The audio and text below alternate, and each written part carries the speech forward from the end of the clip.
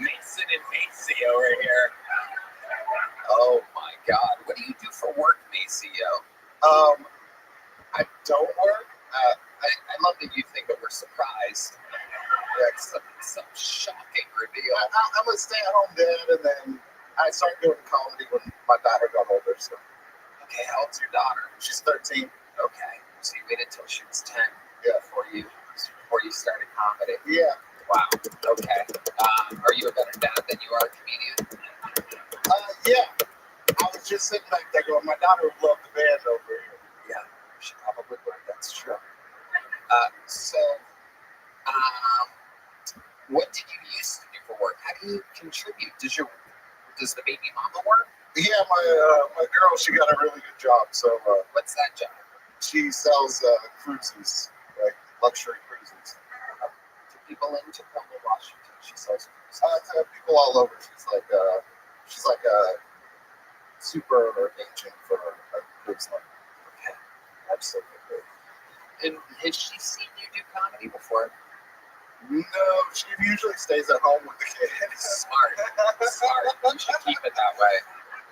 You should definitely keep it that way, or else she might end up starting to fuck Mason over there. So Macy, how old are you? 46. 46. And what made you want to start 3 years ago? Why didn't you start when you were younger? Drugs. Okay, what kind of drugs? I used to be on opioids a lot. Okay, what kind of opioids specifically? I used to smoke opium blunts. You used to smoke opium blunts? Yeah. Even John Dees is impressed. Our senior opioid correspondent, John Dees, has awakened for a moment. You've awakened, old sleepy John. Yeah.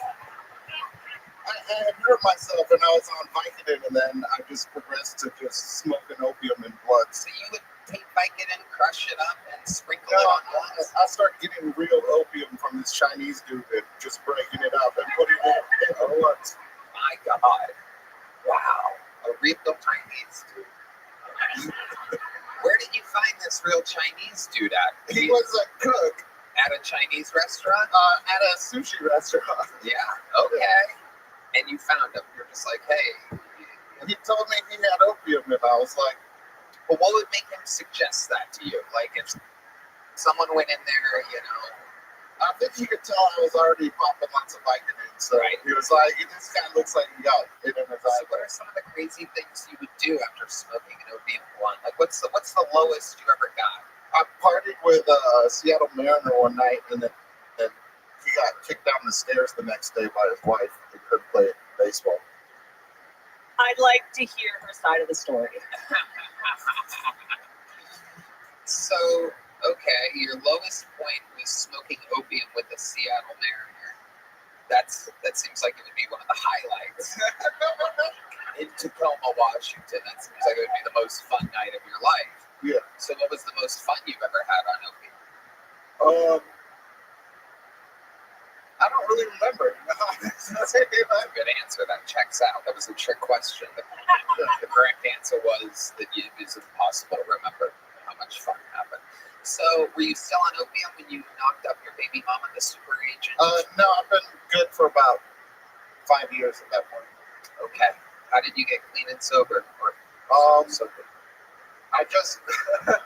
You don't look very clean. People in Tacoma I got introduced to wax, like the weed wax. Right. So I just started putting that in my blunts. So you do that all the time now? Yeah. You smoke blunts all the time? Yeah. And that's what brought us that amazing joke about getting nuked and hiding under desks.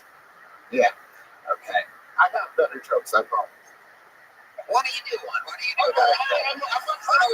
Let's hear a better joke. Mason is standing up doing the let's fucking go. He really thinks that this is a chance for his boy Macy. It's going to be a long Spirit flight back to Tacoma. Oh, I can just feel it. I can just feel it. So here we go. Doing one of his better jokes. 3 years of experience, barely allowed from the 65-second long setup for punchline for the desks up of the thing. Here we go. My guess is it's going to have I smoked weed in the joke. That seems to be part of your vibe. Here he is with his best joke. This is Macy Hill. So I'm from Tacoma, Washington, and yeah. That's right. Throw that shit up. They steal weird shit out of your car there, because I got in my car one day and I noticed somebody had rummaged through all my shit, and I wasn't really that upset because I didn't really have anything in there. And then I realized something else was missing. Those motherfuckers stole my floor mats. I was sitting there like, what kind of fucking maniac steals floor mats? What a psychopath. Then I went to the Subaru dealership to get some new floor mats for my Outback. Fucking $80 to get new floor mats. I was like, fuck this shit. I just went outside, stole somebody else's floor mats. That lesbian was probably like, what kind of maniac steals floor mats? Got it, lesbians indeed, like Subarus. My favorite part of this set was when you used the word rummage. I said you rummaged through your car. Is it Camp Patterson? That's a real word. That's it. Rummage is a real word. I like it. Good job. It's only a word for people that have grills in their mouth. That's a real word, Tony. That's a real word.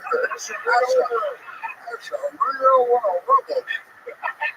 It's very hard to talk when you think about the cool up, though, man. I look so fucking cool, man. I love it. Indeed. So Macy, congratulations. We don't have any joke books here tonight, huh? Where's Boneseye at? Any word from Boneseye? What? Nothing. Did we tell him? Did we tell him there's 2 takers? No, he doesn't need a coaster. He's leaving with something. You could use these on that long flight home. Pacific's toothpicks. Those are peppermint watermelon toothpicks, so you can share some with your boy Mason over there. Oh shit. Mason's looking depressed, by the way. He's looking like he really wanted you to do better. Yeah. We'll see. Mason, you signed up? I'll be feeling for you. We'll see what happens. What ethnicity are you, by the way, Macy? I'm super mixed. Japanese, white, native, Hawaiian, and black. How black are you? How black are you? Did you got that 23andMe? No. What makes you say that you're black? Who told you you're black? It's the rumor in the family. Oh. My grandpa's name is Jerome. Yeah, but what color is he? Very white. You'll see him. Like No, I won't see him. Camp Patterson. Jerome? His name is Jerome? Jerome.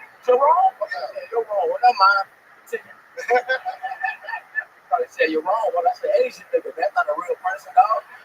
No way, that's a real fucking person. Hell yeah. So you have a white grandpa named Jerome, so you tell people you're part black? That's what I was told. By who? By my cousin. Who's your cousin? What's his name? It's my girl cousin. Hold on. Musicians, stop for just a second. It's your what cousin? My girl cousin. Your girl cousin? What does that mean? You said it's a boy cousin. I said, no, it's a girl. So is it a first cousin? Yeah. You have her number? No. You don't have your first cousin's phone number? No, I'm shitty like that. So I don't even have my dad's phone number. You might be black after all. Ladies and gentlemen, there he goes. To start the show. There he goes. All right. You don't need to give high fives to everybody. Macy, let's start the show. Oh, shit. The lovely Heidi has arrived, everybody. My goodness. Oh, lovely. Back to the bucket we go. This looks like a fun day. Make some noise for Mr. G, everybody. Mr. G is next on Kill Tony. Hello, I feel like I am the crackhead version of Ari and Roxy in this check. I've been practicing my jokes in front of my cats. They're tough critics. If they don't like one, they'll cough up a hairball.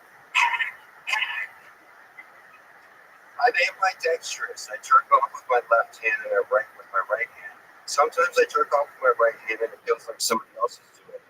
Like my mom. But give my mom some credit. She had schizophrenia. She probably thought I was her pimp.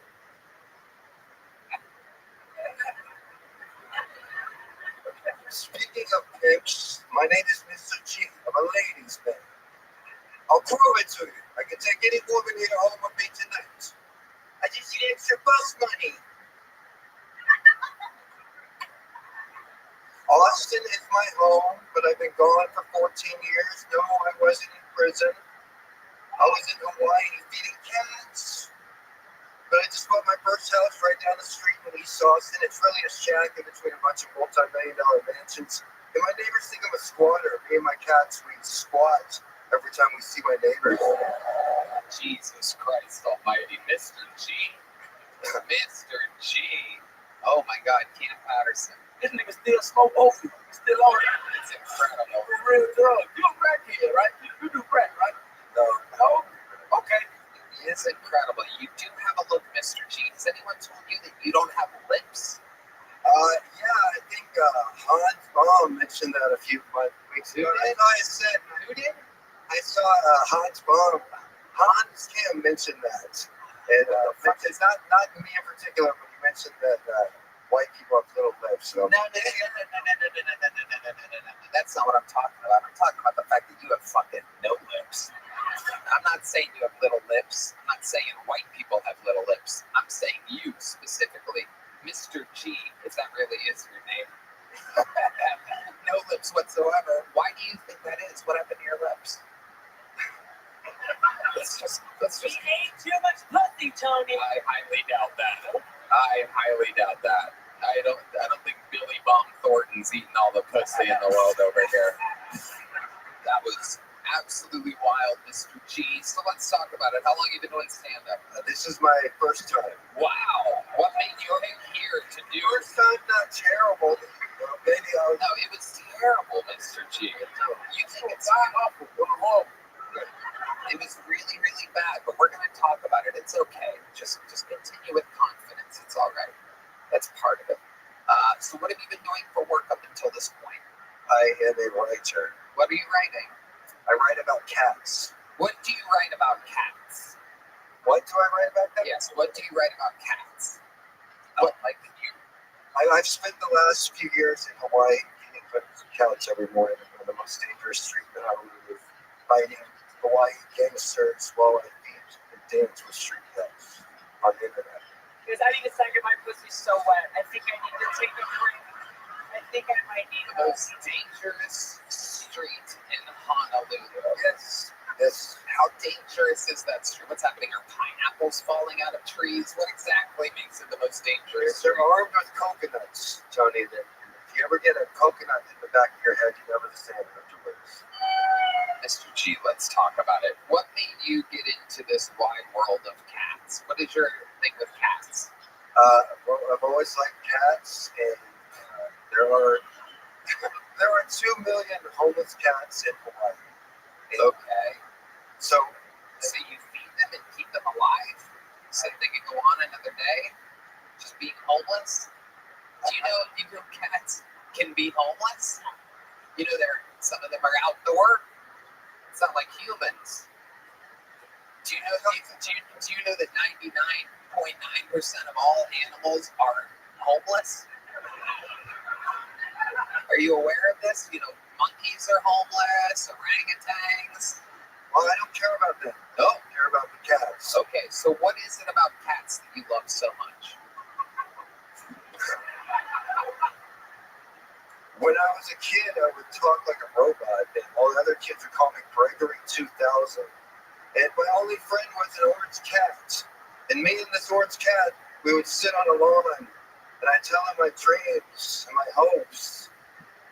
And now that orange cat is the president of the United States of America. And here you are. Now, is this true? Were you bullied for your love of cats? Yes, Tony, I moved from Hawaii. I was basically banished from the island. Why? Why were you banished from the island? This is a good part where if you tell the truth, it'll be really interesting. I didn't realize they had Megan's Law in Hawaii too. Because I was attacked every morning while feeding cats. You were attacked by who? By local Hawaiian. Why were they attacking you for feeding the cats? What was their reasoning? Let's hear their perspective. Why would they say they attacked you or wanted to attack you?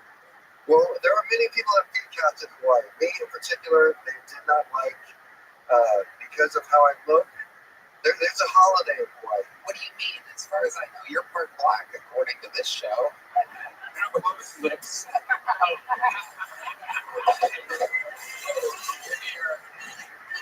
Give me that sound. Where is it? Where is it? Well, you gotta find it. Here it is. The line. Not with those lips. Okay. So in Hawaii, there's an unofficial state holiday called Kill Howdy. Do you know what a howdy is? A white person, me, was Kill Me Day. It was like the purge, except all the victims were goofy-looking white guys trying to live in Hawaii. Okie dokie. Mr. G, do you have any kids or anything? Did you do it? Okay. What have you done your whole life? Been feeding cats. What types of things do you write? You've written it, so you must know. I wrote a book about the University of Texas and Austin, and that was one of my reasons for coming back here. It's a special time. It's a special place here in Austin right now.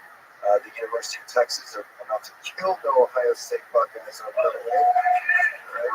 I'm gonna remember your lipless fucking face when we win that game.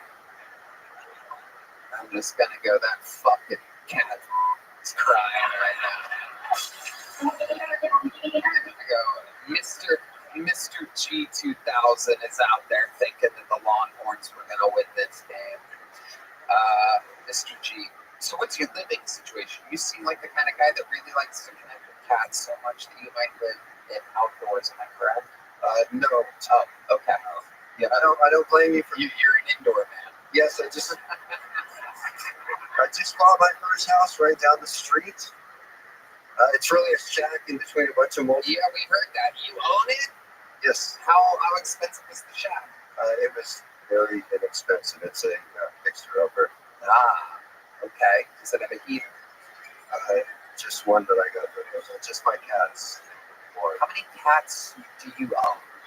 I've brought 6 from Hawaii. I plan to bring many more. My goal is to rent a private jet and bring hundreds of them. Like I said, there's 2 million in Hawaii. They can afford to lose a few. And Austin has a history of people coming here escaping persecution. And they aren't human, but they're escaping persecution, and I like them a lot. So I'm gonna let Cam Patterson's credit step back. This nigga crazy. He's fucking insane. What are we talking about right now, man? My God. He's fucking crazy, man. He's crazy, man. And I just like to say it's been an honor to meet the Rainy Street Killer. There he goes, Mr. G, ladies and gentlemen. There he goes. You can put the mic in the mic. Thank you, Mr. G.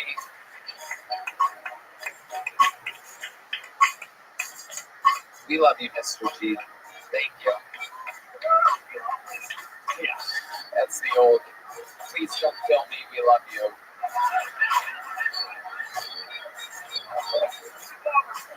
100%. Put them on the facial recognition list. This podcast is sponsored by Blue Chew. Have better sex with Blue Chew. Blue Chew is the original brand offering chewable tablets. These erection-enhancing tablets help men achieve stronger, harder, and longer-lasting erections for sexual activities. Blue Chew is putting their money where their mouth is and offering you a month free. The process is simple. Sign up at BlueChew.com, consult with one of their medical providers, and once you're approved, you'll receive your prescription within days.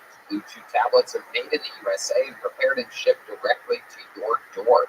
You can take them anytime, day or night, so you can plan ahead or be ready whenever an opportunity arises. The best part, it's all done online. That means no visits to the doctor's office, no awkward conversations, no waiting in line at the pharmacy.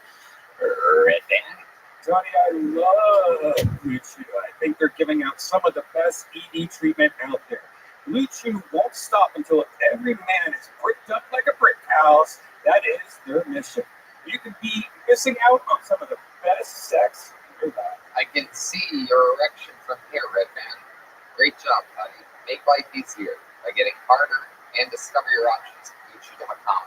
And we've got a special deal for our listeners. Try your first month of Blue Chew free. Visit BlueChew.com for more details and important safety information. And we thank Blue Chew for sponsoring the podcast. Ladies and gentlemen, your next bucket full. I mean, this is what the show's all about. It's about chaos out of this bucket. Let's meet another one. Could be the next superstar. Could own millions of cats. Make some noise for Bobby T. Bobby T is next.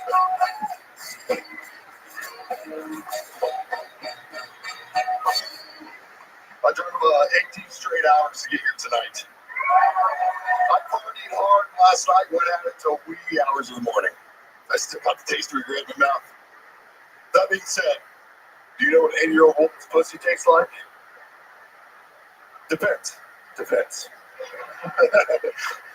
My brother and I, we both come from the same small town. So he doesn't understand why I got upset when he bought my 8-year-old son a shotgun for his birthday without my permission. He explained the gift is from him, and my son can use the shotgun at my discretion. So, 2 months later, it's my nephew's birthday, his 16th. I bought him a present. He opened it in front of the whole family. It was a classic 1992 Dirty magazine with 3 black guys fucking a white girl in the back of the El Camino, stuffed in every hole. I looked at him and said, "The gift is from me. You can use it at your discretion." Name of that magazine, Boys Under Her Hood. Thank you, Austin. This is what it's all about. This rocks. Thank you guys for watching. Bobby T. There's a theme so far this episode. There. How you doing, Bobby T? Doing great, thank you. How long you been doing stand-up? The first time was 14 years ago, and I've done it just a time or two. That's it. Okay, what made you want to come here and do it here? I saw Ron White give a very motivational speech. Said if you think you're funny, if your friends think you're funny, then this is the opportunity that you guys have given. So I drove 18 hours from Indiana to be here tonight. Okay, we have to go edit that Ron White part out of the whole episode. Cut My that bad. out. It's time. We got dudes on jets with cats coming out here. Thank you, Ron White. Here I saw you a couple weeks ago with Ron White and friends, and it rocked. It was my major through school. Thank you, Bobby T. Thank you. Okay, so you started 14. How did that set go 14 years ago? It went pretty well, actually. My wife surprised me with a birthday gift.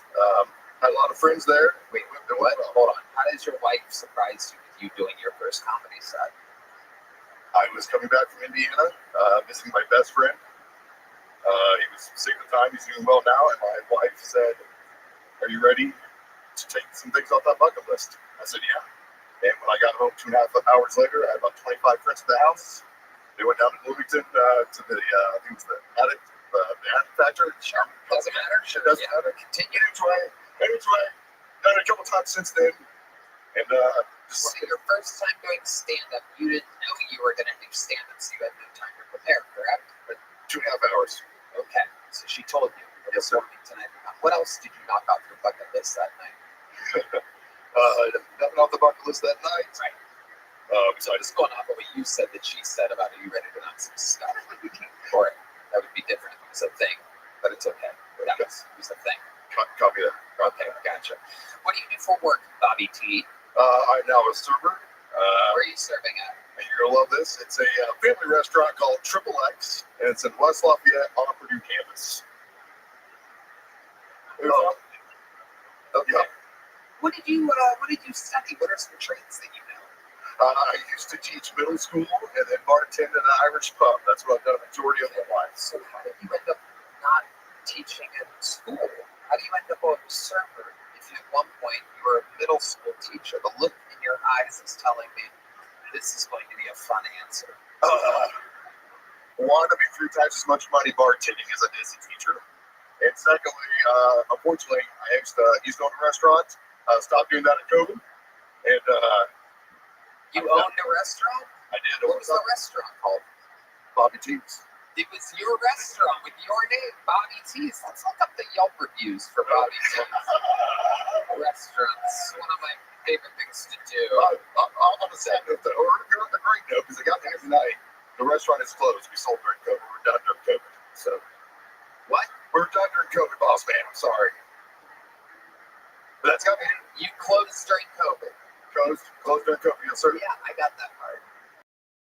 You said that already. Sorry. It's in Bloomington, No, West Lafayette. West Lafayette, Lafayette, Indiana. Lafayette, Indiana, sir.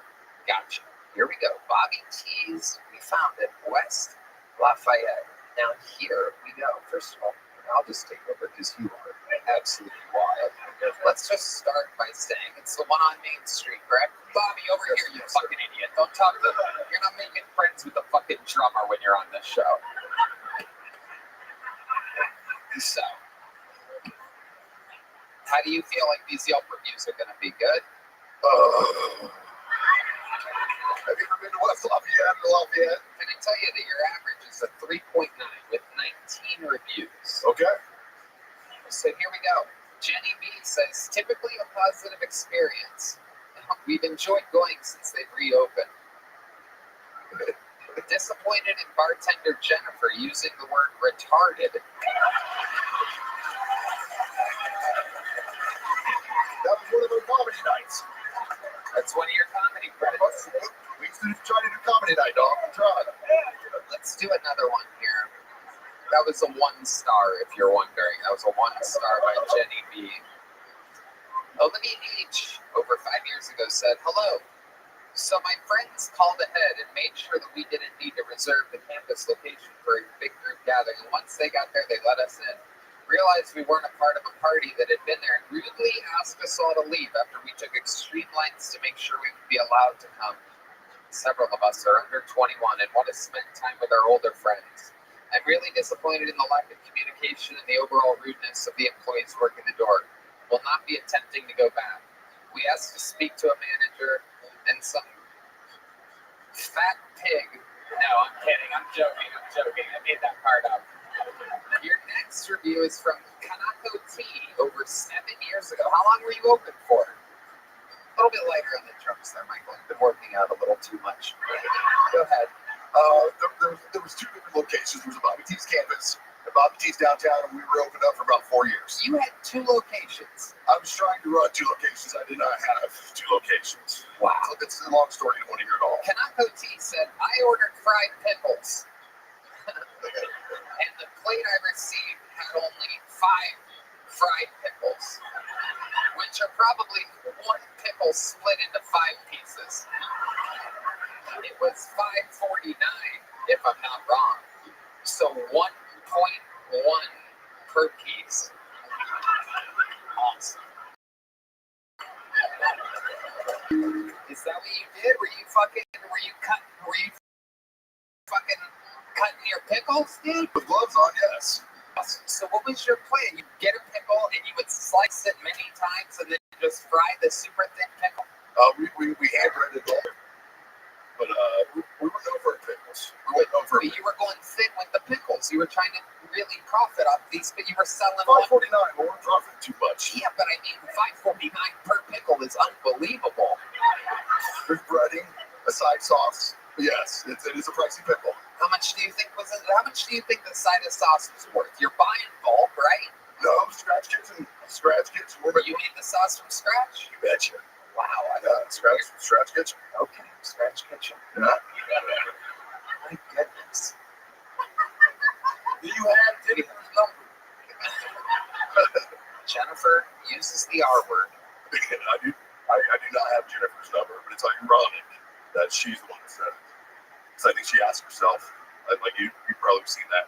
Am I retarded? And nobody's telling me. Speaking of retarded, just to keep you guys updated on what I'm seeing, Redman is Googling pickles in bulk to find a price on pickles, but he spells it Pickels, everybody.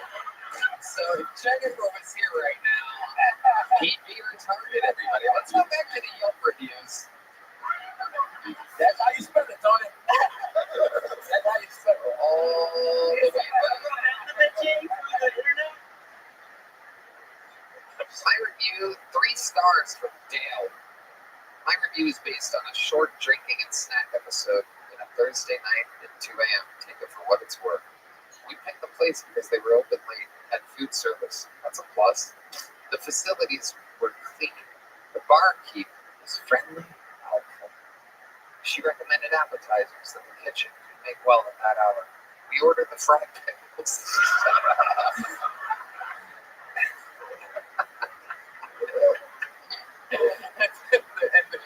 and the ghost pepper mozzarella balls wrapped in bacon. You're pumping your fist over there. Look at that. You're proud of these ghosts. I'm proud of. I was proud of our menu. I was proud of what we were doing. Ghost pepper mozzarella balls. Describe those to us. So, what bothered me is how expensive mozzarella sticks are. They take advantage of you. So we need to go. Oh, we know you're trying to. You're the guy famously trying to make $7 per pickle over here. So we take big cuts of mozzarella and we hand run it ourselves 3 different times, and then we wrap it in bacon, and then we sell it out that way, so you get a good bang for your buck. I'm really proud. How much profit do you think you were pulling off one of these mozzarella balls? Not enough, because we had to close, but That's right. roughly 66%. We ordered the fried pickle and the ghost pepper mozzarella balls wrapped in bacon. The fried pickles were very good. I'm really proud of The matzo balls were good as well.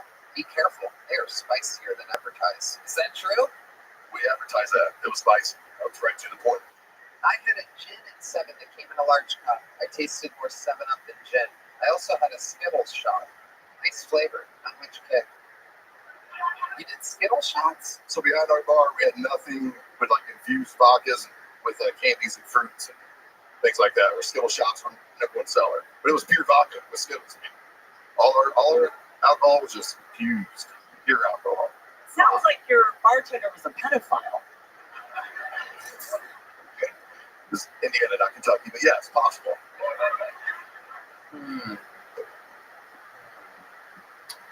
Yeah, pretty good reviews other than that. Thank you. Yeah.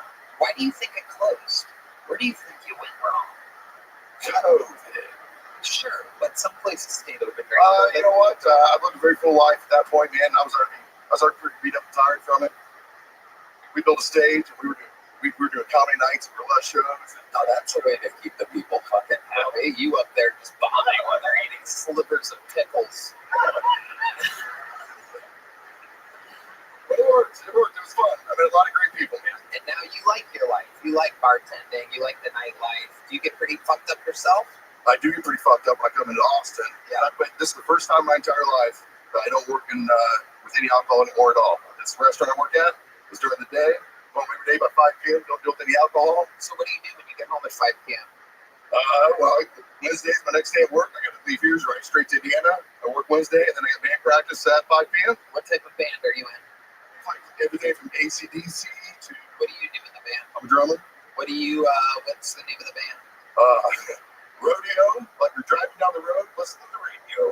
Rodeo. So the name of the band is Rodeo. Yeah. And you think that? Do you always say that when they go, "What's the name of your band?" You go, "Rodeo." It's like you're driving down the road, listening to the radio. Yeah. I did not come up with the name, so I feel like I need to try to explain it. Bobby T, I'm going to tell you what. I read your Yelp reviews. We're into overtime with you. Deep into overtime. But I cannot possibly turn down the opera. How long have you been playing drums for? Your whole life. Ladies and gentlemen, it's been a long time. It's time for a Mexican drama. Ladies and gentlemen, Michael Gonzalez, get him out of that seat, man. Come on. Oh my goodness, Bobby T taking off this jacket. The horn players are jamming. They know what to do. It is a true Mexican drama. Bobby, are you Mexican? Hold on, wait. You're not? Okay, well then it's a hold on, Bobby. Just wait. He's very excited. He's like a fucking pile of fried pickles over there. Just Just ready to slice and dice and make a profit tonight. So let me remind you how this works. Some of you might not know. So I see some very pretty girls out there that were dragged here by your podcast-loving boyfriend. You might not know, but right now, Michael Gonzalez, Big Mike himself, his job is on the line. For Bobby T has a better drum solo than Michael Gonzalez, they have to basically switch lives. Bobby T, time drummer on Kiltony. Michael Gonzalez literally has to go drive to Indiana, bartend at a bar that is filled with mozzarella bomb bacon wraps and shit. And it's just insanity. I will say Michael has never lost, and every time we do this, the audience decides. So it's a lot less biased than people think. We go off of the volume of the audience. Ladies and gentlemen, to start tonight's drum solo competition, I present to you the fucking fried pickle king of West Lafayette, Indiana, driving 18 hours for this, living his dream. This is a drum solo by Bobby T.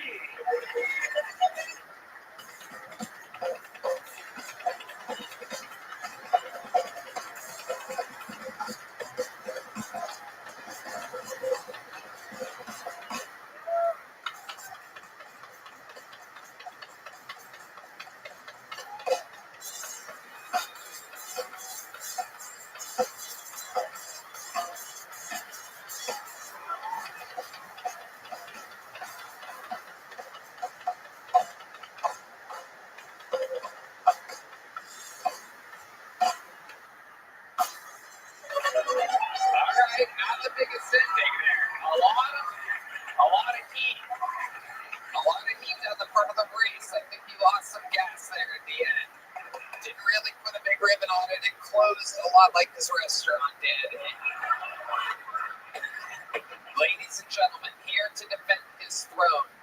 Don't let the camera fool you. This man is bigger than anyone on the stage. This is big Michael Gonzalez, everybody. Here he is. He's a good sport. The horn player's playing what Michael hears in his head all the time. The sweet sounds of Mexican stuff.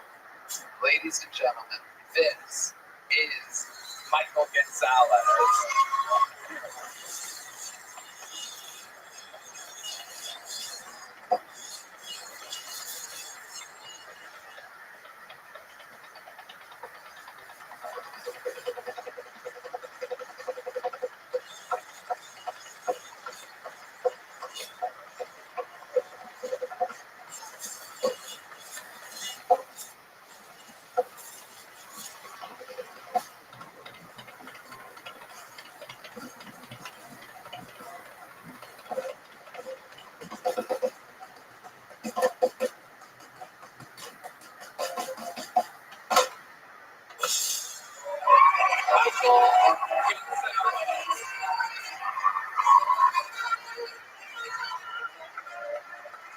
Well, this is that time where we find out who is being sent home to West Lafayette, Indiana.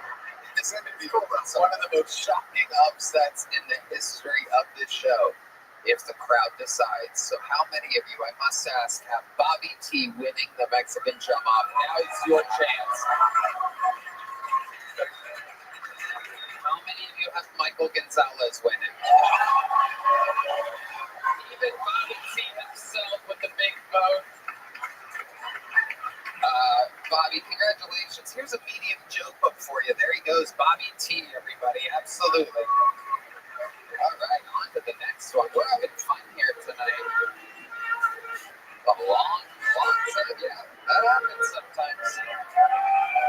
The great Heidi sieging the stage from the 3 bombs that we've had so far tonight. Anything could happen, though. Perhaps the bomb streak ends with the comedy stylings of your next bucket full. Juan Denmark, everybody. Juan Denmark.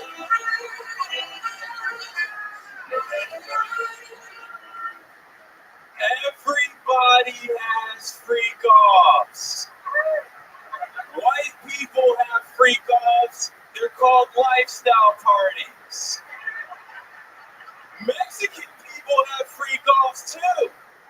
called quinceañeras. 15 is not a woman, Pedro. Put your dick back in your pants, Pedro. You got 3 more fucking years in this country, Pedro. Pedro's trying to turn the quinceañera to a quinceañera. All right? Asian people got freak offs too, y'all. They're called sweatshops. I'm the type of dude that brings condoms to the freak off. I was on a date with a woman one time and she told me that she's allergic to condoms. I told her I'm allergic to chlamydia. She said the only way we can use a condom is if I go and get a lambskin condom.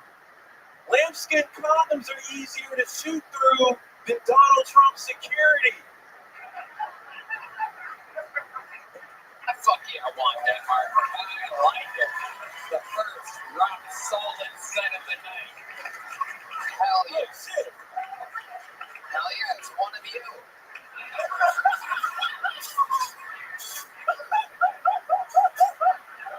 Fuck yeah. Very excited. Absolutely. Absolutely. I dated the black guy.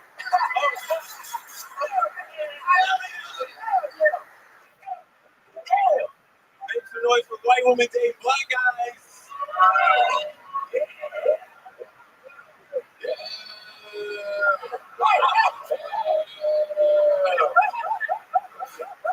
Welcome to the show, Juan. You are very, very funny. How long have you been doing stand-up? 3.5 years. Where at?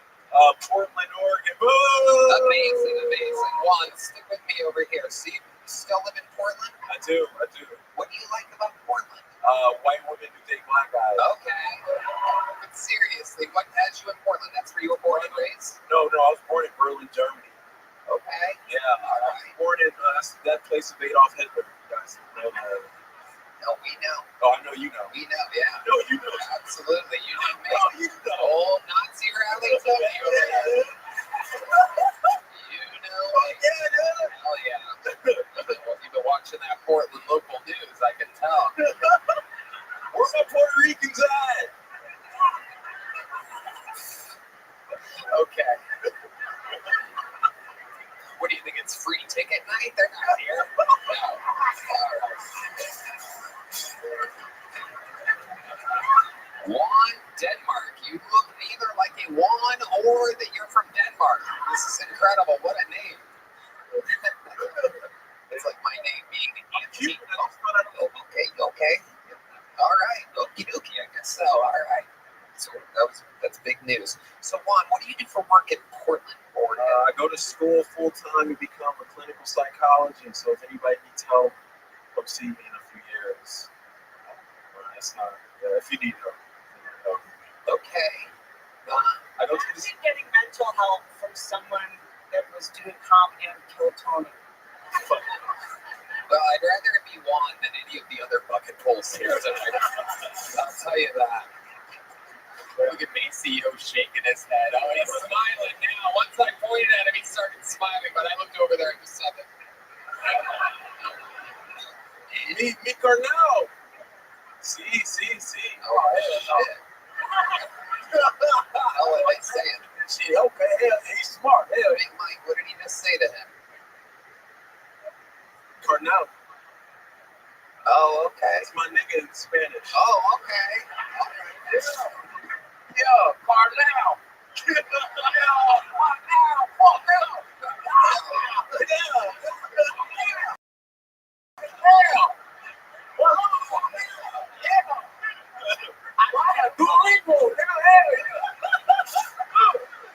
Nigga lingo. I like this shit. Why do I feel like it's the same exact word? So how long you been going to school for that, Juan? This is my senior year now. So 3 years, like this year. And you're really passionate about that, huh? Oh yeah, I served 12 years in the military, so yeah, I know people. Wow, amazing. Yeah. What branch of the military were you? Were you in the German military? No, I wasn't. I was in the Army. I was an Army Ranger. Okay. Right there. Yeah. So absolutely incredible. Shit, yeah, you know, we're Army. Anybody in the Army this night? Yeah, that's what's up. Hell yeah.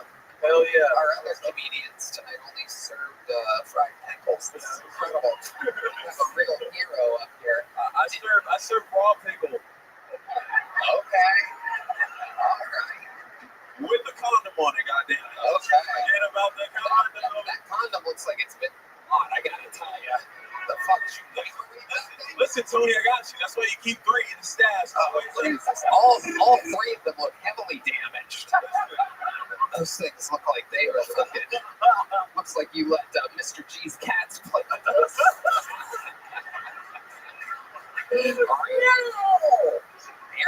Did you make fun of this nigga yet? It's the first thing I did when I came out. Holy shit, you. Oh, yeah, that's fucking Scam Patterson right there. I did. My cousin, man. Yeah. My cousin. Holy shit. My Gemini twin. Real shit. So how long are you in Austin, Texas for, Juan? Until next Tuesday. Next Tuesday. Yep. Amazing stuff. How much time do you think how long of a set would you be comfortable doing? Whatever anyone can pay me for. Well, that's not really how it works. That's a terrible answer. So shit, 30 minutes. I could do 30. Have you done 30 minutes I've done before? 50. I just did 50 2 weeks ago in Eugene, Oregon. Okay, and that went good the whole set through? I did. I was surprised it's my first time pushing it that far. But usually between 20 and 30 is where I'm like, I make my money for sure. Like just fuck around with niggas like this. He's 10 minutes, Tony. This is 10 minutes. Oh, I know. It's amazing. This nigga's got a shirt with himself on it twice. Yeah. That's 5 minutes. My fan base is retarded. It's incredible.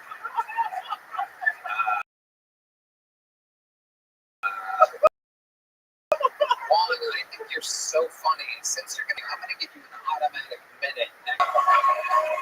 You will have an automatic spot on the show. And I'm going to be on the secret show Thursday. Juan Denmark. I'm taking on kids. Juan Denmark, everybody. Wow. It is possible that there are some good comedians in this bucket. Hey, this podcast is sponsored by Prize Picks. Prize Picks is the best place to get real money sports action. With over 10 million members and billions of dollars in awarded winnings, Prize Picks has made daily fantasy sports accessible to all. You just pick more or less on at least 2 players for a shot to win it. 1,000 times your cash. Run your game all season long on Prize Picks. Red Band? Tony, I love Prize Picks. It's the best sports betting site out there. This week on Prize Picks, I'm looking at the football board and selecting Travis Kelce. Yeah, that's for more than 70 receiving yards and Lamar Jackson for more than 250 passing yards. The Red Band knows what he's talking about. Prize Picks is the best way to get in on the action in sports in more than 30 states, including California, Texas, Georgia, and Florida. Sign up today and get $50 instantly when you play $5.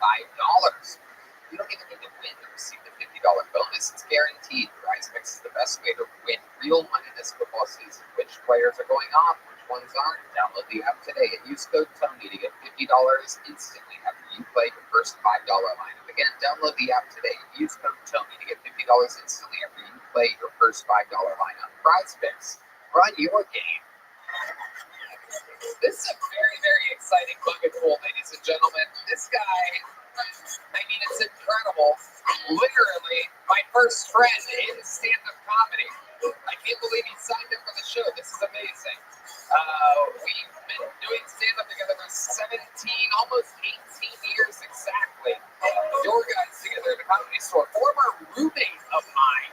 I used to live in a living room 17 years ago, and he's here to do a minute. Make some noise for Matt Edgar, everybody. Comedy Store regular, Mothership regular. Must be bored on a Monday, signing up for Kill Tony. One more time for Matt Edgar, everybody.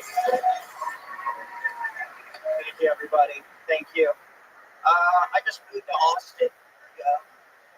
Yeah, it's so gay. I mean, weekend there's a march or a parade. When I was a kid, gay was like an insult. Now it's a party. Give them an inch.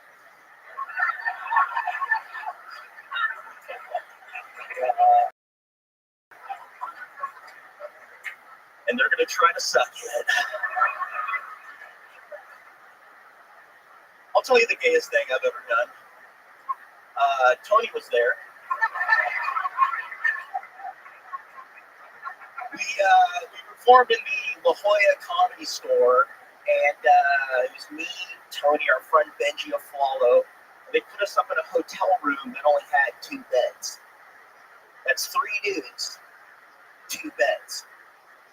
Found out how to make it not gay. You just take the 2 beds, push them together.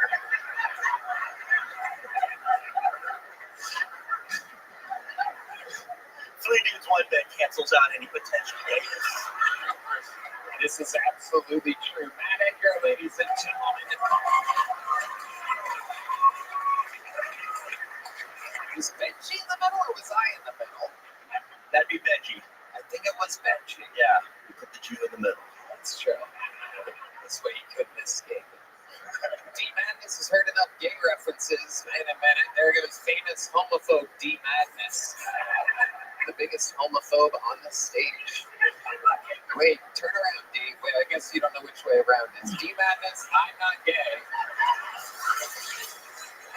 Unbelievable. Famous homophobe D Madness.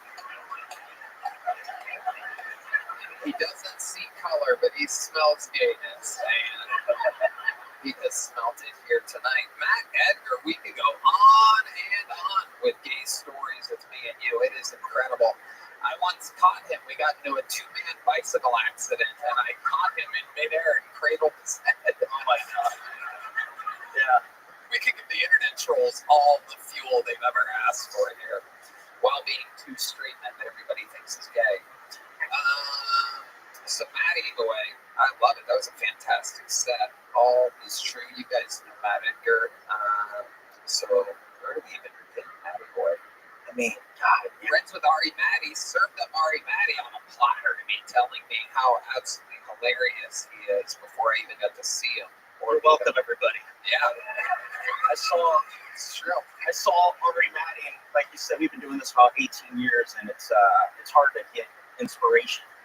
You know, come here every single night. I saw him go up before me, little boy, and I was like, dude, this is the fucking guy. Yeah, and I had to tell him it. Now look at him. No doubt. No brainer. Rockstar. Served it up on a silver platter. Maddie, what else is going on in life? What else is shaking? You know what? I'm just recovering from a very fun New Year's Eve. You guys, Yeah. Just did something amazing. Yeah, that was Such an awesome show. You got to meet the Undertaker. I met the fucking Undertaker. Yeah. He, I shook his hand, and his fingers go all the way to my elbow. He's the man, and life is good. I know what else to talk about. Because we talk all the time. I mean, the bike crash was fucking hilarious. It really was. Fun fact, we were going the same direction, talking about stuff on a sidewalk, going down Sunset. We're riding our bikes on a sidewalk. From work back to our apartment, side by side, and our handlebars touched ever so slightly. I was on the left side, so my right handlebar touched his left handlebar. And what happens is there's an electricity happens when 2 handlebars touch. When you try to go the other way, you push. So our tires ended up going out and then into each other, and it all happened when we're launched. At this point, we're up in the air, and all we did our first in many years, in fact, it continues today now that I think about it, but all we've ever done is laugh together. Oh, dude. And it was nothing. There was nothing else I could do because his head was already kind of in my hand and we were falling like this. I swear to God. We were already laughing while we were still in the air. We knew we were about to hit straight cement. No. And we're in the air. Time stood still. And he literally mid-air cradles my head like a baby. And I look deep into his beautiful blue eyes. knew in that moment we were best friends. And let me remind you all, we were working at the Comedy Store every single day and night together and living a nightlife of pure comedy out with Don Barris and Brian Holtzman and the late great Brody Stevens every night until 3, 4, 5 a.m. and waking up at 11 the next day to go to the Comedy Store, answer the phones, and do it again. And in a beautiful world of comedy, sometimes you get into a bicycle accident that and we laid on that sidewalk laughing, and I kept the cradle for a while. We laid there just can you believe we laid there like this? It's incredible. We don't have video of it, but it stays with me forever. I could go right into that moment at any second. If we only had a big, soft thing to land on like Red Band. What was it like living with Tony? It was great, actually.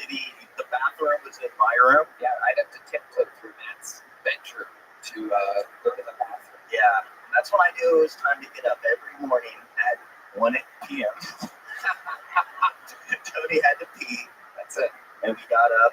Great times. At one point, there were 5 comedians and maybe 6 comedians. We just could not. And we realized that if we just kept adding roommates, we could save like $100 or $200 a month. Yeah. We came up with this brilliant business model until the end when the whole thing went kaboom. Yeah. Did you guys have a fight? Yeah. There was one. What was the one? I don't even remember what we were fighting about, but I remember he said something to me like, yeah, well, I went to big boy college. Wow, it stuck with you, huh? Oh, boy. Oh, my boy. Oh, shit. Where you went to some, like, beach community college? Yeah, I went to LBCC. Is that the most savage roast Tony's ever? Well, it sounds like he went to where fucking Snoop Dogg's a professor, so LBCC is amazing. Rolling 101. It's great. I love it. There was another fight in Portland, Texas. Oh my God, this we should talk about. They would not believe this. And only seeing you and feeling our energies will it even make sense to people. So this is perfect.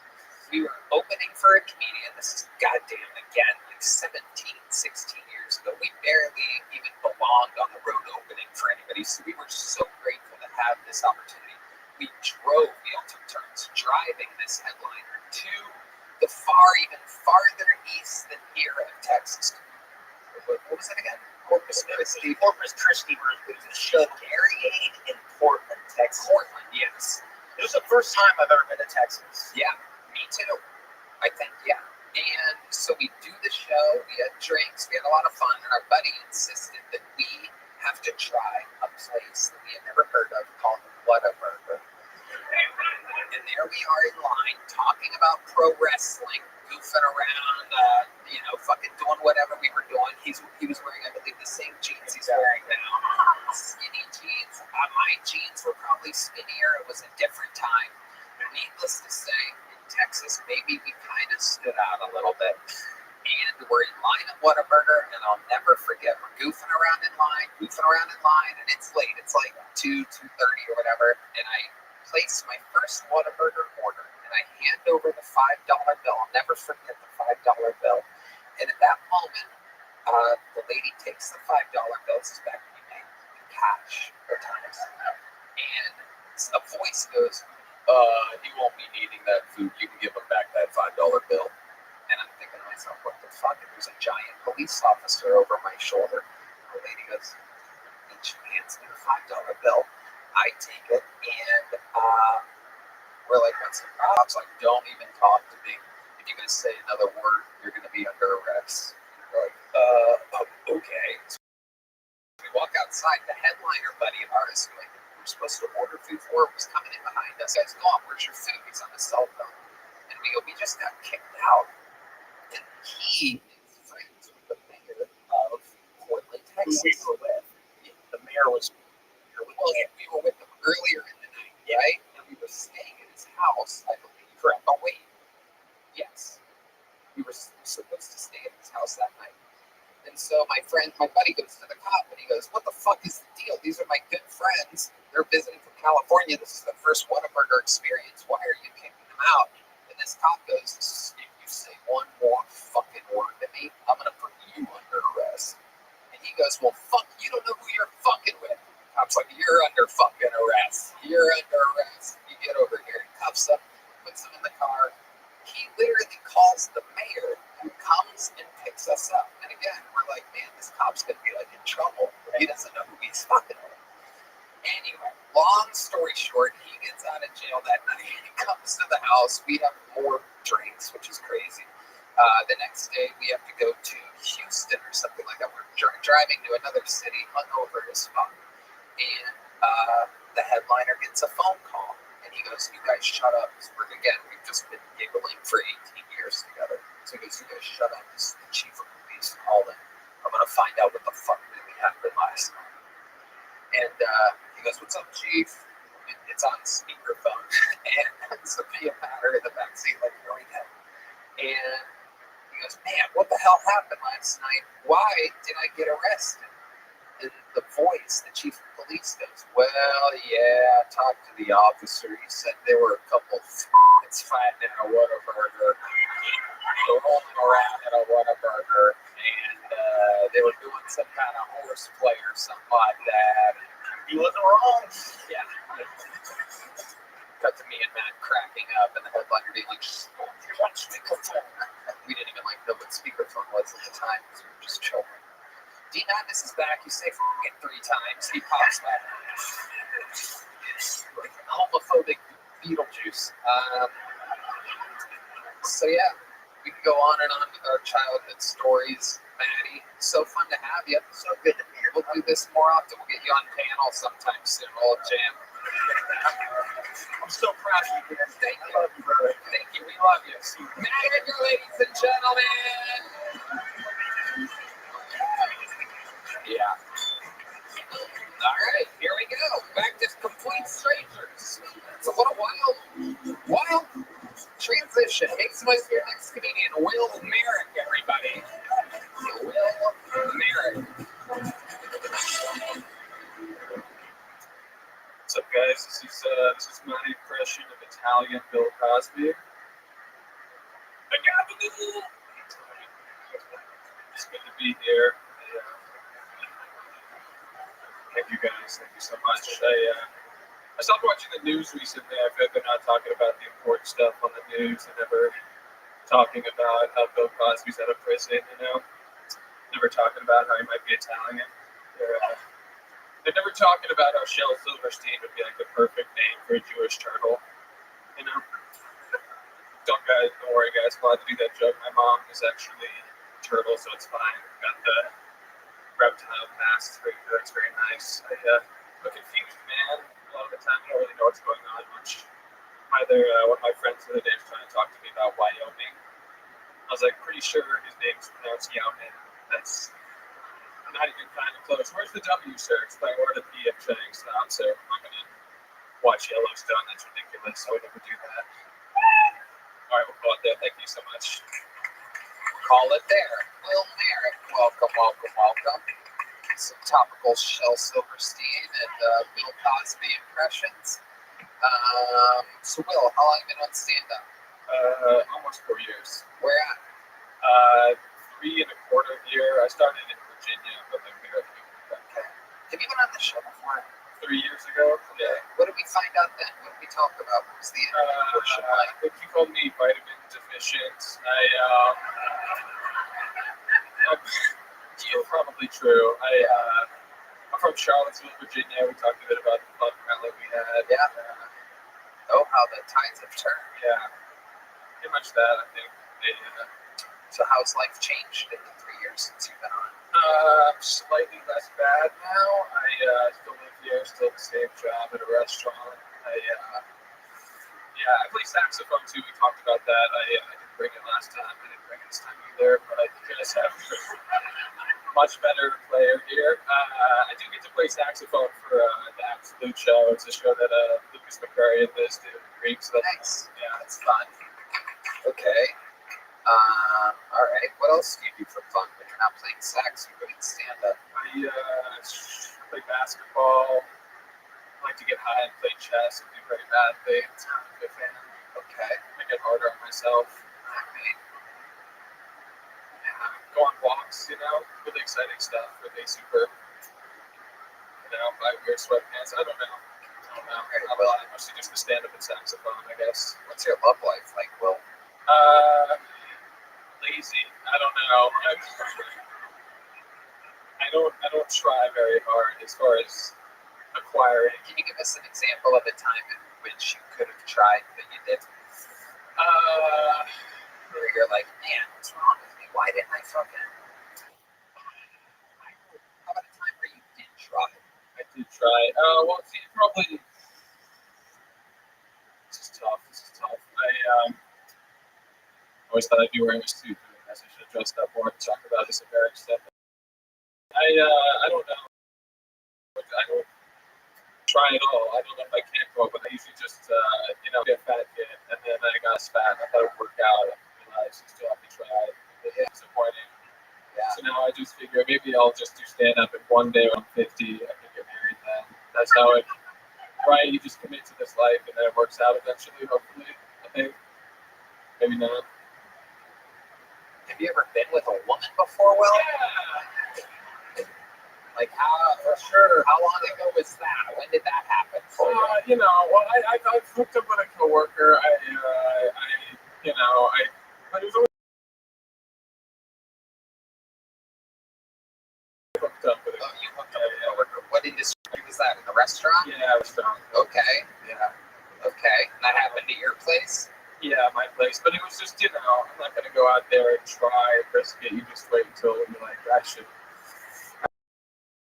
have sex with a coworker. That's a smart decision. You do know. Was that only a time thing, the sex with a coworker? Nah, a lot, Okay. Yeah, Alright. not in a cool way, just, Anything other than missionary position with you? You seem like a guy that just goes missionary, stares deep in the eyes, and comes immediately. Eye contact is difficult, yeah. I'm more of a, I like that one. Like I said, I'm going to go on time. That's pretty cool, too. They are gay. I'm just saying, I'm trying to mix it up. No, it's pretty boring. I don't like to ask for things again. I'm just grateful to be there. I'm grateful for the opportunity. Don't want to ruffle any feathers. Wow. You are Appreciate it. a hero for all mute autistic people out there. Incredible. Did you get a joke book a while ago? A very little one. It was so bad last time. It was that bad? I thought so. I don't know. I'd been there for like 6 months, and it showed. How do you feel like you're this? Better, which isn't saying much. Interview's still about as awkward as last time. Yeah, you're terrible at it. Yeah. It almost seems like you have no idea what show you're going on, or that you might have to be. I don't watch this as much as I should. You don't need to watch it to be able to answer questions. Very simply, you give us with as well. All right. Yeah. Okay. Anything crazy about your life that you wish you would have mentioned last time you were on, where you're like, could have done better if I would have mentioned that? Anything fun fact about the time that I did this or that, or my family this, or my upbringing that, or my hometown this? I was on time. No, I don't think so. I had a friend tell me actually you shouldn't prepare for this, which is the worst advice I've ever had. Your friend, they interview and they'll ask you questions and you respond, and it's not going well. So there's something. you didn't really have to prepare. You could also just be loose, things other than stand up and saxophone. Oh, okay. They tell me not to stand up anymore. Okay, there he goes, Will, everybody. There he goes. Wow. It's amazing. With Maceo, Mr. G, and Bobby T, absolutely dominate you in interview skills. Maceo over there like, hey, I didn't do that bad. Holy shit, good job, Macy. Man, that guy was a fucking can of water. All right, we're having fun tonight. Anything can happen. Make some noise for Ty Marion, everybody. Ty Marion is next.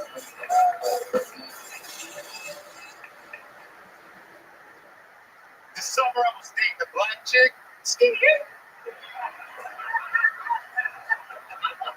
I know that's surprising for some because I've been told I look like I gotta pay for sex.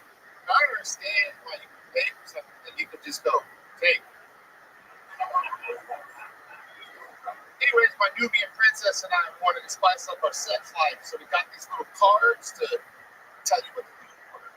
But they were crazy. One night I got one that said, tie up your partner and whip them.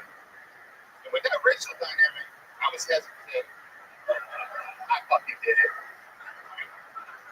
It's Dawn, I asked her how it was, and she was like, shit, it wasn't that bad, and I kind of liked it, but why did you keep calling me Toby? She used to make me so mad, though, because she was late for everything. And then she explained to me there's this thing called colored people time. I said, all right, for future reference, then, can you explain to me exactly how long the cockpit minute is? Thank you. All right. Ty Miriam. Welcome to the show. You did really good for a face. That is absolutely incredible. Have you always looked like that, Ty? No, when I was younger, I looked worse than me. Really? Wow, okay, so it's getting better. I'm one of these people that ages better. Okay, I like confidence, absolutely.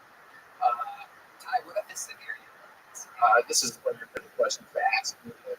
Just white.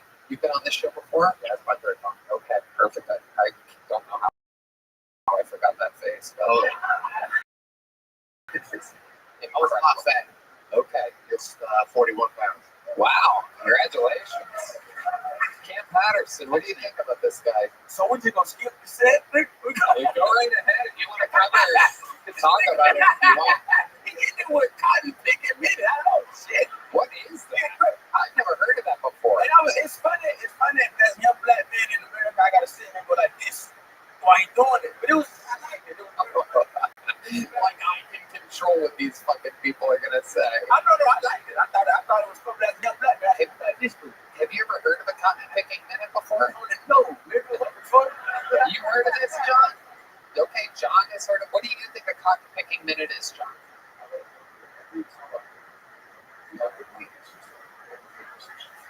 What do you mean?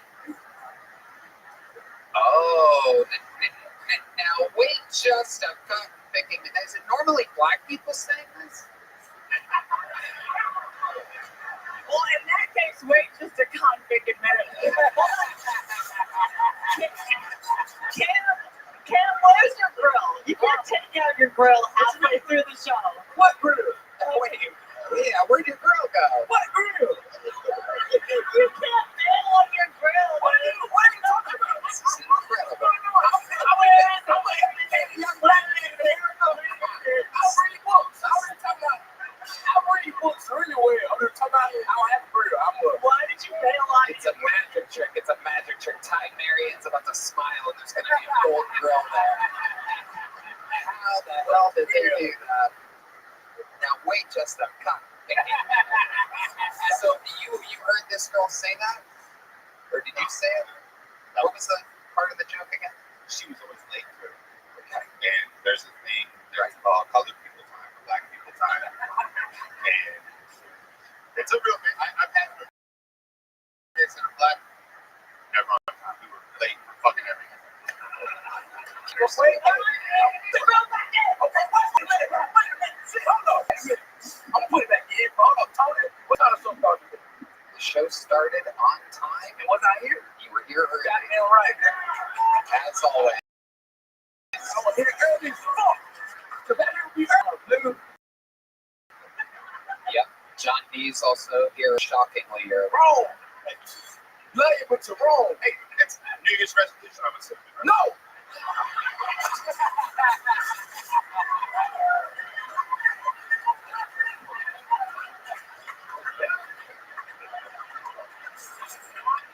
Hilarious. That was good.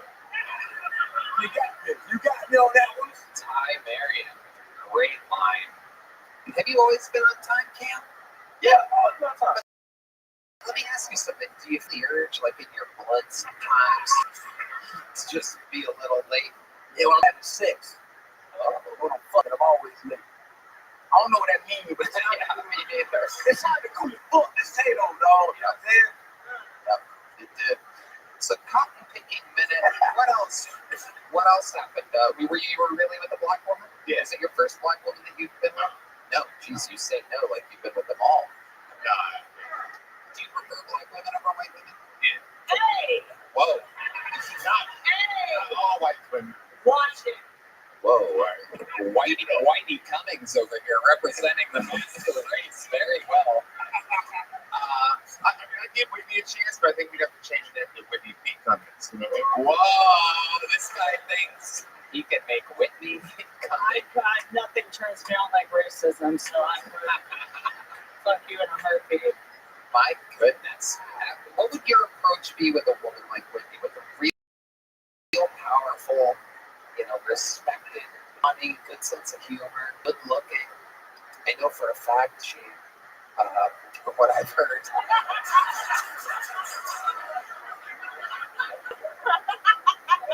What? I'm just gonna say, I know for a fact that I know you had the baby. You got a little. You mentioned in the green rooms. You got a little. Shut the fuck Okay. I might be crossing a line right now. I don't know what's fun for comedy and what's not, but I happen to know the thing is, it's ready to go. Mommy's doing her kegels. Yeah. All right. It is in shape. Awesome. You're not the only person that was 44 pounds. I actually my husband. So tell us, what would you do to please a woman like Whitney? First off, let's start. You put a bag over your head. Let's start there. And then what would you do?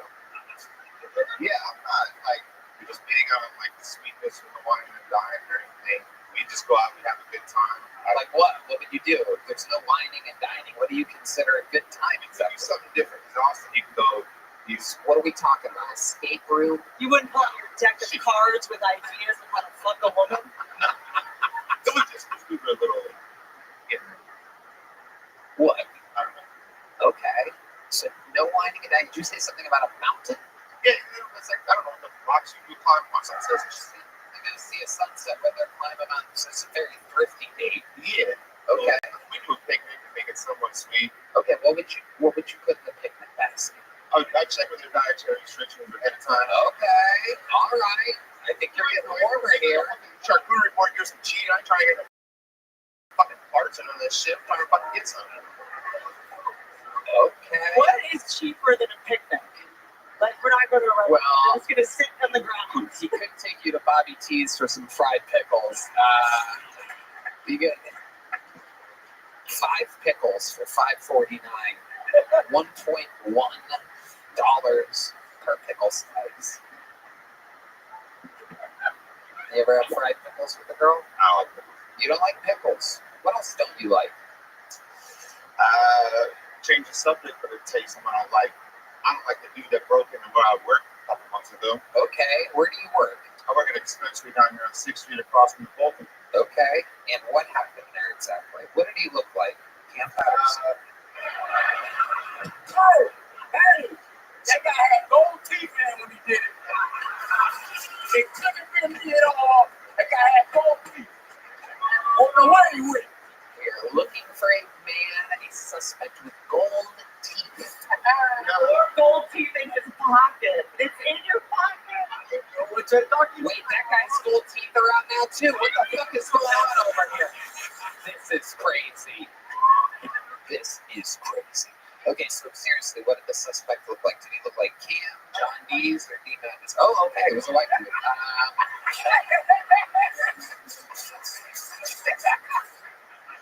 It was a white dude. Can you describe the white dude who could be here? Let's find No, out. he ain't along with us. Oh, really? What happened to him?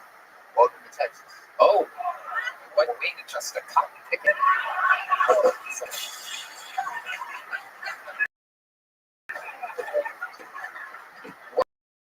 I guess a pass on the picnic. so what? Did you find the guy? What happened here? I'll explain it to you if you want, because back to the editing, I can send you a clip that you can show on YouTube too. You guys found the guy. I was there. We have security cameras. I happened to be looking at the camera. Oh, he broke in while you were there. Yeah. Oh, hell yeah. I'm watching the camera, and he comes up with he coming in, so we have to budge you in. And he had a crowbar in his hand. He started smashing the window out.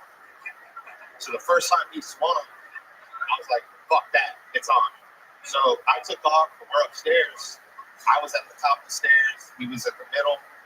He slapped the crowbar against his hand. He said, I can't do this today. I don't know what the fuck that means. I just looked at him, and I had sprayed the time on my hand. I was fucker, and I sprayed him. We had some other stuff that happened for legal purposes. I'll admit. Yeah. He left, and about a block over here, he bled out. Oh, he died. Yeah, he ain't no longer with us. Wow. Okay. Wow, that is our first admission of murder in the show's history. Right when you think it's just your normal old comedy episode, he ain't no longer with us. Was he homeless or did he have a family and kids? Wow, Red Man trying to make it extra depressing over here, fucking. Oh, whoops. There you go. Yeah, I think he was homeless. But it was also the day that the Lions beat the Cowboys like 47-9 too. So that might have something to do with it. Very good. All right. Yes. Sounds just like a football game. Amazing. Amazing. Okay. So, I think he was homeless. Remember that he played football that day. What could he have gotten out of there if he would have been wildly successful? Maybe like $200 a week. Right. Some Delta 8. It's not even real weed, right? You're DMCA. Right. Yeah, we don't like that. John B's being very vocal behind me. He's our senior marijuana correspondent. There's a reason why he is. You can all vote, but obviously it's the guy. Whoa! All right, you already have a picture of that? There he goes, everybody. Ty Marion doing it again. I pulled names until we got our first female comedian of the night, everybody. So here is a minute from Amanda Mercedes, everyone. Make some noise for Amanda Mercedes, everybody. Amanda Mercedes. Hey, how's it going? Woo! So, as a strong, independent woman, I really look up to other females in dominant positions. Not just in the bedroom, but like specifically in professions, occupations. But recently, there was a young girl in Wisconsin who shot up her Christian school. Not the direction of, women taking on male dominant positions as I thought. Because when I was 15, we were just kind of getting high in the bathroom. But maybe that's just the difference between Catholic schools and public schools. Yeah, that's what I got. I'm sorry. All right. There you go.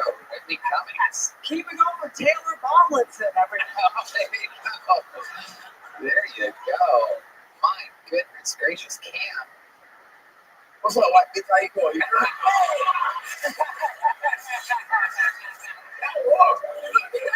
Hey, this is my first time on a stage though. So, Oh, wait, you were on stage with a pole before? What the hell were you doing on stage with a pole? yeah, Were you a fireman or something?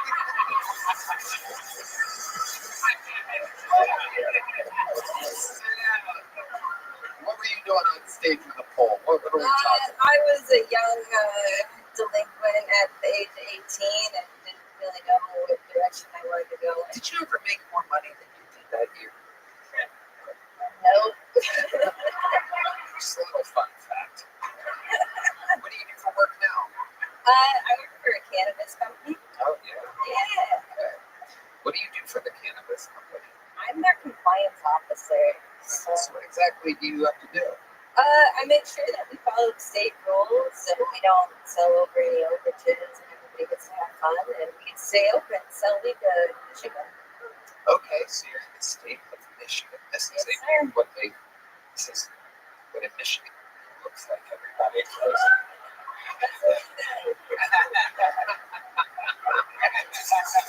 Now you all, what do you all look about? What? So you still live in Michigan right now? Yes, sir. What brings you to Austin, Texas? Came here to the county. I love it. How long have you been on stand-up? Not at all. This is your first time on a stage without a pole, you said. So you came here to sign up to Yes, do Kill sir. Tony. Yeah. Okay. All right. You didn't practice anywhere else? At work, but at home, you know. All right. Yeah. What do you do for fun up in Michigan? Where are you at, Ann Arbor? West Michigan, North Michigan, Wago. Right. Yeah. Yep. 14 Okay. degrees. I left here, so. Yeah. Okay. Survives nothing. So what do you do for fun? What do you do? Ice pictures? Smoke weed, go hiking, kayak in the summer, Really? You wintertime. hike a lot? Yeah. Michael, why'd you make that noise? Hold on a sec. Let's check in with this guy. Michael Gonzalez, Mr. Fitness, Big Mike, Michael Gonzalez. Why did you make that noise when I say you hike a lot? What do you think I was doing? You just pointed at her. Why did you point at her like that? Yeah, maybe you should keep your fucking mouth shut. You look good. Thanks, Tim. Yeah, of course. You hike. I know you hike. You hike to the local ice cream shop. Oh, we're having fun. Shut up. She signed up for it. I signed up for it. You're damn right you did. Is that your real name, Amanda Mercedes? It's my middle name, Priscilla. Wow. Is that the name that you went by when you were a stripper? Mercedes? Or did you have a different stripper name when it was? Yeah, absolutely. Here she is, everybody. Mercedes. She looks like a Kia, but it's a Mercedes.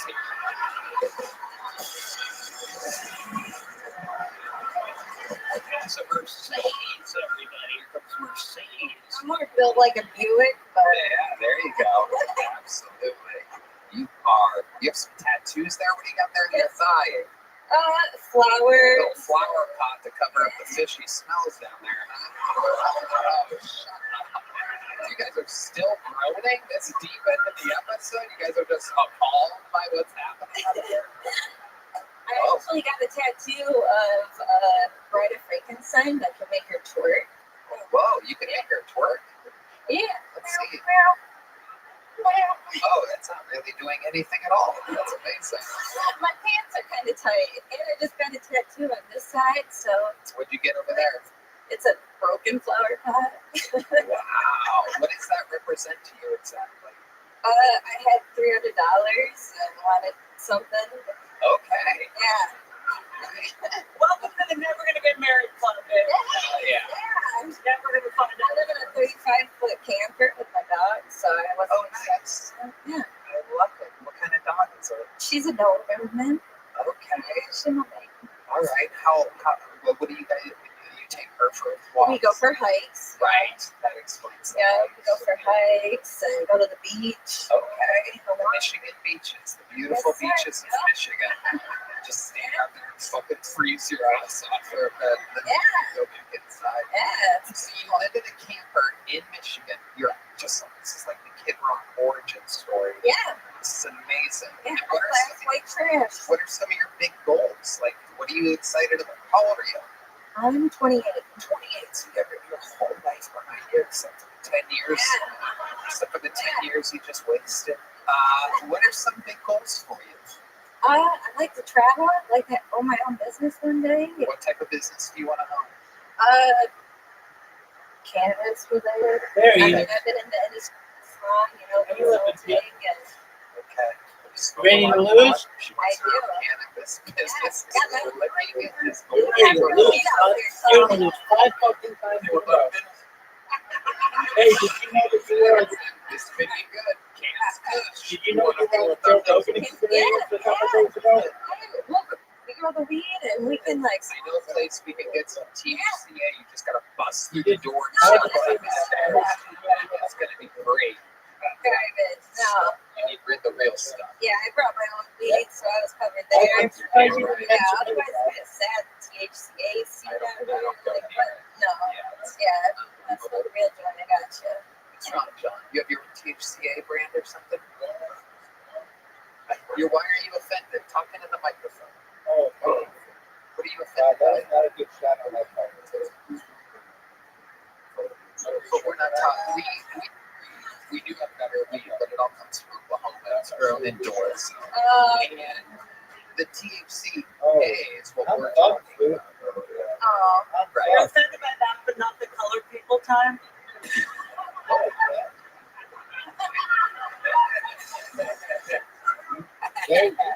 This could be a good business. This could be a good business. You and Cam Patterson start your own weed company. You can plant it, you can pick it,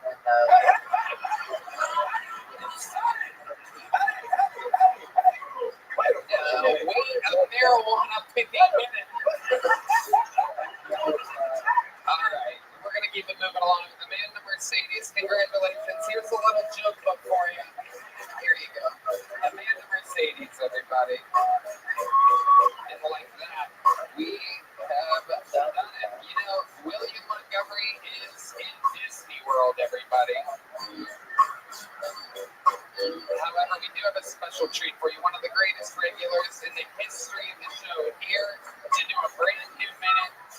You might know the lyrics of his theme song. If you do, you can sing it along with us. Ladies and gentlemen, this is Hans here.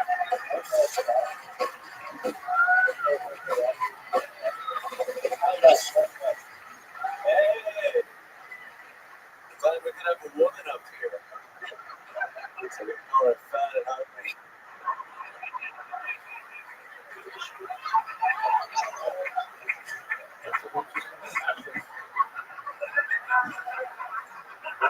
I think men are just better than women at certain things. Okay?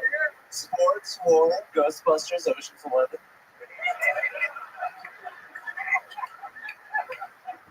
I'm glad that Trump won, because I'm not making a mistake. Yeah, because Asians love a good wall.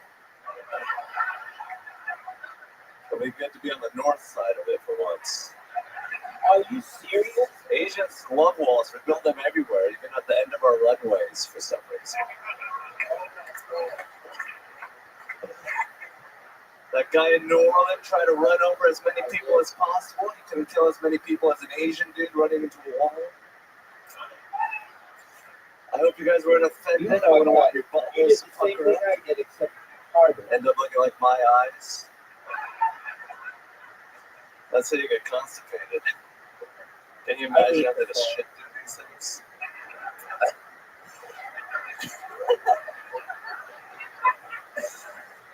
And that's it. Okay, Hans Pitt. That would be crazy having to shit through those eyes. It's a tight squeeze. How you doing, Hans? I'm doing great. Fun set. Way to do it. Thank you for having me. Of course. It's an honor. Indeed. What's been going on with life, Hans? Let's talk about it. I recently went to Zolker, enjoyed the last sunny day here yesterday. I flew my drone around. A dog bit my drone. A dog bit your drone? Yeah. What did you do to that dog? Did you eat it right there on the spot? You raw dogged it. Sushi dog. Sushi dog here. You do not bite on the drone. What exactly did you do? I was just like, did that happen? That was crazy. You talked to Neil, the owner of the dog? I was like, it's a couple propellers.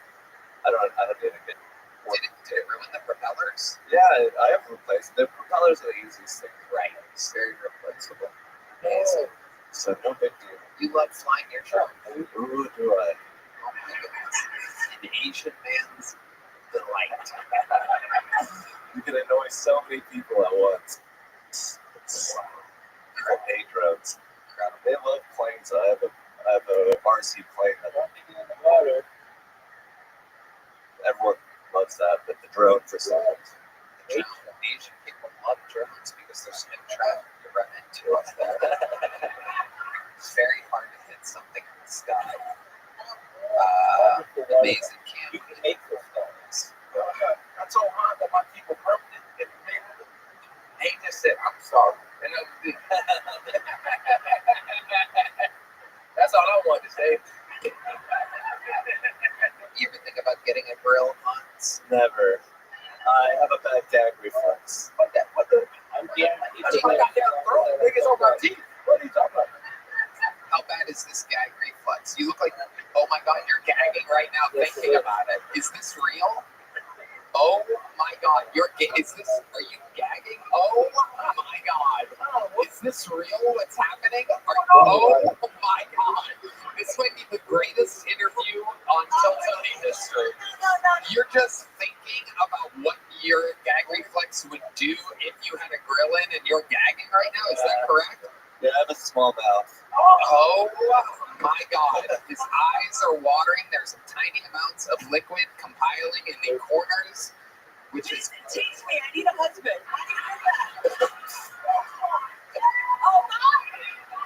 Oh my god. He's now picturing a cock in his mouth. This is incredible. How is it possible that Hans Kim has the greatest interviews in the history of the show?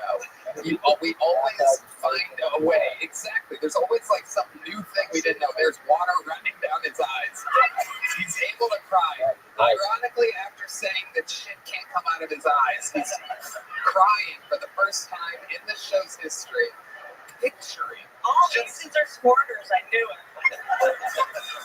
Just imagining having a grill in your mouth is setting off your gag reflex. Am I correct? Yes. Have you ever vomited from gagging hard? Yes. You have. So are there other things? What's your worst nightmare? What makes you gag the hardest? Can you tell us? Is there something? Coming up here kind of like triggers me. Going up at the HEB arena triggered me. You gag? Yeah, I was wiping away tears before I went out. Is there anything else? Is there like a nightmare situation for you where perhaps maybe one of those ball gags like that you strap around your head? Have you ever thought about having one of those in your mouth? Have you ever pictured being kidnapped and the perp puts an entire banana in your mouth at once? Fully skinned banana. Just hump scraper. Oh my god. So what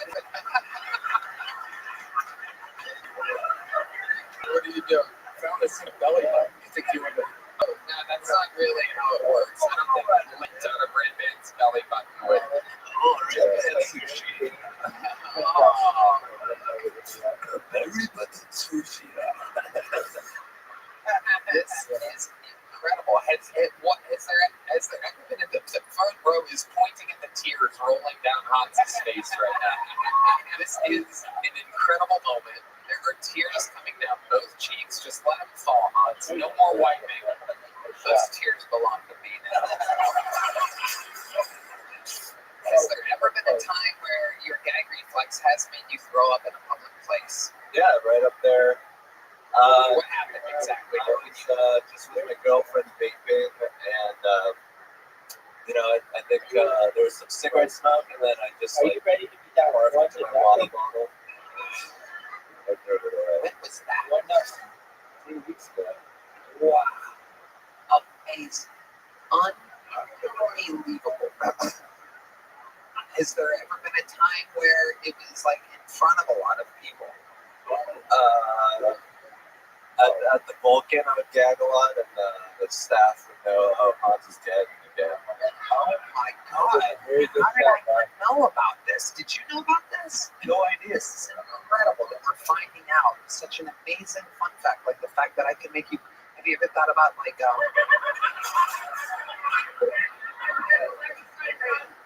swear to God, I'm punching your real good. Don't throw up on me, man. I swear to God, no, you don't throw up on me. I would never do that. I know it's a big deal in your culture.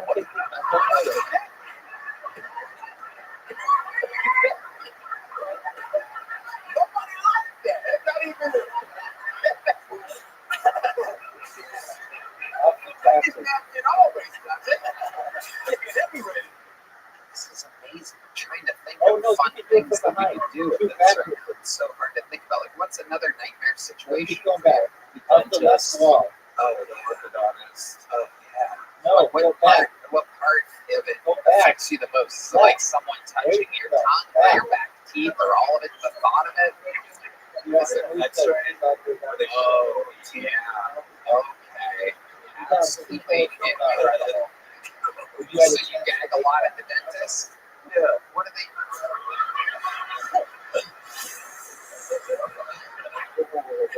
Oh, I can't tell you how much joy this brings me. Can you name a time exactly? Did the dentist do anything to help you with this? No, they make it worse. Yeah, how do they make it worse? By poking around in there, huh? Yeah, just hold it for 10 more seconds. Wow. That's incredible. You know what I'm going to do right now? I'm going to give you the chance to win $100,000.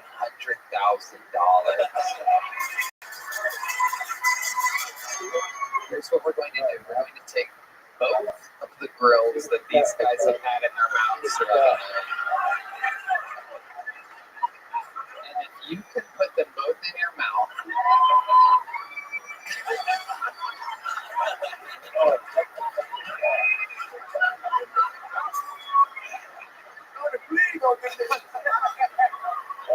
so, oh yeah, hold that up to Hans's face real quick. Let's see. No, we're not gonna do that. There goes Hans Kim, everybody. We did it. Another episode. We tell these people where they can find you, where your podcast is, everything. WindyCummings.com, Google it. She's on tour. What's the podcast called again? I've never been on it. I know, because I don't want to ruin our friendship by asking you to come on my fucking podcast. What is it called again? Good for you podcast. Good for you podcast. Windy Cummings, one of the best in the world. Make some noise for Windy, everybody. Cam Patterson's on tour. He doesn't. You got a website yet? Yeah, CamPatterson.com. CamPatterson.com. Cam with a K. How about one more time for the best damn band in the land? Thank you to our audience, Red Band. Check out SunsetStripATX.com. Love you There guys. you go. We love you guys. Thank you. Good night, everybody. God bless this audience and God bless the United States of America. Thank you. Good night, everyone.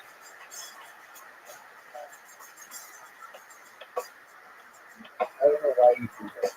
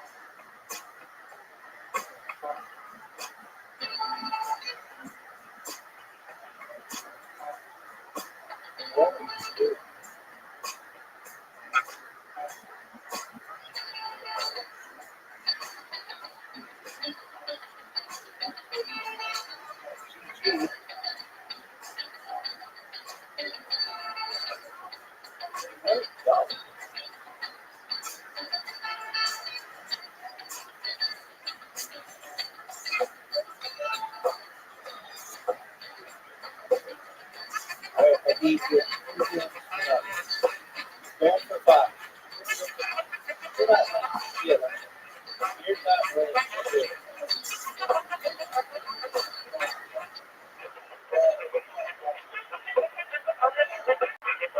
You need me to go.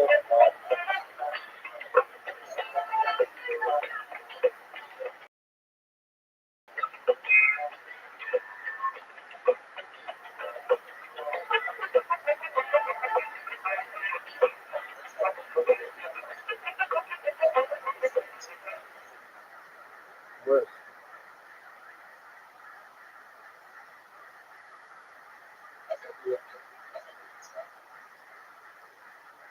Nashville, Tennessee, one of the finest cities in the beautiful United States of America. We are coming directly to you. The Kill Tony Show.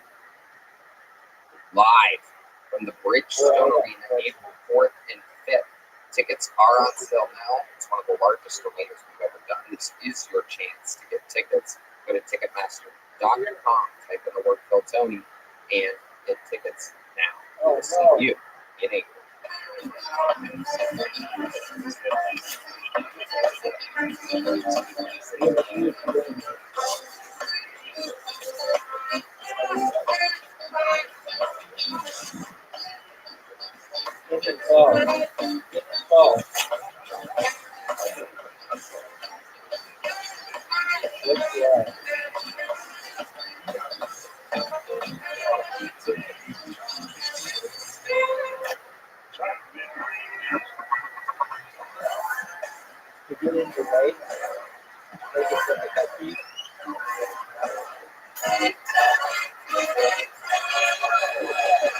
This is Rabbi coming to you live from the Comedy Mothership here in Austin, Texas for a brand new episode of Kill Tony. Get up for Tony's Extra!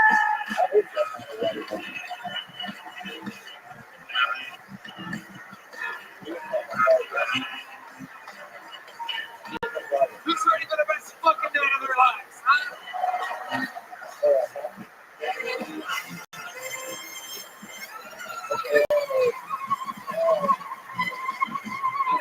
Are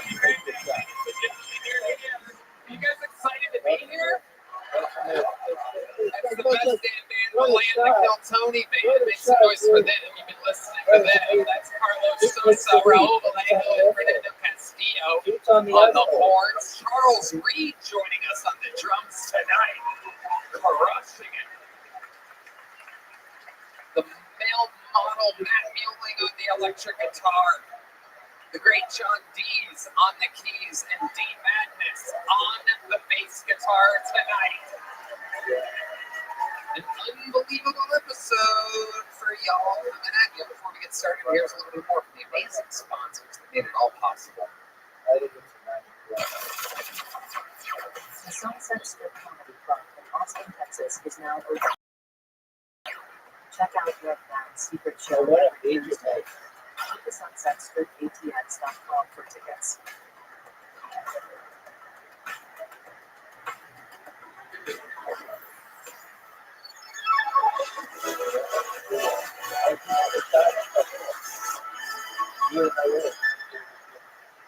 Are you guys ready to start tonight's show? Well. You know, every single week I am lucky to be able to book some of the funniest people in the world on this show. Sometimes it's up-and-coming talent before that I like to show off first. Sometimes it is an old legend of comedy that's joining us. Tonight, it is three of our favorite guests in the history of the fucking show. It doesn't get any better than this. As I bring to the stage, Indeed, coming out, debuting with his newest Netflix special tonight at midnight. It's called America's Sweetheart. It is Ari Shaffir.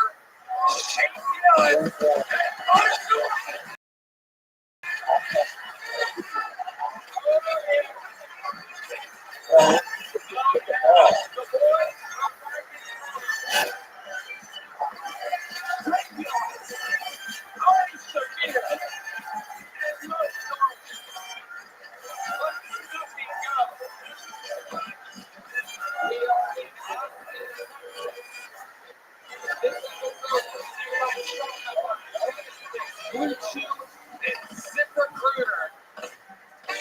Oh my God. You are here in the vortex of comedy. Fresh off of a brand new episode of Protect Our Parks. This is indeed The Boys. Mark Norman, Shane Gillis, and Ari Shaffir. America's Sweetheart comes out tonight at midnight. America's Sweetheart. Belonging to America? Absolutely. That's me. That is you. Red, white, and cheetah. Mark Norman here, sunglasses up, long day, Protect Our Parks, 5-hour episode from what I'm understanding. All profits go to the Maui fires.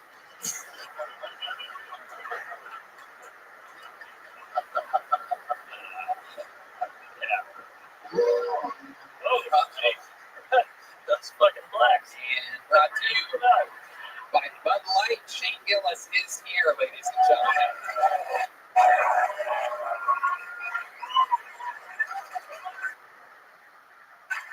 Three veterans of the show.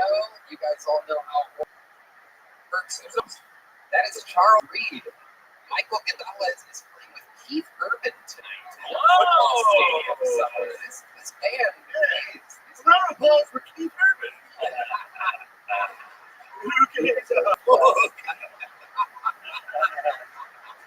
The band looks more urban.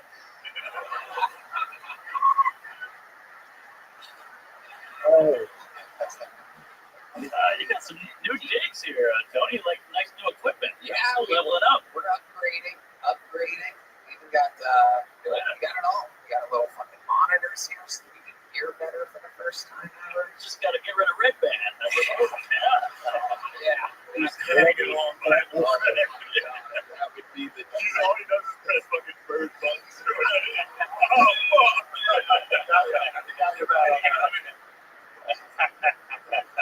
I pre-pulled the first name. We've gone to wrangle them across the bars. We have one Bud Light down right on the new monitor. That's great. Oh yeah, it's on. That green light. That's my jizz rag. Oh, nice. This is like a forest fire. Yeah, You guys know how it works. I pull a comedian out of the bucket. They get 60 seconds interrupted. You know the time is up here. The sound of it. Wrap it up. And something on the angle of the show where I find out more about them, what they do, who they are, and what to be talking about in this world. They go from a comedian to a podcast guest. And I'm ready to start tonight's fucking show. All right, we're gonna start it with a golden ticket winner who is from Los Angeles, California, currently escaping the fires. He's here with a new minute. It's been a while. This is your first comedian, 60 seconds uninterrupted, going to Jack Shaw, everybody. The return of Jack Shaw.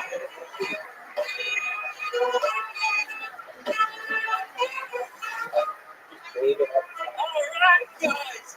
Man, I've been working on standing up for myself because I went to performing arts school. I drive a fucking Fiat, and I was recently told that I look like what a white girl transitions to.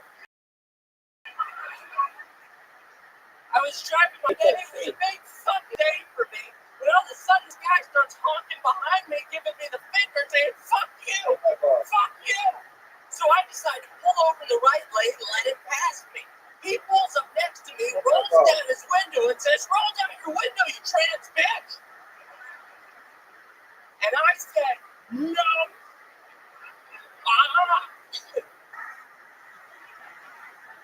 This made this man so mad. I swear to you, this happened. He took out pantomime finger guns and shot me. And I pantomime caught the bullet in my teeth. Ow! Don't pantomime with me, bitch. I went to performing arts school. Thank you guys so much. Exactly 1 minute from Jack Shaw. Not a second longer, not a second less. A man with his time. Ari Shafir, what's it like seeing your little brother? Baruch Hashem, my brother. It's so good to see you. Bro, you're gonna have a heart attack. You gotta chill. I know it, dude. The blood is rushing to my cock and my heart at the same time. It's crazy. Are you always this shaky or is it just? Yes. Yeah. Then you're calm. It's a wild Jack Shaw. How's escaping LA right now going? Oh my God, dude, I'm so happy to be here. The fucking city's burned to the ground. I should have thrown that joint out the window when I left, dude. I feel really bad about that, dude. That was really embarrassing, dude. Probably your fucking menorah. A lot of candles. Your 89 Hanukkah special, dude, burned down the whole fucking city, dude. Great. You're not in the line of fire there, correct? No, I'm deep in the concrete, dude. I cannot afford to live in the palace. However, you are wearing clothes given to you by a volunteer fire department. Clearly, nothing fits you.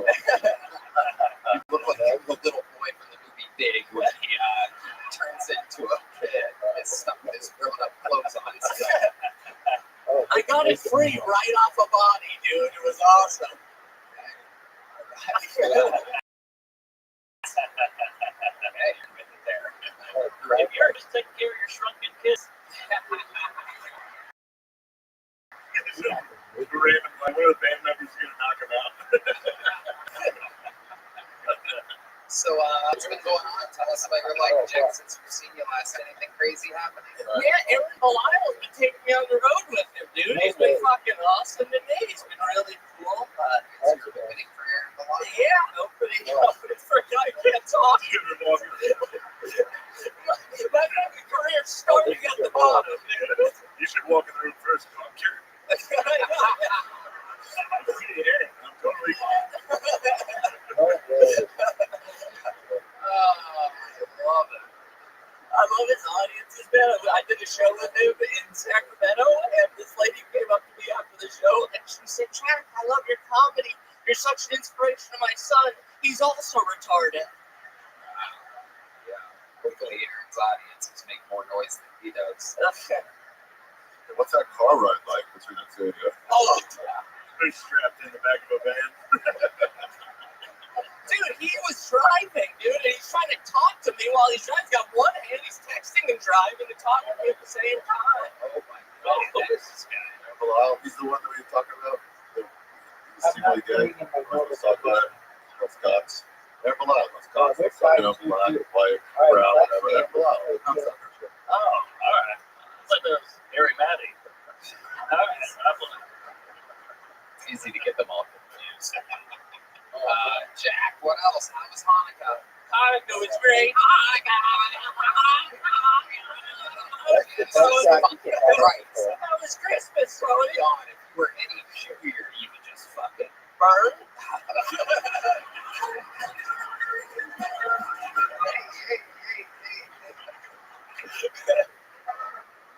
Put me on the steak, Tony. I love it. Bro, your voice makes me hate you. Welcome. If this was the Holocaust, Ari would be like, he's underneath the floorboard. Please, for the love of God, get him away from me. Ari, you look like an anti-Semitic drawing of a Jewish person. Get your fucking face, goddamn it. Look at the Jews turning on each other. Palestine, don't bring Palestine, bring Palestine, don't bring, we don't know what to do. What an iron dome you got here. Where you were? No, you go shoot you guys. Okay, I know. No, that's definitely It's on. Let's do it on the count of three, Ari. 1, 2, 3. Free Palestine! Oh. More free. It's all free with you guys. Yeah. Jack Shaw, way to get the fucking show started. Congratulations. We have begun. It has begun. And to our first fucking poll. This is where we meet someone all together. Even though this name looks familiar, I do believe we've seen this person before. This is a new minute for your first fucking poll tonight. Andrew Tarr. Everybody, here is Andrew Tarr. All right. Saw the movie Oppenheimer. During the movie, they explained Hitler never pursued nuclear weapons. It's because he considered quantum physics to be Jews. And I was just trying to put myself in Hitler's shoes, right? He's just watching a bunch of Jews working on atomic weapons, and he's thinking to himself, man, these people are so cheap, they're trying to split an atom. What the hell is wrong with these people? Smallest particle in the universe. They want to cut it in half. We have to do something about this.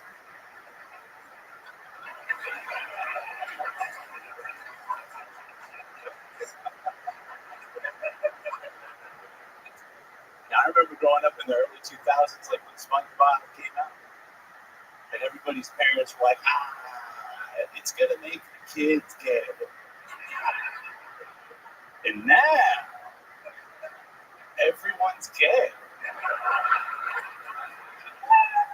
They were right. They knew exactly what they were talking about. What a shot. Okay. Great set. Thank you. Best set you've ever had on the show. Yeah, Congratulations. Getting better out there. I'm guaranteed. absolutely trying. So, Tony, what the fuck do you invite me down for? All it's a Jewish heavy episode so far. It's like the roast of Ari. Unfortunately, timing on that is kind of too short. We were just. Great joke. It could have been better, but the whole room was kind of like, all right. I'd be going a little too far here. I've been planning to tell that joke on here for such a long time, and waiting in the back, I heard all of it. I was like, fuck, should I do something else? It's like, screw it, we're doing it. Typical Jew joke. You squeezed every penny out of it. So what's been going on in How's comedy? Better. You look like it's some vitamin D in your system. What's going on? Yeah, getting out there, barely comedy to get by. Going on dates and stuff. Actually, was supposed to be on a date tonight, but she canceled. Whoa. Yeah. And now I get pulled on Kill Tell. So way better than it would have gone. What would you have done on the date? Who was it with? Some lady on Hinge. Okay. You've never been with her before? No. What was her big plan? What were you going to do with her? I just get drinks from hospitalists. Talking and chit chat and stuff. How does that normally go? So it could be an awkward date. Yeah, that happens. I would acquire taste. Typically, they have to, if they like me a lot, it's great. If I have to win them over, there's no way, chance, no way how I'm doing that. Let's get back to the Jew hate. How old are you? 30. Hey, you're cute. That hair. You feel like a real girl. Yeah, you're a handsome guy. Thank you. Look at that. Looks like you found a date after all. Champion. Shane wants to get some Champion. drinks and perlas out of there. The best player. To keep the Jews still out of run. Guess what? I'm not going to say who, but two of the panelists have gas tonight. Going from a Kansas date to being gangbanged by Protect Our Barns is not how I thought tonight was going to go. Hey, that's how we got Rogan. How else has comedy been going in Utah? What else is happening out there? Just opening up for a couple of local people, opening up for a couple of... Going on the road? Yeah. Ben, what do you like? What do you need? Oklahoma City, Tulsa. I mean, I like any. I can't exactly be picky. It's one state up. It's a few hours away. Yeah. Then like San Diego, where I'm from, so we do the spots between there and there. Okay. Have you change around the letters in your name as opposed to one retard? That is incredible. He is correct. I can confirm that. I'm looking at the name. Retard is it? Juan Retard. W-A-N. Retard. It is incredible. How did you do it? I don't know. It's like insult Rain Man over here. Did you know that according to your zip code, if you translate it to Morse code, it spells out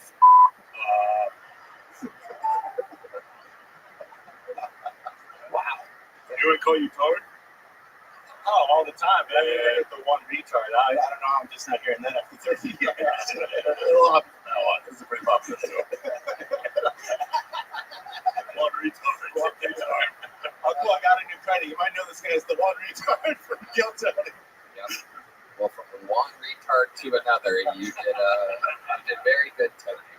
You have a big joke book?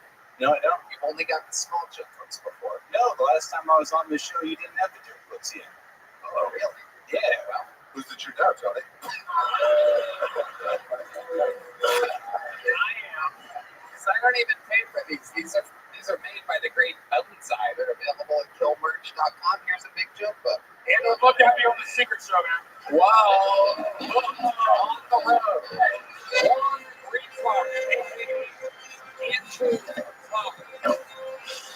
Whoa, you see that? Heidi adding a little mustard to this sausage fest. Can I get a cigar? Do you guys have cigars back there? Yeah, thanks. All right. Oh, yeah. What are you For a cigar. Yeah, you're going to pull a Bill Clinton over there? What's going on? That's a good idea. I'll just on the dress.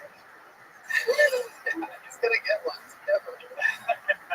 Hello there, everyone, this podcast is sponsored by Shopify. Shopify makes it so easy to seize the moment in the new year to become your own boss and start a business.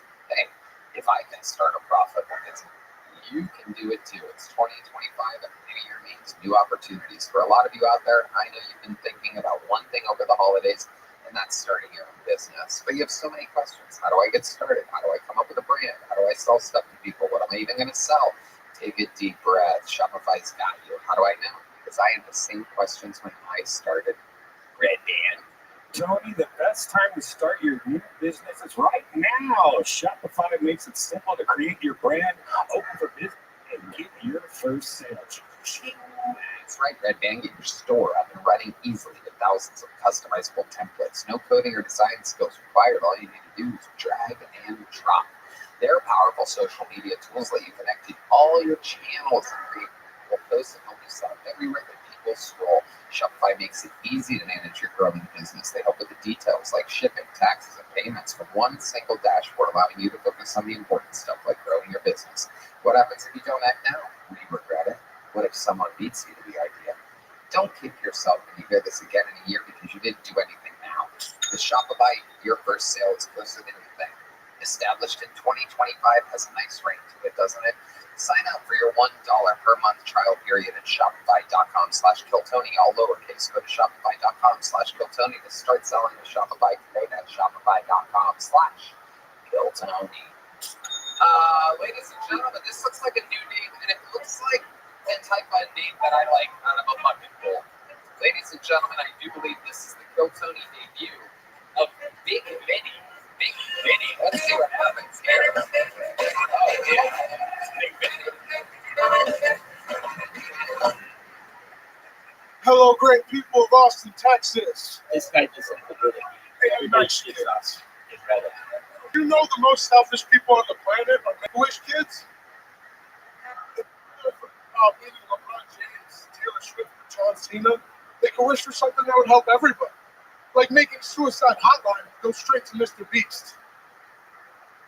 Seriously, that would help some people. Nobody appreciates a wasted wish. Imagine you're the Make-A-Wish kid's dad, $50,000 in debt, swimming in medical bills, and your kid just wishes to go to the movie theater one last time. You're in the room crying. That's so cute. Close the door, walk out. That's some second strength. Could have cleared my fucking debt. I would have brought him to the fucking theater one more time. I'm very Italian.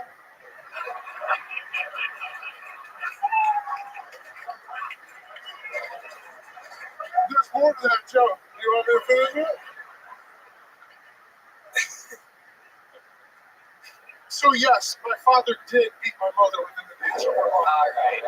So, you went over the time. Big Vinny. Fuck yeah. You're really Italian? Yup, and I love you guys. All of you. Fuck yeah. Take my marks and I fucking shit. The fucking man. You're the fucking goat. Okay, relax. You're a fucking pig. All right. Welcome, Big Vinny. He's a guinea pig. He is. Mark Norman. What the fuck are you wearing? What is that? It's a parachute, so I can save myself from a fall from a high building before I kill myself after this. Okay.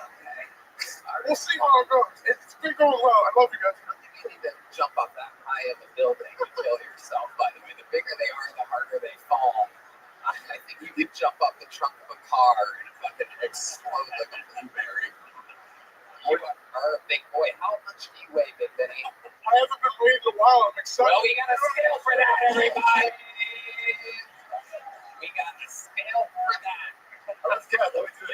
Take this. All right, let's Don't guess. say it. Don't say it. All right, don't say it. Okay, let's start with Mark Norman. Guess first. I'm gonna go with 418. 418. That's a good guess. Ari Shafir. I'm just saying 375. Second right there. 375. I love the music coming from the horn players. Wait a second, Big Vinny. 325. Well, 325. What are you talking about? How tall are you?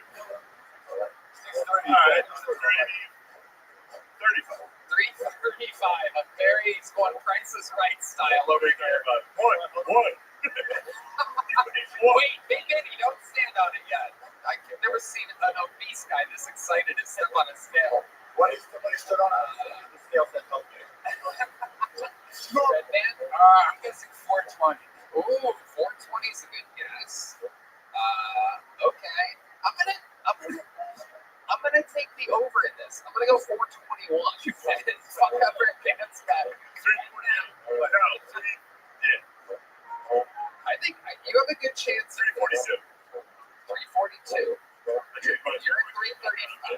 Ladies and gentlemen, this is that moment. Big Benny steps on the scale. Let's see what happens. Mark, what do we got over there?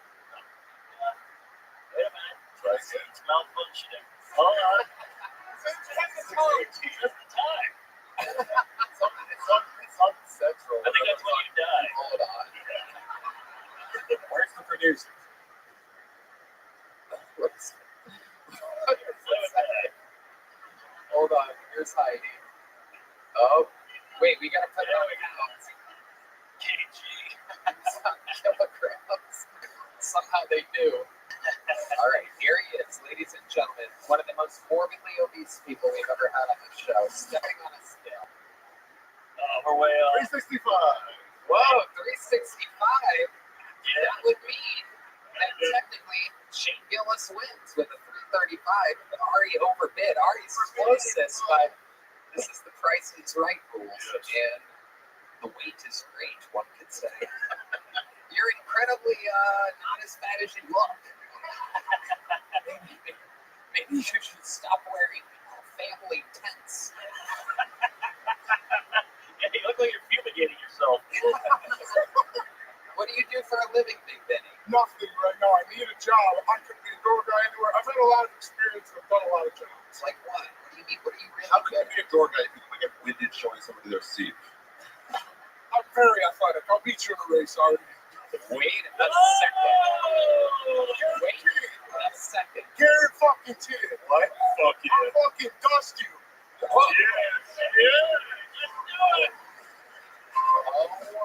Oh, Be careful, Ari. This guy clearly stormed the Capitol. So he can get those stairs in.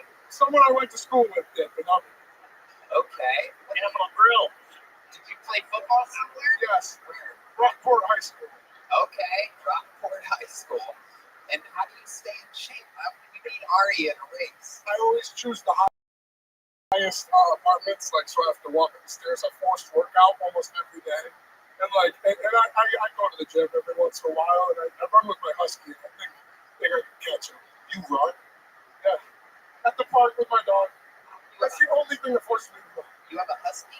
Yep. So does he.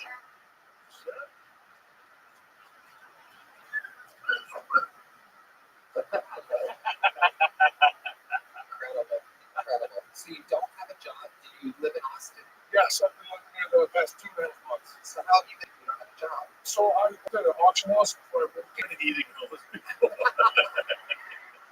Yeah, you step into their bedrooms really easily when you're walking down the street. It's like, oh, another bedroom. Jesus. So what did you do at the auction house? Were you an auctioneer? So at first I started in the shipping department, but I had experience, but those bastards put me at the lowest rung. And then I became a lister. Fucking, you list all the sports cards and autographed items, Takashi 69 baseballs, shit like that. All right. What's your look like from? Are you out there crushing mattresses? I can work a bitch really good, like a smudge on a window. Really? Yeah, I really know Italian.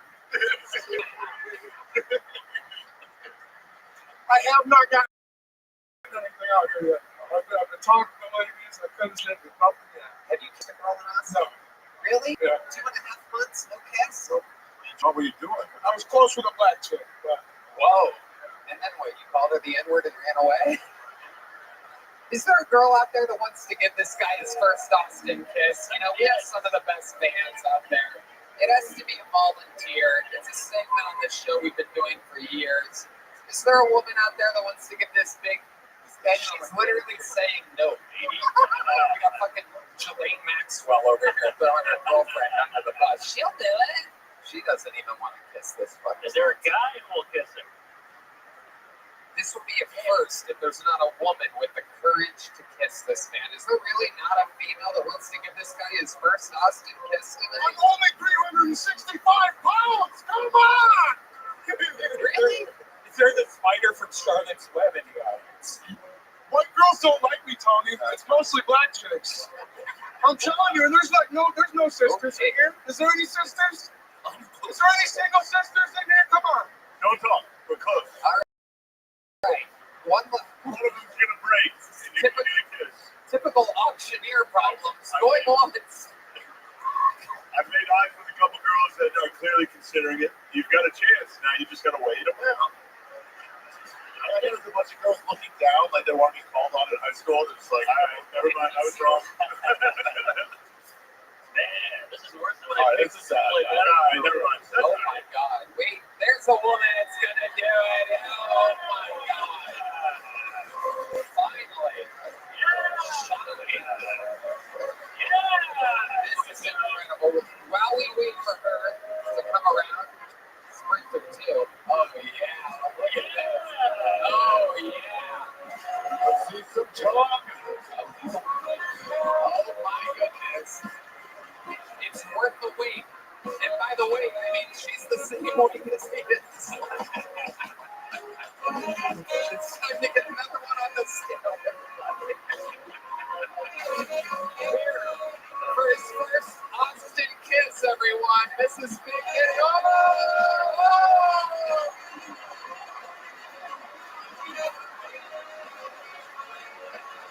Oh my God.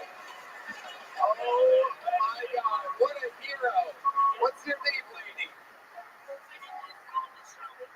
Miss Shelby. Oh yeah. Oh my goodness.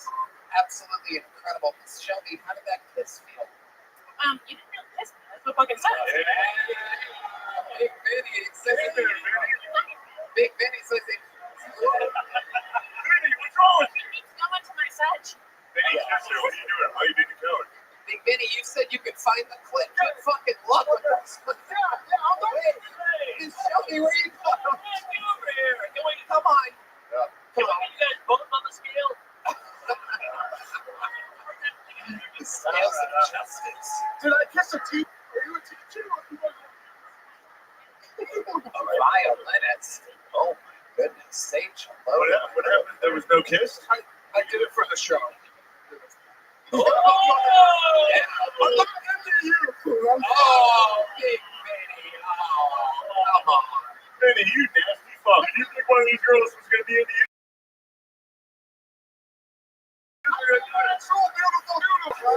Come on. What's your Oscar why didn't stick tongue down your throat? What the fuck? Come on, give him a hand job real quick. Let's make him come. Let's make this he come. How about it for Miss Shelby, everybody? Miss Shelby, you're a superhero. Hell yeah. You wanted me to be mean. Big No, Vinny. why do you be mean, dude? Big Vinny. How dare you? I kissed her, and then you're asking why I didn't go harder. Oh, look at I can get ready, bro. I need that. Vinny, it's been months. yeah. I turned it down on him. I'm not even fucking right. Vince, It's just like that. don't lie to me, Vince. I'm not gonna take the lowest runged shit. I'm Why are we not talking about this woman like this? Yeah. She was nice enough to come up here. She was not. She's saying it was sad when no one would kiss her. Literally, nobody wanted to This kiss you. woman came out of nowhere to save you. Yeah.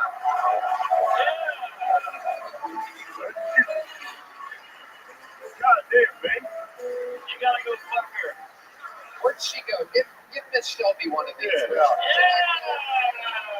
She gets a big joke book. You get a little joke book. How about that? Oh, I didn't catch it. There he goes, Big Vinny, everybody. Vinny, get the fuck out of here. Get him out of here. Get him out of here. Shelby. Shelby.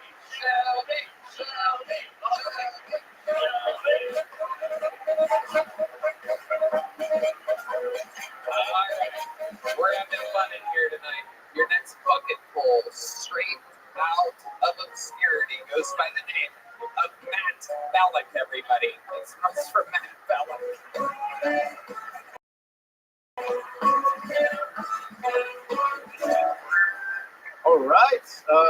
live in Austin now.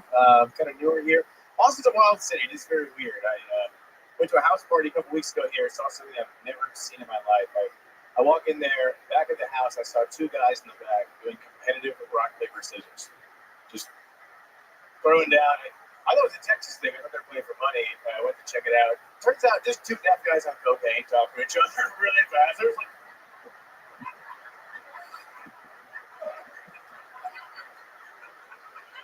we partied all night. They called it a silent disco. That's what we did. We got down.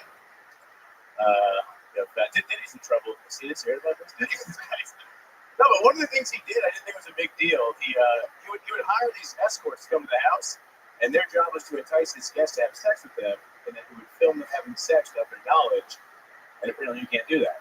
So, when I read that, I was like, "Who is like that?" Because he was trying to like use that as blackmail on people, and I was like, "Who's that blackmail for?" You know, like if I get a phone call one day and someone's like, "We have a video of you and Dr. Dre double teaming a hooker at Diddy's house," I'd be like, "Can you tag me at that?" Like, a fucking, you have the video, none of my friends believe me.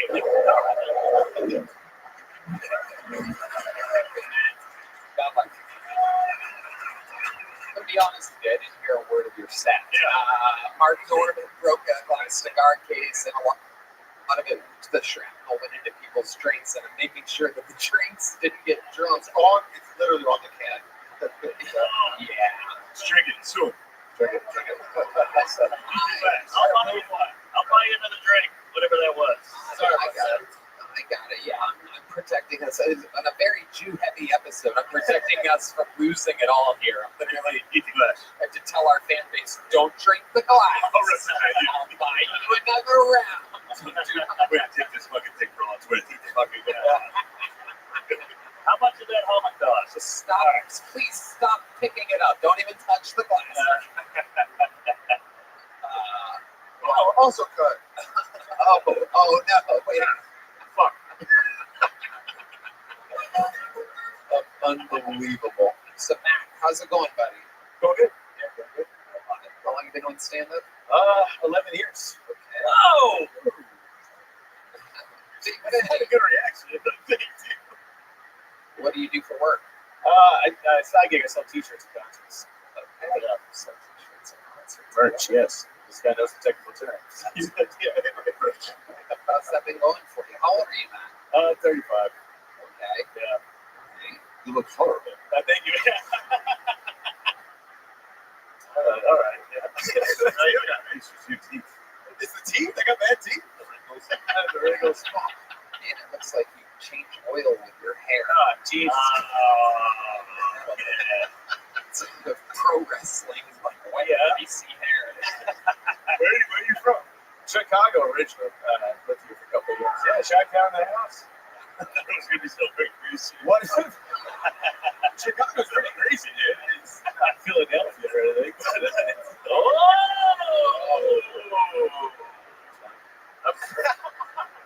It's fine. I was being nice to you.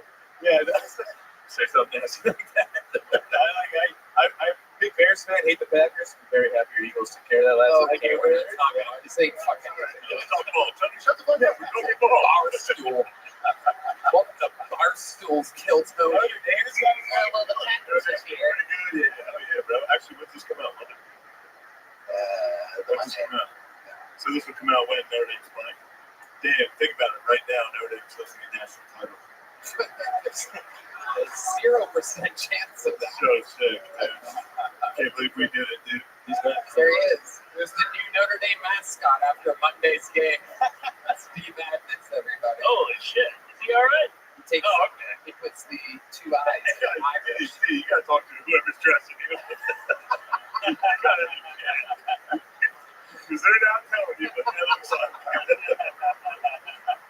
it's nuts. That's crazy. Who's dressing him up like this? He's dressed like in living color. He is. You look like Kamala Harris trying to prove she's not Indian. Nancy Pelosi, he like.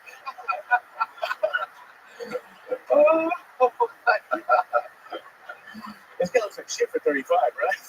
Hey, come on, man. Yeah, Matt, take it easy, dude. Come on, man. Take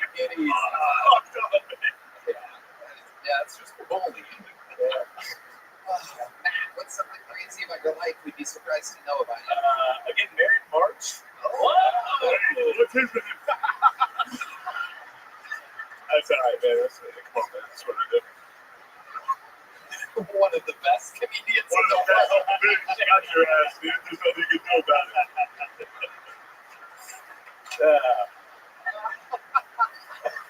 Get married in March, huh? Yeah. What does she do for work? She bartends here, right now.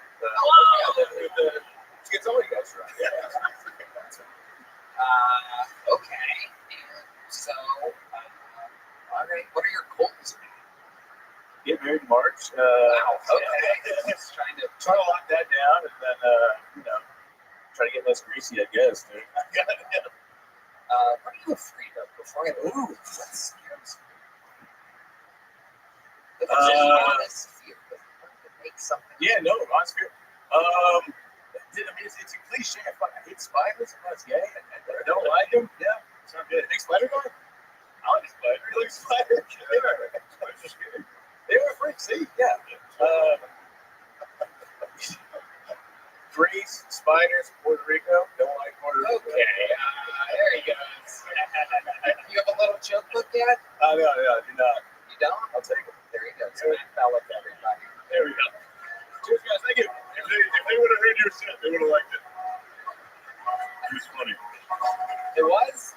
Was it really? Matt, here you go. You have a big joke book yet? Yeah, that's good. You already have one for 100 minutes? There you go. Hey, everybody. This podcast is sponsored by Nix, the only nicotine pouch brand with a cleaner, more authentic nicotine experience. We've been using the new Nix pouches. We gotta tell you, they are exploding with unbelievable flavor. They can help you get the fix tobacco without the smoke, and this is just where it's at. So they're slim and basically invisible, so you can pop one in it anywhere, and no one will even know. So airplanes, secret adventures, it'll be our little secret. Plus, they come in 10 different incredible flavors, from crisp mint to exotic tropical flavors. Oh, they've got something for everyone. I'm loving these things. They're cleaner, so I'm not getting any artificial junk that some other pouches have. They taste freaking great. I can get my nicotine without the smoke and the smell pretty much anywhere. Red Dan. Tony, I love it. I've been super into the citrus ice flavor.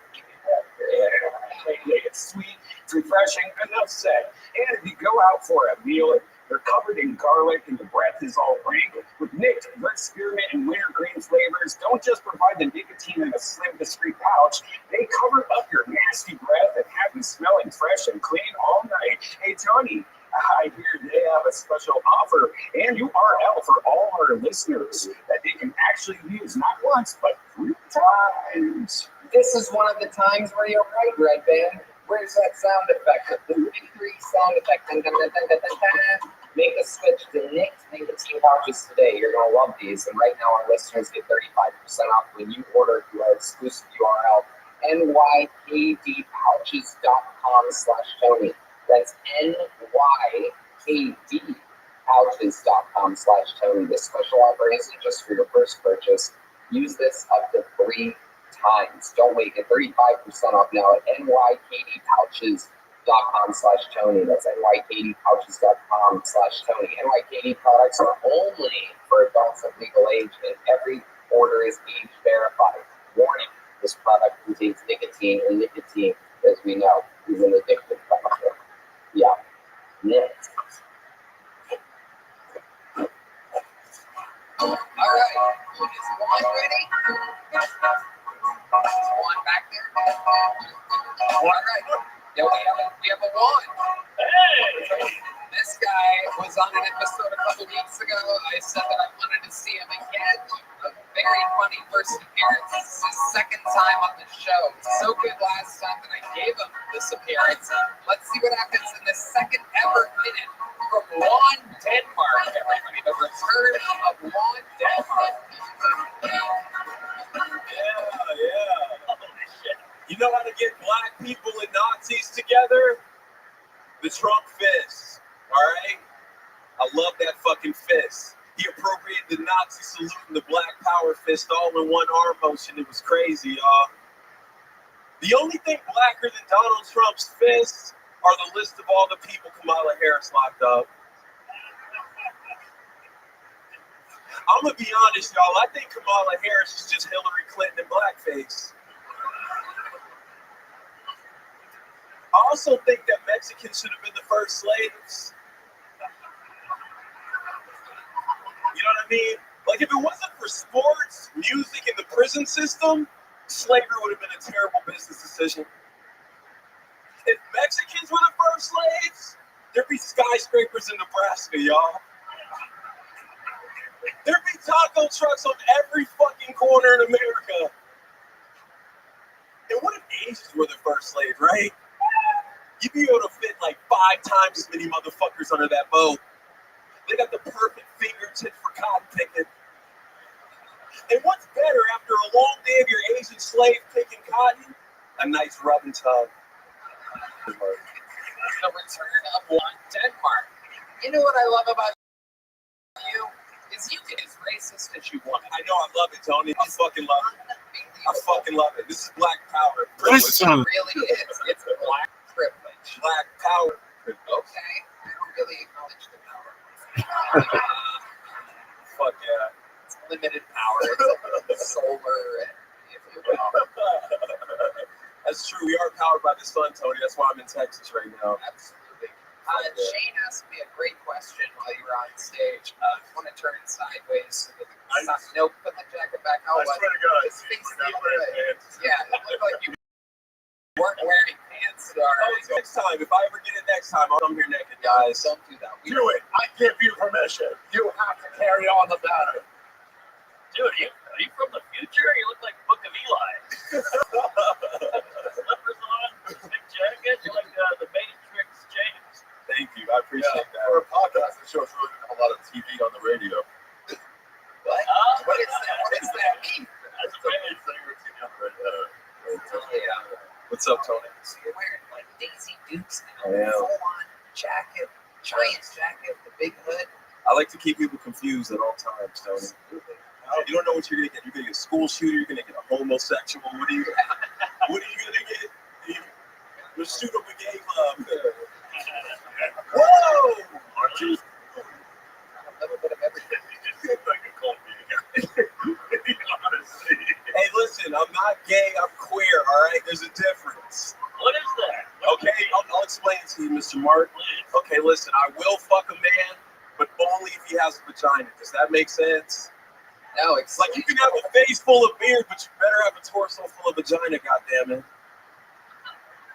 Ari, fuck them. It is incredible. What's the gayest thing you've ever done? Come to kill Tony and see you. Okay, what's the second gayest thing you've ever done? Oh, I've watched 2 men have. Oh! Okay, In real life. In real life. How that happened. Yeah, I was 15 years old. What? Whoa. This is key. Let's get you going, all right? P-Diddy party. Oh, close. I was walking downstairs to my basement, and I looked through the window of my basement, and my uncle was having sex with his partner. You have a window in your basement? Back in the day, yeah, when I lived in Virginia, we had a house with a basement, and my uncle lived there with his boyfriend named Juan. Well, yeah, he had a boyfriend with my fucking name, dude. Yeah, dude. And now I'm wearing these fucking shorts on guilty. Oh, dude. Yeah. Fuck, you found this on the floor at your uncle's. Yeah, word. He couldn't put them back on after all that butt sex. I've never met many black wands before. I'm Cuban. I'm Afro-Cuban. Yeah. Okay. Yeah. What's the most Cuban thing about you? What's I best? move my hips when I fuck. Whoa. Really? I do. It's crazy. Can we see that? You gotta pay for that, Mark. He's good. We got some Cuban music for you here. Oh, we really can't see the hip movement with that giant check. You guys are awesome. I love this. Juan, remind us, what do you do for work? I go to school to be a clinical psychologist. That's right. Yeah. Absolutely. Yeah. Did you get a What are you guys clapping for? That's all hell. Yeah, what are you clapping for? It's a landmark. Somebody's gonna be like, "Oh, I have a nice black, my doctor's black." Yeah. And then you're gonna get that. This guy's going crazy. How old are you there, Obi-Wan? You said what? I'm sorry. How old are you? 31. Really? Yeah, go ahead. Face of a black guy from the 70s. It is true. Shut your mouth. Shit. Job turkey. Job, man. You look like a Tuskegee Airman. Oh, fuck. Minus the syphilis, guys. Minus the syphilis. My jokes. You do have an old soul. You have an old soul. I do. Indeed. Yeah. Juan, what are some hobbies of yours? I love to ride my bike. I love my bike. I think it was my bike. Hey, you snooze, you lose, dog. Yeah, I love to meditate. I love to meditate. I love to watch YouTube. I'm just a boring person, honestly. I just keep it cool, man. What do you watch on YouTube? Podcast. Yeah, mind fucking Jordan Peterson type shit. It's like smart. Yeah. You are like a white guy trapped in the blackest body. So, what are you most looking forward to helping people with psychology? I mean, I'm doing this shit for free now. I didn't really pick this profession. This shit kind of picked me, so I was like, fuck, let's get paid for it. Yeah, so. They never picked it. No, they look cool. They look like a leader of a cult, 45. I'm trying. This is the start. This is the start right here. This is where I gain my following, and then we go off into the woods in Utah somewhere. Yeah. I'm with you. That is cool. Yeah. What's that button on your dick? That's a great question. It says real friend. This is my friend's merch. He told me to wear it, so fuck. I was like, I'll put it on my dick. You know what I mean? That's the best way of supporting your homies. Yeah. We all know what you meant. If you really love them, put them on your dick. Okay. All right, Juan, Denmark. First sleeve is Yeah, Denmark is from Denmark Vesey's. He's a slave revolter. Right before he executed. What does that mean? He was trying to. Red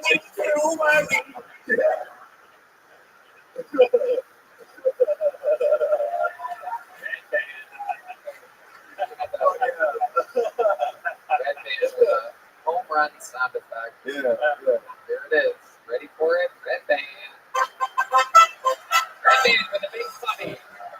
Big funny for red band. Just buy yourself another month, Red Bear. Stay alive, dog. What's up? All right, you know. Again, it's 2 weeks. 2 weeks off.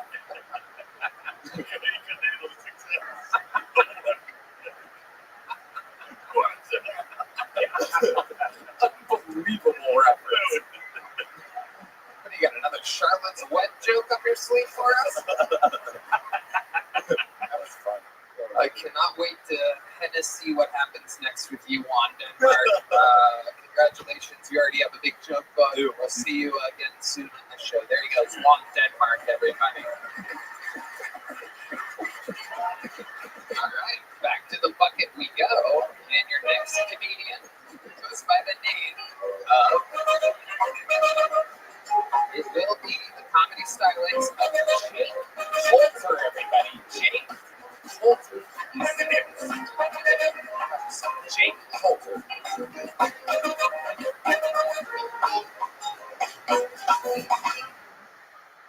So, did anyone else see that horror movie Teeth about the girl with teeth in her coochie? Yeah, that shit fucked me up so bad that now every time I sleep with a girl, I feel like I have to eat her out because that's my way of like checking the monsters under the bed.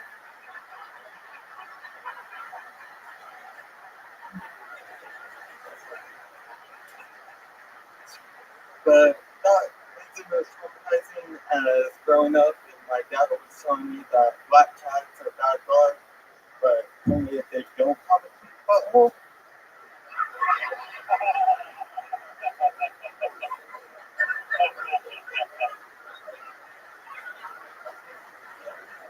Yeah, so now every time I sleep with a black girl, I feel like I have to eat her ass first. So that way I can see what color her butthole is and know if looking at her black cat is going to give me bad luck. All right, Jake Colton out there eating pussy, checking out buttholes. Who did you talk to for research about those jokes about eating pussy? My dad. Jake, you've been on this show before. Remind us how long you've been doing stand-up. I just reached a year in September. Reached a year in September. Can you have a little bit of what is your impediment exactly? Remind us. Somewhat of a I think I was on this episode and you said nothing. Right? Yeah. Oh, there's nothing wrong with that. Yeah. It's you were molested. Oh, the lady, you're right. You got a molested face. Yeah, you stayed young looking. Yeah. Trapped. Forever young. Forever young. Forever young. Well, it all started when I was 7. Did something really happen to you? No. Did something traumatizing happen to you when you were younger? I mean, I dropped the. Oh my goodness. Whoa! There it is, ladies and gentlemen. Go. You dropped the finger on your head. Well, okay. See what? Trying to hold it above your head. Well, no. See what happened was me and my friends were like doing stupid shit at the bowling alley, being the annoying kids, throwing it halfway down the. You're so gay.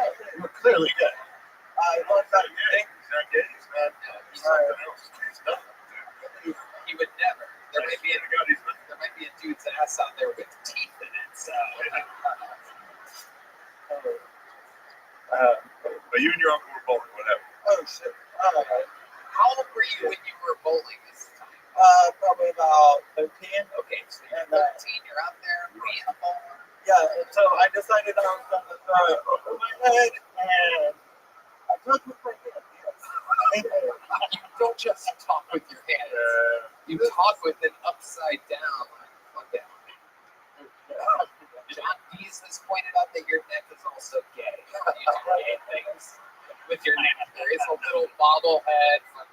There's a bowling ball. There's teeth in it. Just claim autism. You think that's crazy? Claim autism. Avoid all this gay fucking bullshit. Yeah. Okay. I'm retarded. I'm not gay.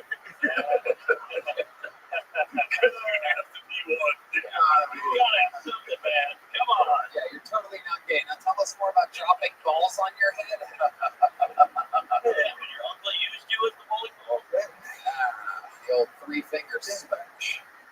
Oh no, I just I tried to throw it over my head and went too far up and not enough back.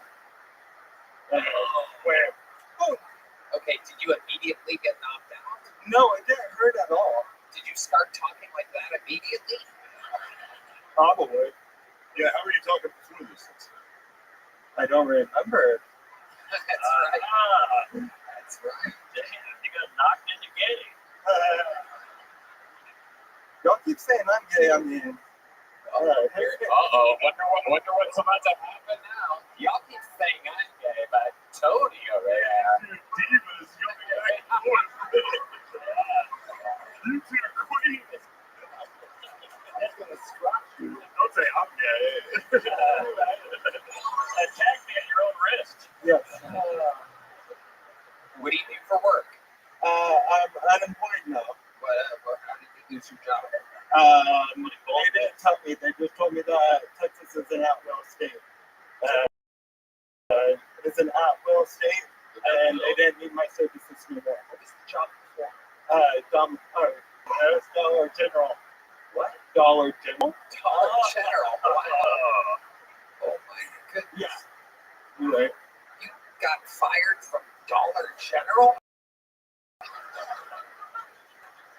What's this state? What's an at-will state? At-will state, you don't have to give a reason for firing. Yeah, now you can tell them things. Oh, yes. Good luck firing me now. Yeah. You let your pride get in the way of a juicy lawsuit. Yeah. You're right. Yeah. I'm already gay. If I can sue him, I'll say I'm gay. No. They'll believe it. I know. Yeah. Days of the military. Your lawyer's gonna go, Your Honor.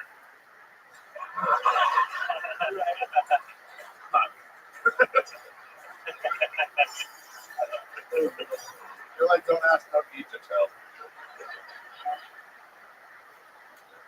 Sorry. Sorry. I've been called gay my whole life. I think. Oh, okay, great. Yeah, I know. I just think it's crazy how his name's Tony and his favorite place to be is on his toes. Oh boy! Wow! Got his ass. Wow! I know many guys. They'll never survive. No. How do you live without having a job? How long were you fired from Dollar General? You were fired today? Yeah. Today. Yeah. You went to work today, and they told you your services are no longer needed. No, corporate propaganda and my services were no longer needed. How long have you been working at Dollar General? Since June? Okay. Oh, you're Got good. fired That's pretty long. today. There you go. Whoa! And about Oh my goodness. Was that a 10, Ari? Was that a $10 bill? It was a 20. I thought it was a 1 until it was in his hand. But it felt long enough moving it away. Not even donated to a gay charity. That's right. yeah, I just found out I'm gay, so if there's more money, I'll be gay. That's how it starts. Yeah.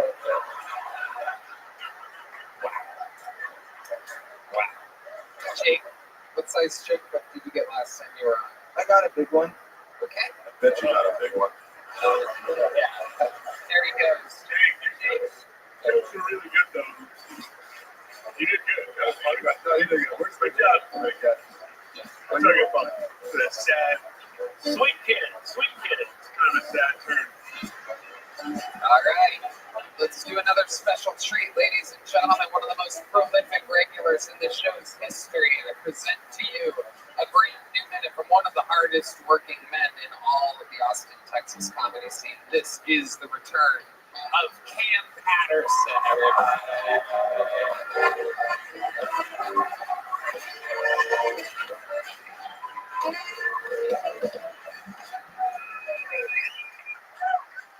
I ain't even know Dollar General had like corporate. I just imagine a guy like me, like, fuck nigga, you're fired. It's over, Bob. Get the fuck out of here, dog. It's over. Hell, I was in LA. I was around the fires. I was there. I blamed the gays.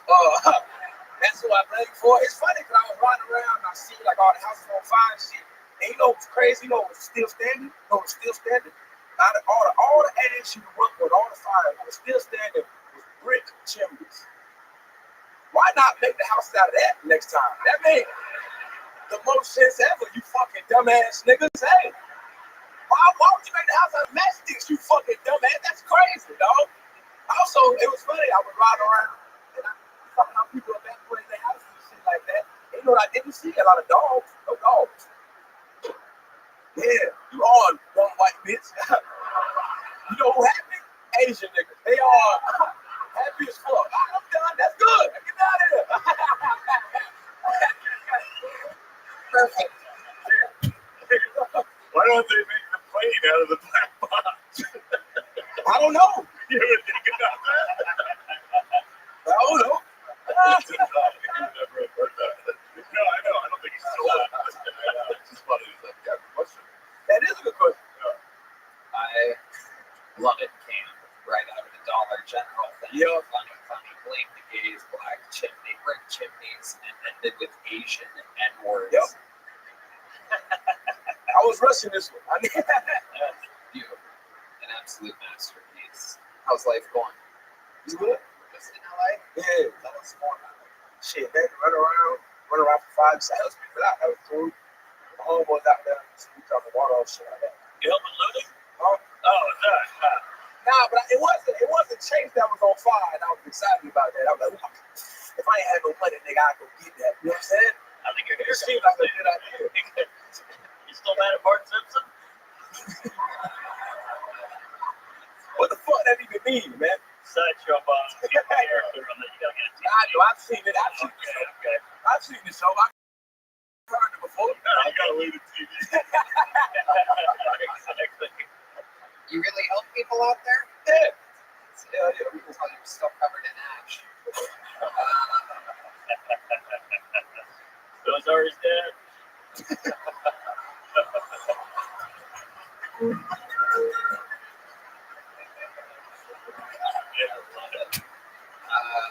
it, Cam. What else is going on? Ain't shit to run around on the road. Anything else from the panel here for Cam Patterson? Just did it again. No, Tim's right. It's super consistent. What were you doing? How were you helping? Well, they said I got a bunch of water and shit. Water. Yeah, and then like, well, nigga, they did what? It was on fire, dickhead. They need water. Bought a bunch of water. Now I got a bunch of water. And then like people are helping out. So like next thing for food, all this shit like that. You know what I'm saying? Hell yeah. They run around. How bad is it? Rough? It's fucking. It is pretty bad. It's pretty bad. Obviously, It's pretty bad. Yeah. Like, fucking literally scraping the bottom of the barrel. Like, we need Cam. Somebody's gonna put these fires out. I'm here to help. I love it. Cam, you fucking did it again. You are the man. Absolutely unbelievable. A few minutes from Cam Patterson. Watch it happen right in front of your eyes. One of the best work ethics we were talking about it earlier. Cam and Ari Matty. Cam every night doing 5, 6, 7 spots in the city. Your next bucket pull is from the inside, everyone. It could be one of you. Ladies and gentlemen, your first inside the room bucket pull tonight goes by the name of Joe Bean, everyone. Joe Bean. Where you at, Joe? Is he here? Oh my goodness, here he comes. Joe Bean. Hell yeah, here he comes.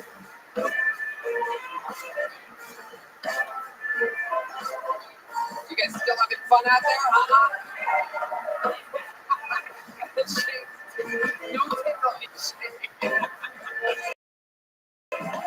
Oh, you know, tickling me. Come on, make some noise for the inside zone, Joe B. What's up, comedy mothership? My name is Joe Bean. I got a question for y'all. Any of y'all ever grown up skinny in a fat ass Mexican family? Oh, there's a Mexican right? Fat. Never mind. Let me tell y'all what it's like growing up skinny in a Mexican family. Man, we get shit on. My grandma used to call me skin and bones when I was a kid. I'm like, come on, grandma, you're skinny as fuck too. The fuck? I'm dead now. I'm like, who's the skinny now, grandma? No, but I imagine growing up skinny in a Mexican family is a growing up light skin and a black family. They get shit on too. They definitely get shit on too. and I have a theory. I think it's mainly because I think they're jealous. Like my family, I think it's just that they're jealous, right? It's physically, scientifically, they can't get any lighter, right? They're just mad. They're fucking mad. The same as my fat ass cousins, right? There's nothing they can do to get any lighter. These motherfuckers eat Ozempic for dinner. Ain't lose a single fucking pound. All right, man, it's Joe Bean. Joe Bean, shockingly good for an inside the room bucket hole. Great setups. A lot of good setups. Yeah, setup after setup. Great practices. The jokes, we'll find Yeah. You got to laugh off just laughing about it being like light-skinned people in a black family. The point to the night, because I was in direct eye line of you pointing at the Mexican guy, you called him fat. He's like, the fuck, dude? I'm the only one trying to help you. He's fat though. You are thin. You can slip right through a border wall. It is incredible. How long have you been doing stand-up? About a year and a half. Okay. And how long have you been a championship horse rider? All my life, Tony. Is that really, you do that? You say that is your calling. You know that? You do a full jockey head. Yeah. Jockey body, jockey Everything. head. That's all you do. I say 5'6" on my age. Come on. You're a huddle ornament. Wait. Hold on a second. Get the tape measure. Yeah. Did you just say that you're 5'6", but you're really 5'5"? I got a cousin fights in the UFC. I'm taller than him. Oh, well, yes, there are weight divisions in the UFC. Oh, get off your toes, Joe. Joe B. I'm on the. What's your way? How much do I weigh? About 120. Wow. Yeah. What's your way? Ask me how old I am. I'm about 150 something now. How old are you? Fucking 41. Wow. Look at that. 41 years old. I got a 22-year-old sitting right there. Your son is 22 years old. Yeah. Oh, God damn it. Come on, yo, you're not supposed to listen to him. Shoes on or off? Shoes off? Shoes off? Shoes off, Joe. What kind of shoes are you wearing over there? No zapatos. It's a late. Oh, shit. No, Joe. Stand up. Take those zapatos off. And take off that hat. Go to the top of his head, Yoni. Get that hat. Take off the hat. We don't know what's in there. Oh, there it is. Yoni getting a good measurement here. What do we got? My guess is 5'4". 5'3". 5'4" and a quarter. Ari just picked up that quarter. That goes right.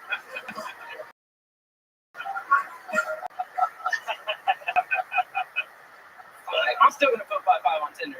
Yeah, you're fine. Fuck that. What nationality are you? You haven't mentioned it. Are you kidding me? His name is fucking. Come on. Is Bean short for something? Beaner. There you go. Yeah, 100%. That was my nickname for years, and then I started getting white friends, Oh, yeah. and they were like, I can't do that. I can't call you Beaner. Wait, you had Mexicans call you Beaner? Racist people over. I know, but you know. But it's cool, right? We love the Mexicans. Sad to be, leaving soon. But, hey, I don't make the rules. I got 2 weeks. You have a 22-year-old son. I'm 22. How old are you? I'm 41. That's incredible.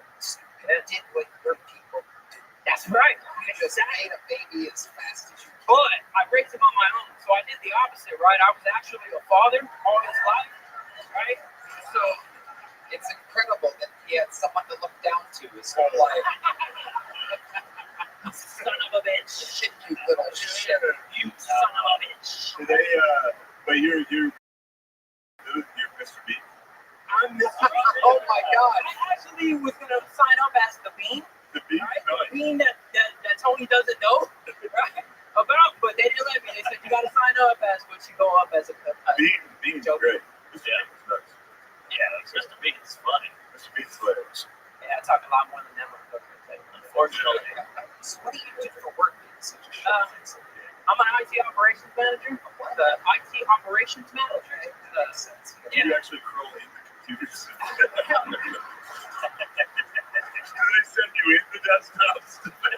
Do you eat the computers, motherfucker? No, I'm honest on your bitch. I know.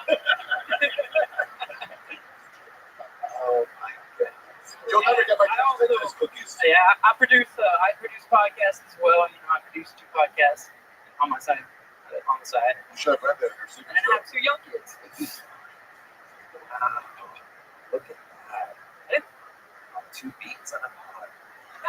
So what did you do for work? That means that he's been working for at least 13 years. So, Bro, I had my first job at 10 years old. My son, he cabinets for work. oh, Yeah, construction. okay. Does he live in one? Did you sign up for that? He doesn't do stand-up, right? No, he doesn't do stand-up. How tall is he? He's my height. Probably exactly. I'll bet you he's a little bit taller. Does anyone want to bet? He's trying to yell out, say, I'm taller. Come on up here, little B. Yeah! It's a family affair. Yeah, man. Oh, look at this. Been to fucking both HEB Arena shows with him, man. He's got the tickets to the both of those shows, bro. Like this right here is so much different, so much fucking better.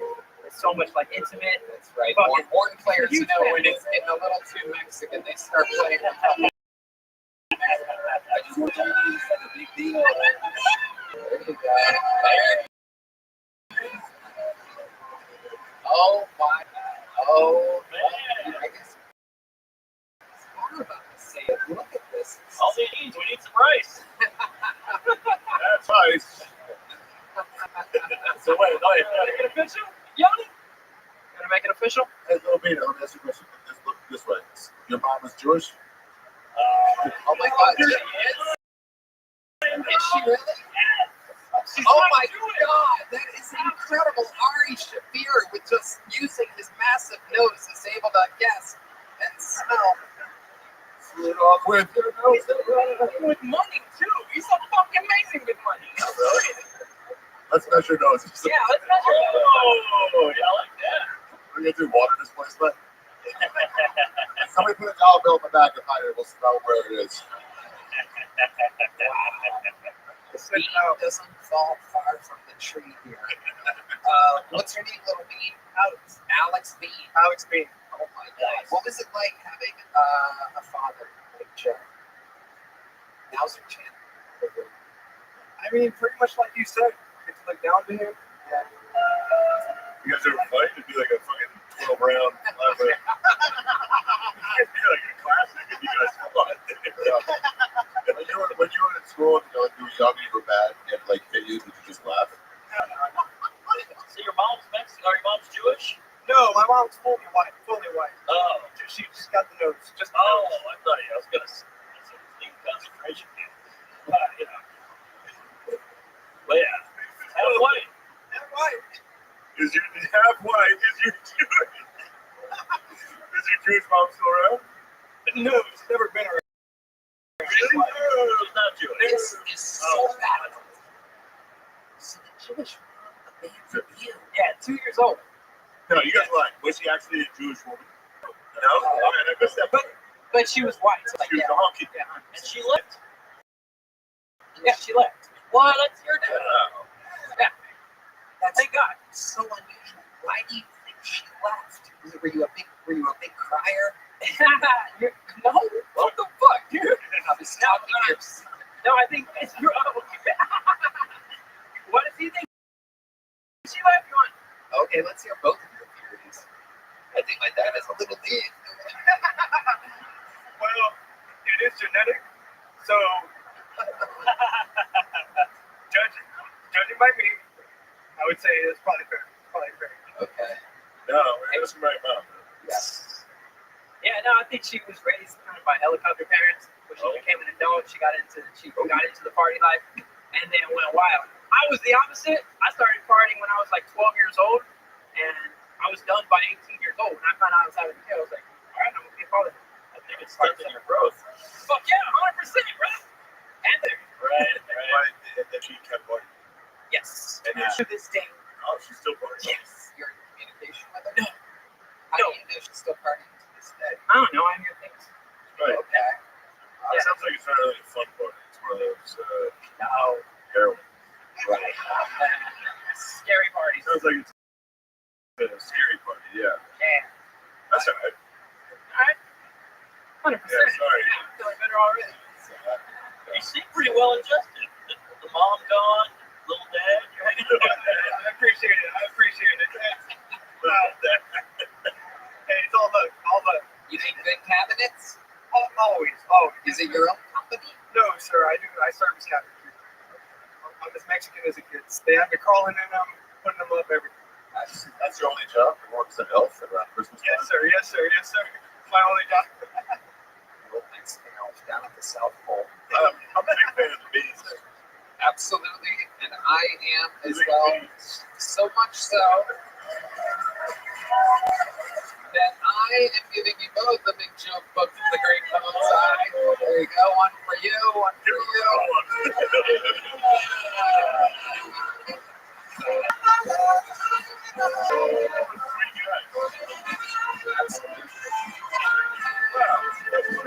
Oh yeah, from bean light to bud light for shaking the list. From brown claw to white claw for Ari. Thank you. Ladies and gentlemen, your next bucket goes by the name of David Lynham. Everybody, David Lynham. What possibly happened next?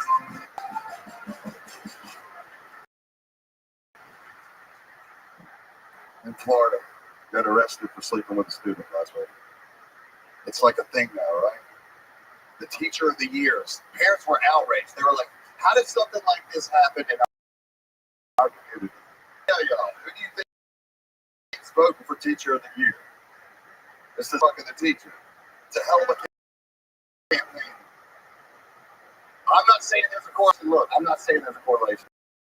But it does seem like ever since this broke out down, all right?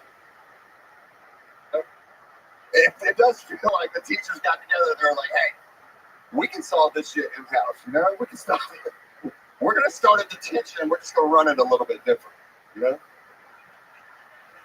My son sees this shit on the news. I asked him about that. I said, do you ever fantasize about one of your teachers? He's like, Dad, you're disgusting. No, that's gross.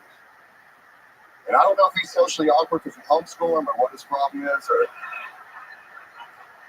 roll tide, right? I mean, if he make us little calm, at least somebody in this fucking house can get it done, you know? That's my time. Thank you. David Lynham with a funny set. Hello. You're much funnier than you looked like you were going to be with it. I swear to God, you see how slow it was at first? They didn't like it? Because of the earring in your ear and your hair. Yeah. I look like the singer of Creed. I get that all the time. Oh, you spit a lot. All right, that was That's all right. Yeah. guys, I'm sorry. I'm a little bit drunk. I've been hanging out with autistic people with poor choices for fucking 2 hours. See, I definitely ruled. There's Champ Wow guys over there if y'all want to know. The pitch guy, Is he really? that punched the hooker, he's walking around. Yeah. Come over here. Did he? His handler is wearing a ShamWow hoodie. He signed up for the. He's over there fucking talking to people. Dude, this is bizarre. I'm so glad to be here with y'all. I can't believe I got called. And on top of that, this panel's great, but god damn, I couldn't wait to get out of there. It's directing a movie I was in. Me and Andrew Brody with a ShamWow. How insane is he? Should we get him over here? Yeah. You gotta get him over here. Somebody go get the. Wow, guy. Random Monday night in Austin, Texas. Go find that guy. The ShamWow guy. I got people in the front row drinking glass. Anything can happen. You can clean that up. David, tell us about your life. How long you been doing stand-up? I'm a career drummer that quit a year and a half ago to do comedy. I like Career drummer? I paid for my house playing drums and quit to do this. Well, boy, oh boy, do I have dude, news for you. No. I don't. We have a tradition on this show. It's called a Mexican drum off. That's where we have a drum solo between 2 people. David, you're going to be going first here tonight. Here's the deal, David. If you win, you're the new full-time backup drummer for the band. Michael Gonzalez is playing a football stadium tonight. We are lucky to have the unbelievable stylings. Charles Reed is our full-time backup drummer. So you do about 20 to 30 second long. Wait a second. You want to balance that? Oh my God. Wow. Look at that. That's his Ari Shafir, everybody. That's what Ari looks without the drumstick. That is incredible. His new special, America's Sweetheart, out tonight at midnight. Every time I roast you, you get a plug. You Dustin Jew at midnight, America's Sweetheart. So anyway, if you win, you're the new full-time backup drummer here in Austin, Texas, for Phil Tony, and you get to do comedy in Austin, Texas, too. You know what I mean? I would make you here in Austin. So now is the time, a tradition, unlike any other. Okay, he just knows the Charles Reed playing it cool, even though that's very disrespectful. There we go. Oh, he pulled back on the fist bump. Ladies and gentlemen, doing a drum solo. This is Charles Reed.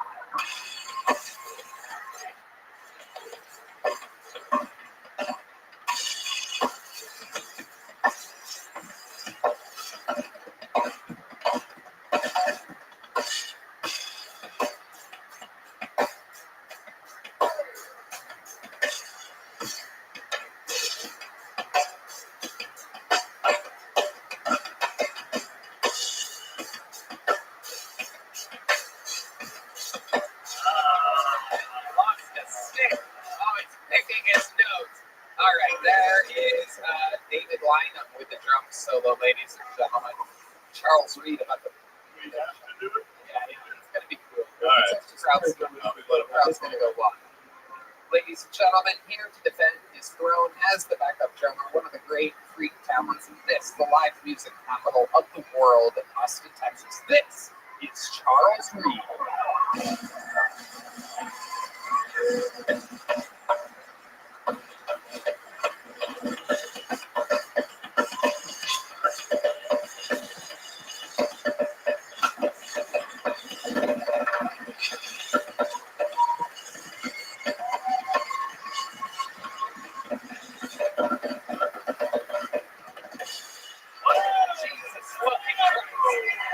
One of the most beatings we've ever seen. Wow. Whoa! Hey, Yeah. that was a close one. I think Charles is better at drumming and comedy. Unbelievable. This is the first time I've ever seen a black guy put in a white guy's neck before. Oh my God. That is incredible. Oh, boy. You see why I quit, right? Well, yeah. I paid for my house and got out of that industry. Charles What the on fuck? HBO. Your house for that. Oh, it's off. Okay. How many of you have David Lynam winning? It's just a boo from the crowd. Just one boo. How many of you have Charles Reed winning? The good news, David, your set was good. Anything else crazy we should know about your life before letting you go? I worked for the drummer for Guns N' Roses for a couple of years. What was that like? They make him feel better about his talent. Hey, I'm telling you, it was a full-time job. Like, a lot. What was the name of your band? Lineup. Yeah. Which one? You didn't name it. I didn't name the band. I would never name the band my last name. But you did. Yeah. But no, I did not. The band called it that. We were last live when they were that band name. Obviously. It gets misspelled on every marquee across the country. So. Yeah. Yeah. We flew it under the radar, but we made enough money to pay for a house in Alabama. So. Show. You just got your ass to you by Biz Marquis. About as old of a reference as Charlotte's Web. We liked your set though, David Lynam. That's a big joke. Congratulations. There you go. Thank you guys so much. You're here tonight. Your next bucket poll goes by the name of DK, everyone. DK. Thank you. Thank you. Here's DK. One more time for DK, everybody. These people wait all evening for this opportunity. Most people these days aren't too smart. The reason why I say that is because most people think digging is the way that you end up finding oil. That's not necessarily the case. Another way is looking for terrorists and weapons of mass destruction. A little bit about myself. My birthday is 4/20. For most people, that's a day of celebration, right? But every so often, I get somebody who will come and let me know, like, hey, do you know you share a birthday with Hitler? And I go, wow, that's an interesting fact. No one's ever told me that before in 27 years. And they go, how does it feel to share a birthday with such a bad guy? And I go, ooh, Hitler? They go, yeah, Hitler is well known for killing 4.6 million Jews in Germany. And I go, okay, but like, what did he do wrong? For those of you who are smart in the crowd, you would have heard that joke and go, wow, 4.6 million, that guy must be off. But the thing is, I don't necessarily count the women.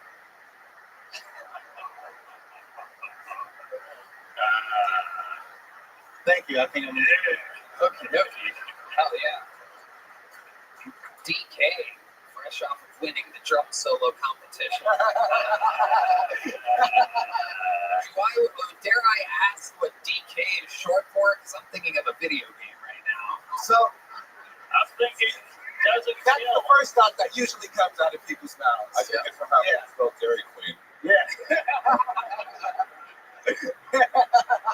Spam Patterson. Yeah. It's my son, Dairy King. One that are good at spelling. What is K stand for? It stands for Drama King. What? It stands for Drama King. That is what it's. Oh, okay. Did Yeah. you do that or did you do that one? I did that one clearly.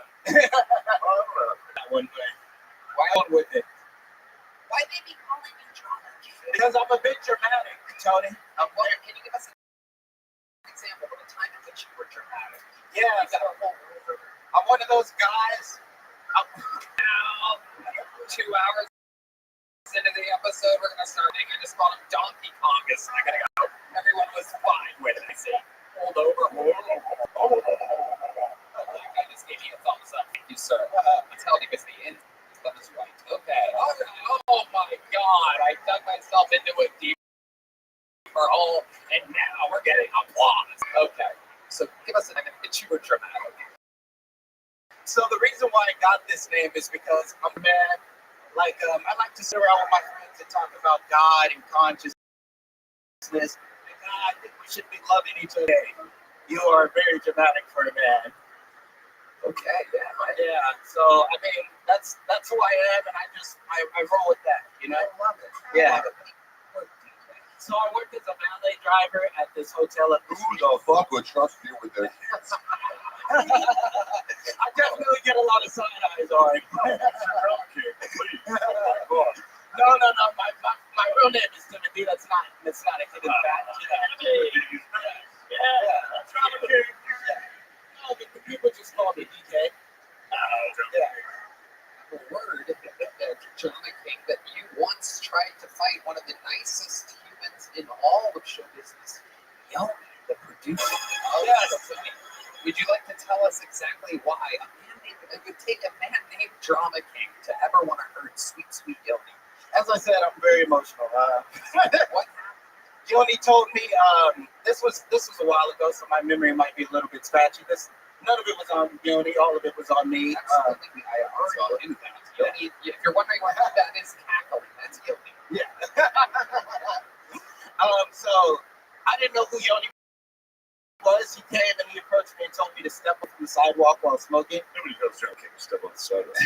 No, that wasn't the issue. I felt the intention behind it was kind of malicious. Like I didn't know who he was, but clearly he had the authority to be doing that, and it made sense at the time. He's one of the nicest guys. He is. Yeah, I've had a conversation with him after. He's a great man. So, Some random guy telling you to get on the sidewalk. yeah, I thought it was somebody who worked at Poor Choices. Okay, so that also Like, I'm not even into the building. Like, I'm off to the sidewalk, so. right from the door, I'm guessing. A few feet away from the door. Yeah, it's confirmed by Yoni, definitely right in front of the door. What were you smoking? Crack. Oh, okay. No, it's definitely weed. It was me. Yeah. Yeah, I mean, I smoked a little about 2.5 years ago. Oh, Yeah. Thanks, Tony. How's it feel? Where the fuck were you and Drama King hanging out? Where were you, Drama King? Were you at his apartment? Did you guys get this? Let me show you where I got like a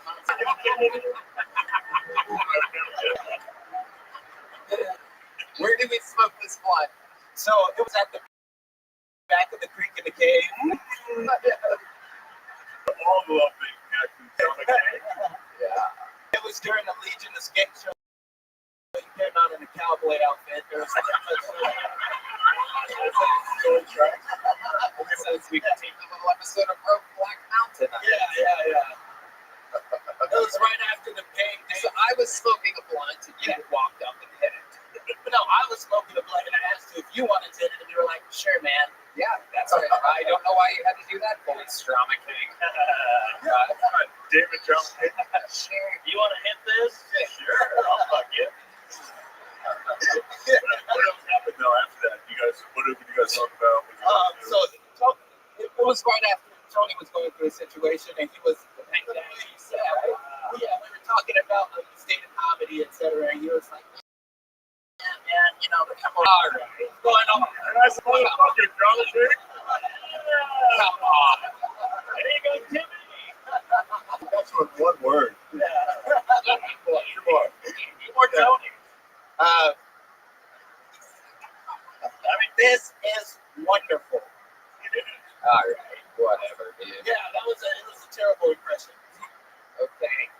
Anything else crazy we should know about you before let you go? Drama king. No. I mean, if there is anything you should know about my character, it's that I've done a lot of psychedelics, and that's just about it. The only thing that I consider very significant, over 100 heroic dose trips. So, yeah, over 100. Yeah, like doing ounces of mushrooms. Wow. Yeah, Too many. yeah, that is a lot. But I'm here and I'm lucid and I'm cognizant, so you're right. Must be some lies. Yeah. Tripping. Yeah, I definitely do. It's one thing that I'm very known for, tripping. Both physically and mentally. What is that, Red Man? Well, he doesn't even know. Red Man, that is crazy. Red Man, Have fun leaving that in the edit. Holy shit. Nothing. I ran out of big joke books. Here's a little joke book. Thank you. There you go. On behalf of Red Man, I apologize. I don't know what that was. Nobody knows. So we moved on. We're not editing that out. We're going to keep that one in. Red Man, disgusting. Drama King, we all apologize. Sweet Drama King. All right. The fuck are you doing?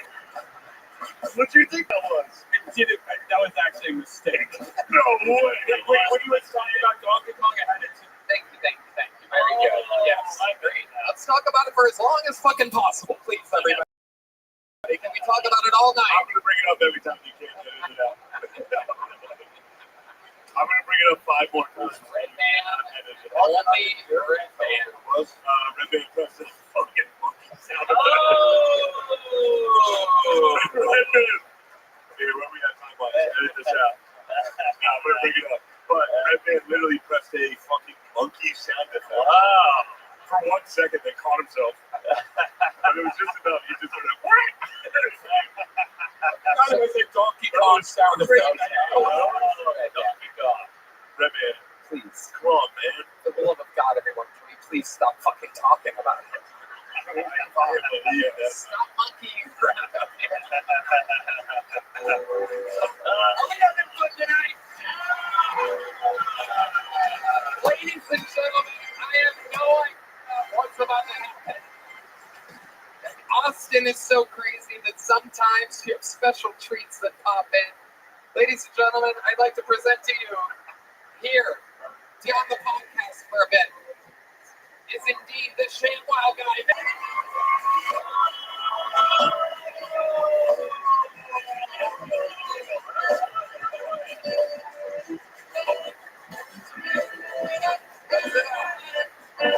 Oh yeah. It's grabbed on my phone right there. Right there. It's right behind you. Wait, who's No, keep going. Wait. The ShamWow guy. Who the fuck is this guy? Like you're a goat in insult comedy. I'm a goat in sales. It's not a big category, but I gotta have a bouncer. I've got a bodyguard. Is that made on a ShamWow? Yeah. No. And if I beat him, hookers, I need the blood.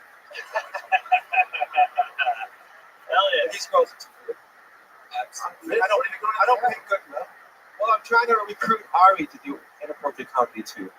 So I got $500,000. Fire it up. Oh, you're too big now? You're too good? Ari's funny. No. He's funny. He's funnier in my movie, Inappropriate Comedy. Oh. Where can people find this movie nowadays? Where's it? 4chan?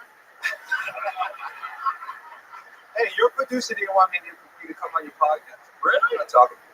Oh, okay. I have proteges. He's my protege. So, we're doing. What's great about him? He does rap, rhyme. Oh no. Everybody's name. He's one of those guys. That guy raps. He's one of my. Yeah, right.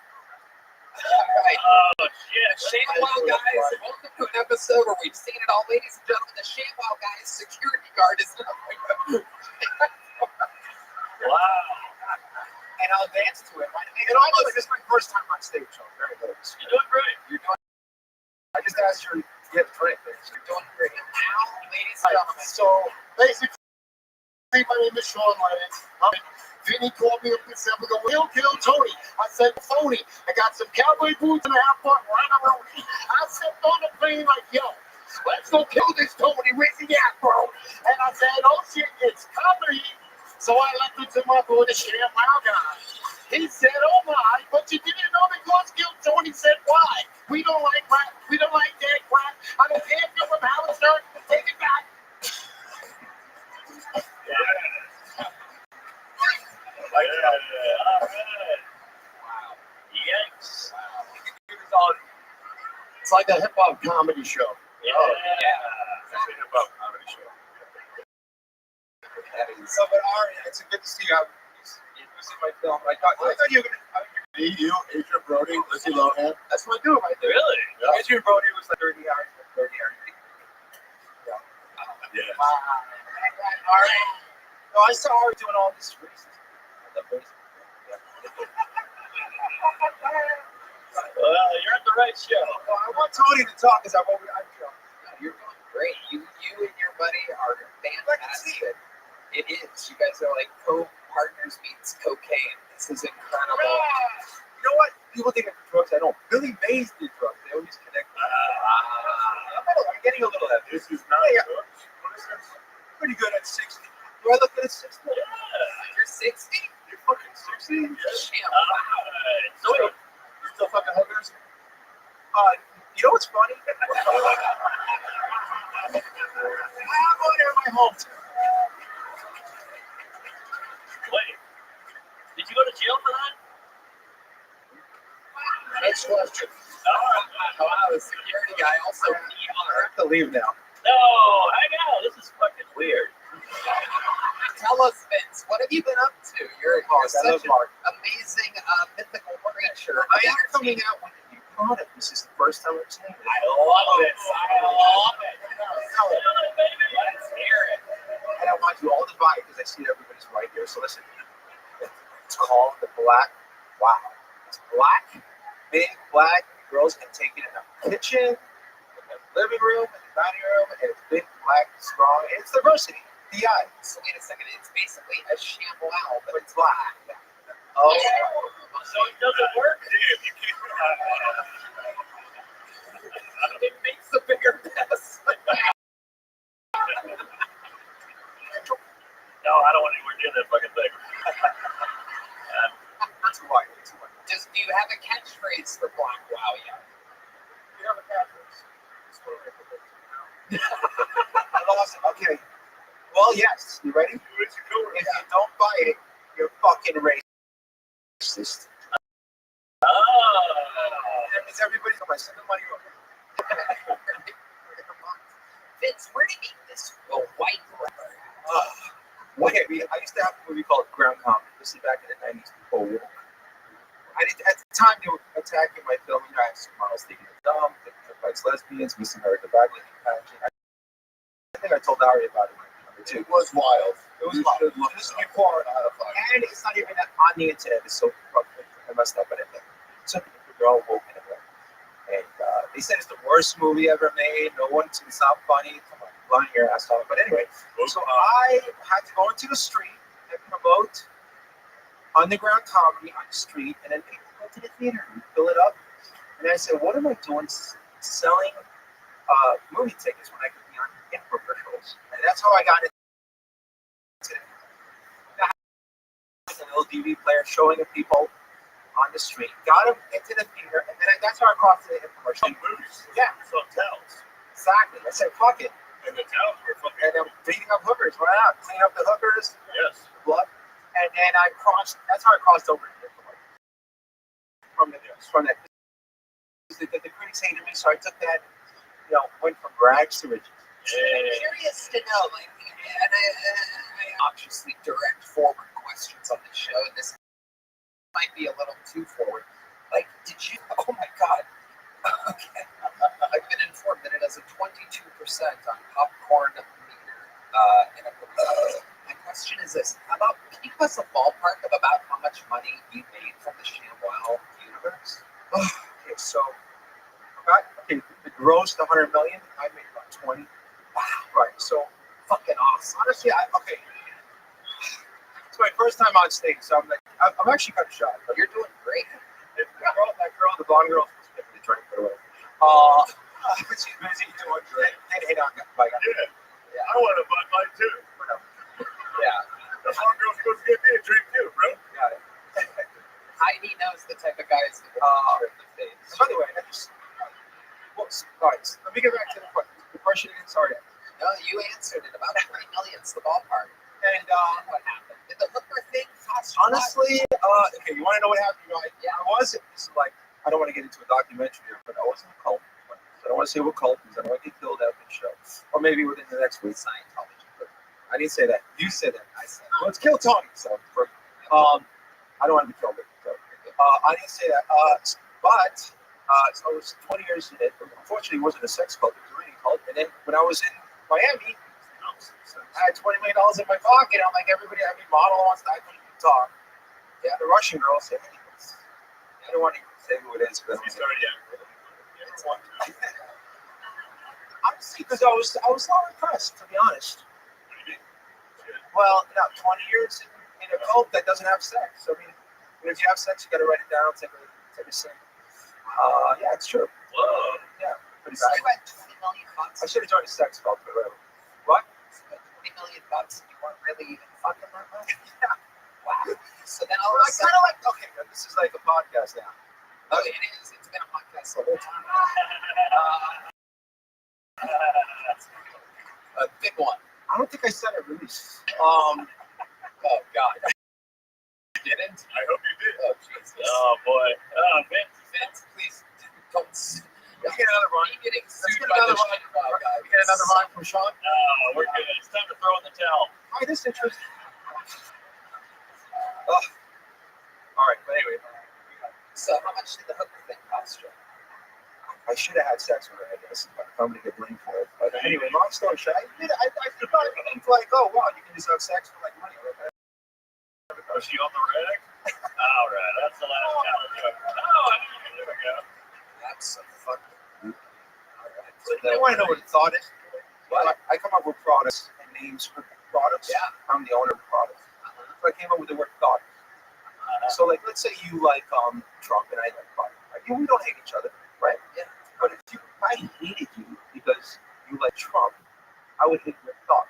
So that's called a thought. So, like, the color. Do you know how racists hate like black people? Like, you don't like black people. Well, I mean, you're jumping ahead there. I'm not going to let you work the soundboard over here, that's for sure. Oh, man, stop that.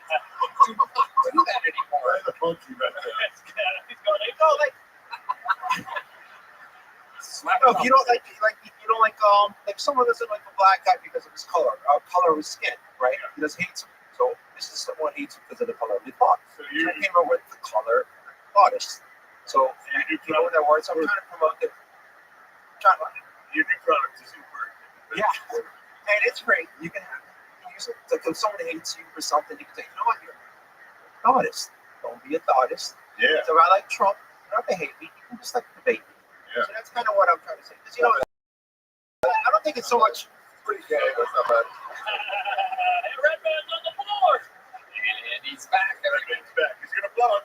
He's back. But he's back. He's back. Give him a minute.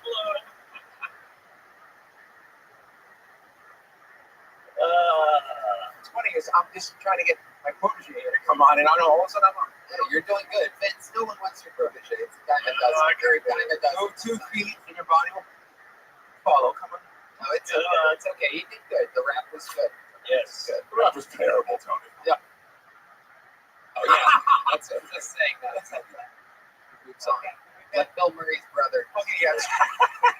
Let me do the weave back to Trump days. When we met at the, Underground Comedy was so expensive. We used to be a caller on Howard Stern show. Call him, say things, and that's how we. Oh, Yosemite Sham. Yosemite Sham. Oh, that is great. So we met at that. Well, Vince, we're going to keep it moving along. Any last words to the beautiful audience here, to the people? Your first time live on stage. Yeah. First time. I appreciate you guys all made me feel good. I got the goats of comedy, and I'm hang out. Hang out. We'll all hang out afterwards. Give Vince his friends some Vince's passes. Wow. All right. We're almost to the end here. We have our first female comedian of the night, which will be our last bucket full. Let's see how this goes, ladies and gentlemen. A minute from Bree Collette. Bree Collette, everyone. There she is, Bree Collette.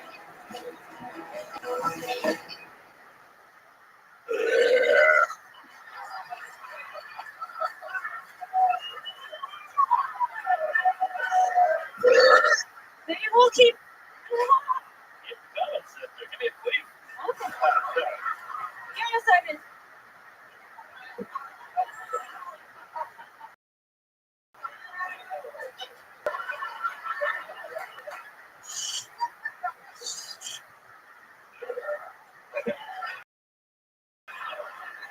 I'm dyslexic. I can burp on command. It's pretty cool. I actually have an OnlyFans for it. Only.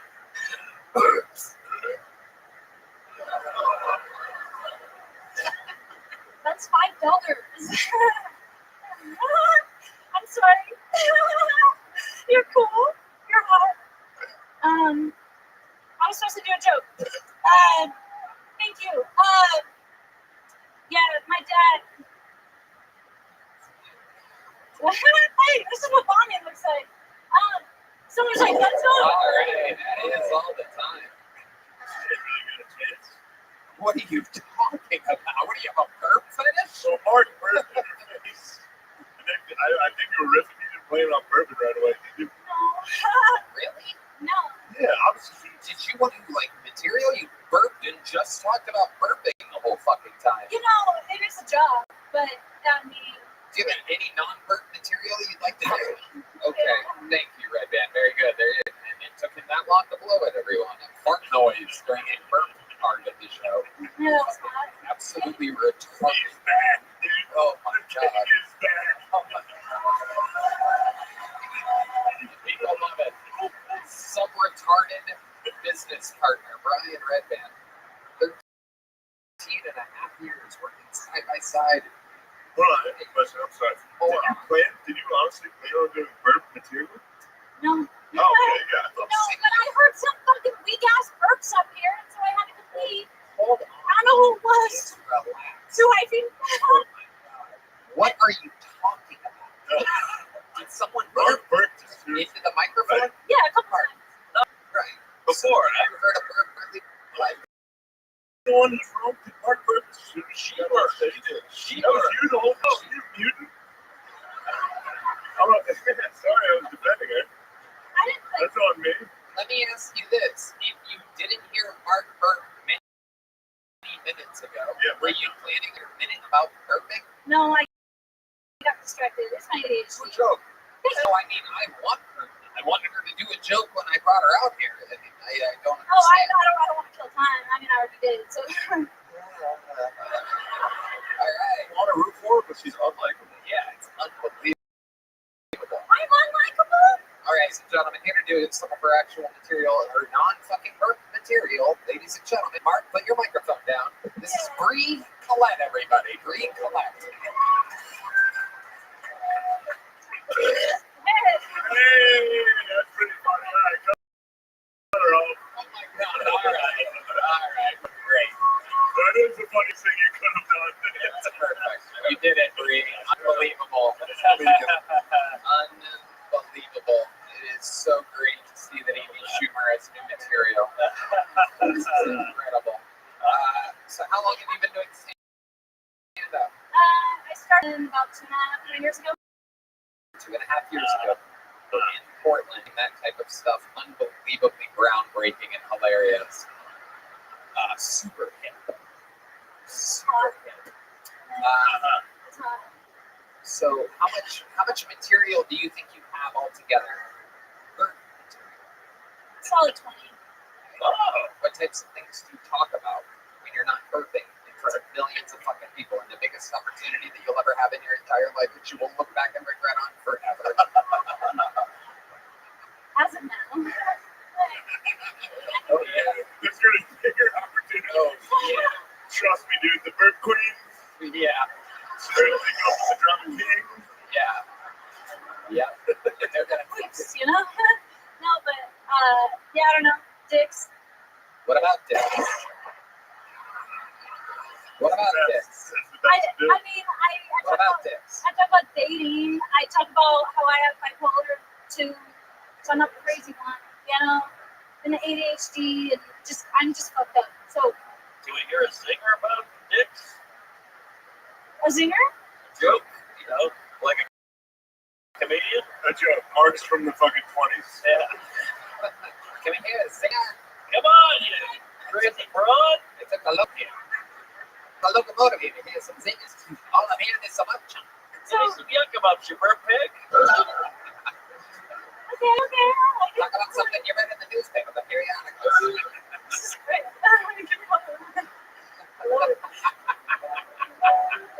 You ever seen my dick? Okay, wait. Yeah, I have seen a dick. Wait, that's not what it started. Hold on. Sit with five of them. You ever put a dick in your mouth? Not yet. That as soon as you put it in, it kind of like latches in place, you know? No? Like airhead dick, you know? I don't even drink water. Oh my god. All right. Here's a little joke book for you. That was There you go. Boom. There she goes, Spring Colette, everybody.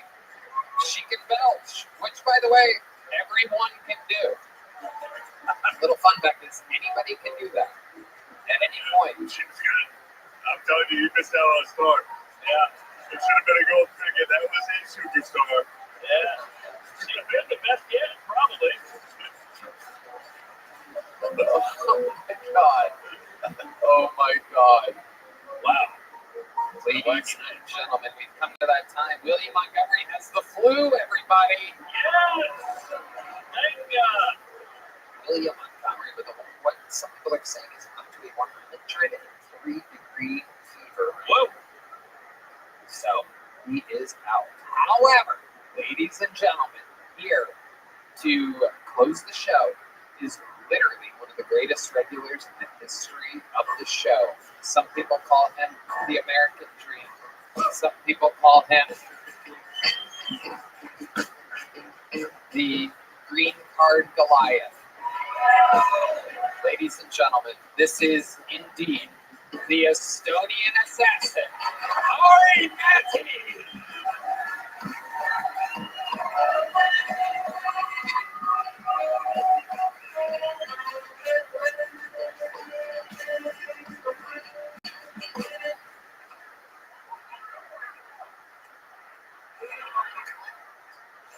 I am so fucking tired of being poor. I'm about to snap. When is it my time? Even if you make $1 million now, remember when you were a kid, $1 million, that's a fucking summer house in Italy, in Austin. Now $1 million, ooh, 1 bedroom in Pflugerville. Now I feel bad for millionaires. I'm like, fuck, Chick-fil-A's hiring. I don't know. When you look at rich people, don't you sometimes feel like you missed a year in school? Like when I talk where the bag is at, you know. Because my school was like, Alphabet, Hitler, and then they were like, okay, and now go pay taxes. What the fuck was algebra? Teach me how to run a scam, you bitch. Like,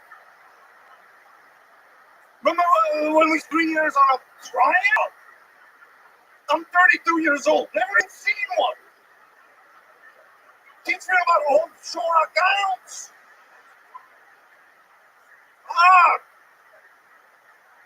And when you meet rich people, I always ask, how? And they never say, what's the good baby?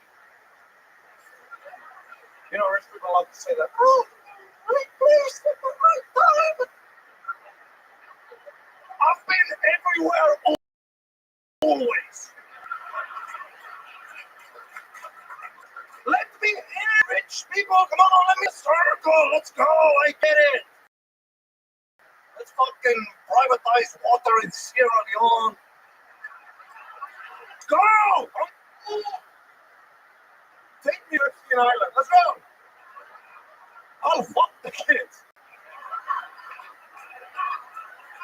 And keep my mouth shut.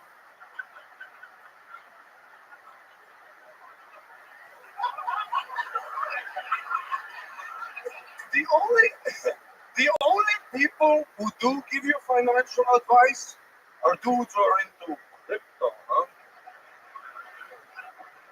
How come every guy who tells you about crypto is also on the bus?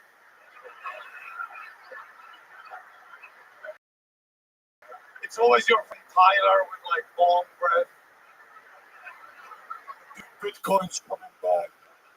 You want to be like Tyler, the fact that this information has trickled down to you means we're already too late. Thank you so much, everybody. Thank you. Wow.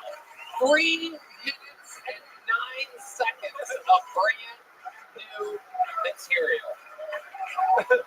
Absolutely unbelievable. Ari Matt has done it again. Over three times the necessary work to do a whole cohesive bit. Folks, they did it. It's just unbelievable.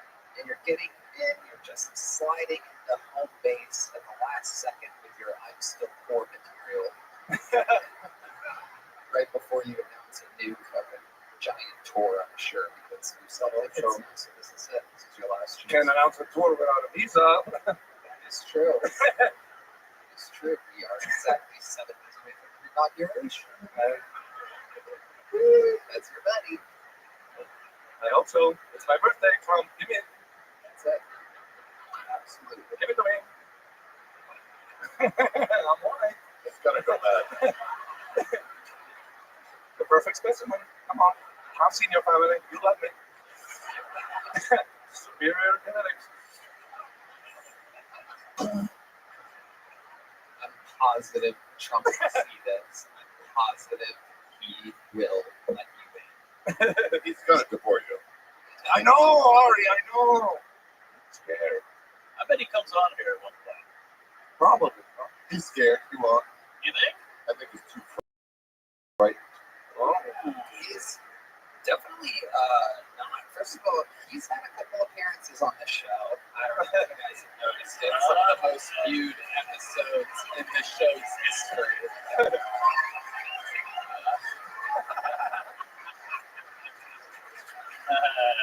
Well, you did his show at the Garden. Yeah, I did his show at the Garden. You did not get a booklet. I did not. I did. It is true.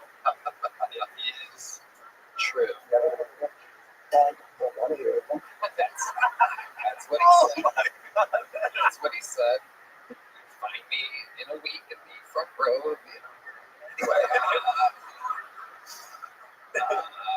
yeah, I'm positive Trump would love you. He has a great sense of humor. Had his own roast 14 years ago, 15 years ago or so on Comedy Central. It was the biggest roast of all time at the time.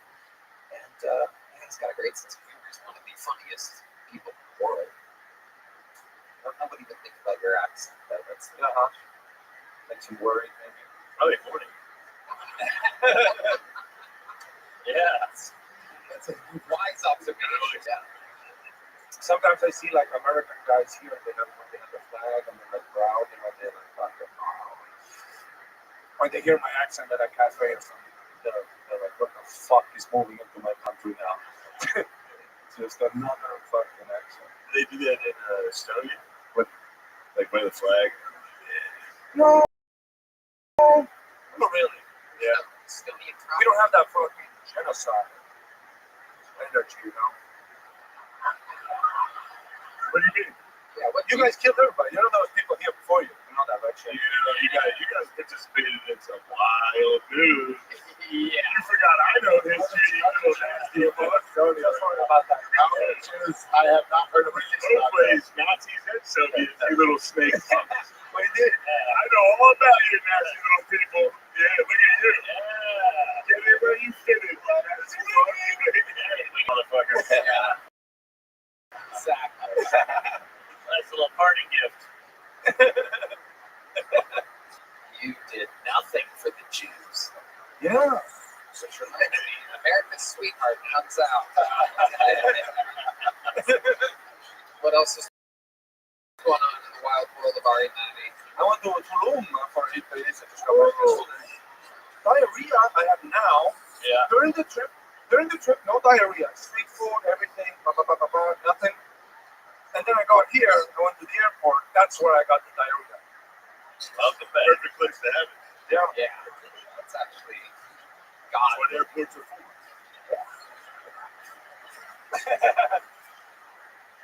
What do you think caused the diarrhea? What did you eat? I ate my burrito. I know. Came from Mexico, but it just felt like one. Can't remember the spot though. I think it was that could have been the problem. So I've eaten Chipotle. You've eaten Chipotle. Big Never fan. had diarrhea. Right. Wow, that's American. Yeah. They clean it up. Mm-hmm. Although, it is a Mexican making it. But still. You get lucky over there in Mexico? They do love them there. Around. Yeah. Yeah. So how much you pay? Couple pesos? I've never had a hooker. I don't know. This is like an American. What? That's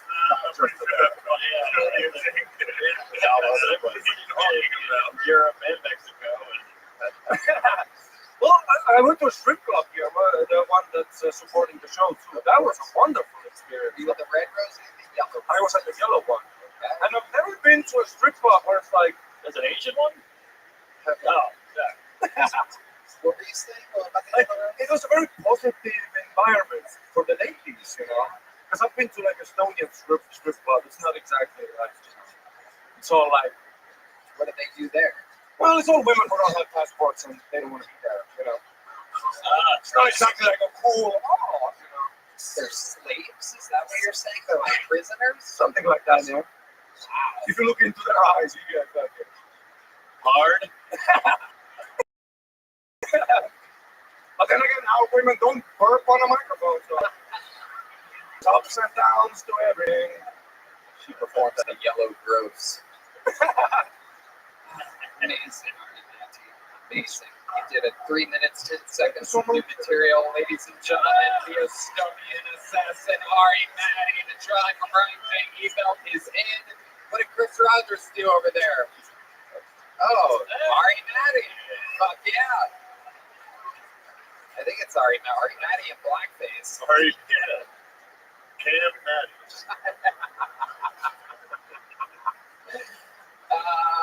Ladies and gentlemen, did you guys have fun tonight? I don't know if I mentioned this, but Ari Shaffir's brand new Netflix special, America's Sweetheart, out now on Netflix. Check it out. How about one more time for the great Mark Norman, everybody?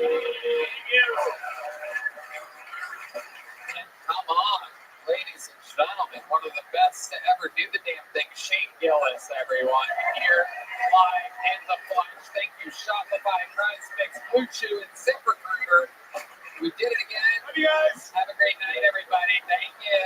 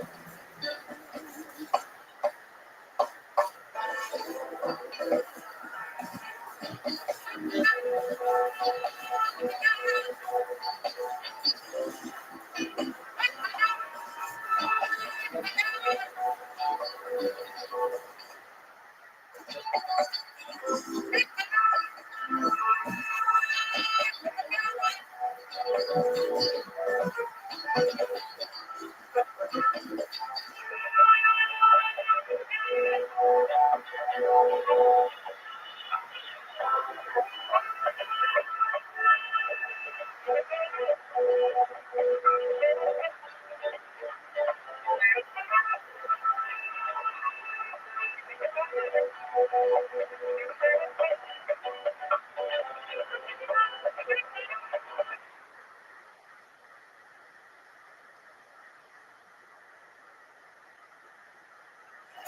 are on sale for all my upcoming stand-up gigs. Detroit, Atlantic City, Niagara Falls, Mount Pleasant, Michigan, West Valley City, aka Salt Lake City, Utah, Reno, Nevada, Anaheim, California, and Las Vegas, Nevada. Tickets are sale now for my stand-up comedy featuring some of the characters from the show. All tickets through TonyHitchcock.com right now.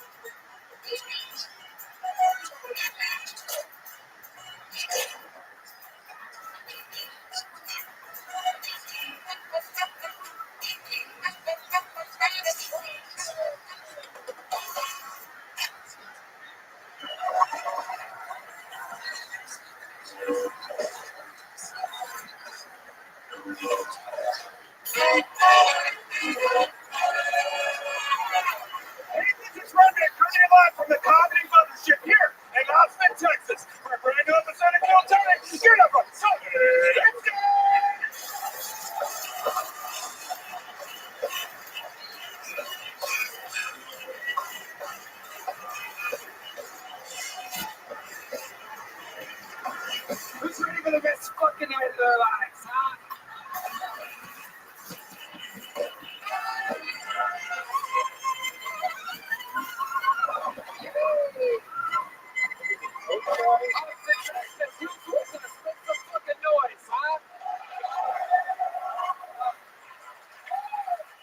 Make some noise for Red Band, everybody. Yes, very exciting. Very exciting stuff. How about another hand for the best damn band in the land, everybody? That is indeed the Huevos Rancheros side of the room, ladies and gentlemen. That is Groove horns, Carlos Sosa, Fernando Castillo, Raul Vallejo on the horns. Big Mike, Michael Gonzalez on the drums. The great Matt, the Mutilator, muling on the electric guitar. John Dees on the keys, the leader of the band.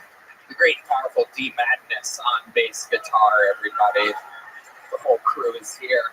Very, very exciting stuff in motion. A very fun episode ahead. Before we get started, here's a little bit more from the amazing sponsors that made it all possible.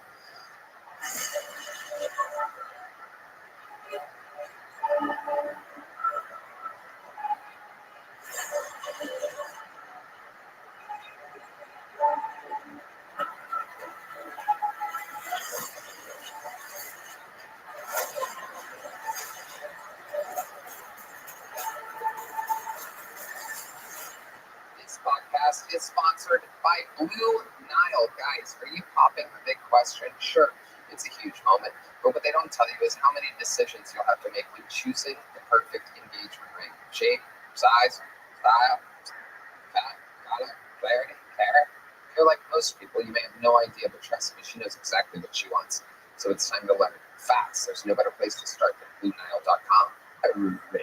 Tony, I love Blue Nile. BlueNile.com, you'll create a bigger, more brilliant engagement ring than you can imagine at a price you'll never find at a traditional jeweler. You're so right, Red Band.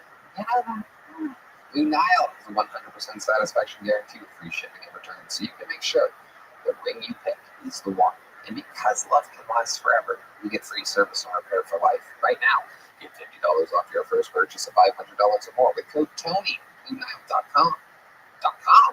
That's $50 off with code TONY at BlueNile.com. BlueNile.com. Who's ready to start tonight's episode, huh? Look, you guys know me. When I book this show, sometimes it's 3 guests deep, sometimes it's 2 guests, sometimes it's 1 guest, sometimes it's a guest who has done the show a record-setting amount of times. And every once in a while, you get to be here for the very first guest appearance of a comedian.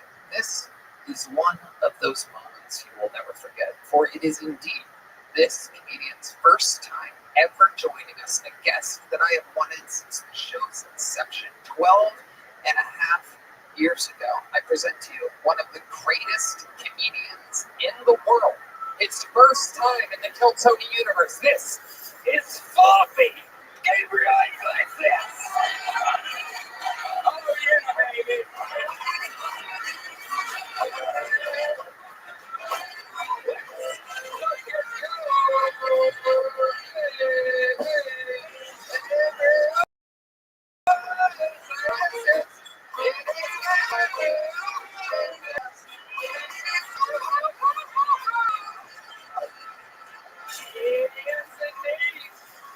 The one and the only, the great and the powerful, Gabriel Iglesias. Oh yeah, baby. That is an amazing incident. I'm so glad I have actual Mexicans playing that. We are fresh off of watching pro wrestling together. Look at the Mexicans have been videotaping it. You know this whole thing's being videotaped, right, Fernando? I love it, but you got all the Mexicans on one side and the black people on one side. That's right. You got to keep them separated. Separated. I don't know if that's for Fernando or Raul that was videotaping. I get them all confused. I just know Carlos is on the sax. To be honest, I've never memorized which one was the other one, and I've gotten by it so far without anybody knowing. Austin, how are you? Tony, thank you for having me, man. We are so pumped to have you. Can you please tell everybody what you're drinking again? It's okay, Vegas. It's sugar-free Red Bull. Oh, no. So there's like, hey, what is that? He goes, it's okay, Vegas. I go, what? I like how you described it, though. I might order one. What else? Well, we're gonna have some fun tonight, and this is your first time. So let me tell you, 212 human beings signed up tonight. 212 is the magic number. They are loaded in a bar across the street. If I pull one of their names out, they get 60 seconds on the stage. You know their time is up, and you have the sound of a kitten. That means they have to wrap it up then, or else they bring out the angry West Hollywood bear, and that rudely interrupts them. I conduct an interview with them. We find out more about them. I get to talk to my esteemed panelists, Gabriel Iglesias, get some information and some feedback and some intel on what they could be talking about. It's a live interview. Everything is improvised. Anything can happen. Are you guys ready to start tonight's fucking show? All right. While we go wrangle our first bucket full, let's start with one of our esteemed golden ticket winners. This boy is from Los Angeles, California, and he is in town. One of the most recent golden ticket winners on the show. Ladies and gentlemen, to start the show, this is a brand new minute from golden ticket winner Jack Shaw.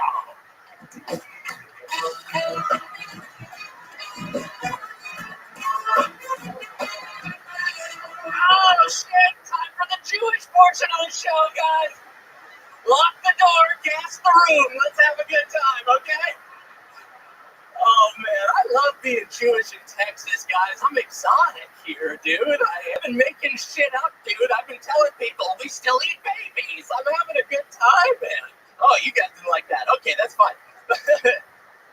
It's okay, man. I was an angry kid growing up. I got in some fights growing up.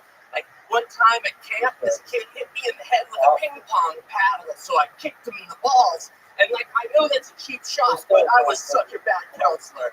I'm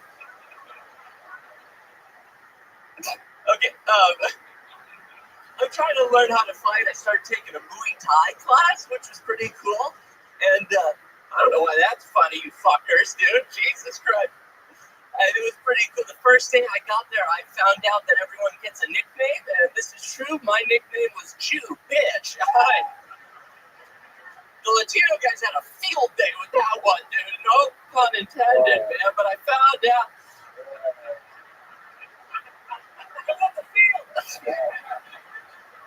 I found out that the only way to get a new nickname was to fight for it, so I stuck with the nickname. All right. Thank you guys so much. Jack Shaw.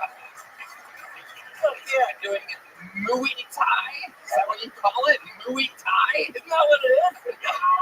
Maybe I'm in the wrong class, dude. With cows? Muay Thai? It's Muay Thai. Oh, more Thai. Muay. Boy. There you go. It's Jewish, man. It's Muay Thai. It's Muay Thai. What are we having for dinner tonight? Muay Thai. Okay, all right. Jack is a wild boy, high energy. Do you take anything? Are you on Ritalin or something? Dude, I'm on Prozac. Really? Yeah. I hug everyone. This is you kind of calm down then. I guess. No, Prozac didn't really like calm me. Actually, kind of gave me the confidence. Really. I was super nervous and afraid of everything, and then I got on that. It was super helpful. So not funny, but it's a good thing. Yeah, no, it's fine. How long have you been on Prozac? About since I started 4 years. Okay. Yeah. So you started Prozac immediately. You started stand-up comedy. Yeah. That's like a Pfizer ad, right? Yeah. What's happening? How much did they pay you for that? Anything I can get, dude. I'll take any money. Okay. All right. Anthony Fauciberg over here. Yeah. Incredible. What were you super afraid of? What were some of the things that you were most afraid of in the world? You seem like you're still afraid of a lot of stuff. The outside in general, dude. I didn't like going out there. I was depressed, man. I just didn't like myself, and it made me feel okay to look in the mirror. Jesus Christ, bro! Seriously? What the? So, how about, hey, how's your day, man? What are we doing? I'm a comic. Hey, look at me, bro. Yeah, look at that. Oh yeah. Oh, yeah. I Prozac too, man. But, don't ask me no questions about it. Went from Muay Thai to Muay Mexican over there. Jack, how's life been? You've been here in Austin during all the fires, nice out of LA. Yep. I've been out here, dude. Life's been good. I got a dog back home, and Is it a little scared Jewish dog? it's a little, yeah, dude. He's trying to think of a pun. Couldn't think of one. Okay. He's a husky and a dachshund mix. So he's like an angry. You're trying to figure out how they line them up, huh? Yeah.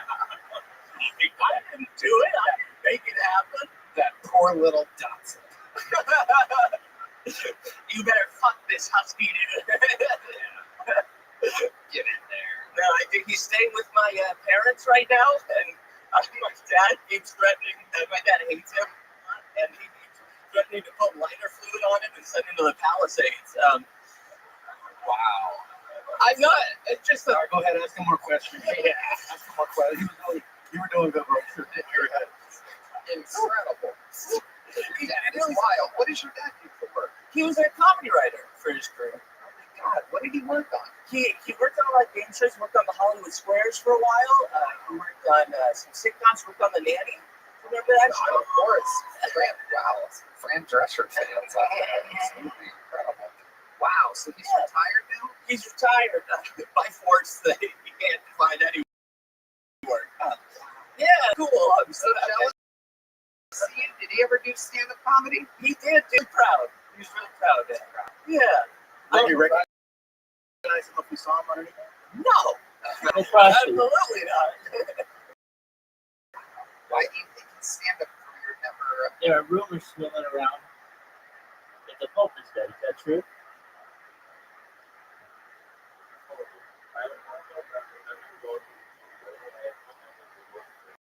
I know they haven't got official with it, but it's all over Twitter.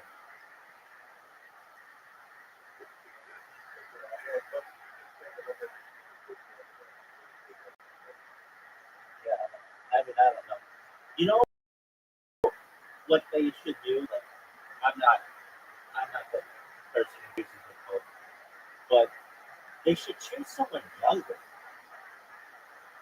They always choose these old motherfuckers who are too sick to do anything. Choose someone young and have them go all over the world, do like a world tour. That's what they should do. Yeah.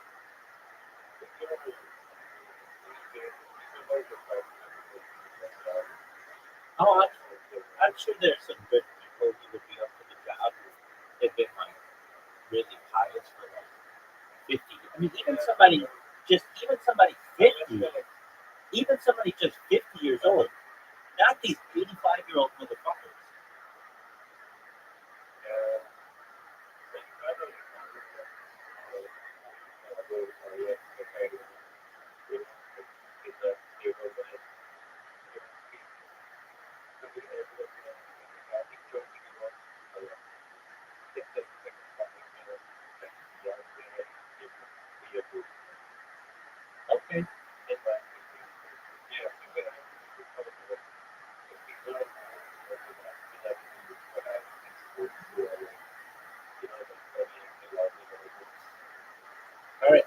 You know a lot better than I do. But I just think that these old guys, it's like they don't do anything except get sick.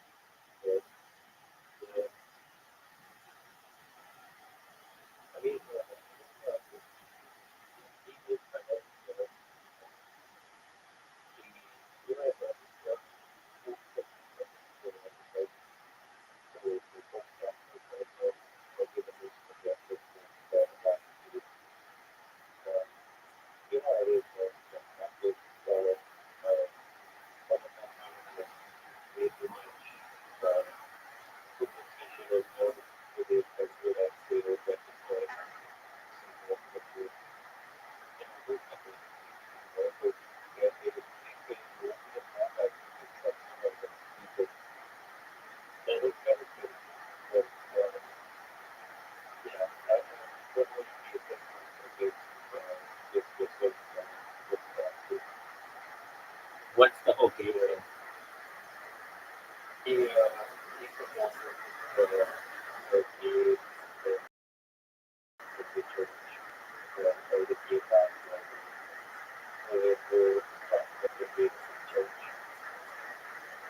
So can you be gay and be in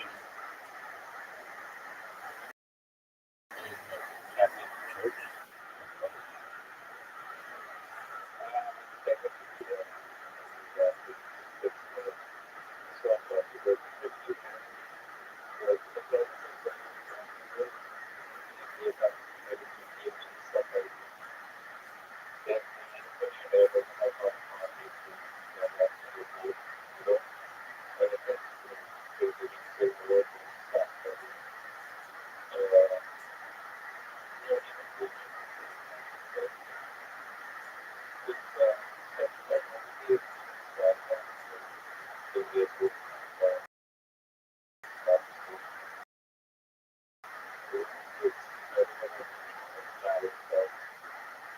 Can you a Catholic transfer?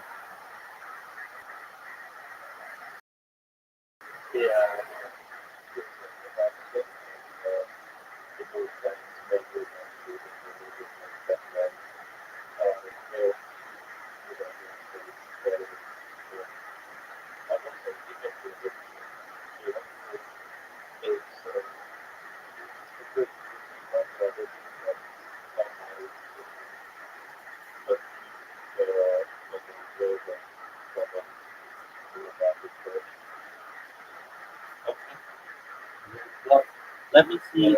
I'm gonna check out Twitter right now and see what people are saying. By typing Pope is dead. The latest says CNN media, the Pope is dead. I don't know if that's legitimate. Let's see here. Next person.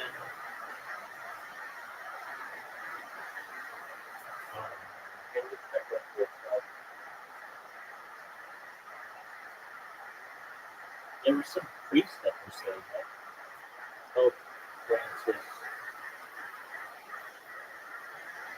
I'll just do who's good. I don't know, 2 to 6 days ago, whatever.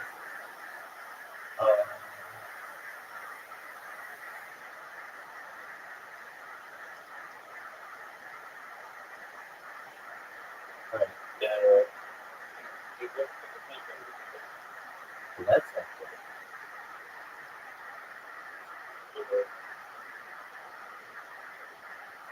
good. The way that I heard is somebody who was in a hospital with him leaked it.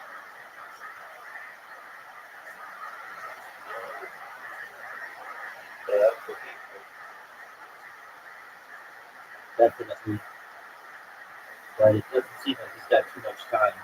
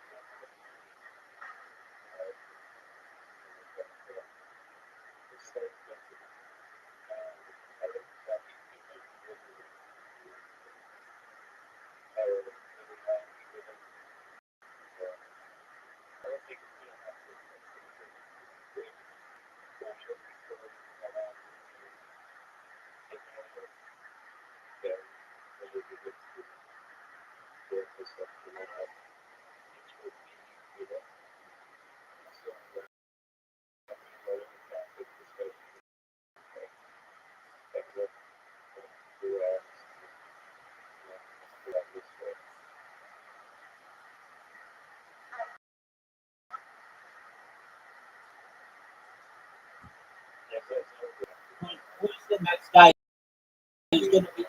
Who's the next guy that's going to be Frosty? If I had it my way, I'd make it you. You'd be a good pope, man. You're nice.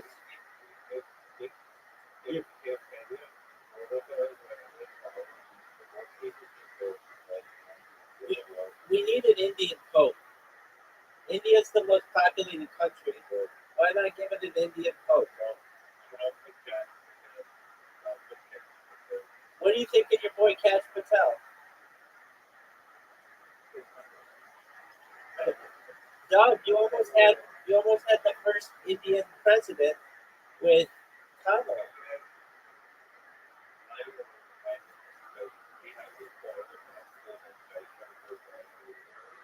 Who's that?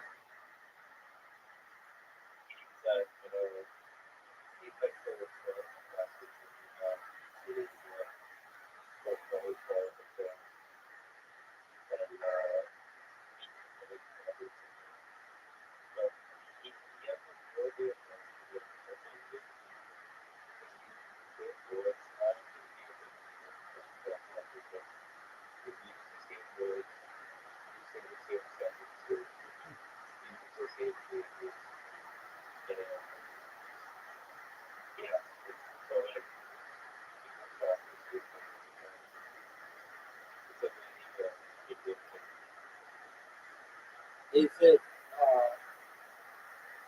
Do you think you'll ever see an Indian pope?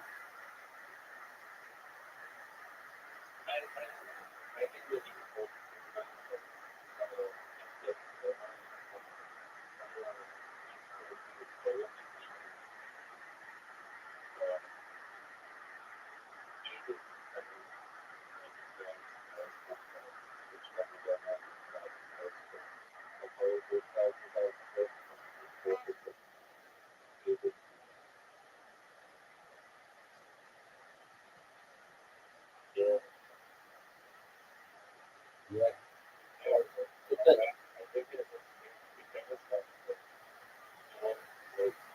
It doesn't look good. It doesn't look good.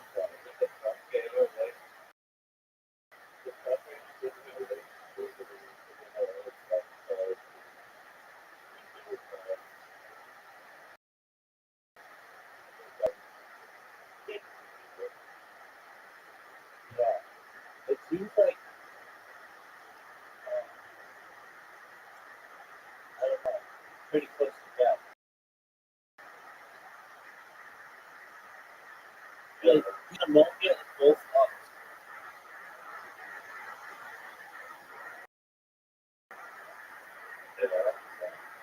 So who's the front to be the next pope besides Frosty?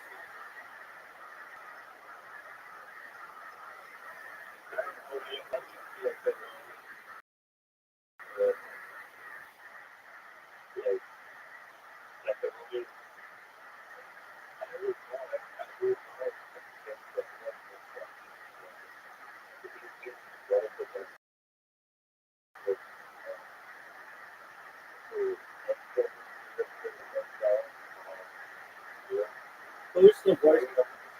Who's the worst pope that Catholics have had in the last 100 years? Or not even that. In the last 50. I think.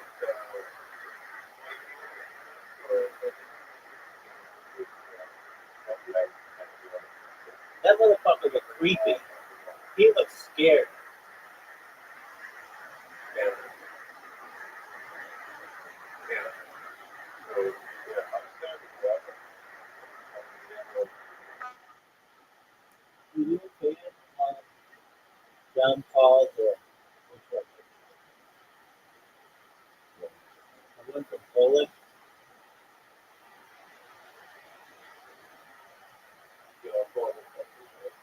Were you a fan of that guy? I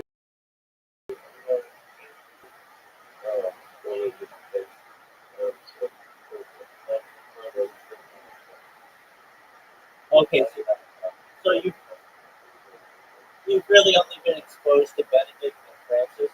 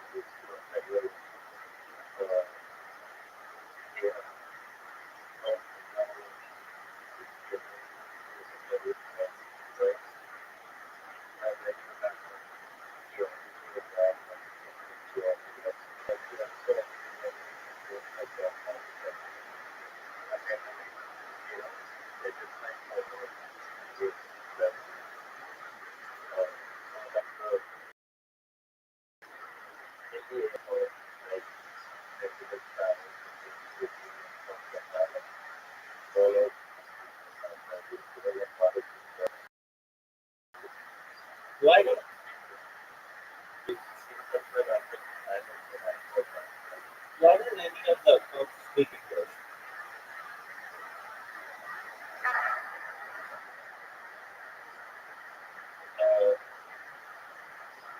the folks, so that's very much to do that. So that was one of the things that we started to really mention that this when we got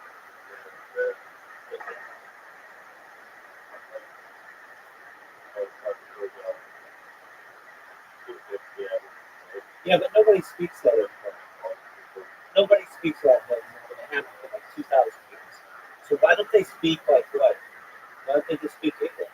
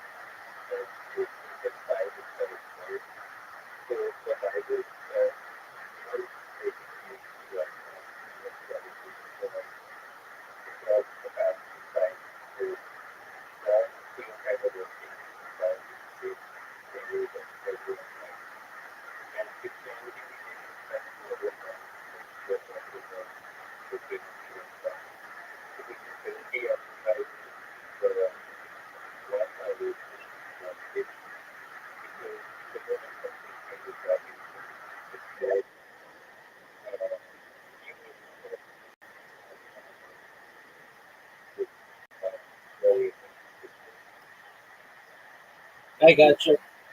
Well, I don't know who they're going to choose, but my vote is for Frosty.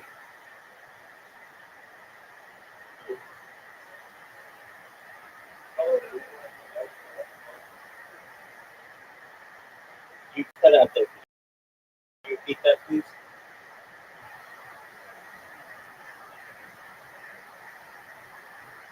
Frosty.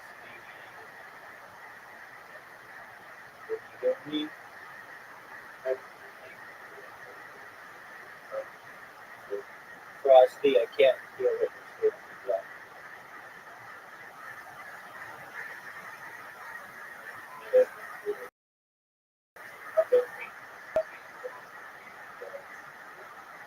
I think you said I'll see you Tuesday. Okay. Excellent. Take care, Puka. Jennifer Frosty. He is Judaism's choice of Pope. Pope Frosty. That's what For CIU. Pope Frosty. Oh, 100%. Yeah, no, I ruined his life. You have full siblings? Yeah, I have a brother. He's 10 years older than me from my dad's first failed marriage. So my second with my mom. Wow. What happened? Why do you think you went to, is he still with your mom? Yeah. Okay. So that's They do not love each other. No, that's not totally true, but I hear them whisper fighting in the other room all the time. I bet. Bitch. Don't shut up. I don't want to hear Jack call you a fucking bitch, dude. I don't know. Incredible. They're both very Jewish as well. Oh, they're extremely Jewish. What do you think before what do you think is the most Jewish parents? What is it that really stands out to you to where you're like, Jesus, you too? Well, really, the most Jewish thing about them is how much my dad hates Jewish people. Right. It really is.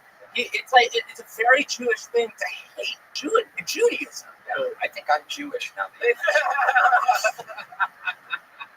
That's how I find out that I was Jewish all along.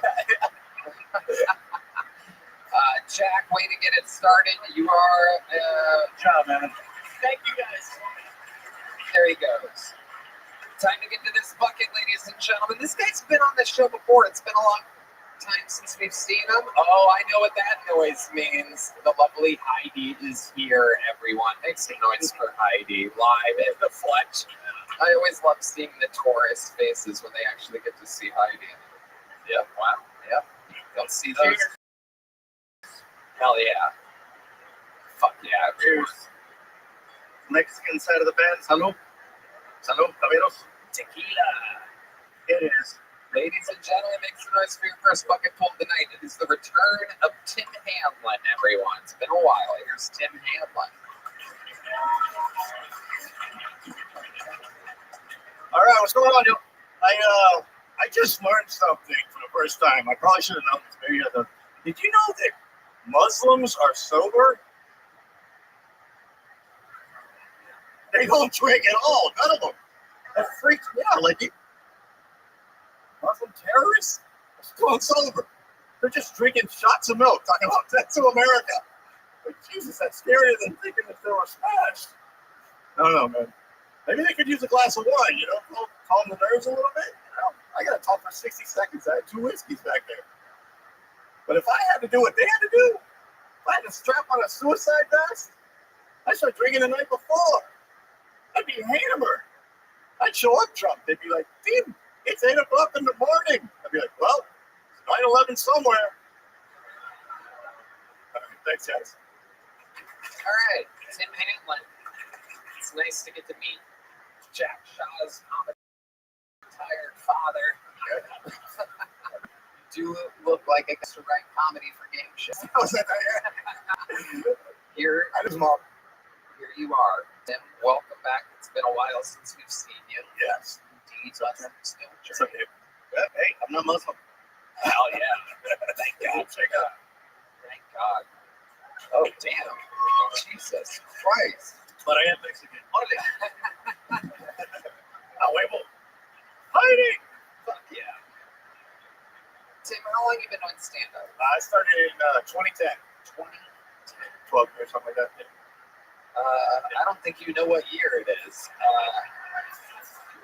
That would be. I don't know what year it is in a minute, bro. I guess yeah, I kind of out on the clock. Oh, yeah, I just put it around here. Clock. I don't know my clock. Right. How about calendar? Yeah, but the clock doesn't really. It's 2010. Okay. All right. What is your living situation like, Tim?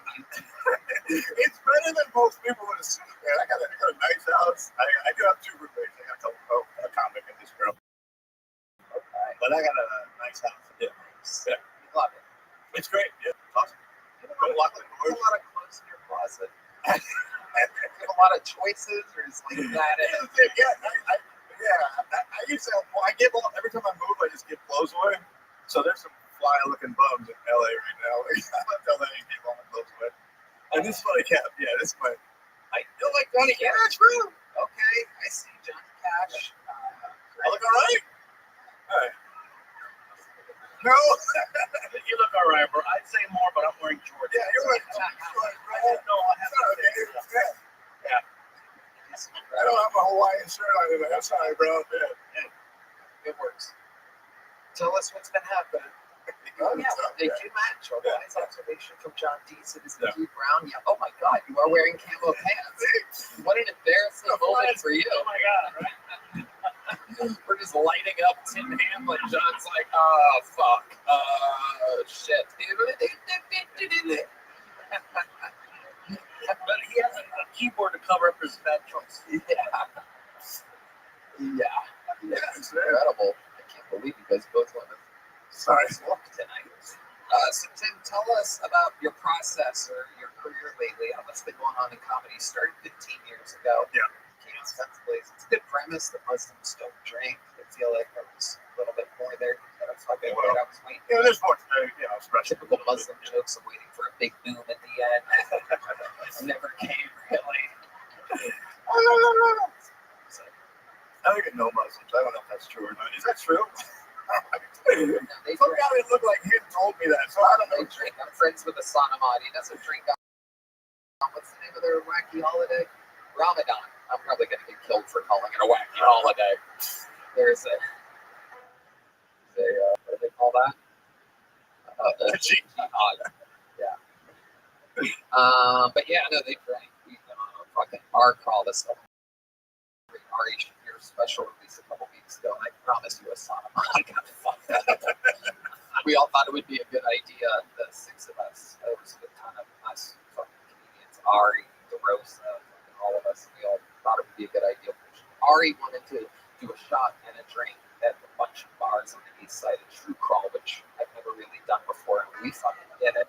And my bar's 7. We thought it would be a good idea to all slam into the photo booth at once, one of those old school photo booths, and always a bunch of pictures of the suns. So there is proof that Muslims drink. Tim, what made you want to go in that direction of the game? Like, you know, look, that's a tough area to go into. That joke for right now? Yeah. Well, you know, you only get a minute, dude. Yeah, exactly. I do longer sets and stuff, so most of my stuff is a little bit more developed, and I figure that's got like a short. It's a newer joke. Yeah, too much. So, yeah. Okay. But it's short. It's not like a story. I got to come up here. Oh, of course. Did I make them?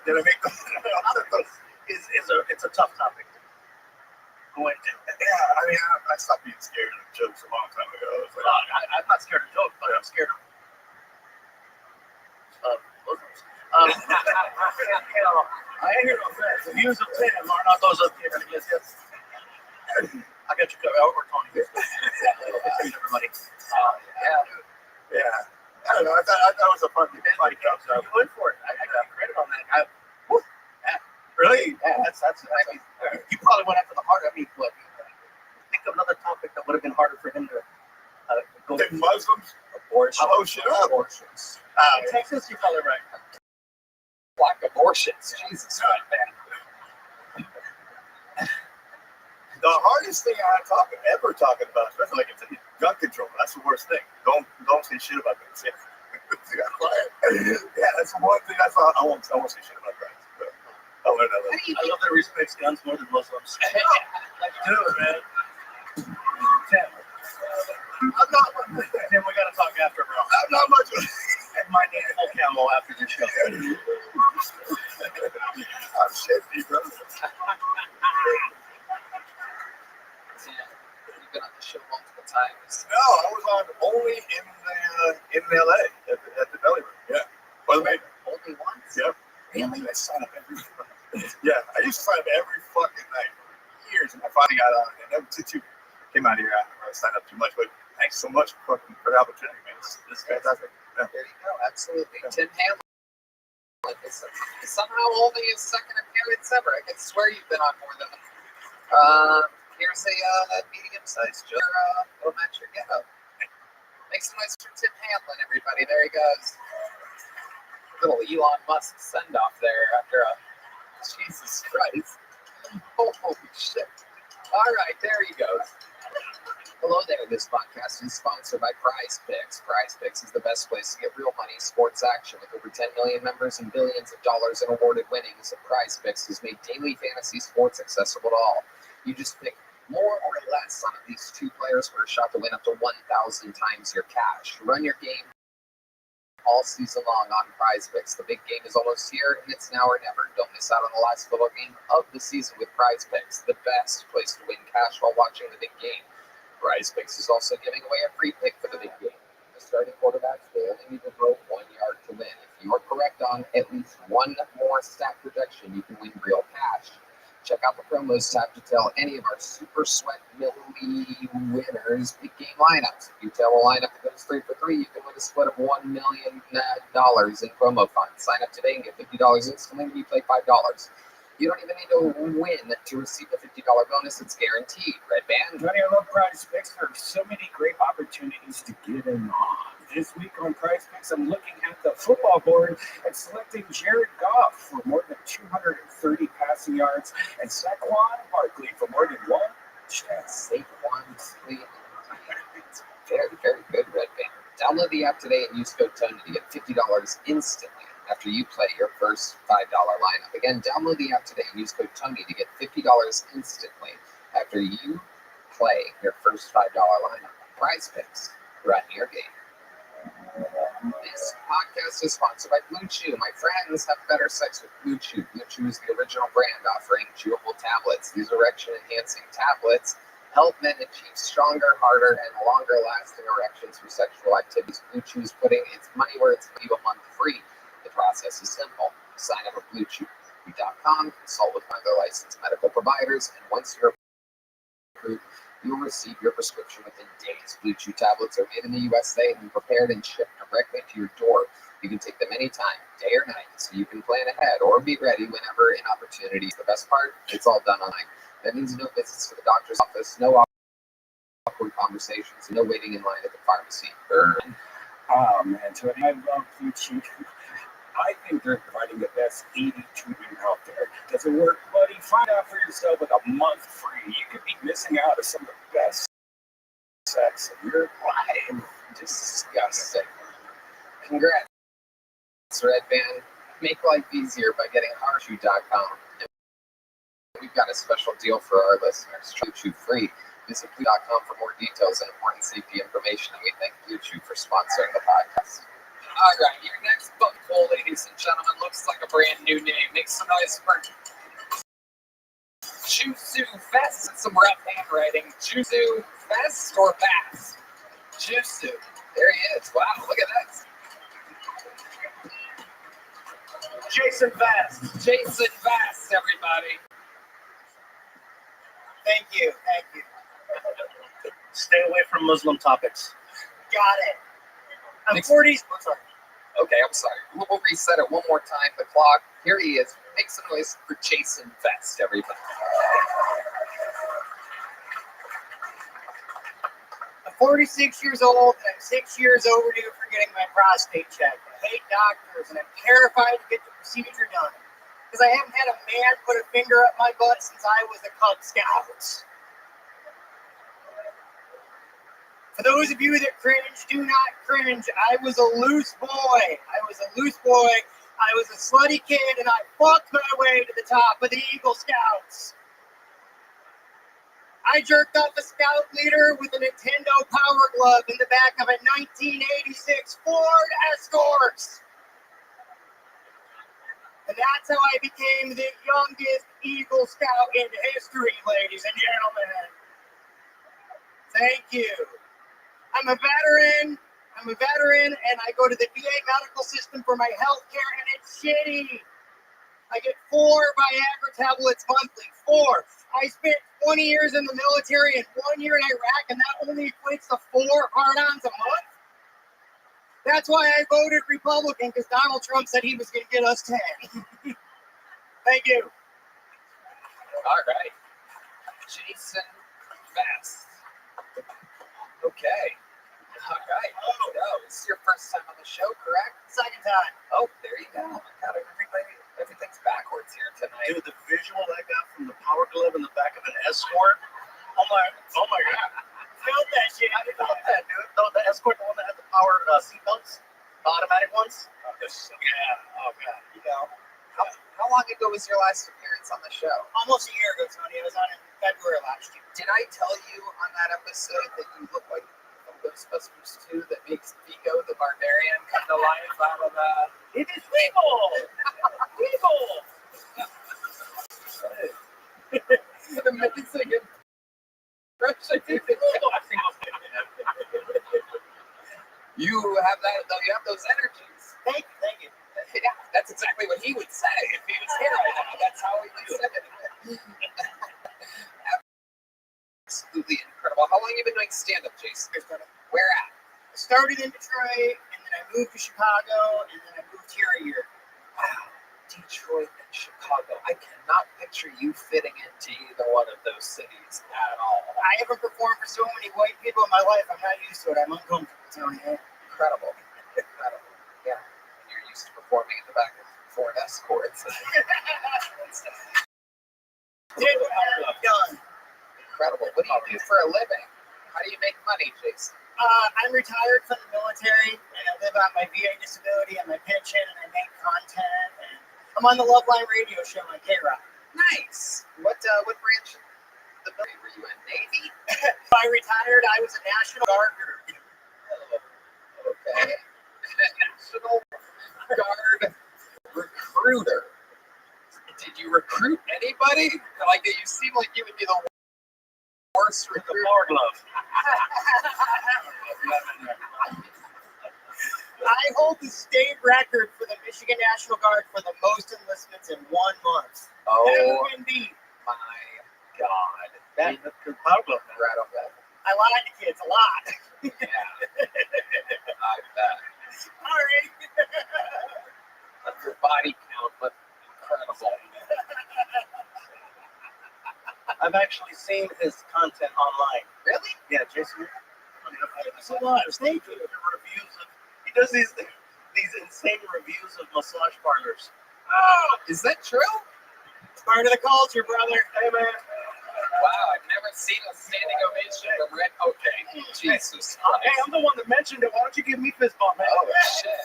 Give me the power glove hand. Give me the power glove. Yeah, you guys have DNA all over you now. No, he actually puts out some really funny content that I've seen online every now and then. That's why as soon as you walk in, I'm like, I recognize you from somewhere, and then I heard your voice. I'm like, That's right. that's right. You can't call your. It's hysterical, man. I enjoy it. I've showed your videos to many people. Fuck yeah. Thank you so much. Fuck yeah. Thank you. Incredible. How long have you lived in Austin now? About a year. Do you love it? Yeah. Fuck yeah. What do you do for fun in Austin, Texas? I write a lot of content, and that's pretty much it. Like, I write a lot of content, I hang out at home, and I review celebrity feet. Like, I got foot fetish, and I review celebrity feet for K-Rock. That's what I do on the Love Line radio show. I suck the shit out some toes, man. Oh shit! Yeah, the chance of a lifetime, everybody. Oh my God! Bro, you need to get a guy in a panic, brother. Your feet are crazy. Those look lovely to me. Let me tell you something. You're talking on this, my feet are softer than most people's. Touch. God damn! That's what the fuck I'm talking about. Wow. Now I need help putting on the sock. You know what's up, dude? While all of that was happening, this guy's so gay that he made another man faint to the front row, by the way. The sock, it came off, man. It may have been. I said they're soft. I didn't say what they said.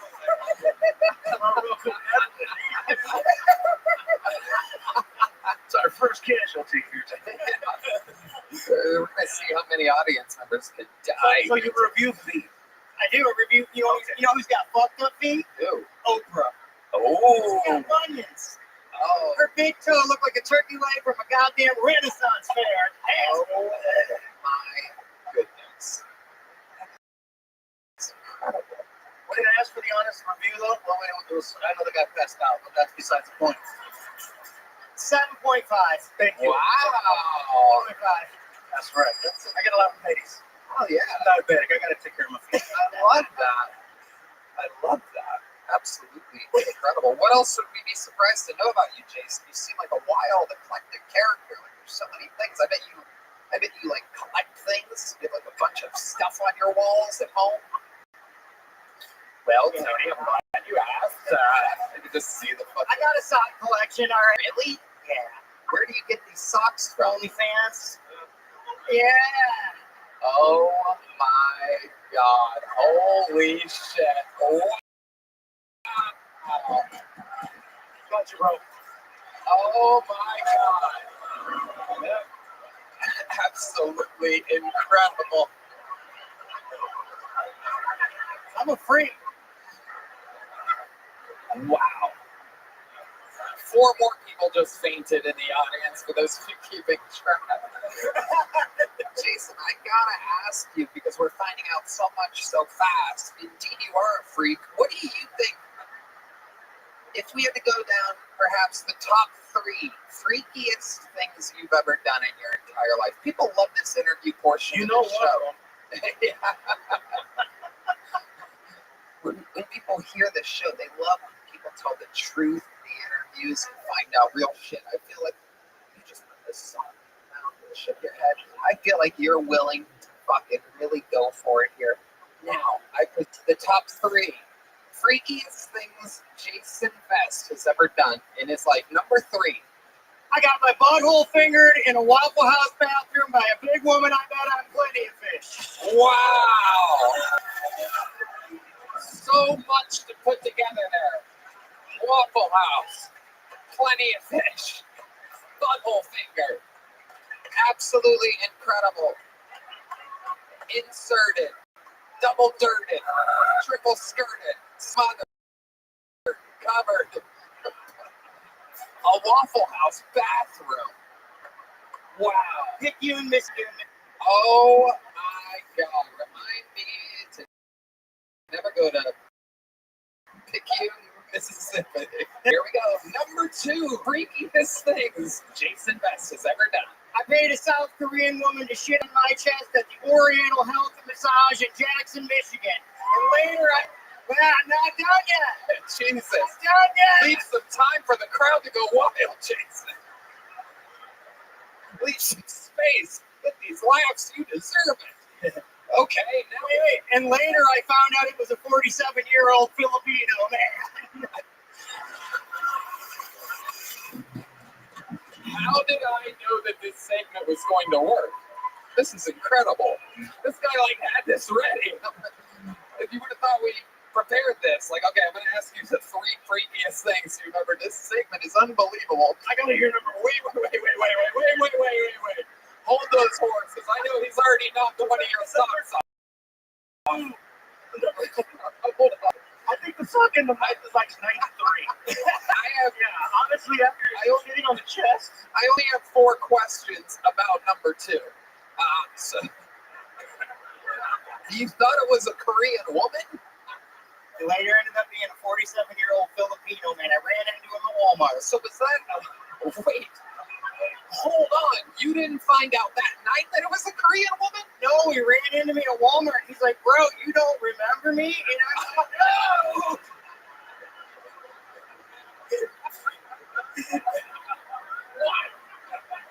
What? This is 2 ounces. How did you know the age? Were you guys buying the same medication or something at CVS? Or how did you know the age? What? You said 47. I could just tell by how he looked. He had the little wrinkles around the eyes. He was older than me. I was 25 at the time. Oh my God. Wow. And you were. He looked like an older Manny Pacquiao. My goodness. Okay. So, but what type of shit was it? And this is what you were into at the time. Had you had that done before? Once before. It was at 25. Oh, it's definitely not. Nothing is your first rodeo. I feel like there's nothing that you haven't done. There's no doubt about it. You probably have AIDS. And he probably paid for it. Yeah, I gotta hear what number 1 is. Real quick. I know. I want to know number 1 too. You have a question? Oh, well, Matt Muley only talks once every 6.5 episodes. This should be exciting. Matt Muley. Did you not see the dude's jump when he was dumping on your chest? A fucking unbelievably great question. I have no idea how I asked that. Unbelievably great question. Yeah. Were you just imagining it not there? Let's just say this: I'm 7 years sober now. Okay. Do you remember how the shit came out? Was it solid, loggy, wet, runny? I was South Korean soft serve time. Wow. But it turns out it was what? Filipino pudding. Okay, Red Band. There's your part sound effect for the episode. And now, the number one free thing that Jason Best has ever done. I unintentionally gave a Mexican gentleman a foot job to completion on a Greyhound bus en route to Biloxi, Mississippi.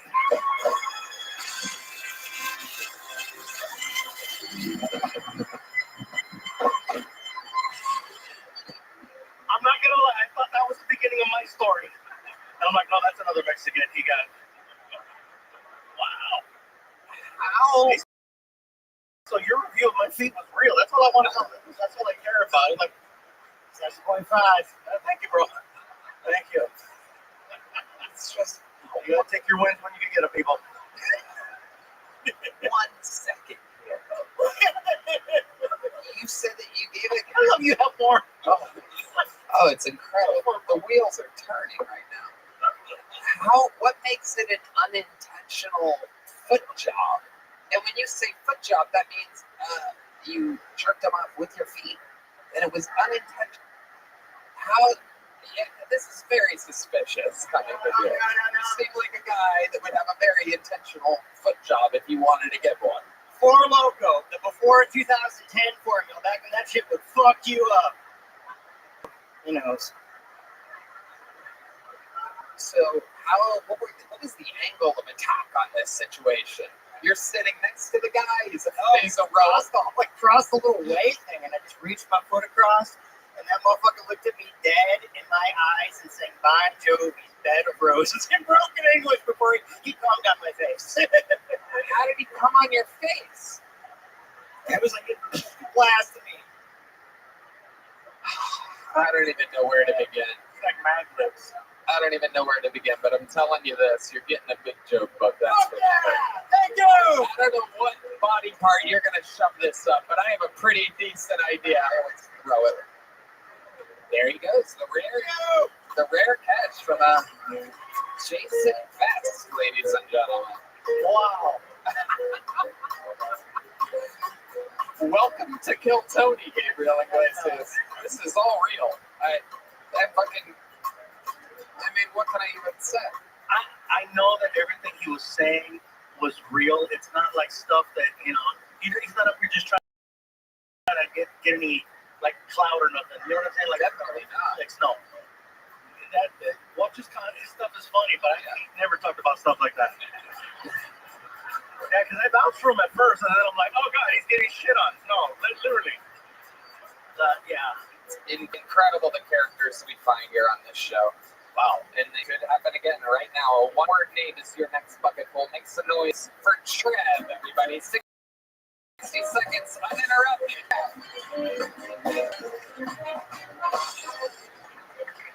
Oh, what's up, Austin?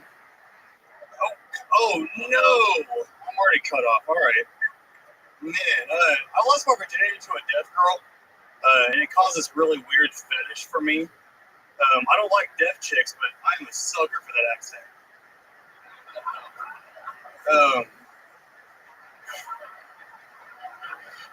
It's okay, they can't hear us.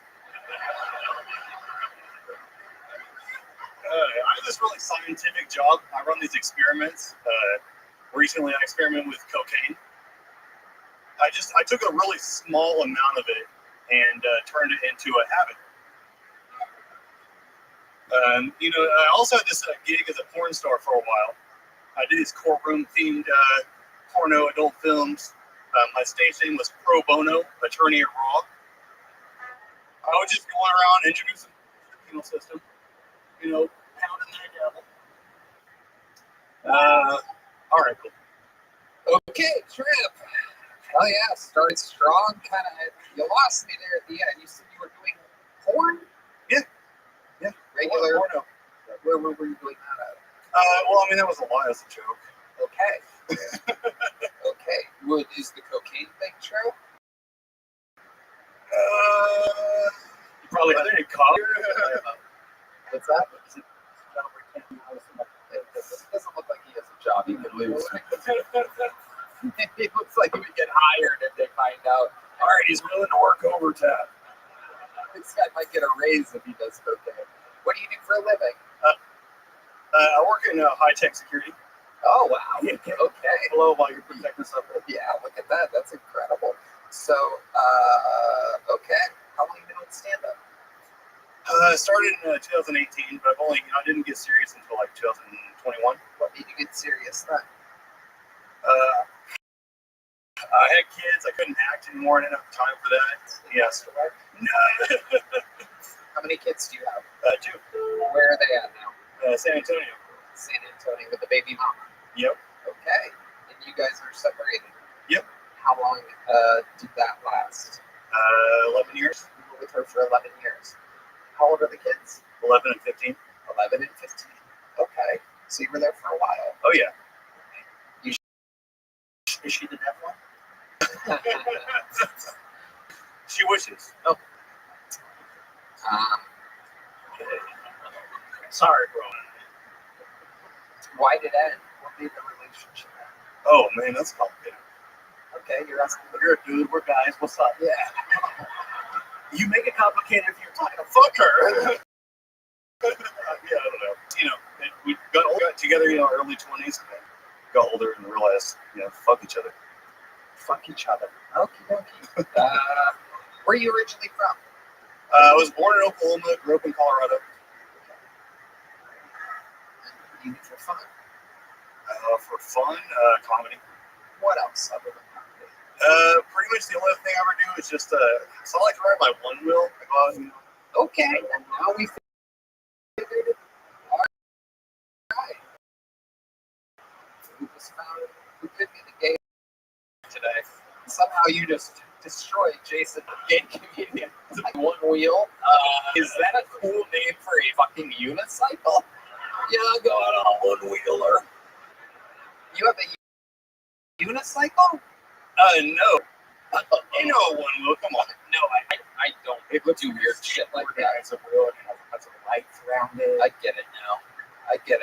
So it's a fancy unicycle. Yeah. Instead of pedaling, you have a remote control or something? No, just lean forward. Yep.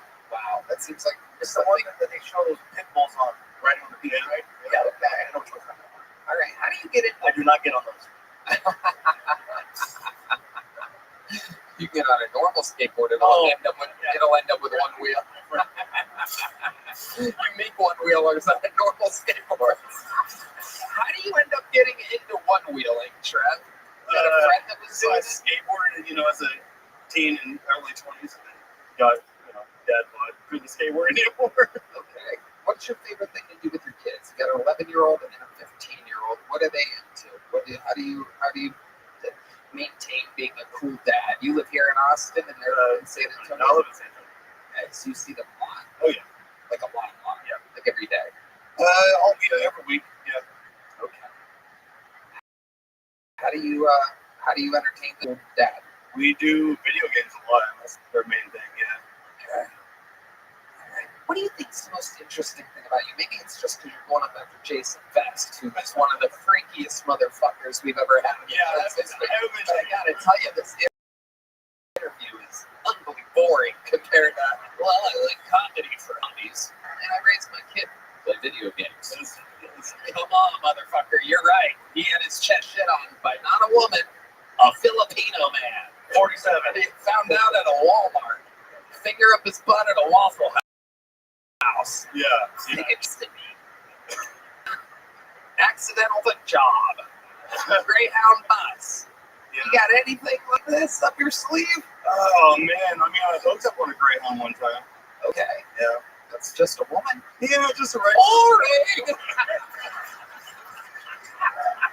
Jeez, live your life, buddy. My God. Let me ask you this. You've been separated from the baby mama for how long? 5 years, 6 years. 5 years. You've been dating a little bit? Oh yeah. Okay. How do you do that? Do you just meet people? Are you on any of the apps or anything like that? Yeah, for a while. It's kind of nothing was happening there. So Full that's out one dealer, look at women in the ass and be like, catch along the way. what a hop on. Like, what are your favorite hookup that you've had recently? How did that happen? Oh man. Rest of the evening, I'm gonna try to make you interesting here, The Trav. evening. It's a lot of heavy lifting. Having a fun.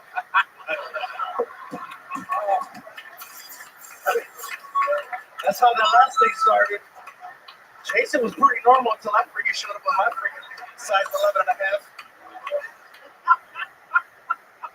Man, buying some time, bro. Yeah, exactly.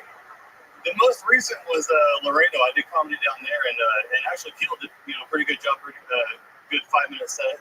And when I got off stage, the host was like, "Somebody suck his dick tonight." Wow. So, and I was there for work with the hotel, so yeah, it worked out. Oh my goodness. Wow. And Jason Best was on the show. Looks like fireworks is just getting started. It was I'll suck your dick shit on my chest. Even Tracy. It was a Korean woman, I swear. That's what he thought too. Wait till you get to Walmart, bro. You're running into him then. Jason, I liked your set. Here's a big joke book. Fun times. Congratulations. Thank you, Tony. Jason. Or, I mean, Trev. I just called him Jason. There goes Trev, everybody. All right. Good day. This podcast is sponsored by ZipRecruiter. Guys, I'm a boss, and hiring is important to me. According to research, a major challenge that many employers face is the pressure to hire quickly, and it's a tough hurdle to overcome because it's so time-consuming to search for great candidates and sort through applications. Well, if you're an employer who can relate, I have one question for you. Have you tried ZipRecruiter? ZipRecruiter has figured out how to solve this very problem. In fact, 4 out of 5 employers who post on ZipRecruiter get a quality candidate within the first day. Right now, you can try ZipRecruiter for free at ZipRecruiter.com/GirlTony. ZipRecruiter, one of our oldest sponsors. We love ZipRecruiter. They're the best hiring site out there. Did you know ZipRecruiter is the hiring site employers prefer the most based on G2? How fast does ZipRecruiter's smart technology start showing your job to qualified candidates? Immediately. That is nuts, Red Band, and I love nuts.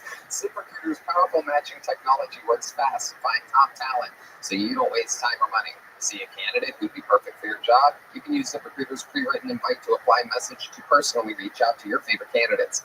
So relax, employers, and let ZipRecruiter speed up your hiring. See for yourself. Just go to ZipRecruiter.com/GirlTony right now to try it for free. That's the same price as a genuine smile from a stranger, a picture-perfect sunset, or a cute dog running up to you and licking your hand. Again, that's ZipRecruiter.com/GirlTony. ZipRecruiter, the smartest way to hire. This podcast is sponsored by Blue Nile. Guys, are you popping the big question? Sure, it's a huge moment. But what they don't tell you is how many decisions you'll have to make when choosing the perfect engagement ring. Shape, size, style, setting, cut, color, clarity, carat. If you're like most people, you may have no idea, but trust me, she knows exactly what she wants. So it's time to learn fast. There's no better place to start than BlueNile.com. Tony, I love Blue Nile. At BlueNile.com, you'll create a bigger, more brilliant engagement ring than you can imagine at a price you'll never find at a traditional jeweler. You're so right, Red Band. You know, since 1999, Blue Nile has been the original online jeweler. They've always been committed to ensuring that the highest ethical standards are observed when sourcing diamonds and jewelry. Their diamond price guarantee means that in most cases they'll meet or beat a competitor's price on a comparable diamond. Your surprise will still be safe because every Blue Nile order is insured and arrives in packaging that won't give away what's inside. In most cases, even delivered overnight. Blue Nile has a 100% satisfaction guarantee with free shipping and returns, so you can make sure the ring you pick is the one. And because love can last forever, you get free service and repair for life. Right now, you get $50 off your first purchase of $500 or more with code TONY at BlueNile.com. That's $50 off with code TONY at BlueNile.com. BlueNile.com. We're going to stage this room with a class act. One of our regulars, one of the best to ever be a regular show. Very, very writing and performing at noon every week on this show. Ladies and gentlemen, here he is to do it again. This is a brand new minute from the one and only, the great and powerful Cam Patterson.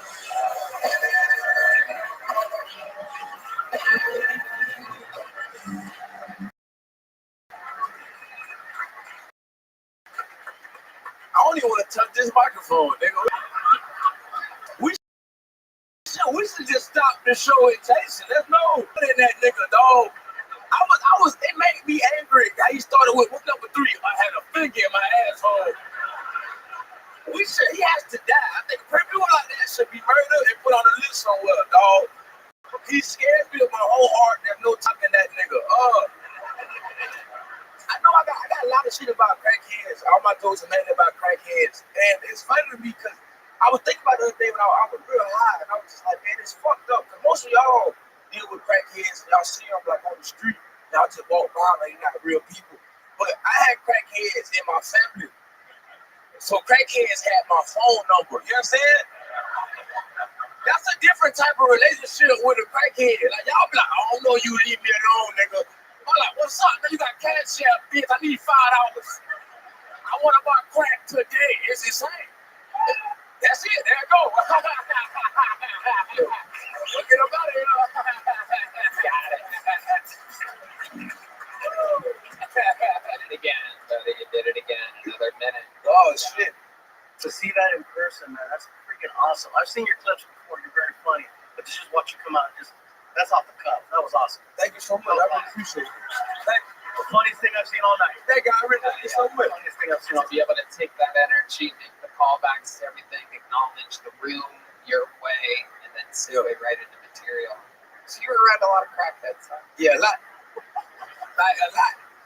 You know what's funny? My uncle just passed away. He was a crackhead. He passed away. Is that the one that I met in Atlanta? Yes. Oh, yeah. Yes, you know this. We had a lot of fun. I actually love that guy. That was actually a taping I did that night. Yeah. And in the green room camp, decided to bring about 43, 44 family members. And odds are. And somehow, the one that I bonded with the most out of this unbelievably high amount of people was your crackhead uncle. Yeah. He was so fun. He loves you, man. He loved you. It was funny. You remember that? No longer with him. What I said love. I said love. You said he loves you. He do love you. He's still here. He's still there. Yeah, he's looking up at us right now. He looking down like this. Life is good. The good crack is in hell, buddy. The good crack is in hell. I don't know, maybe not. What's the good crack in heaven? Who knows? I think heaven's more of like a heroin place. It's just more relaxed. I picture crack. T Madness is reacting to this. He's a real musician who's probably done heroin and crack today. Probably when he just went back. Real musician. He said about everybody. What would be a crackhead heaven? Crackhead. Like an unlocked liquor store? Yeah.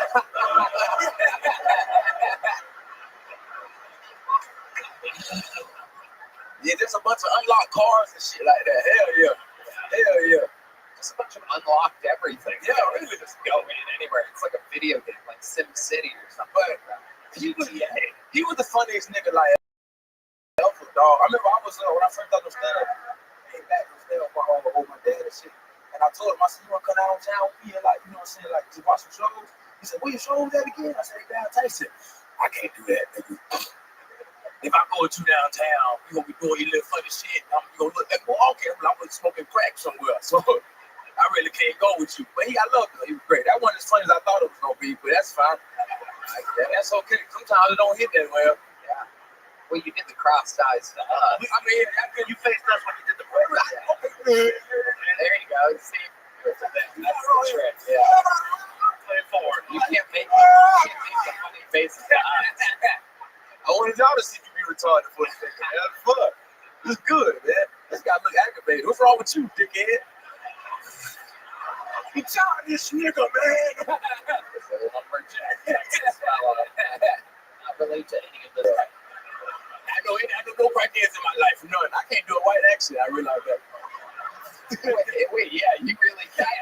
I ain't not be knowing who the hell is that. I don't know no crackheads, nigga. That's my Cam Patterson. playing a white guy. Oh my God. Absolutely incredible. We've never learned this about you before, that you cannot do a white impression.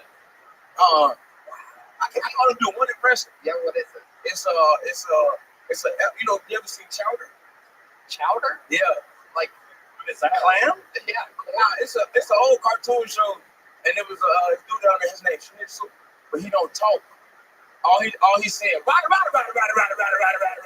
That's all like, and he was black. That's all he said though. That's all. Look it up. That's all he said. Rada. I believe you. And he was black though. He was black. No, I believe that for sure. Wow. What was that on? Cartoon Network. Okay. Hell yeah. Right. She was fine. Fuck with it. I like it a lot. It's a black cartoon.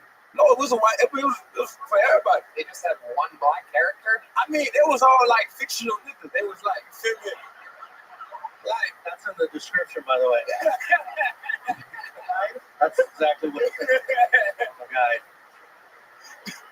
Even I need that. Absolutely incredible. Wow. Well, Cam, so much fun. You fucking did it again. Another monster performance. Another new minute from Cam Patterson, ladies and gentlemen. Business is moving. We're flying through it here tonight. Your next bucket full, ladies and gentlemen. Ooh. The great Heidi gracing us with her amazing presence yet again. Ladies and gentlemen, your next bucket full goes by the name of Eddie Lursa. Make some noise for Eddie Lursa, everybody.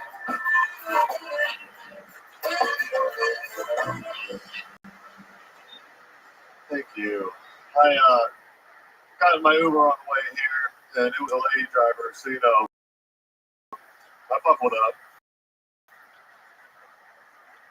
Not just because she was sexist, she was also Asian. And not that Asian people can't drive, they can. That's the problem. Relax, I'm kidding. It wasn't an Asian woman. It might have been an Asian man. I couldn't tell. And no, I hate Ubers though. I fucking hate Ubers. My worst Uber driver ever. Made me walk 2 blocks in the rain to the car. Loudly fought the entire ride with someone named "Shut the fuck up, bitch." Where I ran multiple red lights, almost hit a person. Then this dude had tattoos up to his neck and 3 teardrops under his eyeball. 5 stars, because that guy knows where I live. 25% tip. Thank you for the service. I actually found out when I want to leave 1 star, I started getting dropped off down the street at my bitchy neighbor's house. Because she's kind of got it coming. All right, that's my time. Thank you. I'm Eddie Lursa. Eddie Lursa. A lot of Uber material there. Here we go. Welcome. Is this your first time on the show? 3rd time. Okay. All right. Welcome back, Eddie. How long have you been on stand-up? Almost 2 years now. 2 years. All of it here in Austin? Yeah. I started in West Palm, Florida, but I wasn't there very long. I moved here like 6 months in. Is that where you're originally from, West Palm, Florida? No, I'm originally from Virginia. I lived in Florida for 6 years before I moved here. Okay. What do you do for work? Part-time. All right. You still do that? Yeah, part-time. I produce a lot of shows in town. I don't think I can, but bartending's my main. How often do you perform? As much as I can. Ballpark it? 5 spots a week. Okay. And what do you do for fun? For fun, out here mostly stand-up. I like writing. I used to write fiction a lot. Back in my early 20s, I had a little self-publishing company in DC. I wrote a bunch of short stories, a couple self-published novels. That was like my thing. I've written since I was a little kid. I've always loved writing. How about when you're not writing? Is there anything you like to do? It's a little bit more fun. I like to snowboard. I haven't been in a long time. I used to live in Colorado. I used to go snowboarding a lot. You ever snow one? Never snow one wheel. Alright. Do you have any pets? Yeah, I have 1 dog. What's his name? White Claw.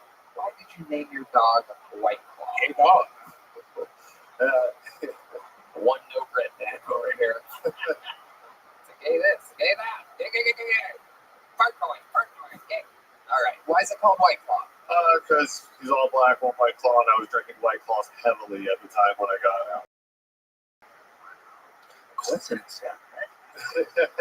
When you're doing a full, now, what's the longest amount of time you spent on stage? On stage, 15, 16 minutes. It's the longest set I've done. 15 minutes set? Yeah. When you're doing a full 15-minute set, what is your opening usually like? My Like when you cut, like when you're coming out, you know you're going to do a full set.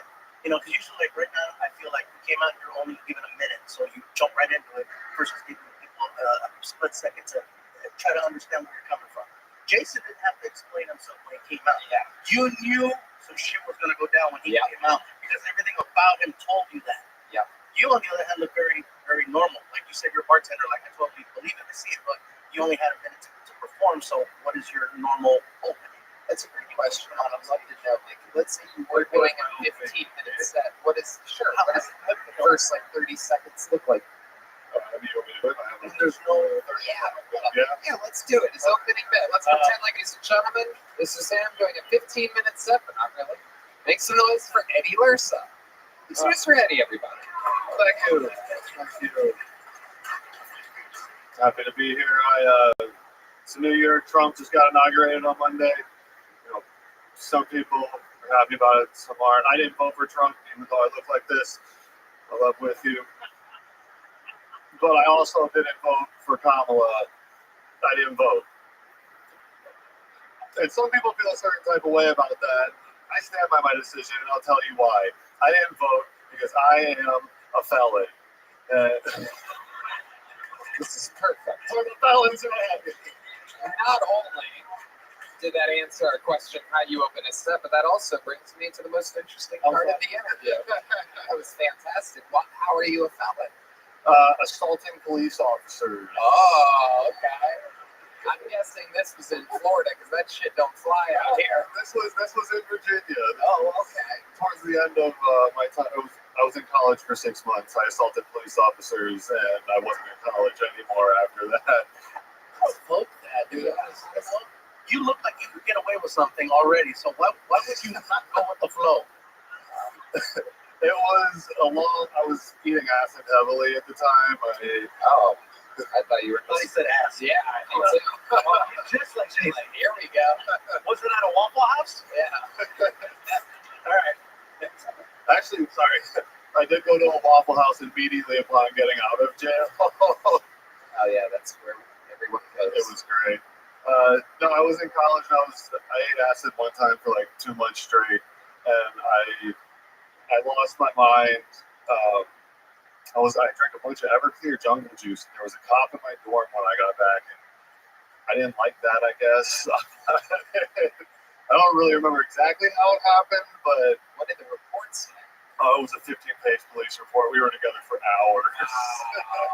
I thought when they finally got me to the police car, I remember telling the cop that when he had me on in ankle cuffs and my hands back, that's how I had his wife on the ground and just being as disrespectful as possible.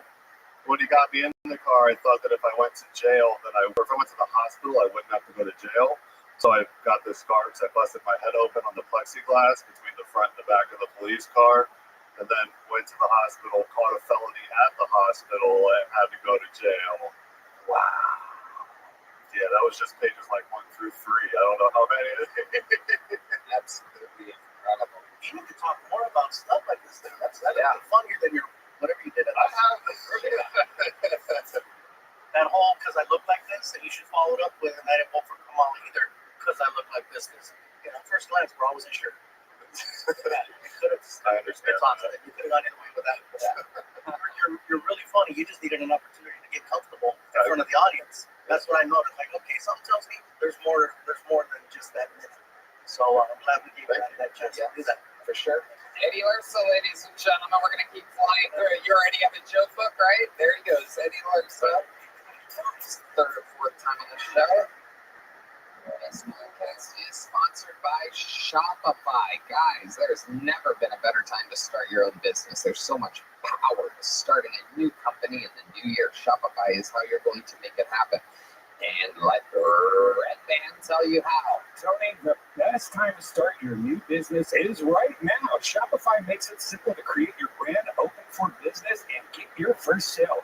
Get your store up and running with thousands of customizable templates. No coding or design skills required. All you need to do is drag and drop. Yes, that's right. They're powerful social media tools that you connect all your channels.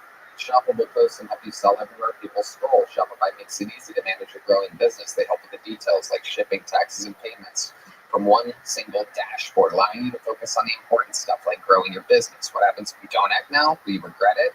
What if someone beats you to the idea? Don't kick yourself when you hear this again in a year because you didn't do anything now. With Shopify, your first sale is closer than you think. Established in 2025 has a nice ring to it, doesn't it? Sign up for your 1 per-month trial period at shopify.com/killtony, all lowercase. Go to shopify.com/killtony, all one word, lowercase, to start selling with Shopify today. Shopify.com/killtony. Your next comedian goes by the name of Michael Scott. 60 seconds uninterrupted for Michael Scott, everybody. Make some noise for Michael Scott.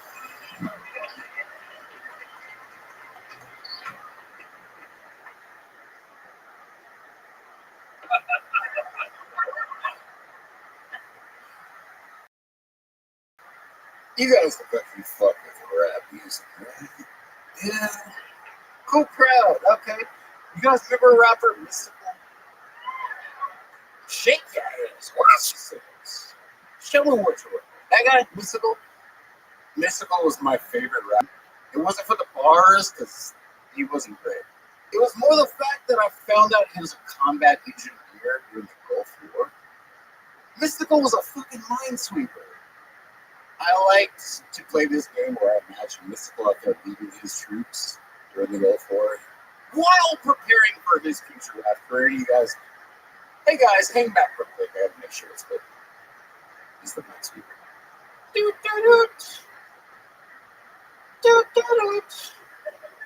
Danger! Watch yourselves! Get on the phone! All right, that's all right. Michael Scott, doing good.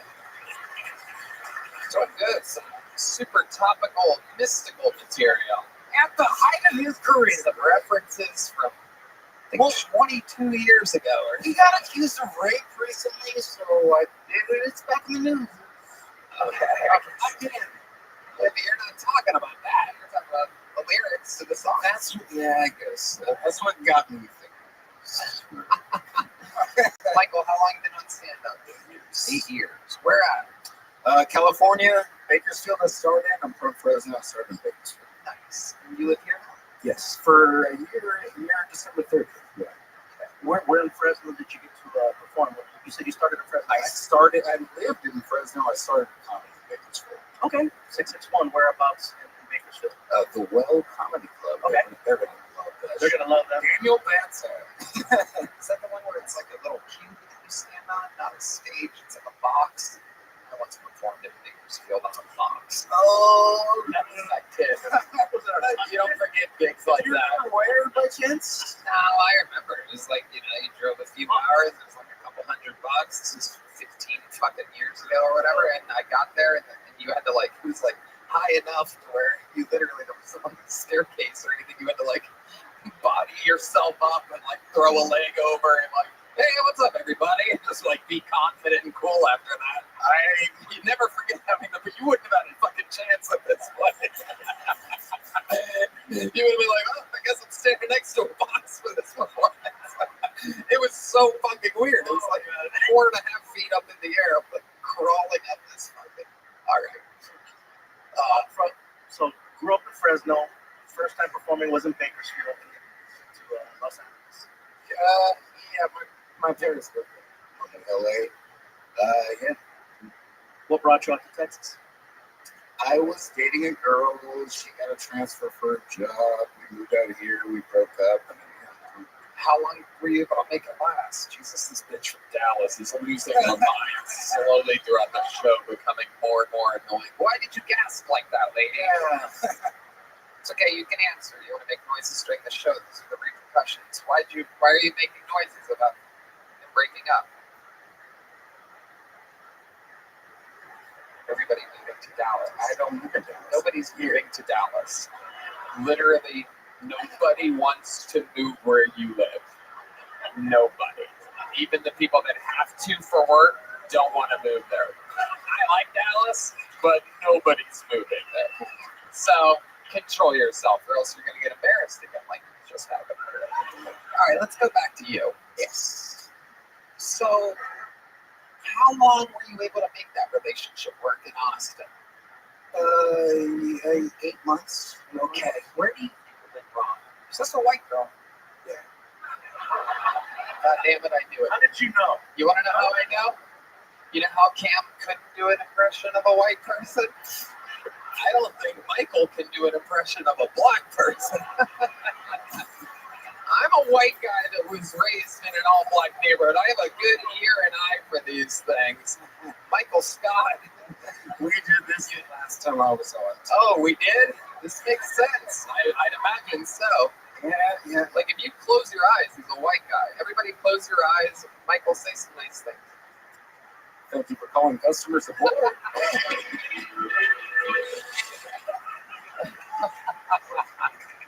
And he hasn't said the N-word once. No! If you remember from my last set, I don't say the N-word, I say narrative. Okay. No one remembers your last set. Pretend like that never happened. How long ago was that? Sam Talent, episode 668. I remember. Okay, so that's about July, a year. Okay. Oh, like 4 months ago. Wow, dude, I lost in madness. Holy shit. Oh, John D is giving you permission to say the N-word. He wants to hear you say it. My nigga, what's up? Wow.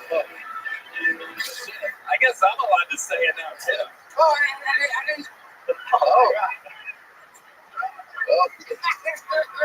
right. Oh, my God. I don't know. Michael, what do you think is the blackest thing about you? All right. Oh, here we go. Okay. Yeah. Oh, a woman out there just yelled to dance. Can you do dance like a black guy? Let's see this. Give me some music here. Come on. Play some mystical guy. I swear to God, I can't. I swear to God, I have a bad knee. I can't dance right now. I swear to God, buddy, I tore my Achilles tendon. Come on. Hey. Oh, there's the lighting change. Oh, shit. White guy. Go white guy. Go white guy. Hey. What do you want? Welcome to White Dance Party. Oh. It doesn't. Oh my grandma's gonna kill me. What? You dance for those white people? That's what she's. I bet that's exactly what she sounds like too. What in the world would put you in that conundrum to where the white people are asking you to dance for them? My dear sweet Michael Scott. Your name is whiter than anything about you, by the way. My mom was gonna name me Jared, actually. Like, not Jared, not Derek, but Jared. So I'm Michael Scott II. My dad is Michael Scott. Jared. Should be named Donald. She dodged a bullet. My middle name is Von Allen. And he danced like Donald Trump. He kind of danced like Donald Trump. We know who he voted for. He's like, I could totally dance like a black guy.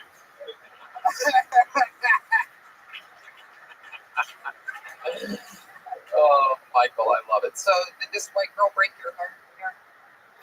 Yeah, she did. Explain to us kind of how it That's right. That's what triggered this whole thing. Yeah. The white girl. Yeah. Oh man, you guys are really trying to kill me. No, man. I'm just Make me dance on my bag of leg. All right, this is, yeah, you guys actually know her. You did a comic? Michael, can you answer the question? Okay, go ahead. We know about her. you did in a comic. I'm working. Yeah. Wow. Oh, she's a comedian. Yes. Okay. It doesn't matter. Can you tell us how she broke your heart? If you will so let me. Lindsay Tyree. This is an unbelievable interview, Michael. It's ridiculous. We talked about this last time. We talked about this whole thing. Fucking stick to the questions here. You're on my show. Okay. How did she break your heart? She started dating another comic. Started talking to another comic while we were dating. Told me they were friends, and then Did they do a little writing together? No. Oh god, are we gonna start doing comic puns? She segued her vagina onto his microphone. She opened her mic. She opened her. How recently was this? Sorry if we're shitting on you right now. How recently was this? February, so almost here. Valentine's Day. 8th. And it was on the way to kill Tony. We broke up in the car, about to get out the car to go to Port Choices for the money. Wow. And did you continue to stay at Four Choices that evening? I honestly, I did sign up that night, and I still stayed. I stuck around. She signed up and stayed. So you guys are kind of like at the bar, just like looking at each other. Yeah. And you still run into her, huh? Yeah. No, we're actually really cool now. Like, it's funny. It's like, we're cool as shit. Is she still with that other comedian guy? Yeah. Do they seem happy together? Yeah. We hang out all the time. Was he a black guy? Wow. Could not be the opposite. Could not be more That opposite. amazing. Once you go black, you never go back. But if you go Michael Scott, You can go anywhere. you'll try a lot. I just want somebody to dance. How'd you hurt your knee? MMA. Wow, look at that. Well, you need to fight, dude. Careful. Yeah, this is incredible. Yeah, before I did comedy, I was a fighter for a while.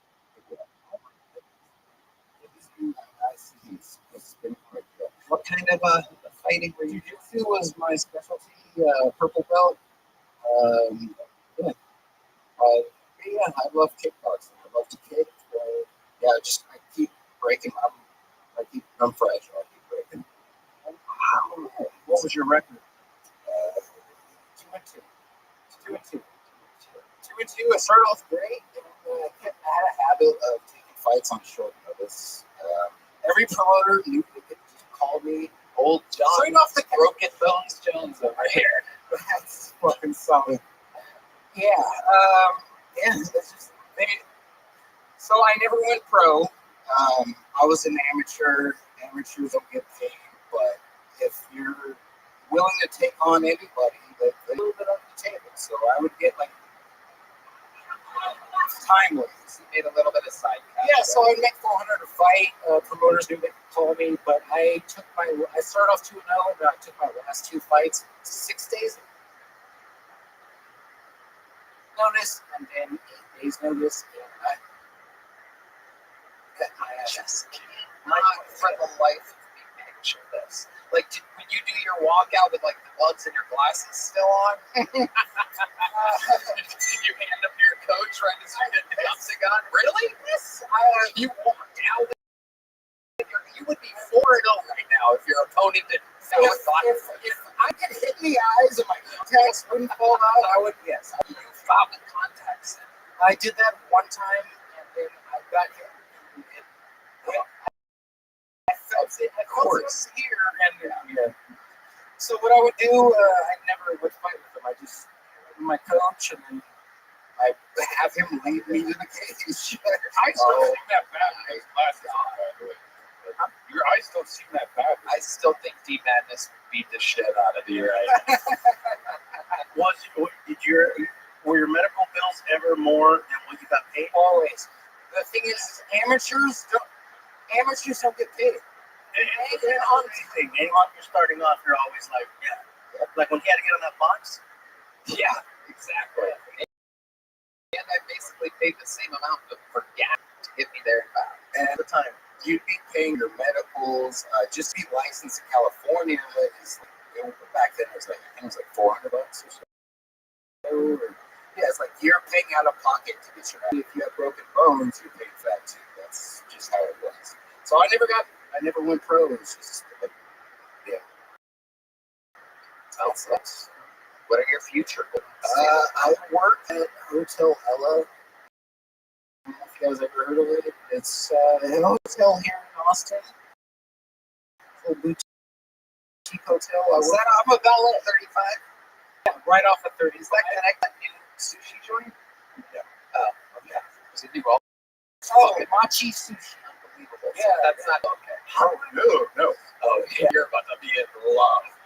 I've gone like 3 times in the past 2 weeks. It's brand new. Out of a food combo. Yeah, they have a full-size transformer out front too. For you to stare at when you're digesting afterwards. Which transformer? Bumblebee or something? It is. It's Bumblebee. Oh, you've been there.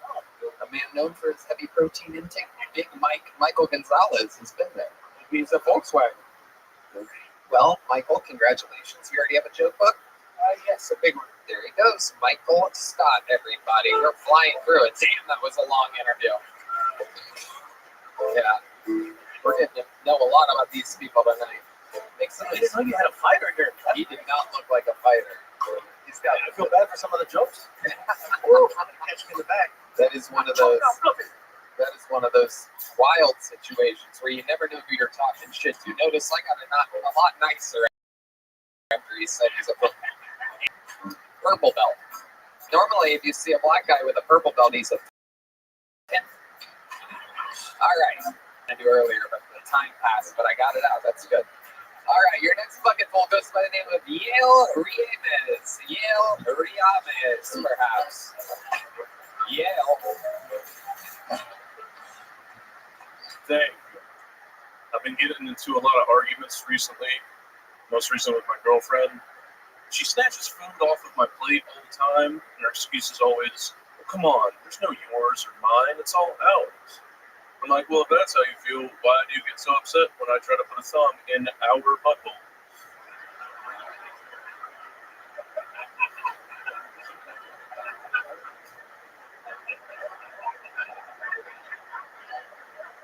I also got into it with a friend of mine. I thought she was telling me a joke. She told me that her cat had feline AIDS. I didn't think it was real. So my first thing that I said was, like, I didn't even know your cat was a slut. And she goes, that's not how they get it. That's not how they get it. I was like, what do you get from sharing needles? What are you talking about? And she was upset, but she shouldn't have named her cat Meowjic Johnson. So... Wow! Oh, the timing on that. The timing on that. An amazing minute. It's like the meow was the punchline at the end of that. That's fucking perfect. magical. So perfect, dude. This is your first time on the show, right? Yes, it is. Yale, how do you say that last name? Reeves. Reeves. Welcome. How long have you been with stand-up? About 4 years now. Where at? I actually just moved down from Columbus. Beautiful. Do the funny one up there? No, they don't let me in there. The thumb joke. I know the owner. He don't like jokes like that. Anyway, yeah. I thought that was funny, man. That was hysterical. Thank you very much. Why didn't they let you into the funny bone? They let me in for like the competitions. They do like the new comics competition. They stuff like that. Books They ask you, and then they book one person every 12 months to host. So it's just it's too many people, not enough spots. Exactly. A lot of these big cities, a lot of cool big cities like Columbus, just simply don't have a real scene. So how long have you been here? Moved down here in December. The fuck was so funny about that? There's some cool big cities that don't have a real comedy scene. Columbus, admittedly, where we live. Like, if you want to make money, open up a comedy club in Columbus. It's true. There's only one, really. Yeah. I mean, my hometown club there was, they had the new one called The Attic, and that one was like struggling for a while, but they're finally turning it around. Okay. How long have you been here? December. I moved down in December. Nice. You love it already? Yeah, it's fun. I love the fact that I can do a shitload of sets, even if they're shitty open mics. I love that I can do a bunch of sets in a night. Well, I'm sure people are recognizing how funny you are very quickly. How much material do you think you have that's as good as that minute? Probably do 15 to 20. Nice. Have you done that length of a set before? Yeah. Okay. Awesome. What do you do for work? Nothing right now. I'm on the job hunt. Okay. What did you do in Columbus? I used to work for an engineering firm, like construction. Some well-paying stuff. There's a reason I don't work for them anymore. They realized their mistake after a year, and they were like, "Oh, this was a bad idea."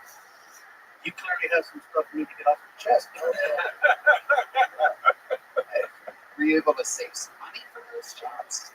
How are you surviving? I have a rich girlfriend. Oh, okay. Look at this. God bless America. What does she do for work? Engineer. She's a real engineer. A real engineer. Oh my goodness gracious. Does she have glasses like yours? No, I think they're. I mean, she has glasses. Yeah. You can't even see. You can't even tell. You've never looked at her. These ones. Never looked at her eyes before. How long have you been with her? About 4 years now. She moved here with you? Yes. So everything goes on days. Everyone's leaves them after 8 months here. So you have about 6 months left with her. Work then, motherfucker. Fucking DoorDash. I'm kidding. I love it. And you love her. Sex life is active. Sure. Sounds like it. Hold on. You missed it. There was a soft sure that happened right there. No, I got fat as shit. I gained about 50 pounds. So. Okay. Is she into it? Is she like, oh, yeah, get married now? She's into it. I just end up saying I'm sorry a lot. And, okay. Because what happened when you got fat? You kind of like, you like to be on bottom more? I don't want to fuck anymore. Really? Yeah. Explain to us what that's like. We've never really had this conversation with a guy who's a gold digger that went from skinny to bigger. We've never really gotten to have this before. When women are gold diggers, they have to stay in shape. Yeah, no. I went from gold digger to golden corral. Yeah. I gained, both got too lazy and happy. She got fat too. Yeah. Oh, you're in great shape. Yeah, we're fine. As long as the woman who you're using for money also gained weight, then you're even Stevens. The only person who loses here is your mattress. So what do you think contributed to you and your girl both getting big? I think love just looks a lot like giving up. I don't know. When did you notice that you were having problems in the bedroom? Was it immediate? Was it a slow burn? Is there anything that you're doing to overcompensate? Are you having trouble getting erect? Because I will tell you, we are sponsored by Blue Chew. We can make you hard as a rock. Try your first month of Blue Chew free. Visit BlueChew.com for more details and important safety information. I love Blue Chew. We know you do, Red Band. Red Band does it just to have something to snack on sometimes. This episode is also brought to you by Shopify and Talkspace. I forgot to say that earlier. I was actually supposed to say that. Is there anything that you're doing to help the situation? Are you eating as much pussy as you are fast food? I eat way more pussy than I do fuck. Okay. Tell us about your process there. Is there anything that you've learned? Is there an evolution to your pussy eating, or do you eat pussy the same way you did the first time you ate it? No, because every pussy is different. Okay, well, I got in here. You might need to literally start looking for a job. I thought you meant the first time ever. So. Okay. Yes. So, tell us about your evolution of pussy eating as you've gotten fatter. Sometimes look at me when you said that. Motherfucker. Hey, can I order a drink since we're talking about freaking eating? Another tequila for me. Yeah, please. Thank you. I feel you run all these questions. By the way, hey, you guys get to be on the Shining? Can I get some of that medication too? You want some? What is this? A nicotine pouch from our friends over at NYKD? I don't have a problem with cigarettes, man. What's that other pill? Where's the pill? Oh, Blue Chew. Yeah. Oh, we don't actually have any on us. We were reading off of that. Never mind. I love the party, though. Can I have a tequila and an erection, please? I got plans after this. I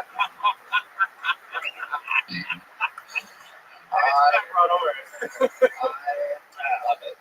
So again, tell us how you eat pussy. Let's hear about it. Let's get the spotlight on him and take us through it. I just don't eat down on the bed anymore. I sit down off the side of the bed because it's easier. Wow. You are just taking the shortcut in every single way. Okay, now the light is on you. Show us how you eat pussy. Look directly out into the audience. Oh, What- wow. Hey guys, what is pussy eating music sound like? Yeah, can we get some pussy eating? Can we get a little diddly there? Oh, he's already exhausted, ladies and gentlemen. We're going through the process here. Okay, her thighs are over your shoulders right now. You're doing the hard. Must not smell bad for you to stay in the mix like that. All right, this is it right now. This is it right here. There you go.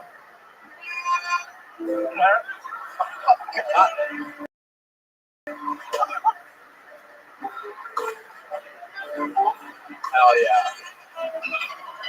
Oh my goodness. He's doing the dolphin move. Wow.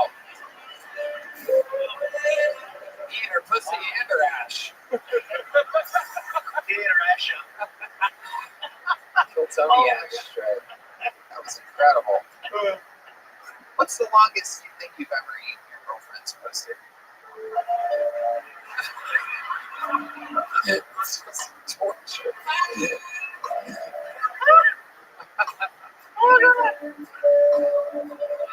Oh, look out. My Latino horn players have heard pussy eating enough times. They're jamming over there.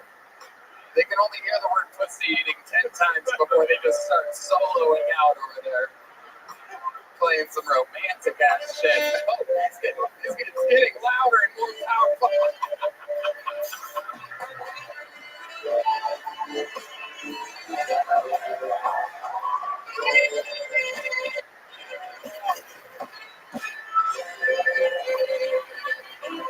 Fuck yeah, Carlos Sosa, Fernando Castillo, and Raul Vallejo.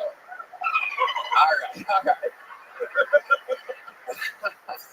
Yale, tell us something else crazy about your life that we would be interested to know about you. Any fun facts about Yale Reeves? You have a great name. Very original fucking name. Michael Scott before you. It's like a billion Michael Scotts. There's only got to be one. I mean, I was named after a guy that died, who was named after a Pro Football Hall of Famer, NFL Hall of Famer. Reeves. Yeah. Oh. That makes sense. No, I got that one from Dad, though. Okay. Any other before we should let you go? I was in the Army for a few years. What did you do in the Army? I was 35 Mike. It's an intelligence collector, interrogator. Okay.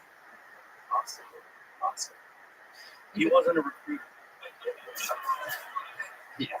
I gotta tell you, when you came out, man, you feel very comfortable, very polished. There was no hesitation as soon as you started performing, man. You were funny out the gate. Thank you. Thank you. That means a lot. Yeah, Appreciate I that. noticed that immediately. Thank you very I had much. somebody start over earlier because I felt like there was something there, but right off the gate, you felt very comfortable. So 15, 20 minutes, man, I feel like you got more, but Thank you. That's just me. I As love long as your set is longer than your pussy eating, I think you're gonna be okay. Focus on that, dude. Everything else will fall into place. I love the minute. Congratulations, right, man? You know, because you're from Columbus, Ohio, and you're a funny guy, I would love to have you on the Secret Show Thursday. Hell yeah. And you're getting a big Kill Tony joke about you. Yale Reeves, ladies and gentlemen, has arrived to Kill Tony. How exciting. A real gig you just got out of this. Oh, my goodness. How lovely. This is going well. Jeez. Make some noise for your next bucket full, ladies and gentlemen. 60 seconds uninterrupted for Sandy, everyone. It's Sandy. Let's see what happens here with Sandy. Hey, what's cracking, Kill Tony? How we doing tonight? You doing good? Yeah, I feel like as a Canadian, have a lot in common with strippers. You know, you ever seen a stripper bomb on stage? Aren't you girl, baby? I remember one time I told the stripper, I was like, "Hey, girl, you know I can save you from this lifestyle, right?" And then she showed me her bank account, and I was like, "Hey, actually, nah, man, I have bad taste in women. I remember one time I was at the beach, and I fell in love with this blonde girl. You know, I went up to her and she had dreadlocks. She was a surfer chick. I was like, "Hey, girl, how'd you get your dreadlocks like that?" She's like, "I've been homeless for years." And I was like, "What the fuck?" Scared me, man. I could tell she was on drugs. We were doing cute shit. I was hanging around her with hands. We took a long walk from the beach. We played I Spy. You guys ever played I Spy with the tweaker? And they're fucking good, you know? Like, they're good at that shit, man. I kept like saying I Spy an orange umbrella, and she would find it all quick, and then she would be like, I spy someone's catalytic converter. I was like, what? Yeah, man. I like midgets, you know? They have a nice ass. The only thing bigger than the midget's ass are their foreheads, you feel me? Hell yeah. Sandy, welcome, welcome. A minute from Sandy. Is this your first time on the show? Yes, sir. Hell yeah. What farm were you raised at? Look at you. Pink Floyd shirt, that fucking head. I love drugs. Man, I love how comfortable you are. You are fluffy, shit. What the fuck? How did I not see you?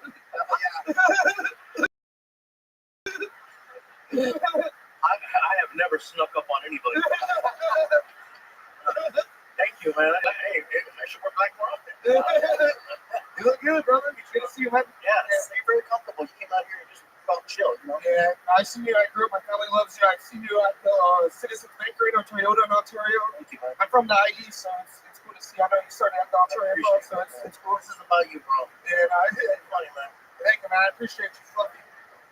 Do you guys have ever wondered what people from the Inland Empire look like? It is these two. That is your hair, right? Bobby? That is your hair, right? I think so. The only reason I ask is because it's impressive and I haven't had it in a long time. It's incredible. There's a lot there. What do you do for work, Sandy? I gotta know. I'm a service technician at Power Complex, so I do plugging, you know. It's cool. I love it.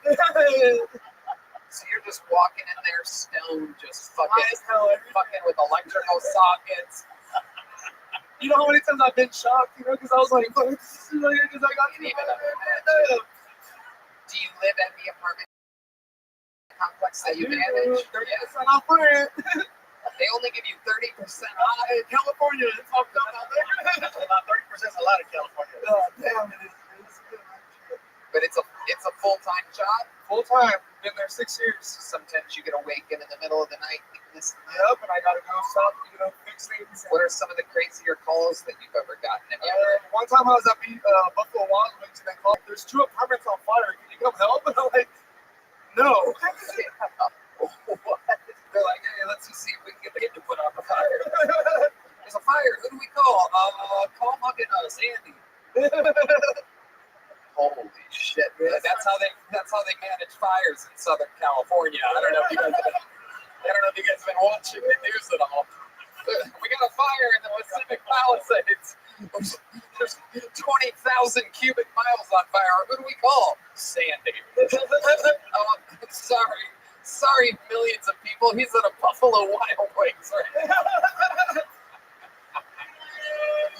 Gavin Newsom's first call. Did we try Sandy?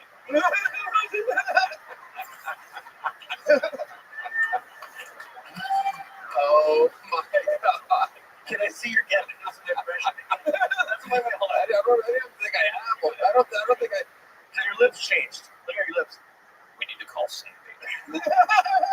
We have this under control. There's nothing that can go wrong with Sandy. I mean, look at him. I thought it looked good. Shit, it's my motherfucking birthday today, too. Oh, shit. I'm gonna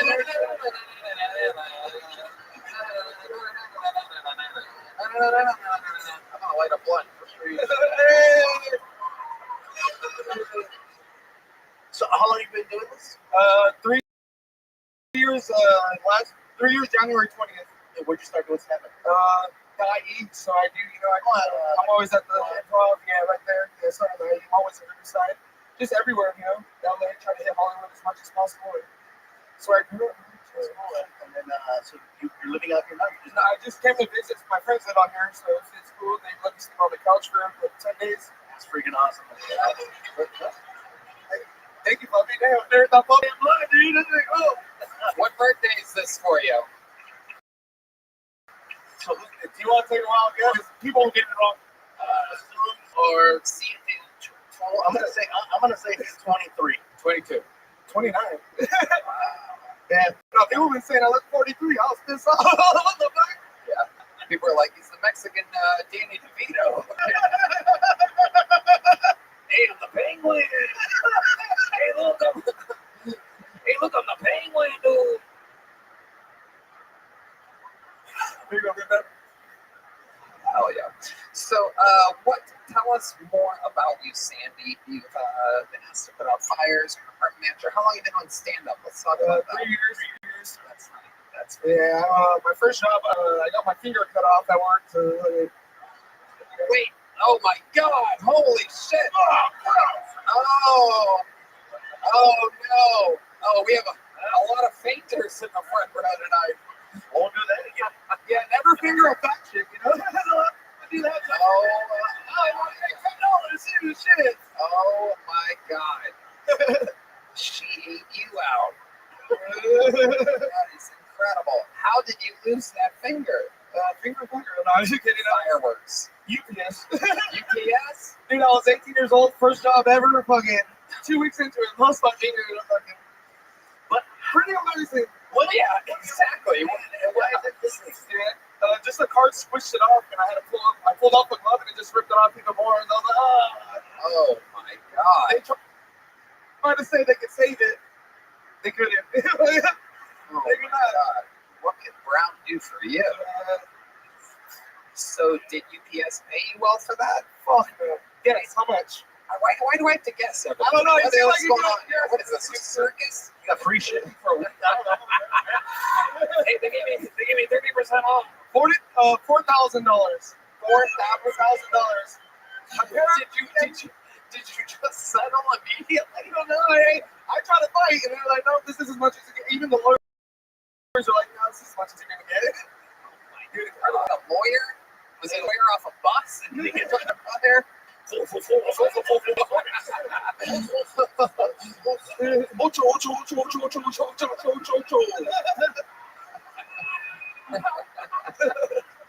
like that you top my joke using bigger numbers. I went 2, you went 8. I didn't know what 2 was. I didn't even know you did this. Oh, I didn't know. I speak no español. Crazy to be called the Gilbert of California. All right. I don't speak Spanish either, brother. So I'm good. Really? Poquito, pero no mucho, bro. That's all I know. Or saco un poquito. I don't even know what that means. A little, but not a lot. That means he's got narcotics on him. Are we really surprised? Florida. Oh my God. Quito indexo finger. Sandy, what do you do for fun? You seem like a guy that has hobbies for sure. He seems fun. He seems very fun. Yeah. Sure, just comedy. That's all I do. Work comedy, just getting that time in as much as possible. That's what I follow. What are you doing during the day before you got here tonight to do stand-up? What do you do just to entertain yourself? It's my birthday, so I went to buy me drinks. I mean, shit. Thank you, girl. Wow, listen to the dumb bitch from Dallas, everybody. Just realized that it's his birthday because she's so deep in her own bullshit world that she found that out 7 minutes after everybody else did. Oh my God, fucking happy birthday. Please don't move to Dallas. Jeez. Christ. She's hot. She's hot. Go, girl. Hey, girl. You're hot. You're high. Yeah. You're high. For a match when it happened. Someone's about to get the lightest fingering of her life. I use it for the clit. I just vibrate on the clit like. He puts it in her pussy and let it vibrate on the clit. They love it. It works. Heard a finger bang? That's like finger poof. Wow. It's my trigger finger too. I'm left-handed, so I was like, oh, I think you're left-handed. Oh, fuck! That is so sad. Oh my God! I thought that was like positive, like man, this was a left-handed. No, that's probably how you got that in there, huh? So, what are the times where you notice it affects you the most, other than like obviously shooting a gun? Is it hard to write? It's hard to do my job, just fixing things at work, trying to get it screwed. Yeah, it's hard. It's hard to write. Yeah, of course it's hard to write, but I've always had sloppy writing. It's a left-handed thing. What else is it hard to do? Jack off. The word fuck are truly left-handed. Left-handed all the way, man. Absolutely. All my cousins are like, dude, she's amazing. Never really said that. So she's like, your family's like that. Absolutely amazing. Which explains why I look like this, probably. Goddamn. Someone said I look like a witch earlier. I'm like, what? How does that make sense? Someone told you that you look like a witch? Yeah. And what did you go? You went, if I had a finger like that, I would be using it all the time. Oh, dude. Yeah, no, Tony Hinchcliffe, you mean the index finger guy? It would be my identity. Oh, best birthday of my life, man. I bet it is. Happy birthday, my friend. Congratulations. What are you doing Thursday? Thursday, I have a show in Palm Springs. Oh, well, So I'll be there back you go. early. Where in Palm Springs? It's a new spot. It's called the Rock Gallery. It's a cool spot. Luke's he will be headlining there next month, and I'll be headlining there. I think the next week after him. So I'm trying to just get in as much as possible. Right? Okay. When do you head to Palm Springs? I'll be leaving tomorrow to get there by Thursday. What are you driving? Are you walking? I'm Taking horse and carriage. I have to leave tomorrow. The show's tonight. With the wind is, I must into the sandy roads. Not Thursday if I need to stay out here. I'll stay out here. I'll do I mean, it's a big gig in Palm Springs, right? Yeah. You've been booked on it for a while. a little. How about next Thursday? You should Next time you're in Austin, there you go. And happy birthday. Here's a big joke book. Here's some. Thank you, Mr. Fuggis. Hey, let's ET. Let's ET. Give me ET. Left hand. Yeah, wait. Give me that stuff back real quick. I'm going to throw it. I want you to catch it with your left hand. Right hand's up. Give me see what happens here. All right, here, let's have some fun. Welcome to the Moron Olympics, everybody. Oh, okay. Use your chest on that one. I'm going to put it out there. Hey, very good. Here's some more. Hey, you get it. Here we go. Ah. Oh, okay, there you go. All right, there you go. Sandy, everybody. All right, we're getting there. Let's get one or two more up there. Next one, 60 seconds uninterrupted for Rob Edwards, everybody. Rob Edwards. You guys having fun tonight? Oh, shit. Make some noise for Rob Edwards.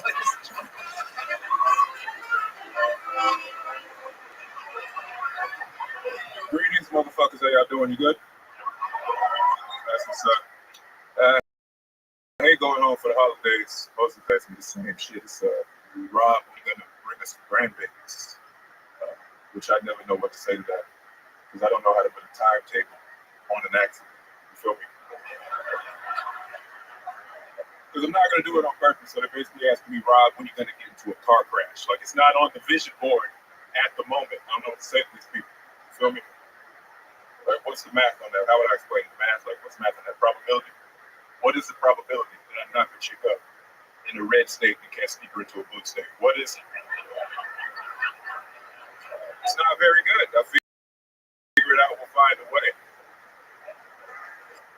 Now, every time I talk about the Roe v. Wade, she's like, Rob, you live in Florida. You got to worry about that. And I'm like, nah, that's how we build bad habits. Are you with that shit?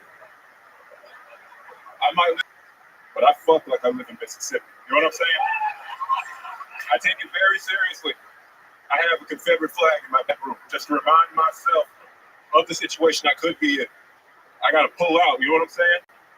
And when I'm about to come and say the South shall rise again, then I pull out. And nobody gets pregnant.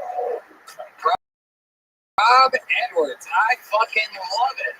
First time on the show, right? Yeah. Welcome. Absolutely incredible set. Amazing that you're here to do it less than 24 hours after you won the AFC Championship yesterday. I mean, 1 second you're going to the Super Bowl, the next I've been Ravens Tony. gear. I don't know what you're talking about. What is it? I'm in Ravens gear. I lost. Oh, okay. All right. Well, I mean, okay. That's really applicable for any NFL team. So I hope they pick me up. Shit. I love it. Money. You must have played, I mean, sports even as recently as today. You know, I try to stay in shape. You know, I gotta try.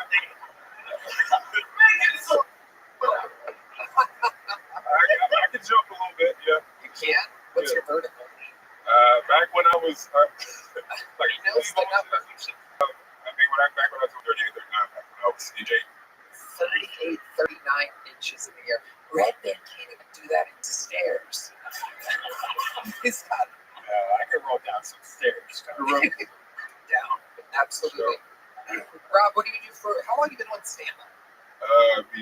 7 years in October. 7 All of it in Baltimore? Do you live here now? Well, I do. I'm in the Bay Area, so California. Okay. I'm doing out there in San Francisco. Okay, that's where you live now? Yeah. It's crazy up there, right? Yeah, I think the homes is a lot worse than it is down here. I know. It is. It's quite frightening. It's not even really just homelessness as much as it is like drug addicts and mental illness, right? Right in front of you, so it's cool. It's a lot of crazy shit. Yeah, I'm a plumber. That's my day job. Somebody like owes my van while working. So wow. Under the van. Out there like stealing my catalytic converters. I went over to like stomp him out. Turned out he was like dying. So I was like, I've gone already did that. Yeah, he beat me to it. Oh, he beat me to it. You do not steal the catalytic converter of the Lord's will. He beat me to it, for sure. Amazing. So you're a plumber in San Francisco. Yeah. How long have you been on that for? I've been plumbing for like 10 years. I needed money. Hell yeah. You seem like a guy that's good at laying pipe. A lot of blood in that poop up there. Red Man, our senior retard correspondent. Like what? I didn't even hear what he said. He said a lot of blood in the poop up there, implying that San Francisco has an overwhelming amount of gay men and sickly men. Yeah. He's not wrong. He's not wrong. He's not wrong at all. Yeah. Hell yeah. What is the worst plumbing situation you've ever had to go to? What is literally the shittiest situation? 10 years of plumbing. I gotta know, big tall guy like you. It's gotta be crazy out there. It's a lot of old, so there's a lot of old Asian money in there, so I'm like the first nigga to go to a lot of these houses. I don't know, they try not to be racist, but like they like accidentally be racist a lot of times. They don't know how to talk to black people, like the older Asian people. So it's like, you're so tall. Yeah, I'm not gonna do it. Oh, you mean what I did when I introduced something to say? I caught myself. I'm like, all right, makes sense around Edwards. Holy fucking shit! Oh my God, it's so big and bracket. Oh, big and bracket matter. Purple than you expected. Y'all ain't about to get me fired, boy. You were the tallest brother on earth. Yes, the old typical Asian accent there from Mario. Most of your crazy calls happen after hours, because usually that's when plumbers make the most money. Is because anytime I've had issues, like it's always calling after hours, and usually it's for something where you have no control over it. So what kind of things have you been called into? Yeah, on call, actually. What's your question? As far as like what's not the worst situation as far as somebody being an asshole to you, but more so like the situation, like was the shower backed up, toilet backed up, the sinks, the plumbing. Was it something that was just ice would break, bro? It's like that type shit. So you just you go in there, shit's flooded, or the worst is obviously like drain pipe. So shit and stuff leaks everywhere, and you gotta go in there. It's just incredible watching. a veteran plumber talking to a veteran toilet flogger. So you could probably show me some not flushing tampons, ladies, please. That's the main one you run into. You said 10 years of doing that, right? Yeah. Can you still get grossed out? Yeah, you never get used to seeing shit. At least I don't. So. Because I talked to some plumbers that are like, I can eat lunch while fixing the freaking pipes. No. That's the level that I've seen. No, that is the most Mexican thing I've ever heard. I can say it in Spanish and make it more Mexican. Oh shit, they're about to play a song or something. You keep that up. Fucking real stand-up, man, which I think is awesome. You have a great time. You came out very confident. Oh, thank you. I got long setup, so I was like, I wondering how my shit's gonna go here, but it went. What's the longest you've been on stage? You mean like my time? Yeah, your set. 45.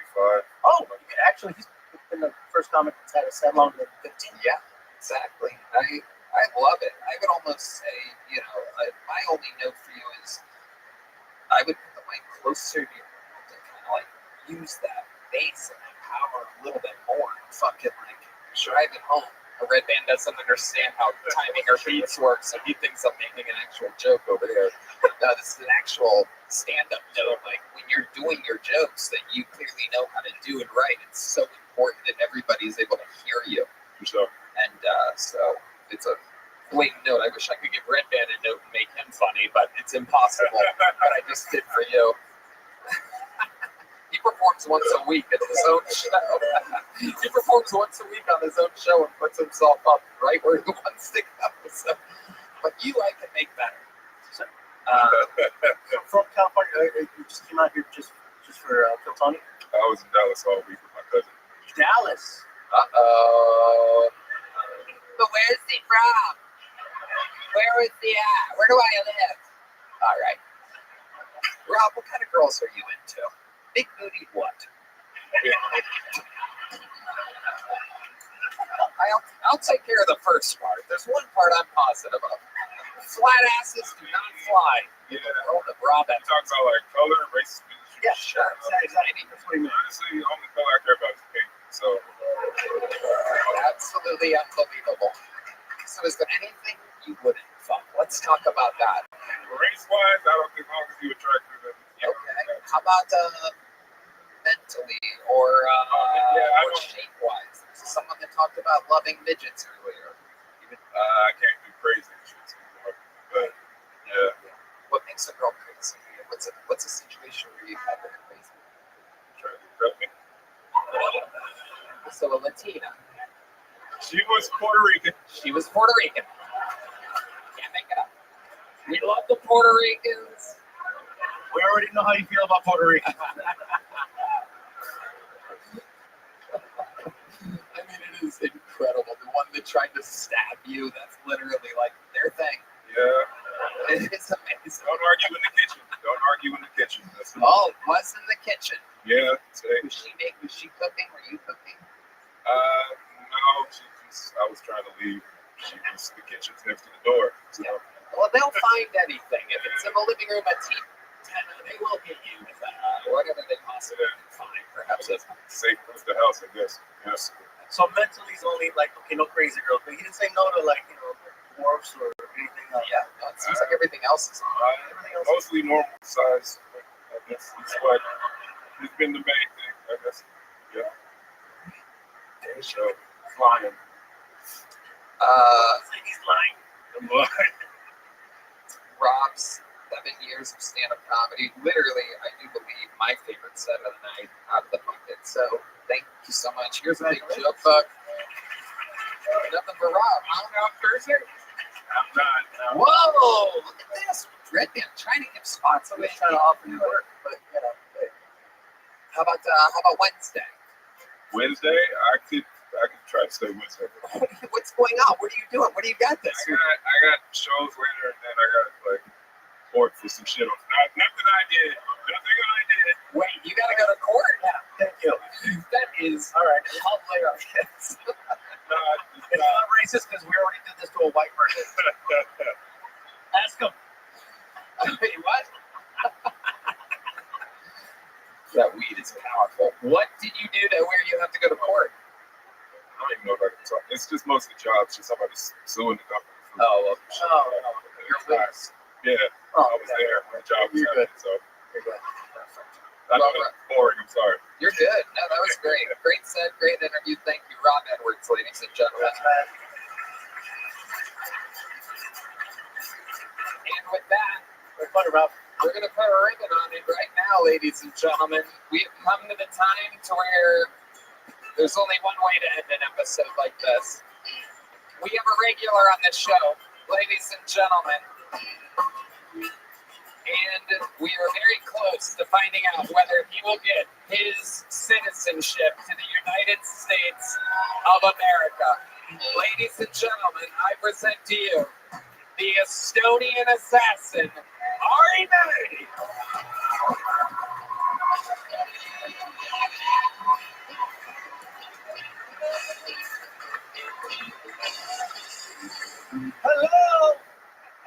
Hello.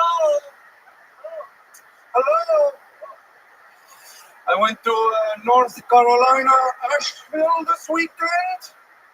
It got hit by a horrible hurricane. It looked like a post-apocalyptic movie. But then I went to the hotel room and I looked at Asheville before. I gotta tell you, the hurricane didn't do that much. Even the hurricane was like, oh shit, somebody already did this. LA's on fire! LA, oh my god! Where the pedophile's gonna live now? Oh my god! Where are we gonna fuck the kids now? Eat my ass, LA! They asked me for $1 at Whole Foods yesterday for the relief fund in LA. Eat my ass. Who's that dollar gonna go to? Mel Gibson? Fuck you. I don't feel bad for people who lost the house because I wish I had a house to lose. You know what I'm saying? I wish I got a new start. I mean, I wish I had a start. That's probably the best part about being poor as shit, huh? And renting, I don't give a fuck. If I go home after this gig and my apartment's on fire, the only thing I do is put my hands out for warmth. I look at the landlord like, I guess the lease is up now, motherfucker. A curse has been lifted. Thank you. Wow. Hey, Gabriel. What can you say? This is a superstar right here.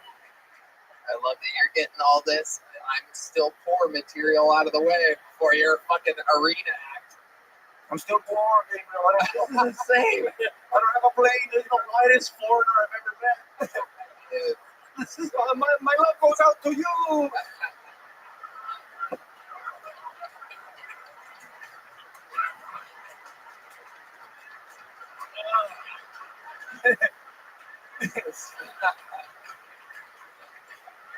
I'm sorry, I'm autistic. I'm autistic. I didn't know what this is.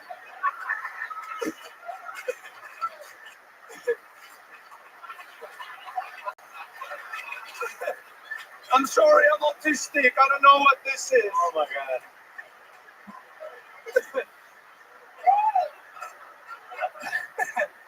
So much for my show at the kids' school.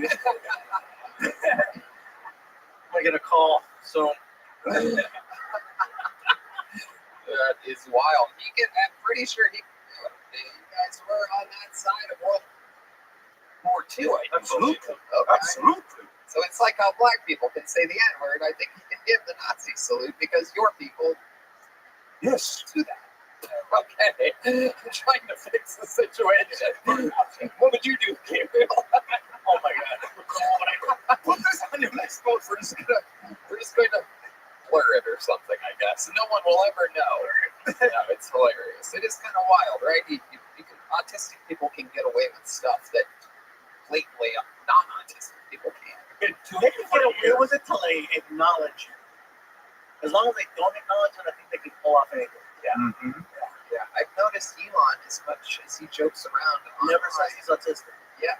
So then you can always make the case where, well, you know, he's a little Asperger's. Yeah. Well, whatever it is. Dr. Redband making his diagnosis. Sure, on the spectrum. Anyway, Ari, how's life been going? Good? Yeah, good. Asheville was super. It was actually a beautiful spot. I loved it. Wait, what? That was all one word. Asheville. Asheville, North Carolina? Yes, North Carolina. It was actually beautiful. Lots of hills, lots of living. And, those country girls have the palaces. Wait, what was that? Oh, you could feel a rough hand job in Asheville. Oh my goodness. A rough one. I love it. I needed some relief too. Those working lady hands there, huh? Yeah. the exfoliators. Yeah. And they're thick necks. They do? A thick neck bitch. Yeah. Wow. A little bitch. They can like carry me out of the fire. It's funny to think that next week there's going to be suddenly that girl in Nashville is going to be watching his performance. It's going to be like, God damn, shit, my hands and my neck are insecurities to me. Shit, God, my fear. It goes like this. You're going to come, boy. I was like this. I am.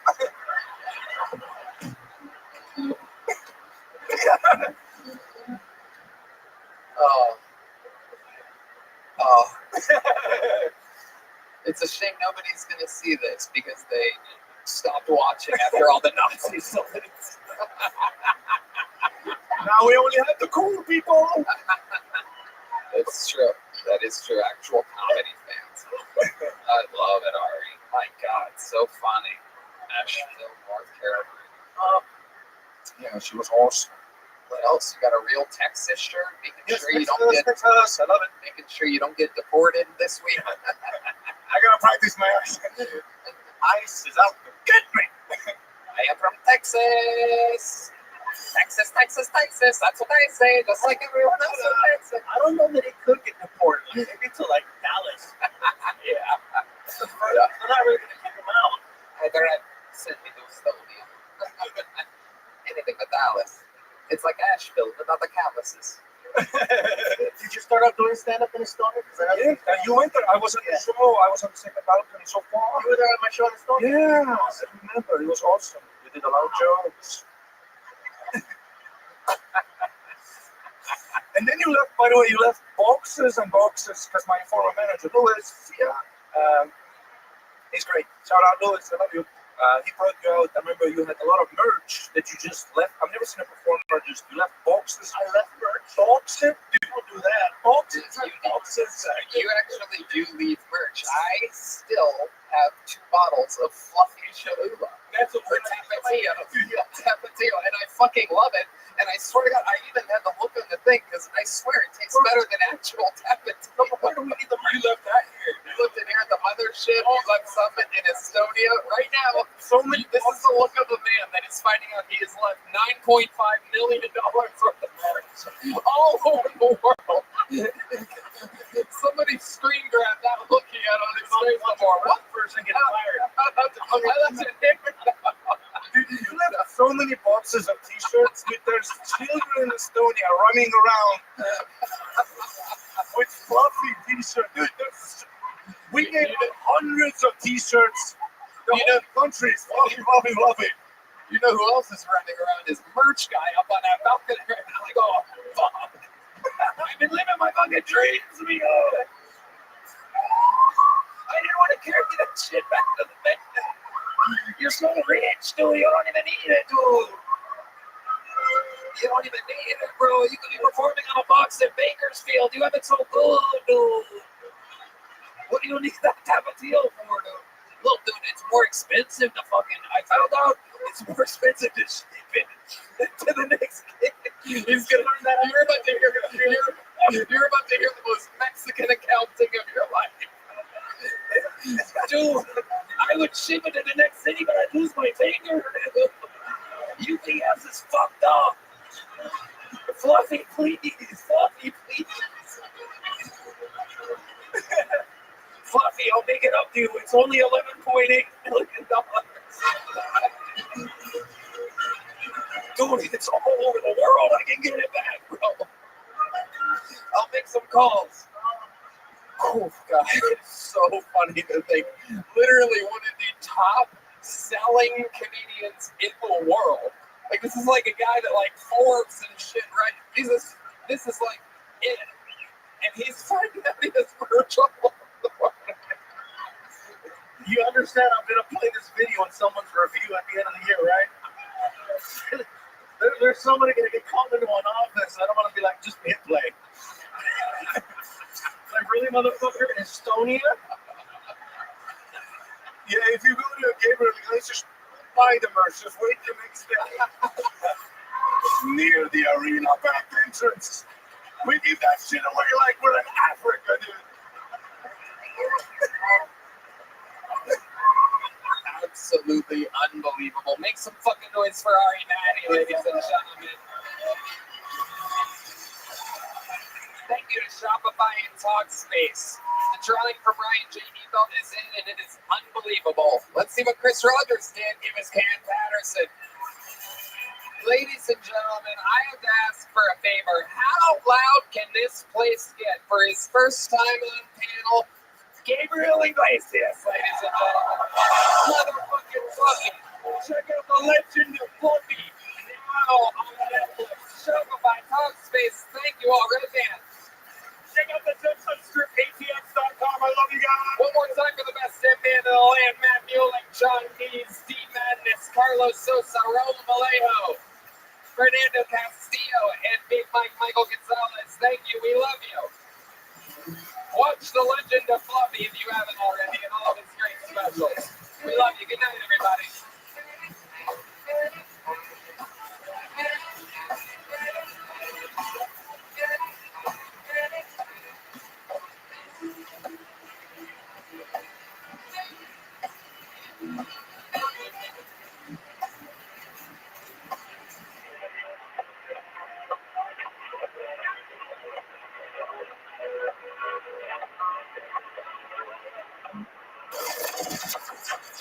The Sunset Strip Comedy Club in Austin, Texas is now open. Check out Red Bad's secret show every Thursday. Go to sunsetstripatx.com for tickets.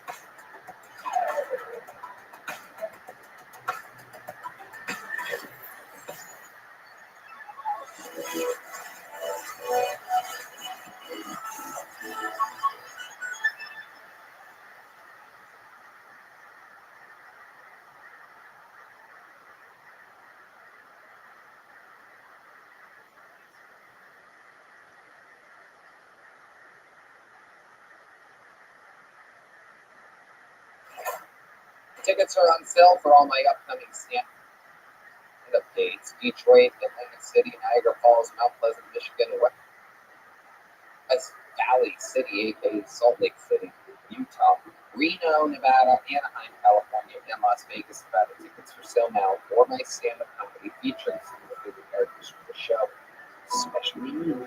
All tickets are at TonyHitchcock.com right now.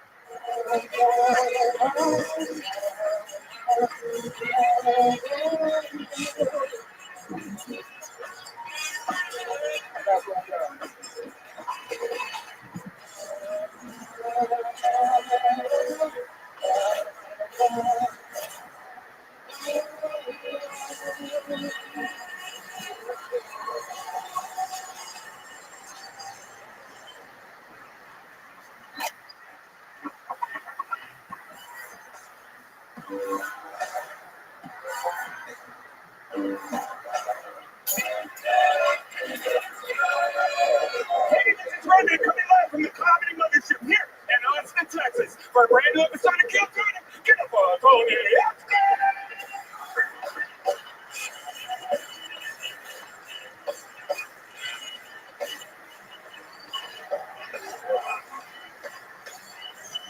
Who's ready for the best fucking night of their lives, huh?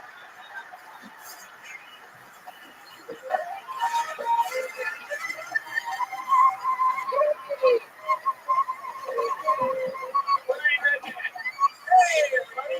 The best stand band in the land, everybody. Raul Vallejo, Fernando Castillo, Carlos Sosa on the horns, Big Mike, Michael Gonzalez on the drums, the mutilating Matt Mueling on the electric guitar, John Dees on the keys, and that is indeed Deep Madness on the bass guitar, ladies and gentlemen. Wow. The energy in here feels great. Before we get started, here's a little bit more of the amazing sponsors that made it all possible.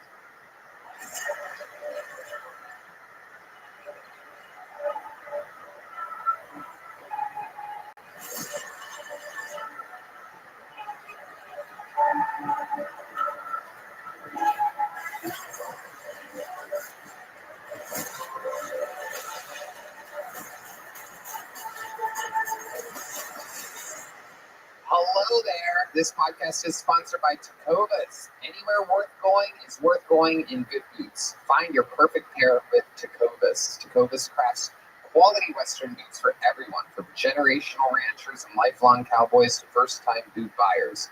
Born in Texas in 2015, Tecovas makes it easy for anyone to find their perfect boot.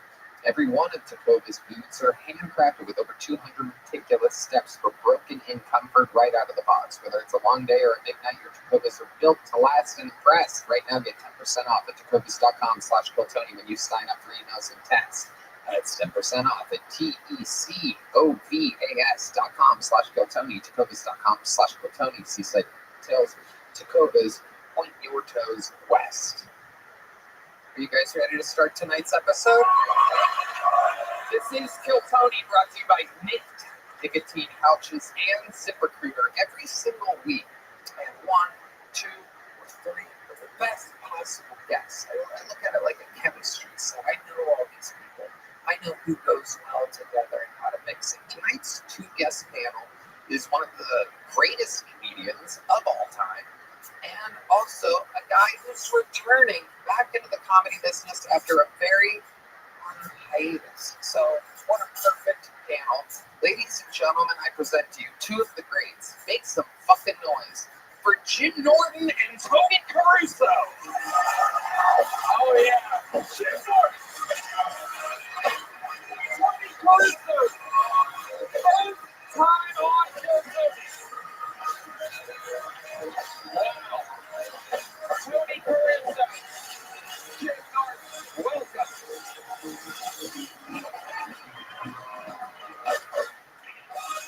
Jim Norton is back, the only comedian to be on both Madison Square Garden episodes, absolutely crushing, one of our favorite guests of all time. He's been on the show in LA, multiple times in Austin, in Las Vegas. Jim Norton, one of the best comedians in the world. Jim Norton Can't Save You is available everywhere. It's a brand new show. And joining the panel for the very first time ever in the show's entire history, Tony Caruso, ladies and gentlemen. Now, Tony, wow, they really love you. I don't know how it's that was a shotgun of my life. It seems like you come on.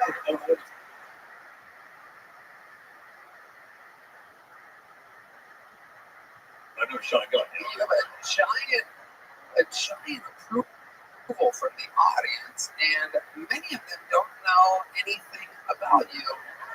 You are making a return into stand-up comedy. You took a 20-year hiatus when your wife passed away. 20-year hiatus. My wife died, R.I.P. I found out through text she had cancer or HPV or some shit. Whatever. The bitch is dead. So I'm trying to get my life back on track. Good to see you, Rabbi. What do you brush your teeth with nacho cheese? All right, I'm just warming up here. But no, I'm a big fan of the show. And, Kill Tony is a show to launch careers and launched a lot of cameo. By the way, about to star in the all-even reboot of The Sandlot on Skimmers.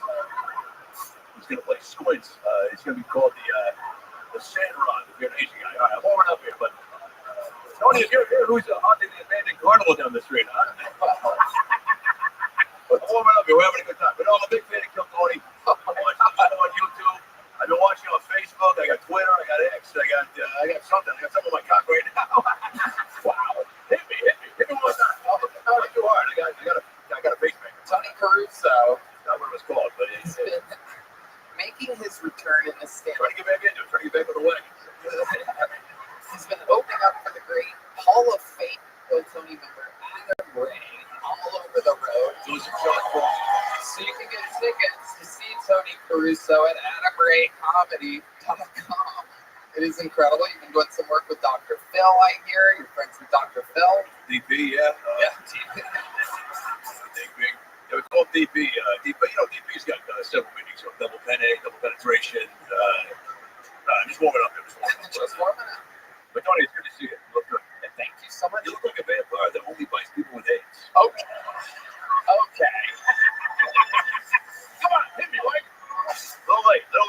I invite you to the show, and this is how you treat me. I just want to warm up. Okay. You know the show, right? Hey, look at that fact. Okay. Well, I mean, she's. I want your show. Okay. right. Good Lord Almighty. So, Tony, oh, okay. So, Tony, you know how this show works. Over 200 people signed up for the opportunity to be here. I pulled their name out of the bucket. They get 60 seconds. Time is up, and you have the sound of a kitten. That means they have to wrap it up. And roast to bring out the angriest Hollywood bear, which interrupts them. And then I ask them a bunch of questions. We find out more about them, and everything is implies anything can happen. Are you guys ready to start tonight's episode?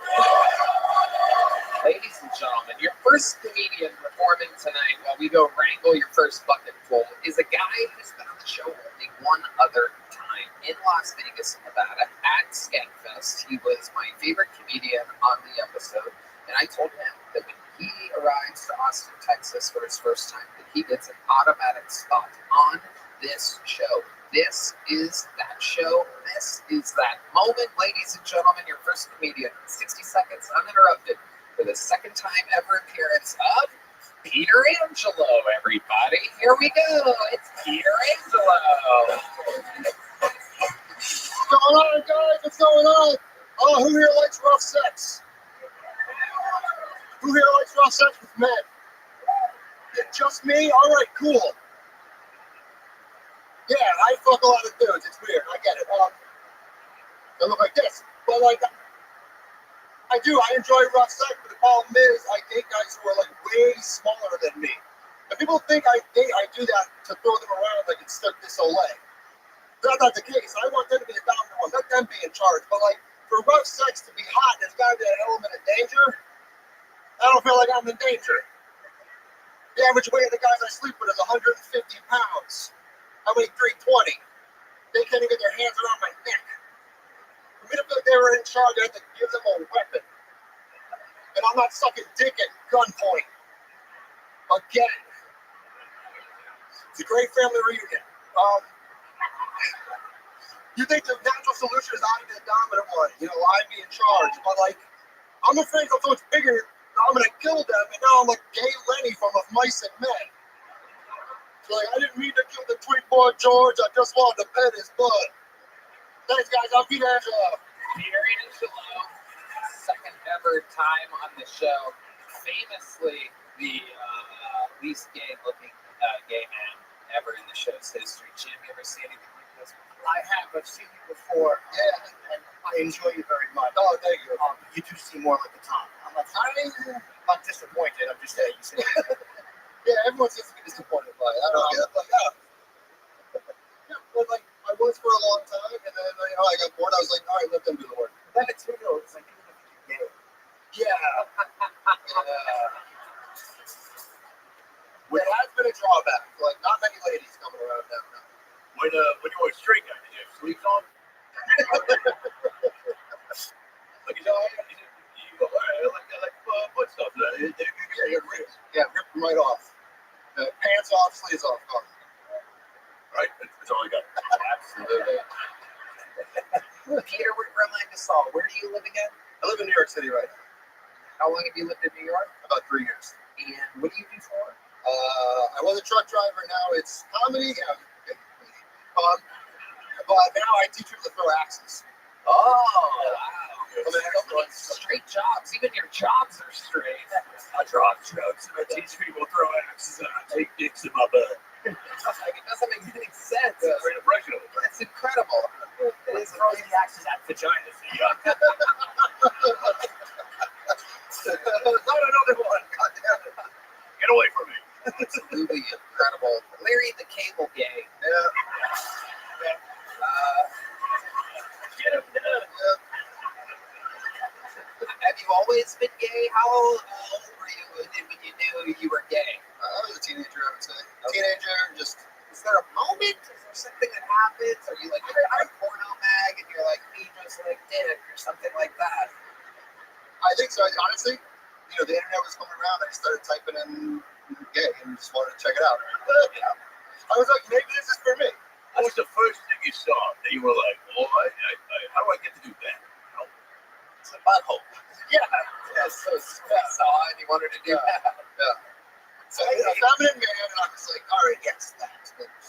Moves on from there. How do you go to your parents and you go, hey, how do I get to one most of my life? My dad was like, become a trucker, truck stops. There you go. When did your parents find out you were gay? How did they know? When do you think they caught on? I'm not sure because I would say not quite told they were positive. My brother knew right away because he kept taking my computer before I erased the search history. Oh, shit. And your brother's like, let me send this email to Google real quick. What the fuck is that black guy? Fuck with that other black guy. And your brother let you know that he knows. Yeah, he did. Did he keep it a secret? Yeah, he did. He didn't paranoid about it. I like how vague you are with your searches too. Gay. It's a cop. I'll look at it. I don't care. Figure it out. Yeah, it was. Yeah, what should we have? The internet just started. I don't know. Do you remember the first time you blew a guy? Yeah. Where was it? Yeah, tell us about it. Paint the picture for us. Stone cold, like. What a way to kick off the show. I was at my house. Invited someone over. I thought he was. I had an inkling he was also gay, and I was. Hold on. What was the fucking? I don't know. Anyone who doesn't look like me. I don't like. Right. Most people I think are gay. He's over your house. Hoping. It was like, oh, you want to watch porn? Yeah. But I'm porn. And then, I usually want like a bunch of guys having watched porn with their friends and just tried to touch it once. Like, No, yeah, it's just a gay guy thing. That is What the fuck are you talking about? Fuck that. I'm not a gay guy. I won't even look at her cock. It's all good. Hey, agree to disagree. And then just like, Did you make a serious move on him, or did you try joking your way into it? joking, man. I think it was. That's hard. No, it was like, hands or hand. How you get help into a guy's hand and a girl's hand? Like that kind of thing. Held his hand? No, stroking his arm. That's gay. That it held his hand. Yeah. I'm not that gay. That's fag shit. Yeah. I was trying to Both of those are t-shirts. I'm not that gay. That's fat shit. Right? Now, when you touched it, are you still friends with the guy who you jerked in? Is he gay too now? Yeah. Well, that's kind of sweet. Yeah, we're still friends. We reminisce of that. Do you really? Yeah. Once in a while. We are still friends. Okay, that's great. What's it? That's a good question. Coding? Coding? Yeah. Like data shit. Coding you with his cum? That was funny. How's New York City treat you? Where did you live before? Vegas? No, Connecticut. Oh, Connecticut. Yeah. And you're in the middle of New York City now? Yeah. What's that like for you? What do you do there to have fun? A lot of metal concerts, go to raves sometimes, training to be a pro wrestler. Really? Yeah. Wow. Stone Cold Steve Aoki over there. What's your wrestling? What's your wrestling character? Yeah. It's a big dude. Wow. Yeah, the cock. Yeah, and I'm a gay trucker who hates straight people. Okay, so Pretty much just me. Do we get to find out what you're transporting? You said you drive trucks, right? So what are you taking across state line? What are you taking from? Like, what? You drove a truck today? Are we talking about character? What I actually did as a trucker? Can I finish my fucking sentence? No. So you're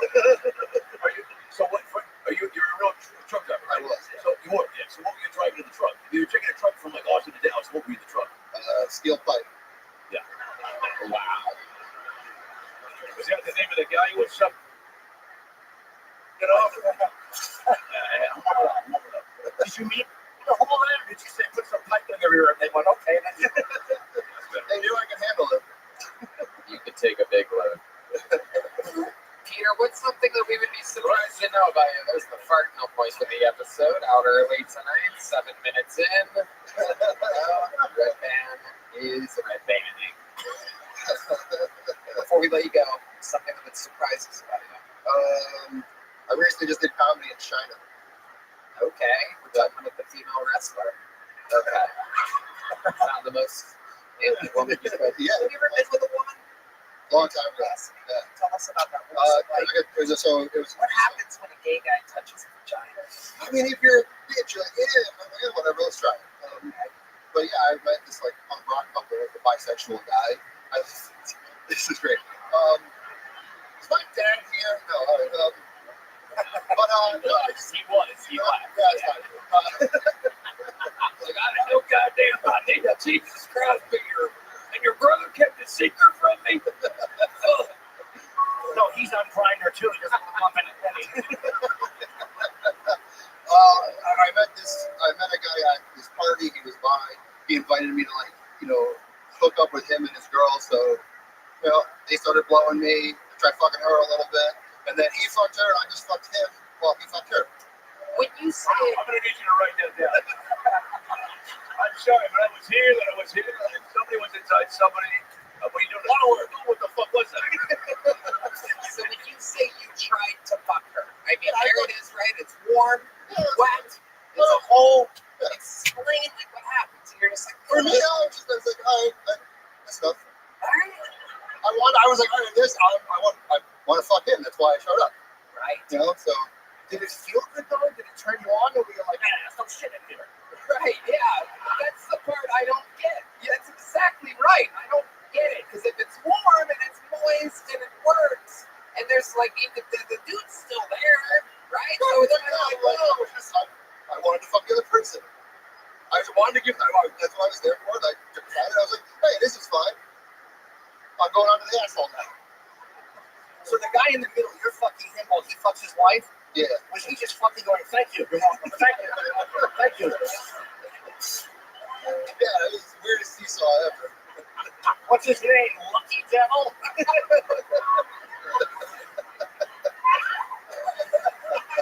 Taketh and giveth. Well, Peter, you got tonight's episode started with a bang. Congratulations. Thank you for having me. Are you in town Thursday? Yeah, I'll be all month. There you go. You're doing the secret show. Awesome. Very nice. Thank you so much. Have a great night. Here, Angelo. His second time ever on this show. He was pulled out of the bucket in Las Vegas, Nevada, and now our first bucket pull of the night. Wow, you know what that sound means. Heidi is here, everyone. The lovely Heidi. Absolutely incredible. There she is. One more time for Heidi, everyone.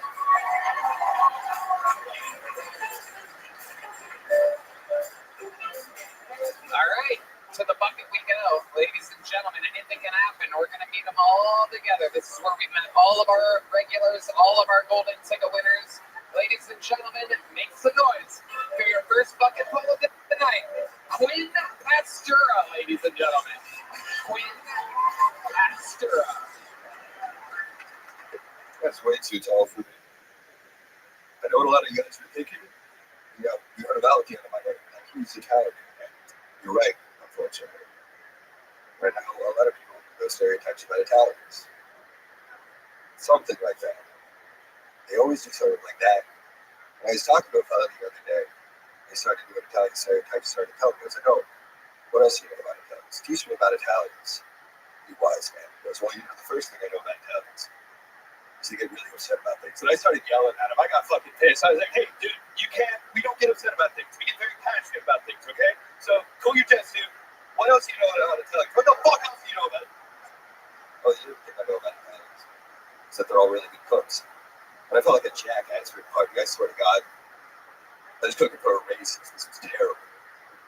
And this is the real cooker. He had to bend over about a foot, but only 5'6", and he goes, the other thing I know about you little Italian bastards, these are all criminals. I swear to God, I would cook this guy's ass if I wasn't a felon. Okay, Quinn Pastura, ladies and gentlemen. He's Italian. Hi, Quinn. How are you? I'm doing excellent. How old are you? 26. 26. Where are you from? Kentucky. Okay. And are you visiting here? You still live in Kentucky? I live here. Okay. Been here for 6 months. How long have you lived here? 6 months. And what do you do for work? I work at a bar over on the 6th. Okay. What do you do at the bar? I am a lonely doorman. Doorman. Okay. Very interesting. How long have you been doing stand-up? About a year and a half. A year and a half.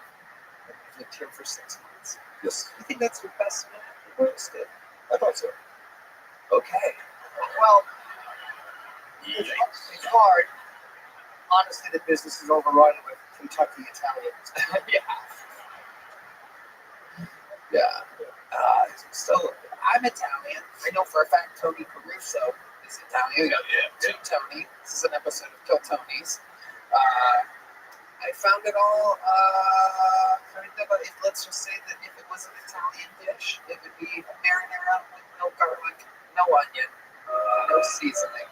Really just mashed tomatoes, if you will. I mean, I'm German too, so that kind of fits. I guess my German side was coming out. Okay, all right. Yeah, I would have rather was except from Chef Boyardee.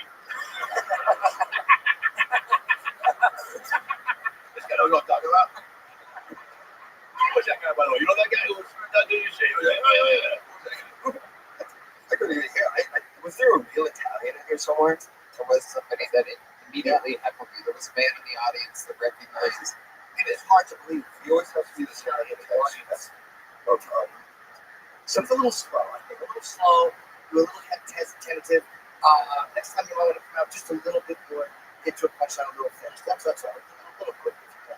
Okay. Yeah, just a bit, but I understand what you're doing. Let's figure out more about you, Quinn. Stuff you could talk about. You're just talking about the most broad of all broad things, which is being Italian, which is hard for even an Italian to talk about.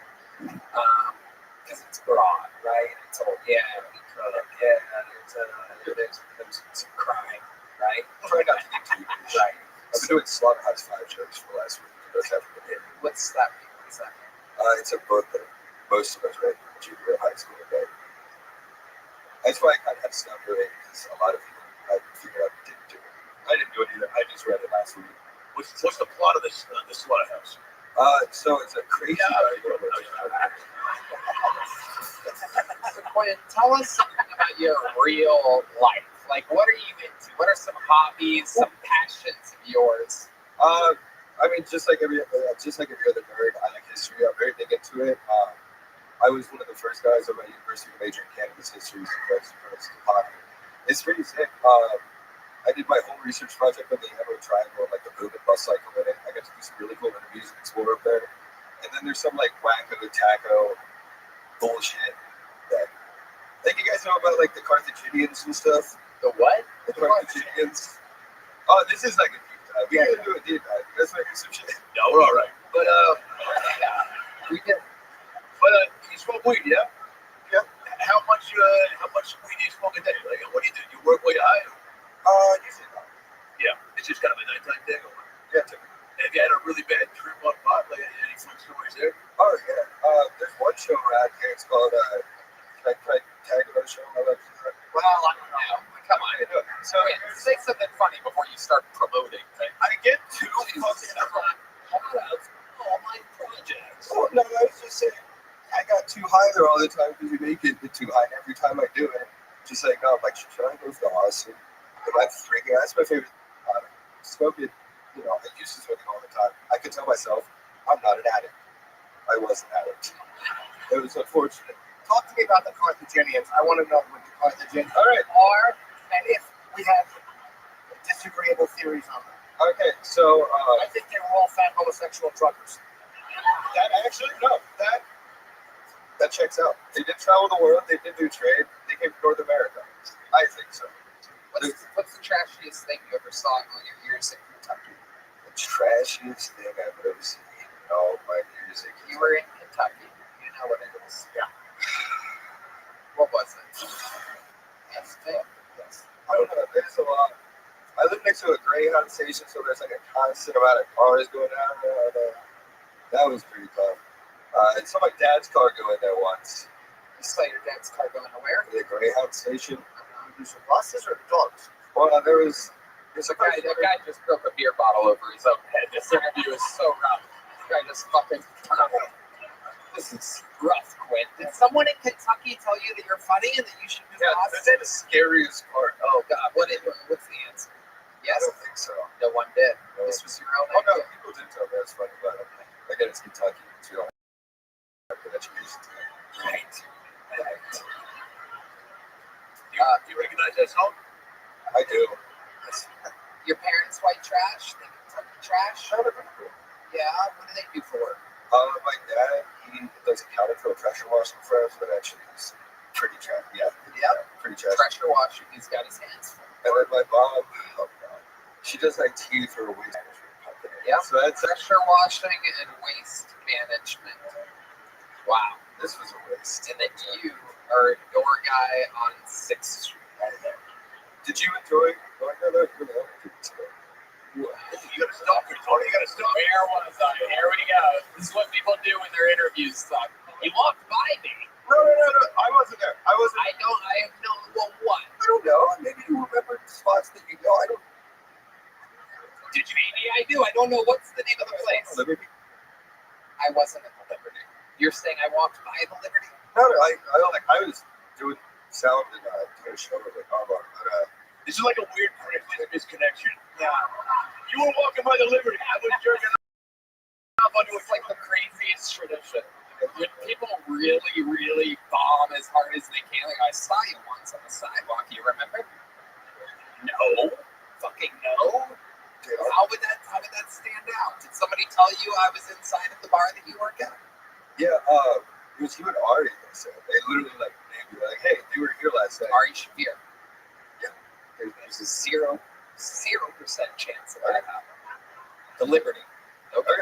That money you got it in. I mean, I didn't see you. I was just home, so You're just trying to start a little conversation here. Yeah, and we also landed on the nothing else is working. Oh, fucking unbelievable. One of the dumbest things someone can do is just reference. Remember? You weren't even there. Yeah. What kind of bar is Liberty? It's like a little back bar. Alright, it's good. Alright. It's a good time. Can I ask one question before you leave? What's the biggest thing in Kentucky? You go to Kentucky, everybody goes back to Kentucky. There's nothing. I have to go across the river to Cincinnati for there to do something. It's hardly anything there. There you go. Here's a little joke. You're gonna catch it. There you go. Pastor, for the love of God. What?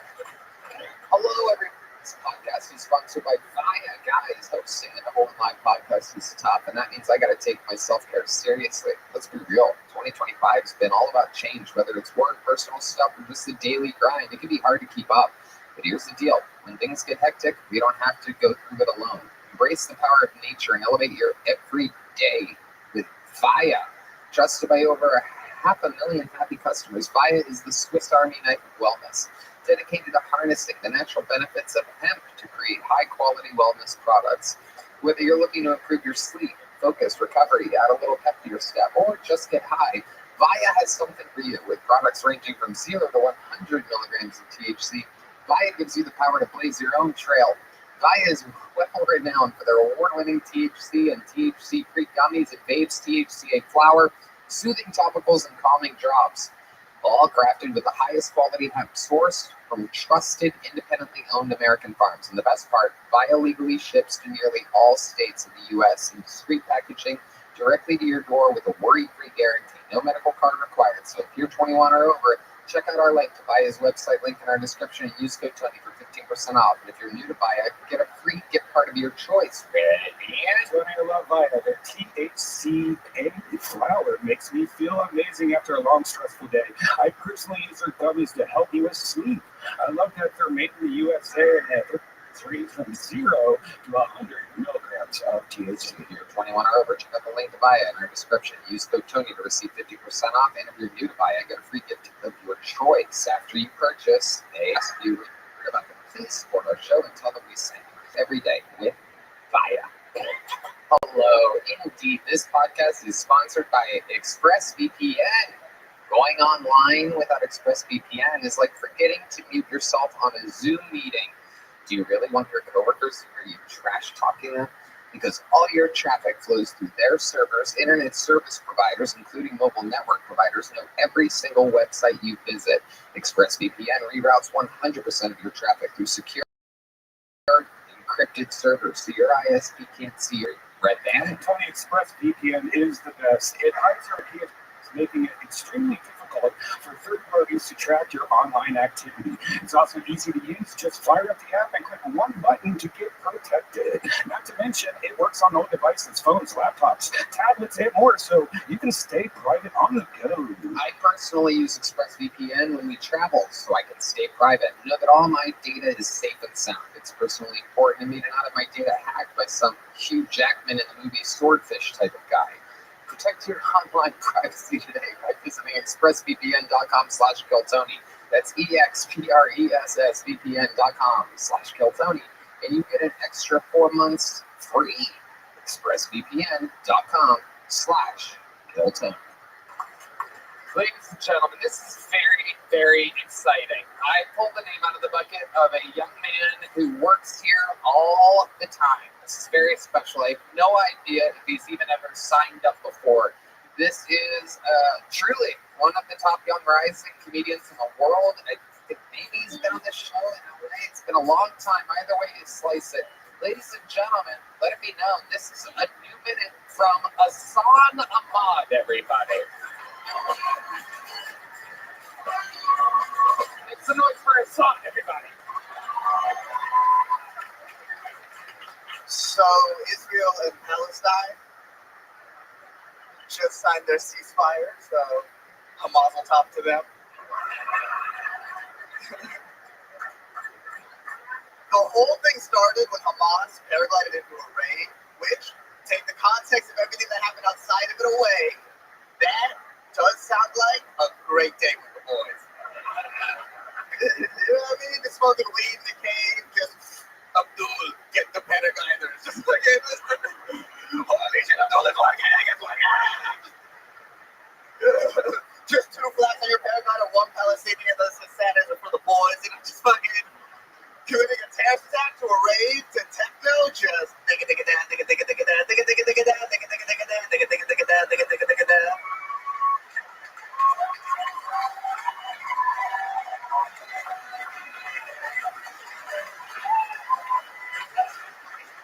That was Sandstorm by Darude, in case you missed it. I don't know if it's... I'm going to sound about Hassan Ahmad. Oh my God. Wow. Coming up here, cleaning up after a fucking bore of Kentucky. Holy shit. You know what's funny? He was talking about the Liberty, and I was telling you that was the bar that we were at with Ari Shafir the night of the picture. Wait. No, it wasn't. No, it wasn't. You're being funny. That was not it. That was one of them. That was the white horse. No, the picture was that one. No, Liberty's west. Oh, Okay. East. Okay. I thought Liberty's east? Oh, okay. Maybe we were... We were on a bar crawl. That's what Ari wanted to do. Which fucking one was the Liberty? I have no idea, but I know that's one of the Liberty real quick. There's no way. This is the Liberty fucking west. It's east. I was there. Fuck. Poor guy. I'm like, fuck you. You're not funny. Get the fuck out of here. Oh, it's just blatantly east. Same street, but that way. It is literally just 5 minutes, just due east on 6. My location is still there. I'm still at the Liberty. There's a blue dot. Holy shit, the poor guy. The poor guy. Well, then he's going to be a hero. Quinn, you just hear the internet. Quinn, your comedy sucked, but dude, you got Tony good. Geographically accurate about the whereabouts of Tony Hinchcliffe. Ari Shafir absolutely insisted that to celebrate his special release on Netflix, he wanted to go east and do a shot and a drink at every spot. Yes, we learned it. Yeah. And fucking God, that was one of those nights. Yeah. Hassan, you were along with us. We had a blast. Yeah, he was right. Yeah. He was right. It ended up working out. You're so funny, man. That's making that stuff funny. That is fucking great. Really, it's so odd. I love the angle you took to hear it. You say that. A mazel tov is going to be my new catchphrase. We go for Patsy's on it.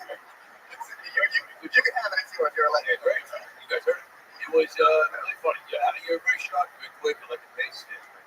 The song, always killing it, always part of the actual scene here. I mean, the equivalent to like a high-level comedy score, paid regular, or the equivalent to here. One of the first people from LA to move here. Yep. Your movie and podcast co-host, Aaron Poston, you'll love.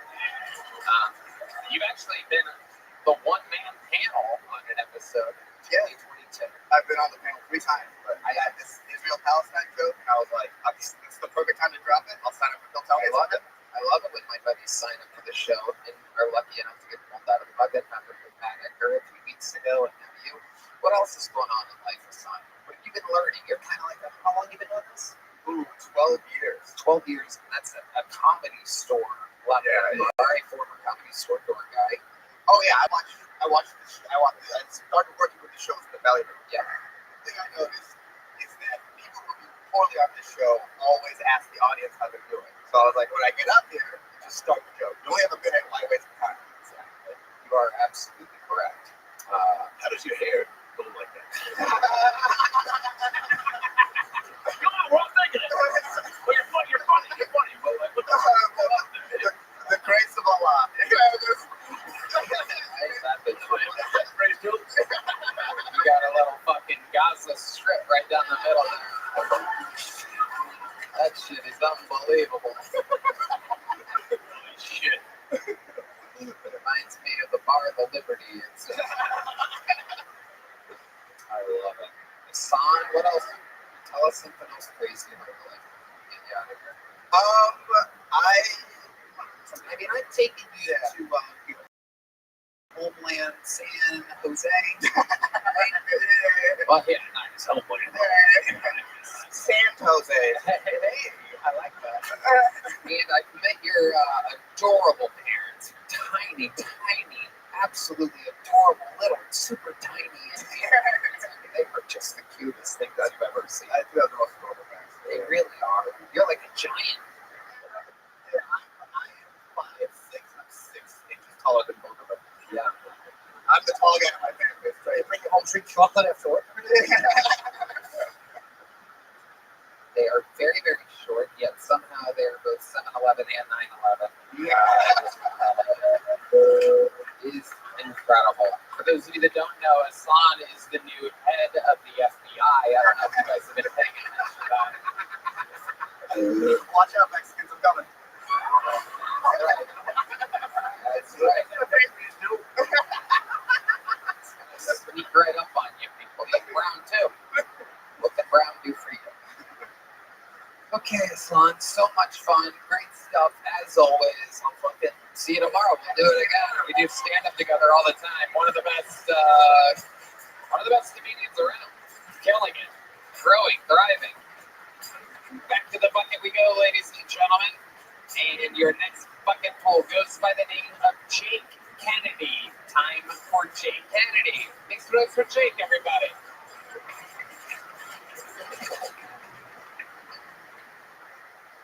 I come from your typical normal-sized family, you know? My sister's 6 foot, my mom's 6 foot, my dad just really beat the fuck out of me. Really stunted my growth growing up. Yeah, my mom, she really wanted me to feel special. I remember she pulled me into her office one day and she said, "Son, you're going to dwarf camp." I said, "Mom, I already get bullied." You know? So nevertheless, I went, and it's exactly what you guys are thinking. They gather all the little people from all the little villages, they put them in a ring, and we fight to the death. Yeah. You know, it's a cruel world. My girlfriend just told me. I was talking to a buddy about it, and just telling him how, you know, I was coming in between her career goals, you know, and he just looked at me and said, "Dude, that bitch works at hours." Don't call her a bitch. She doesn't like that. That's my time. Okay. Hell yeah. Jake Kennedy, welcome to the show. This is your first time on, right? Yes, sir. Welcome. I just your son was just out there. Really. You are adorable. I can't tell whether you're a little person or a huge midget. What is the actual I know you'd like to guess. What do you think I have? That's sexism. Down syndrome.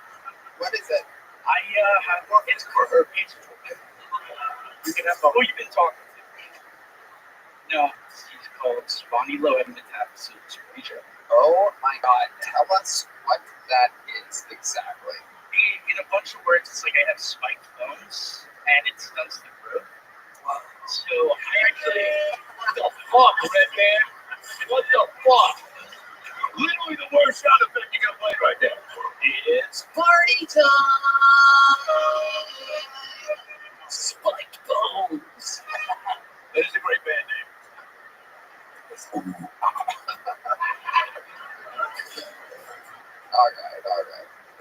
you have?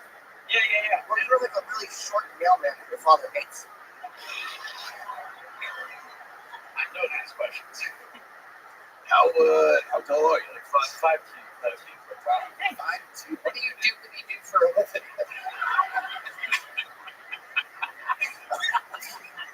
You got a guy that loves hanging out in chocolate factories. Peter Angelo was on earlier. It's an asshole joke, by the way, because he's that fat gay guy. All right, back to you. You're dressed like a baby swim coat. Yeah, it is adorable. That's a cupcake to get, so that's not an insult. $50 Very tiny soprano. Yeah, tiny soprano.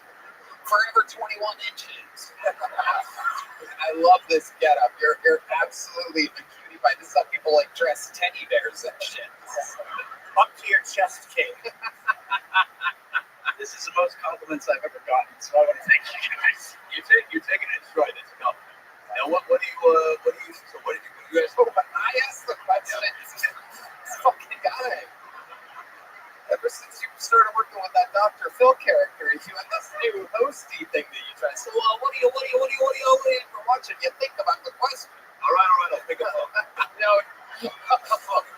Oh, he's got spiked bones. Be careful. Wait a second. Oh my gosh. Oh my gosh. I bet he's heavy. I can tell by the look. On Tony Caruso's face. This motherfucker's heavier than he thought he'd be. That's a fucking dead weight. I got spike bones out. Fuck. Fuck that up. Edit it out, Yoni. 2 Tonys and a spiked bony. This is a party in here tonight. Jake Kennedy, how long you been doing stand-up? This is my first time ever, Tony. Wow, look at that. That's a good first sign. The goat of the first time. How old are you? 25. 25 years old, absolutely adorable. The 25 years old, I guess the math works. He has the body of a 12-year-old and the face of a 40-year-old. This is incredible. You just got to do the math, divide it by 2, figure it out. What do you do for work, Jake Kennedy? I'm a violinist. Professional violinist? You don't fucking waste. Yeah. No. No, he can't reach the notes up there. That left hand. He needs a tiny little cello. It's the tiniest. What's the tiniest? Even a harmonica is a two-handed adventure for you. I cannot picture you professionally play the violin for a living. Where can people see you? I work on a pirate ship. Hold on.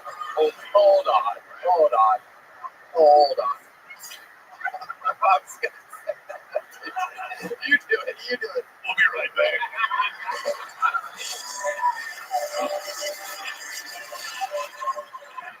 I mean, you're like the movie Jack. You ever seen the movie Jack? All right, edit this out, Yoni. Okay, so when did you start playing the violin? 10. Wow. You make a good living doing that? I can sustain myself, kinda. Where's this? How far is your violin from here, right? It's at my house I'm on East 10. In which one? Jesus Christ. Yeah. Okay, you made it, Yoni. Keep it. How far away? How many minutes away is it? Like 10. I have an electric bike, so like 10 minutes. Can you hop on your electric bike, go grab your violin, and then we'll close out the episode with a little song? Jake Kennedy? Is that okay? Here, take this on your left. There you go. Don't crush you. Jake Kennedy. Hey, you know what? It's only fitting. Jesus Christ, Tony, sit the fuck down. It's only fitting you get a little joke book too. Jake Kennedy is the ride. He will be back in a little bit. Just a very little tiny bit. Oh my goodness. Jake Kennedy. Wow. How adorable is Jake Kennedy? I cannot wait to see him play a tiny little violin later. What was this going to be? That's like a thing. Though he probably plays the world's smallest violin. That's like a figure of speech. We're going to do it tonight. He's going to take his little tiny electric scooter. Everyone in the city's going to be like, look at that happy little guy. What's he so happy about? He's up there like a little rubber ducky. he's going to be smiling ear to ear. Hopefully he makes it back okay, all in one piece. He's out there riding around on these streets with spike bands, taking a chance. He's just out there like a little fucking absolutely adorable thing. Hello there. This podcast is sponsored by Tecovas. Anywhere worth going is worth going in good boots. Find your perfect pair with Tecovas. Tecovas crafts quality Western boots for everyone, from generational ranchers and lifelong cowboys to first-time boot buyers. Born in Texas in 2015, Tecovas makes it easy for anyone to find their perfect boot. Every one of Tecovas boots are handcrafted with over 200 meticulous steps for broken-in comfort right out of the box. Whether it's a long day or a big night, your Tecovas are built to last and impress. That's why Esquire loves them and says there's a reason we keep coming back to Tecovas. And speaking of Esquire and men, it should be on the cover of the next issue. Here's Red. Tony, I love Tecovas. Being honest, you see a lot of boots, and Tecovas are by far the best. They are just so dang comfortable. I wear them when I'm out in the town, at the grocery store, you name it.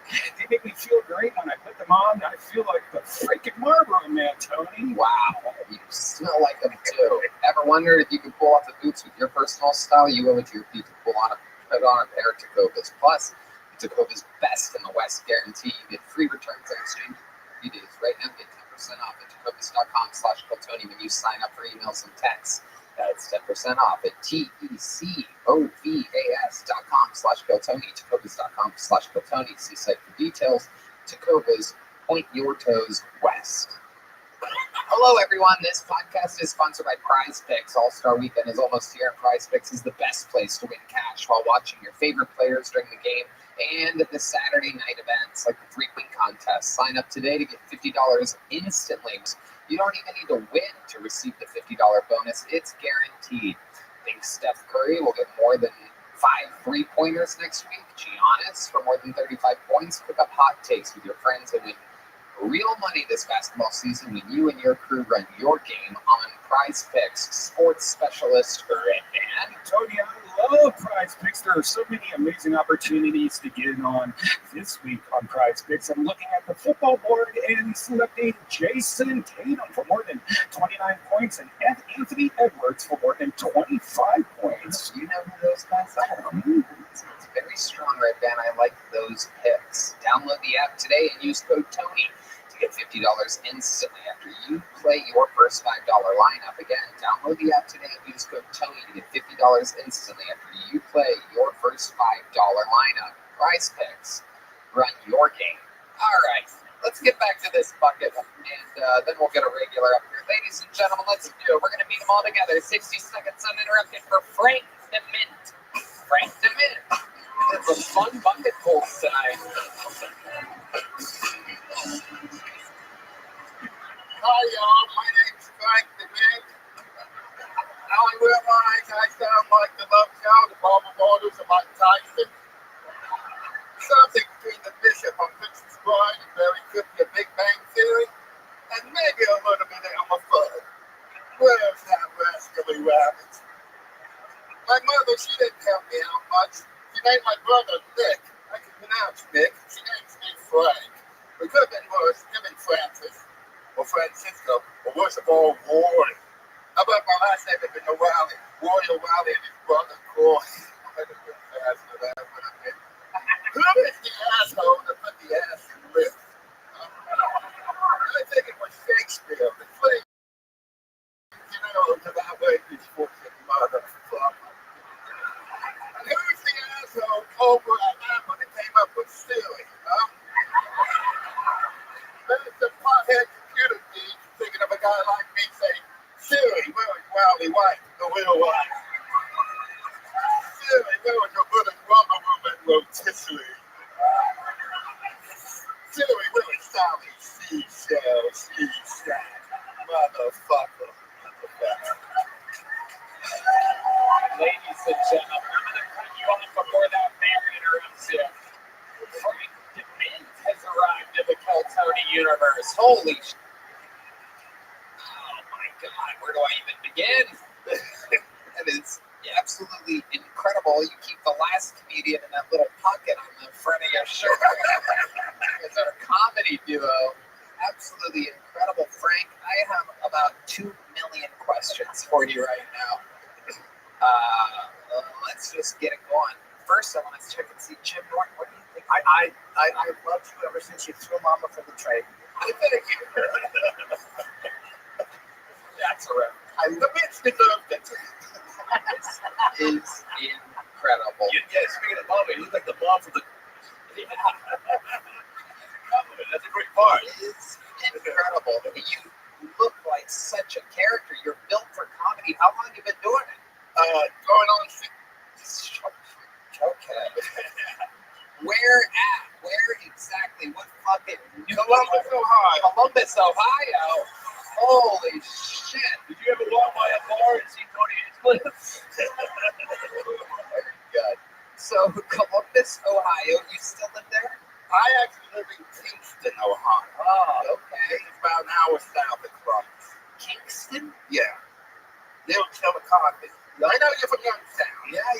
Oh, I love your deliveries. This is absolutely incredible. You're such a likable guy. How do you make a living? I'm retired currently. Oh, what do you I practiced medicine for 27 years. You were a doctor? Yes, I was. Oh my God. Can you fucking imagine? Can you fucking imagine?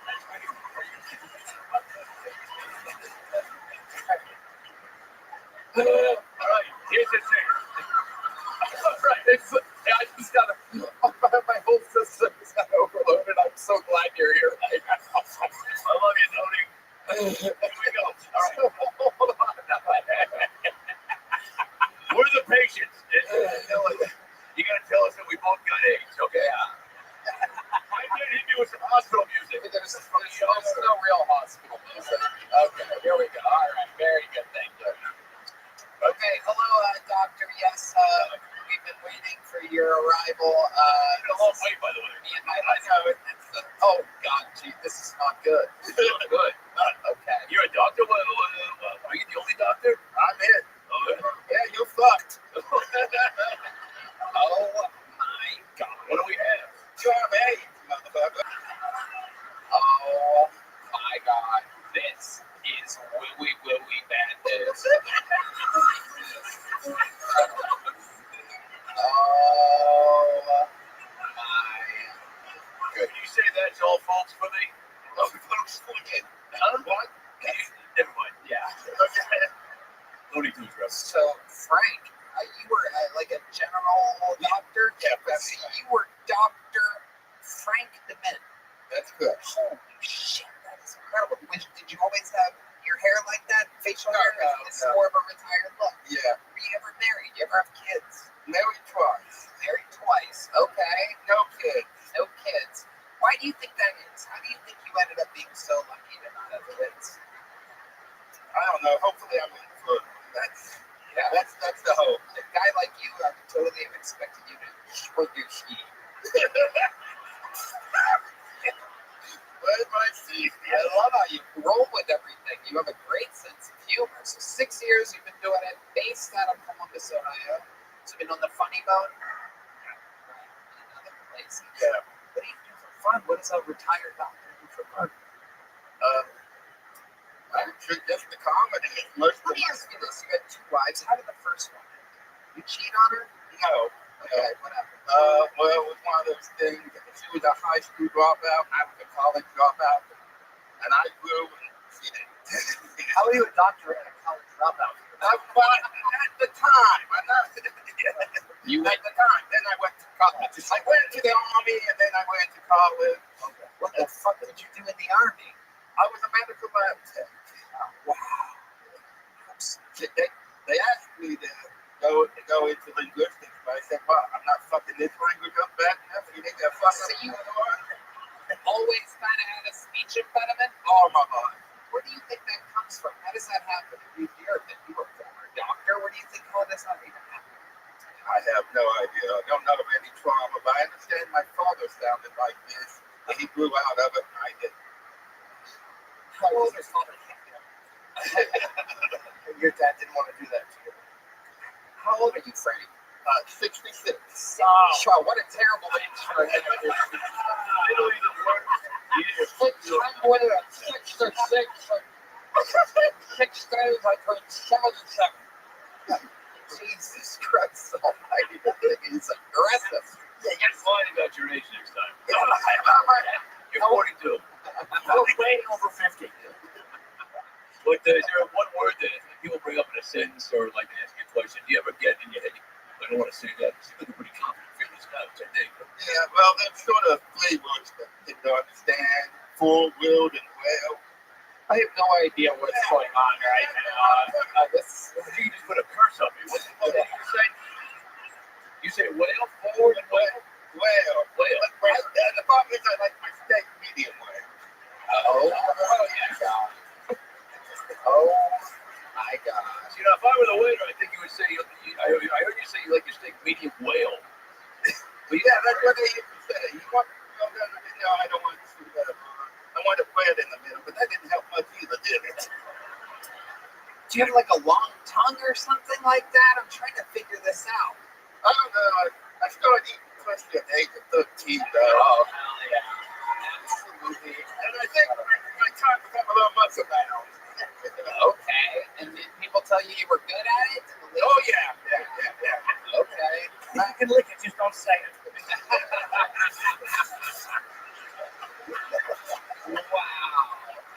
Wow. Great. I'm taking that catchphrase. Incredible. So the second marriage, how did that end? I cheated on her. Oh my God. If you look at some women's faces, it's like, how the fuck is that possible? Wait, please tell me you sat her down and you go, so look here, you're about to experience a little bit of trauma. You're eating another pussy. The glass is always Guido. I've been fucking my sister. Do you have like extra teeth, or like is it like what's the it's the tongue thing? It's the tongue, yeah. You didn't grow out of it. How did you grow out of it? I don't know. Most people grow out of it. Yeah. So do you think a lot of your patients back in the day always got a second opinion?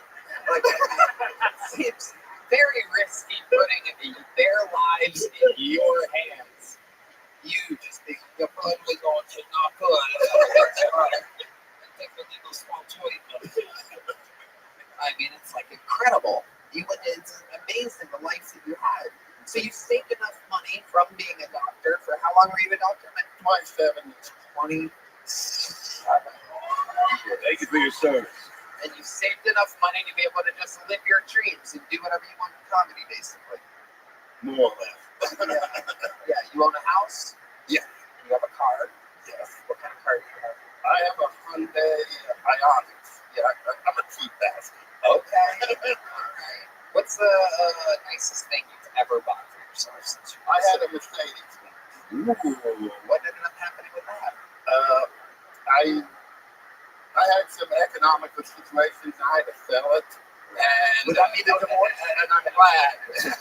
I'm glad it ended up paying the bill. So it's expensive to do upkeep on. Yes.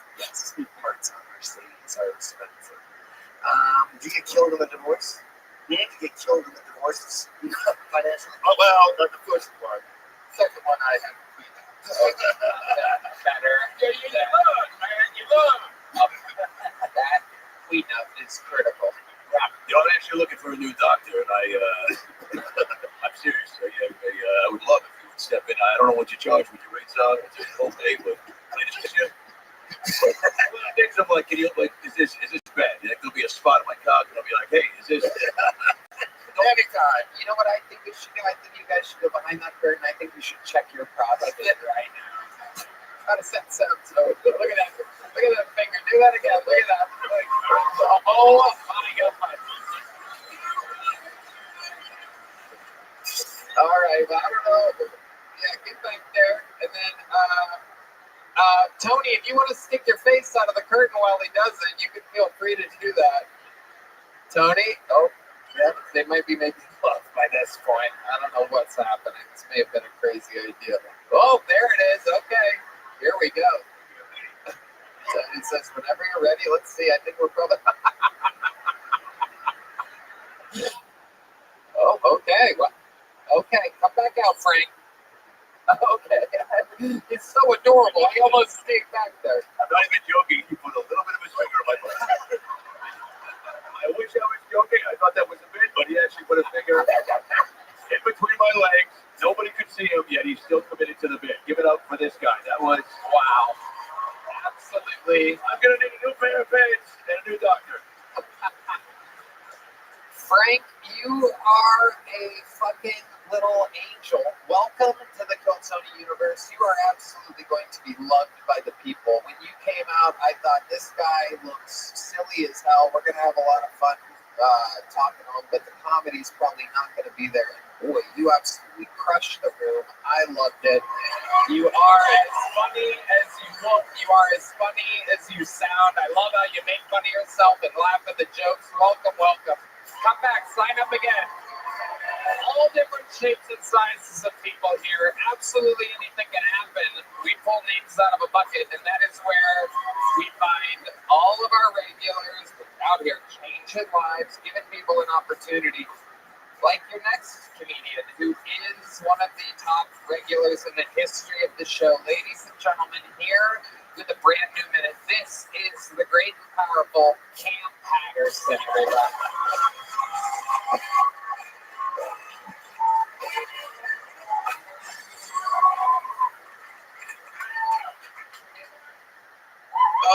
That's the only guy I heard that sound worse than me. That nigga talked terrible. That was horrible, dog. I just said talking. So that's how I feel about it. I got a new girlfriend now. Dumb shit I ever did in my life. Don't move for that. Pretty stupid. My girlfriend, she pretty. That's a problem. I hate that. I only dated ugly girls by design before. Because I like ugly women. Because you can mold an ugly bitch. So whoever you want them to be, when they gonna leave you? Where you gonna go through, dude? You stuck me forever. We locked in for life, you ugly whore. I love you though. You feel me? To the bad bitch, she don't work. Ugly bitch, not gonna go nowhere. I had an ugly bitch one time. I miss her so much. I miss her a lot, dog. You know, we was all cool, my homeboy and shit, all their girlfriends and shit like that. They had to do with me. But the best thing about it is all my homeboy girlfriends got their food before we did, right? We started eating. But my ugly bitch ain't eat. She went until I got my food. Homeboy like, nigga, she wear a train. And I was like, yeah. And then I found out the boyfriend used to be her. Thank that man. That's her. That's a good guy. I appreciate him for that. Now listen, some of y'all get clap and laugh at that. You look very sad about that, man. I'm understand something.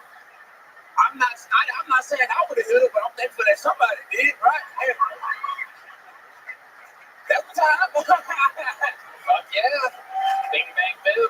Cam Patterson. Another new minute and a half. Oh shit, okay, yeah. Love it. Good fucking thing. You've done it again. Not easy to do a new minute every single week. That shit tough. It really is. Shit tough as hell. I hear all the time about, we're doing stand-up all the other nights of the week, and you hear, like, oh, it's just a da-da-da-da. Cam had a great set. Cam was here. Cam was there. Ari's here. Ari's there. He's working hard. Yeah. Always writing. It's incredible what we're doing here. And to see you do it, it's insane. Right? Hell yeah. Yeah, what's up? Hell yeah. How's things been going? It's been good, man. I've been pretty cool, man. Shit been dope.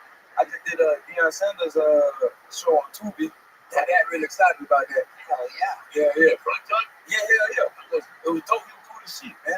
Deion Sanders. Hell yeah. The man. He a good dude, man. That shit was funny as well. Stand-up or? Nah, it's like a talk show. It was cool to find that on like real TV and shit. They had gave me like makeup. That's what I gave me. Whoa. Not yet. Nothing. I'm real good. I'm cool with the games. Look at that, man. Wearing makeup is just fine. Nah, makeup pretty good, man. Right. Makeup took on you. What the fuck that mean, Red Man? Yeah, what exactly? What did that mean at all, man? What exactly did they do? Huh? What kind of makeup did they have? They didn't pay me to do shit to my face. What was it? What color was the shit? I don't know. I didn't ask no question. I didn't look. I didn't want to know. I didn't want to know. Close your eyes? Yeah. She probably put powder on you because you look like you were baptized in Hennessy. You know what I'm saying? You gotta just dab it up and clean you up a little bit. You're the right guys. What the fuck that even mean, man? I don't know. Just before the makeup. He going to a funeral. He going. Who died, man? He is. Who the fuck is dressing D Madness, man? I love it. You got on a turtle suit, nigga. You know that? He's got a bolo on tonight. It's fun. It's fun seeing what D Madness wears. It's fun getting to tell D Madness what he's wearing. It's the only person you get to break the news to. You won't believe this shit, nigga. You just for Prince's funeral, nigga. This shit's great. The style, man, he busts his balls a lot, but meanwhile, he is weekly the best dressed band member on the show. You would think they're all blind. No, they just don't fucking. Michael Gonzalez has been wearing a fucking upside down nacho bowl for the last year. No one's talking about it. The old family tortilla over there, the fucking guy. Absolutely incredible. So Cam, you hung out with Deion Sanders, so you're going to be at some like Colorado beats. I went to one to come visit her. Yeah, when I was playing shit, that's so dope. Yeah, I would have noticed with everybody on the sideline what's exactly like I had a Colorado shirt on, and everybody thought I was from Cuba. Yeah. And I was lying my ass on too. You know, I might come for sure. Hell yeah. Oh, now like shit. I don't want this to sound racist, but Okay, wait a minute. That's a terrible start. I know. That's one of the worst starts in America. Well aware of that. But is there like a Deion Sanders is known for being a flashy, flair-filled guy, right? Yeah. Was there like a cool, like did he do a really cool black handshake that even threw you off? You know what I'm saying? That's a good question. Was this handshake complex? I would go from Florida, so we had the same shit.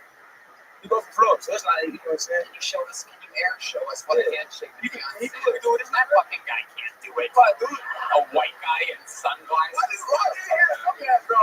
You can do it. What's wrong with you, man? And you're looking at your wife like you better not. Oh, no. Go to the Puerto Rican with the gold grill over here. Here he is. Oh, that's it. Oh, come on.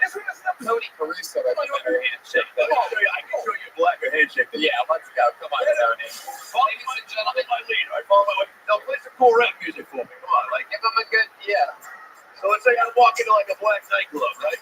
Which I love, by the way. I love. Because you're usually there to make some arrests of some kind. What are you doing? Usually looking for some big fat black pussy, Tony. But Is it? which is my website. See? Fat black pussy. Backslash Tony Caruso. So let's say I walk into the club and I go, "Hey, good to see you." No.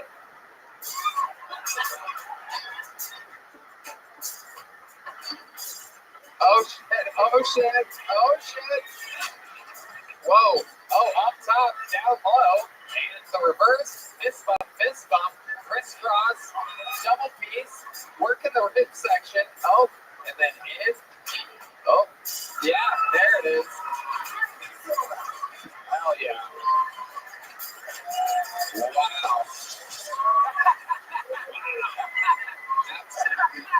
And then I pull the N-word. But I can do that in the car on the way home. Ken Patterson, we absolutely love you. Congratulations on being you. One of the top rising stars of the industry, the great Cam Patterson. Make some noise for his dad, Kenny Patterson's in the house somewhere tonight. We love Kenny Patterson. We love Kenny. Sometimes I sound like Trump. We love his dad. Breeze, one of the good ones. All right, your next fucking poll goes by the name of Ryan Jack, everybody. Make some noise for Ryan Jack. We're going to meet them all together. This is that episode of Kill Tony. Hey, guys. I'm in therapy. I like therapy because you learn a lot about yourself when you go, you know? Like, my therapist told me that I have a hard time telling people no. Then he pulled his pants back up. Yeah. That was a tough realization. That was a hard thing to swallow for sure. I mean, I don't know. I think I'm in therapy because I have a lot of addiction. You know? Like lately, I've been addicted to watching police body camera videos on YouTube. I can't get enough of these videos. I think the reason why I'm so addicted to these videos, though, is because they're all titled like porn. Like every cop video on YouTube I click on is titled like 20-year-old college girl gets what she deserves. Karen gets physical and learns her lesson, you know. Man packs heat shorts, all the classics, you know. And just like before, the more that I watch these videos, the more I start to develop an unrealistic standard for police officers, you know. Like one time I got arrested and the cop pinned me down to the ground and I was like, I can't be hard. I'm sorry, I can't.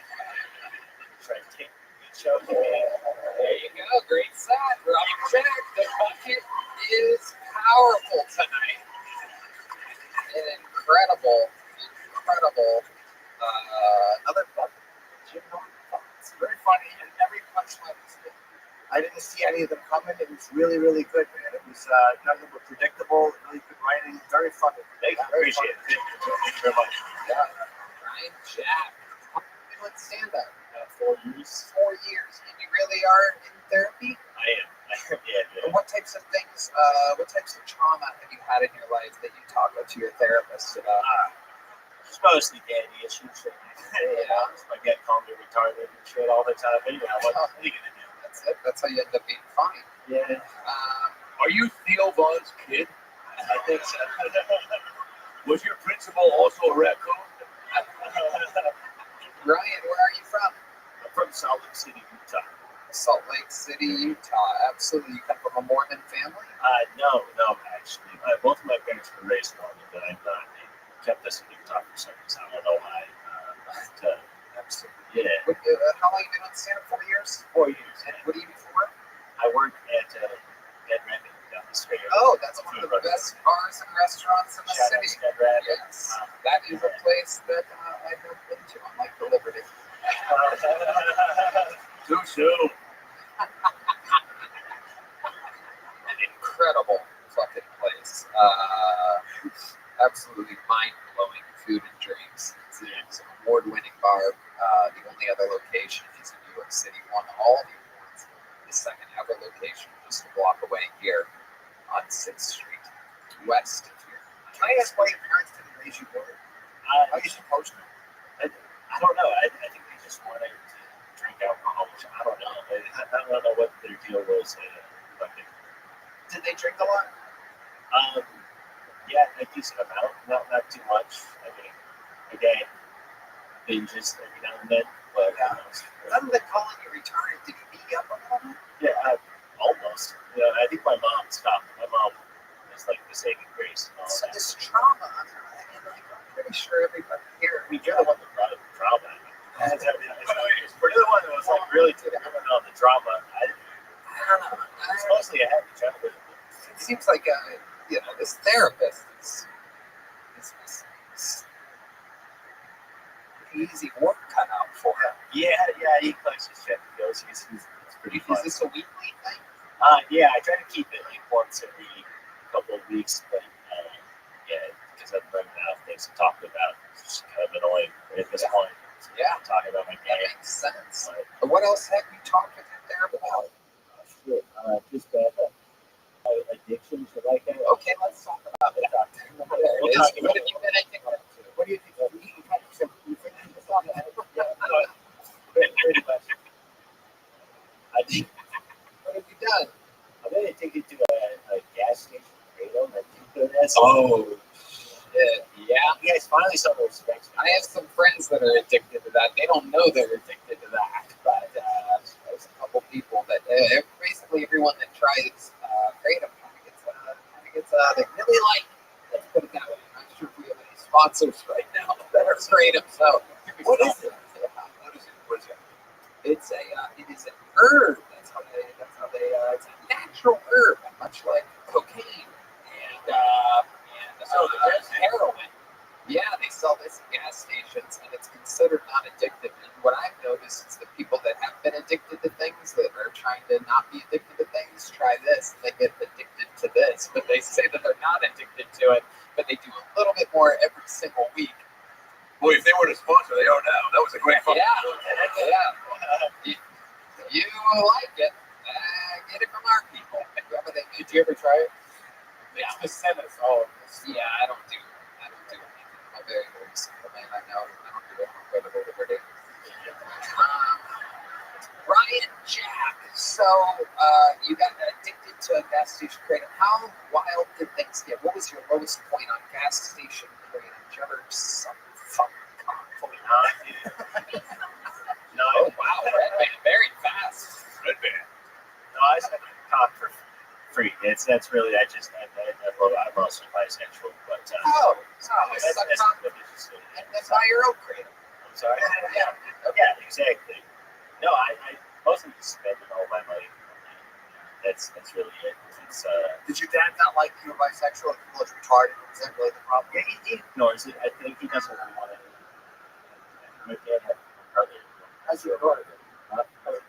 Or just like my dad hinted at me like being straight, and my brother was like, "No, Ryan's bisexual," and I was like, "All right, that's cool. That's fine. Just go." Your brother Alex. Yeah.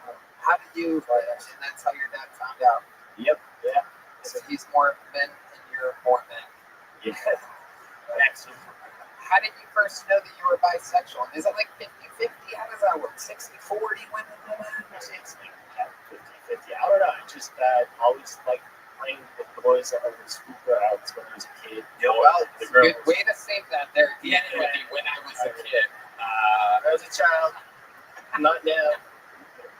It was found out with your real therapy sessions.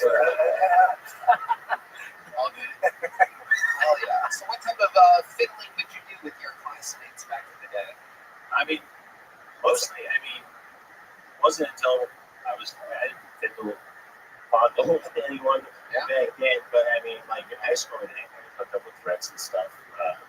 Guilty Madness just let out a homophobic All my friends watch the show. I've shared way too much. Sometimes I forget T Madness is homophobic, but he cannot hide it, ladies and Yeah, you just want to go against you. Yeah, sound like a blind queen. Great band name. They're opening up for Spike Bones next Friday. Now, you have great delivery. You came out, you have a cool look, right? I think there's a comedy checklist for you. It's cool look, easy delivery, and confidence. And you had all three. 4 years, do you feel like it's going to stand the test of time, or is this like a hobby for you?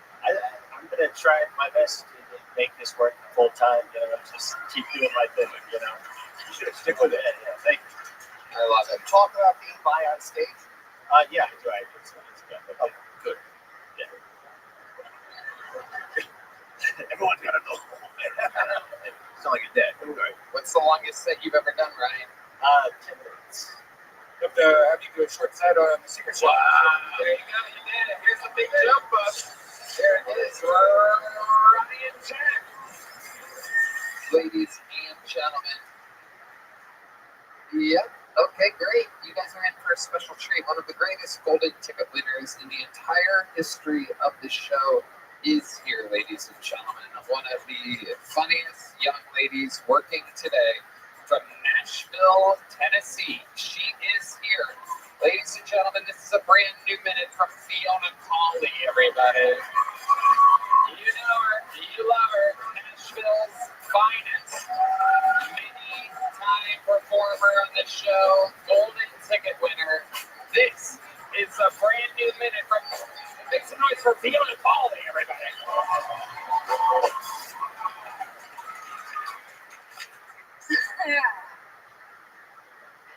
It was something I have noticed since being in a chair. I don't think that women see me as like a threat.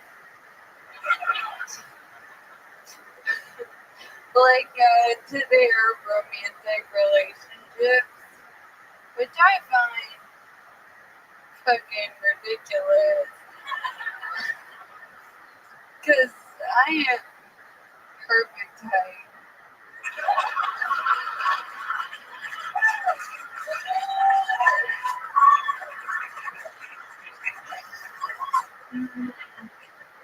To suck your dude's dick. That's not a joke, that's a threat. I'm kidding. I don't suck dick. Not during allergy season. That's just dangerous. Talk about head cold. Thank you. Fiona Cawley, everybody, with a brand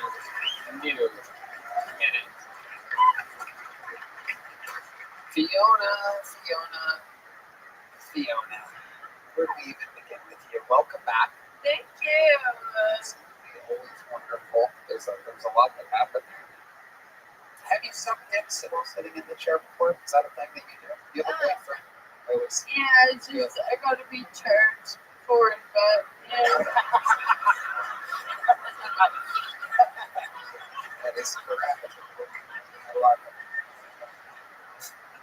And how long have you been with your boyfriend together? A year and a half. So you guys have been through a lot together, huh? How's it all going? Good. He's actually not my boyfriend anymore. Oh. My fiance. Whoa! Look at that. Wow. Oh my goodness. Wow. Incredible. So until really, really soon do you part. Yeah. Fiona gets it. Yeah. Media. Okay, she's not laughing as hard as I was hoping she would be. Keep it in, Yodi. No, it's just nice. He doesn't have to worry about the girl to run away for us. That's true. Or freedom. That's true. Or freedom. Good point. No one knows how to stop the momentum faster than old Red Band. A prenup? Anyway. So what's going on? Are your parents excited? Is your dad going to roll you down the aisle?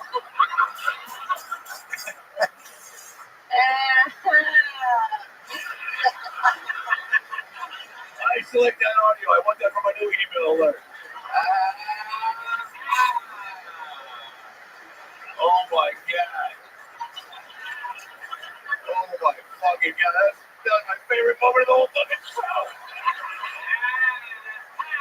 There are so many. The wedding, I mean, I can't even. We're going to tie a bunch of like cans and stuff in the back of your chair, just married on the back. Just clank your. Yeah, we'll have fun. Yeah. That'll be good. Absolutely. Very happy for you. Thank you. Anyone can do it, you know? That's true. You're going to fucking throw that bouquet behind you. It's really shallow throw. Everyone will be crisscrossable. Right behind you. Right behind you. Applesauce, or as you call it, 3 meals a day. No, I'm kidding. She can eat normal meals, people. We're kidding. She's a lady. Laugh a lot. She's a golden ticket winner, damn it.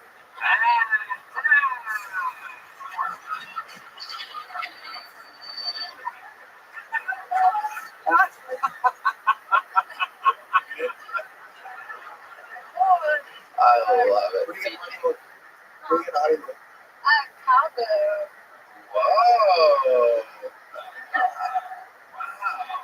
What are you most excited about this wedding? When is it? In October. Okay. It's going to be in Nashville. Mm-hmm. Beautiful. So Yeah. it's in October. What are you excited about? The tax break. Who's going to marry you? You got a pastor or a friend or My stepdad. There we go. Oh. Is he ordained? Huh? I don't know. Great question. Is he ordained? Is he legal to do it? Yeah. Let me ask you this. Did you how did he propose to you? It was good. Yeah, let's I bet you're real easy to surprise. Just gets down behind you. It's like, wait, spin around. You're not gonna fucking believe this shit.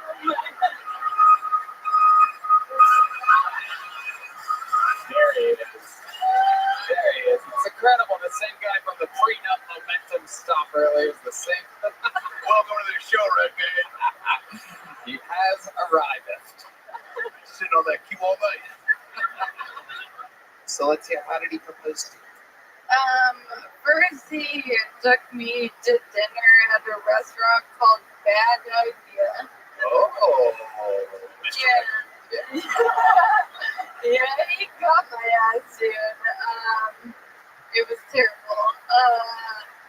Yeah. So then I got a text from the booker at Zany's, and she said that someone was there that wanted to meet me. I had to come right away.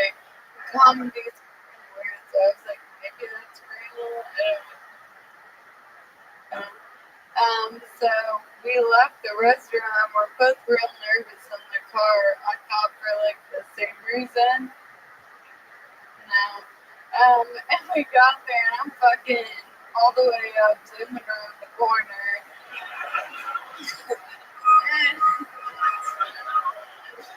And then I see the Zany's photographer, and I was like, what the fuck? And There's always a photographer there, always there, ready to ruin a great surprise. and then Matt goes, come back here for a second. I looked up at the marquee, and it said, will you marry me? Oh, wow. Now, that's so sweet. Did you immediately say yes, or did you go, let me think about it? No, it's a really beautiful story. Sorry, I had to do that. But, wait, so that was how long ago again? A year ago? The proposal? Yeah. That was a week ago. Oh my God. About a week ago, she's still on the same chair charge that she hasn't even had to plug in yet. Did you play PlayStation on that too? There's a fucking USB right here. Really? Yeah, I can charge it, babe. That's incredible. Yeah. Steal and tighten this up with that. Yeah. I think I died. They all died on it. Oh, yeah. So nice. You're doing great, Fiona. What do you like to do for fun when you come to Austin, Texas? I always do it very black. Okay, yeah, you have good taste. Yeah, that place Fox. It's so good. Yes, Yeah. it really does. What's your favorite thing to get there? You're gonna hate me. Oh, The mac and cheese. you go to ask for the mac and cheese. Oh, look at all the fat asses going crazy for this. Just a bunch of people on their last breaths. No, everything else is good, but the mac and cheese, are you fucking kidding? Let me tell you something, Fiona. We're trying to take care of you here. I'm gonna have you talk to a doctor. His name's Frank Dement. Oh, you're making things ridiculous. Fiona, we'll call me. We'll partners. It's making tea is not a good idea if you want to continue to put your attention. Fiona, you are absolutely unbelievable. Everybody loves you so goddamn much. You're such a part of the family. Congratulations on the October wedding. Make some noise for Fiona Colley, everybody.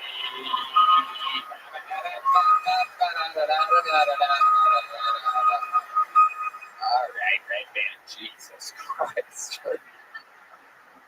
How about a hand for the lovely Heidi as well? Oh shit, Fiona just ran into D-Madness. We're having a real battle of the Titans over here. Nobody knows what the fuck's going on.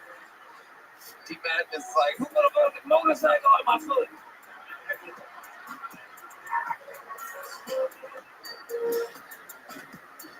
Oh my god. We having fucking fun tonight, huh?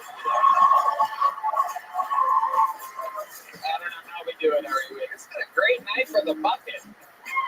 Big switch for your next bucket pull. Anything can happen. This is Jack McWilliams. Jack McWilliams.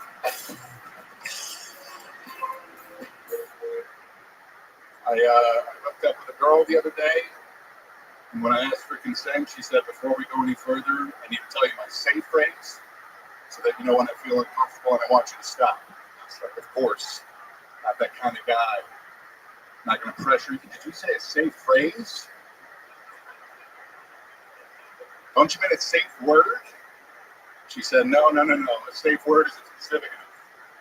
I could yell out any word in the heat of the moment, not that she wants you to stop. It's like, totally, I'm on the same page. It just feels more complicated that way. Like, I'm not trying to hack your email here. Is there going to be numbers, symbols, and upper and lowercase letter involved? What if we made it a random word that you'd never yell at in the heat of the moment? Like, You're not yelling out Gandhi in the heat of the moment. Even if you do, I feel like you can tell if it's a bad Gandhi or like a give me more kind of Gandhi, you know what I mean? It's all in the tone. No, she said her safe phrase is, hey, stop doing that. Thank you. Jack and Williams, I've never heard Matt Neolick laugh so hard in my entire life. He absolutely loved that punchline. Incredible. Jack, welcome to the show. That is amazing that you had a set all about a safe word or safe phrase, because you are one of the rapiest looking guys, without a doubt, that's ever been on this show. Every rapist ever looks up to you. Yeah. That is what they look like. You look like that. And I look down on all the non-rapists. There you go. You've been with stand-up, Jack. 8 years. 8 years. Where at? Chicago. The whole time in Chicago? 2 years in Bloomington, Indiana, where I went to college, and then in Chicago. Okay. What told you? You're a big man. 6'5". Wow. So people get this, everyone thinks that you look kind of crazy because you look like everyone that's ever accidentally smuggled a hook. Like you didn't mean to do it. You apologized after, but it just happened. Yeah, no, I'm very apologetic afterwards, and it's hard to know my own strength and size. But yeah, we're figuring When you hold that mic, we're a fucking giant meat hook. It's like me with a dog tip in my hand. Yeah.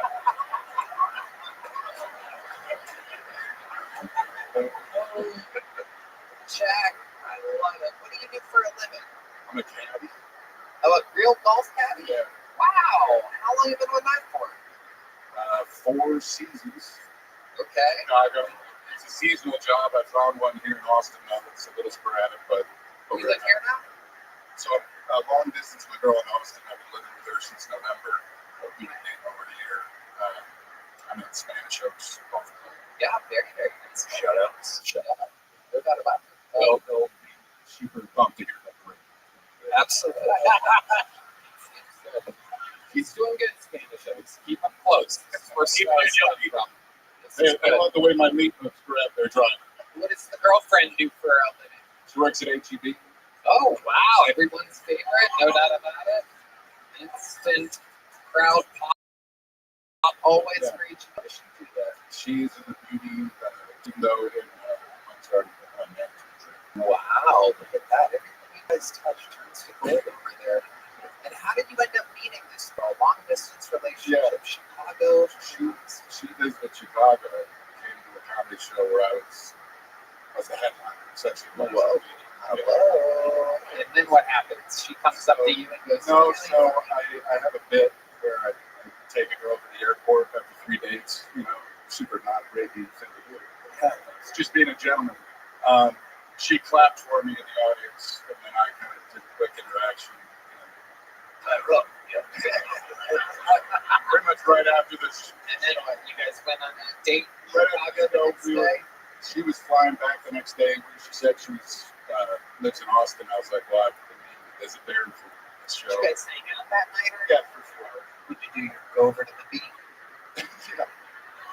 Yeah.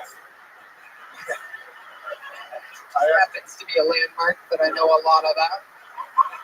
I always ask for consent before I go to the beach. Sure. 100%. Nobody believes you. What did she like about you? So, What did she like? Yeah, what does she say that she likes? What does she have in she said I'm very kind. What did you say? I just knew it with mom, and I said, No, nobody heard it. no one knows who he is. I said she has an open Kepler fetish. I know that reference. That's great. Damn it. He's saying you look like a big rapey serial killer. I said it with love. I like it. I really appreciate it. Yeah, he's great. Wait, what? How do you? I've done long distance 14 times. So you have a handful of ways to keep it fresh and exciting, right? You can cheat, or you can do phone sex. Yep, the big two. Say it again. The big two. The big two, yeah. Well, how do you keep it fresh? How do you keep connected? She would visit like every 6 weeks during camping season, and then now I've been here for a few months. Are you a good caddy? Back-to-back caddy of the year. Absolutely incredible. How do you get so good at it? Well, my coworkers are either alcoholics or children, so it's not the highest bar. I don't know who your victims are. Yeah. standing ovation from Antonio Caruso. I love it. Jack, before I let you go, what would we be surprised to know about you? Other than I have not sexually assaulted you, but Stand over the cameras for your work. yeah. Let's see. Anything wild? Any fun hobbies or anything? I got a DUI for smoking pot when I was 19. Whoa. Bloomington, Indiana. Wisconsin. Just taking a road trip. Oh, boy. Yeah. Yikes. Goodness. How'd you get caught? You admitted it? We had just hotboxed the car with the 2 joints. Yeah. So he pulled us over and was like, pulling you over for a traffic violation. We said, what's the traffic violation? And he just said, that's marijuana. We were 19. We didn't really, we know our rights. Right. That makes sense. You got it. You want to be my doctor? I fucking like you a lot. That's very funny. Dude, Kind. I don't know. I went from being just a rapist to your doctor, so that's a pretty big. That's it. That's the first one. Yeah, you should have seen the other rapey doctor that was here earlier, right, Danny? You know, I'd love for you to headline the Secret Show Thursday. Holy. And the big joke bus. You did it. There he goes, Jack McWilliams, ladies and gentlemen. So the funky pulls on this show are out of control right now. Let's get one more up here. Let's see if we could go for it tonight. Ladies and gentlemen, your final fucking pull of the night. Ladies and gentlemen, make some noise for Dagan Asfahan. Dagan Asfahan.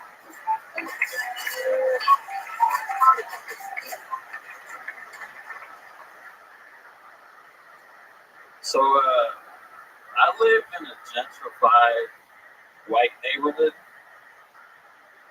So there's a lot of pressure on me to be the friendly local black guy. And it's tough, you know, it's hard. It's hard being a real nigga when you live on Avocado Street. You know?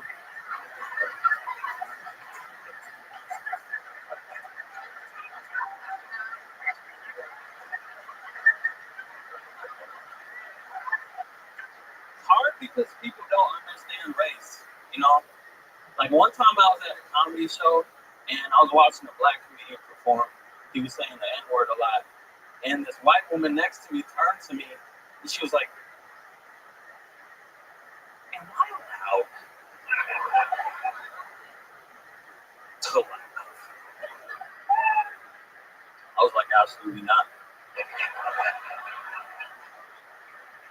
As a matter of fact, every time you hear the N-word, hold your breath. All right, that's my time. Dagan Asfahan. Am I saying that right? Dagan? Dejan. Dejan. Yeah. Dejan, welcome. Another amazing set. Congratulations to you. How long have you been on stand-up? 3 years. 3 years. Where at? I started in LA and I moved back to Seattle like a year ago. What made you move to Seattle from LA? There was no reason to be there in LA. I love it. Do you keep in touch with Captain Phillips? I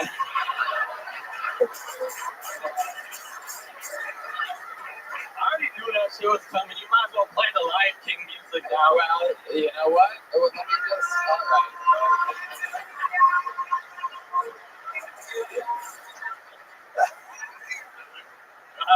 What does Dejan mean? Is that a Dejan? Oh, we got you. We got you there. You didn't see that one coming. We got you there. We got you. You took me. Oh, that's nice. Fruit by the foot, cue of the night. What do you do for work, Dejan? I'm about to work as a tutor. I'm about to work with kids, but I was just working security right now. Okay. What are you going to be tutoring them in? You really are in a gentrified neighborhood. I'm taking you for the tutor type. I was like at elementary school. Oh, wow. Yeah, I was in LA for a bit. Okay. Yeah. All right. Tutoring kids. Is it fun working with kids? Kids like me generally. You might be the only bucket pool type that's allowed here, kids. It's some retired doctors, scary individuals up there. Yeah. I love it. What's your love life like? I've been dating casually. Yeah. You know what I'm saying? What type of woman are you? What type of big booty bitch are you?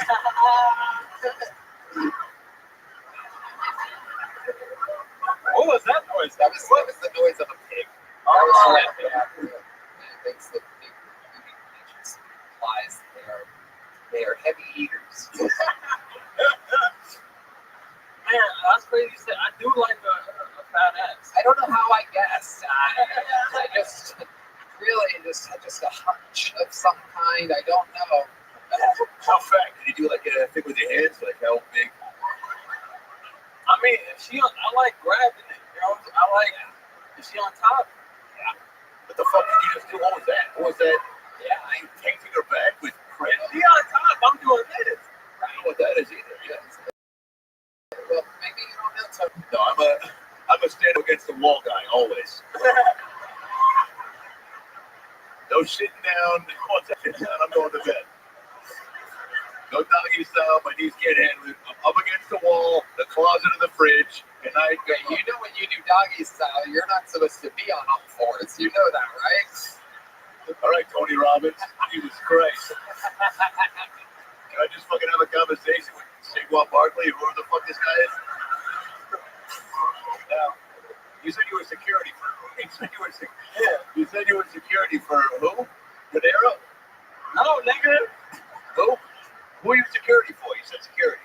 I've done security work for just like office buildings around type shit. Oh, great. So yeah, any office building needs somebody just watching. Yeah, I used to do that just because it was like cushy and I could like write jokes during the daytime type shit. Yeah. But I had the other security job I had. They were just trying to make me do like actual security, and I was like, "Fuck no, nigga." Yeah, they would be like, "Find that crackhead." No, they're like, "What?" They'd be like, "You're good. You don't have a gun, but it's okay." Like, because it was unarmed security. I was like, "Nigga, that's a paradise." Right. Exactly.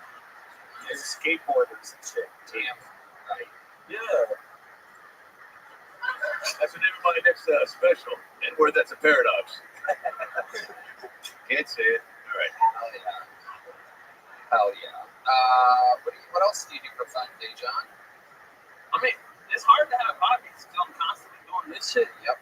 But honestly, casually dating, I was dating a lot when I got back to Seattle. What do you like to do? What's your move? Give us some tricks. Give us some dating with Dejan tricks. What do you like to? How do you close? Wait, what is it? Dejan. Dejan. Yeah. All right, Dejan. Yeah. I'm gonna take the A out of this. Go with the E. Dejan. Yeah, Dejan. You made my name black as Dejan. What I mean, let the record show. This is not an easy job. Most television show hosts have a pre-interview. They meet the person before. His name is spelled D-A-E, which is day, and then it's G-E-N. I know it's spelled confused. Yeah, you have a point. I don't mind when people mispronounce it. Can you imagine being on a date with this guy? She's like, "So it's so nice to meet you, Dejan." And he's like, "Hey, bitch, you be fracking up my name." You know what's crazy? Somebody mispronounced my name. I was hitting it too. Oh, Yeah, she said it just the way you said it. Yeah, I'm sure. Beetlejuice. Yeah. She was like, "Ooh, Dejan," and I was like, You're like, it's Dejan. Yeah. Digits, bitch. These are digits. Spell it. D-E-J-U-A. I'm sorry to blacken up your name. I'm sorry. So, Dejan Quay, tell us,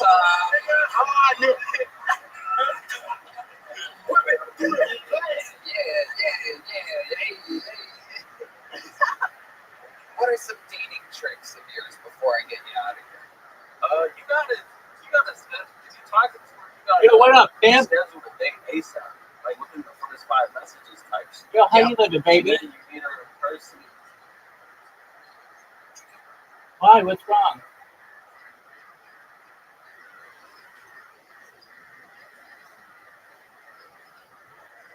found me. That's amazing that you found me.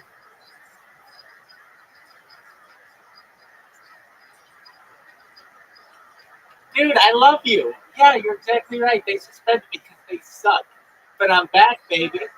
Back. You did, and I love you. You're amazing.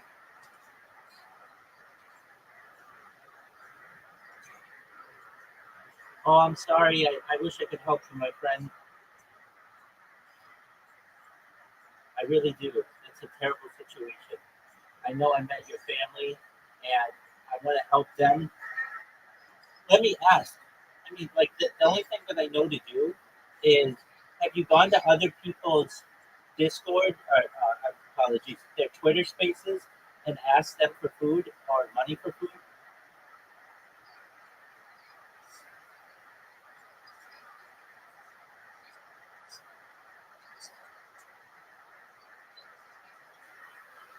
Well, absolutely, yeah, and they suspended me, those bastards.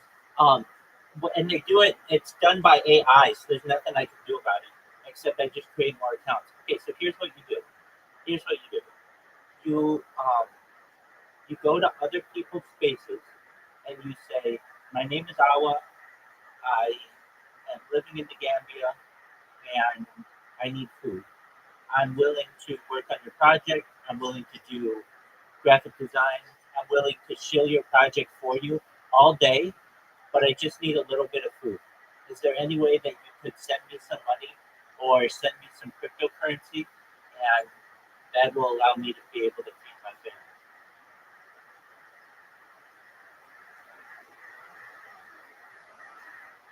So that's what I can advise you to do, Awa. Oh, Awa, I love you so much. You found me. Oh, you left.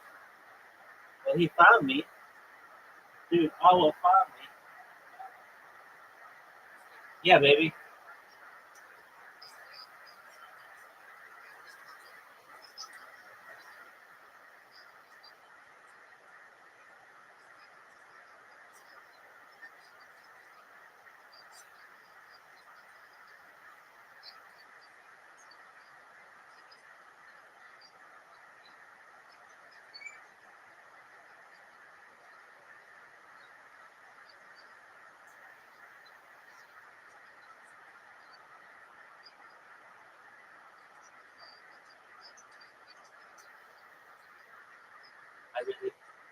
I have nothing that with which I can help you. If I did,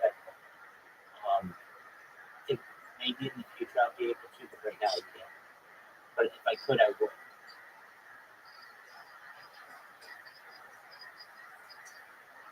Okay, I would follow you back, but I don't want to get my account banned. So just know if you need to find me, I'll be in here, okay?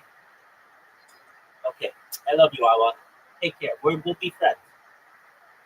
And I'll help you in the future. Take care, my friend. Shout out to Awa, everybody. We love Awa. I love Awa. I love Awa's family. I met them. I met his brothers. They're wonderful people. They're very kind. If you're watching this right now or in the future, help people in Gambia. Help people like Awa. You want to help Awa through the use of technology like agricultural drones, floating greenhouses, saltwater greenhouses, vertical farming, hydroponics, cloud seeding. You want to help him get clean water, wells, light straws, and most importantly, desalination. Let's help Awa. You can hear me right now, please. Do what you can to help Awa. We love Awa.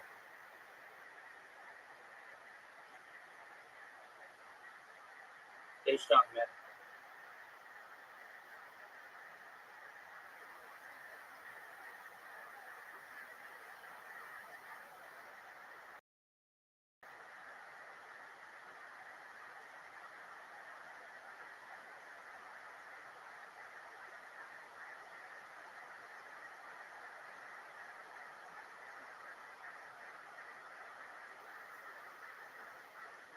And then, by the way, I'm not gonna like niggas I be getting pussy all the time, but That's what you have to say. I get it. you gotta schedule the day ASAP, do some simple shit. Just talk to her, get drinks type shit. You don't gotta take her to an aquarium.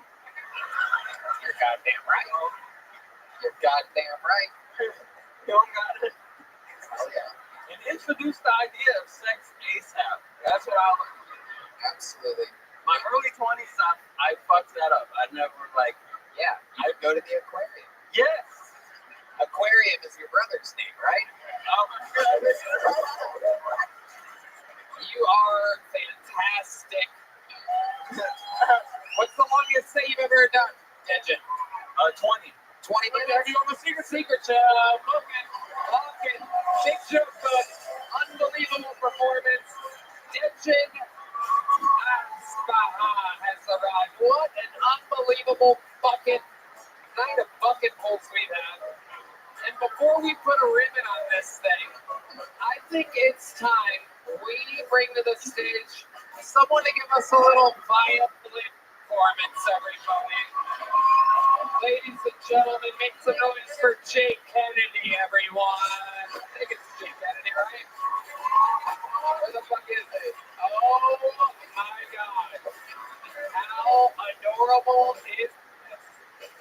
Oh my God. The world's smallest violin, literally. Give me some right lighting for this situation. This is an all-time Kill Tony first. We've never, out of all the musical excitement that we've ever had, we've never had a violinist. I'm very excited about this. Play something that's not copyrighted music, please. YouTube has an unbelievable computer system, stronger than ever to be able to copyright strike us. Even me saying the word copyright strike might be a copyright strike. They are so strict nowadays. Ladies and gentlemen, this, a first in the Kill Tony universe, the first violin performance, one of the most absolutely adorable little fucking Oompa we've ever seen in our entire lives. Like here, with his tiny little fingers. Hold the mic next to you. Tony, we got it. Relax. Tony, sit the fuck down. Don't ask any questions. Relax. There you go. Yeah, there you go. Okay, shut the fuck up. Ladies and gentlemen, as we all settle in and relax for this performance, this is, oh, there's a lot going on. They'll figure it out. They're professionals. Jake just plays. Jake is used to playing with a bunch of little mice. He normally plays in a band of mice. Meese, they're called, when there's a group of tiny little meese. Ladies and gentlemen, this, with the tiniest fingers we've ever seen, is Jeff Kennedy.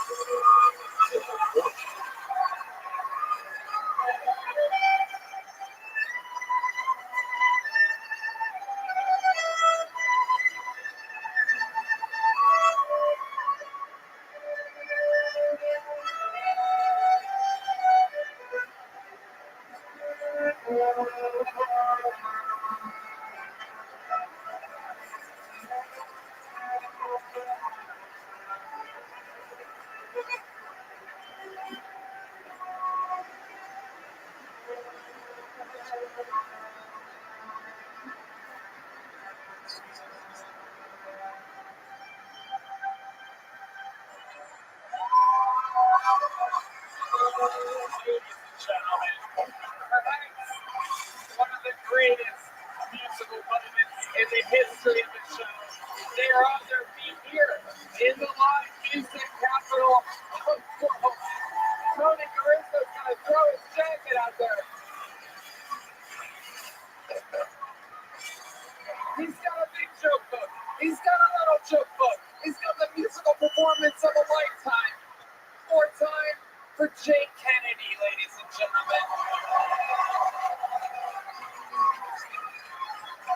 Jake, you know what? I want you to join the band one of these nights coming up. Talk to John Dees. You're going to be a band member. Do it full time, but he's going to make a couple appearances. We'll see what happens. You'll see him over there with the horn players or something. Luckily, we can fit him anywhere on the stage. You would think we've run out of room. He's literally the only musician that we can add Sound. Check. Hello? Check. Fucking stuff. There you go. It's Kino, everybody. The great, you famous Kino, who figured during sound check that he'll never make another mistake. That was the best Make-A-Wish musical performance I've ever seen. It is incredible. You know, there was a band that played during the sinking of the Titanic. Not a lot of people know this, but Jake played the violin during when that little sub went down to go play. And yeah, he was playing, but he can fit in there. He can fit in crazy places. So he was in the little submarine playing. And when the thing exploded, the violin, he's light enough, he's buoyant enough, he fucking shot right up to the surface. That's actual sound of him coming back up to the surface. Look, this guy's had a few weeks off. There's only one way to end a fucking episode like this. It's been way too long. You guys know what's about to happen. As I bring to the stage the Hall of Famer with the most appearances ever, with the most interviews ever. This is the long-awaited return, the longest we've ever gone without seeing it. This is the Memphis Strangler, the Big Red Machine. This is Montgomery.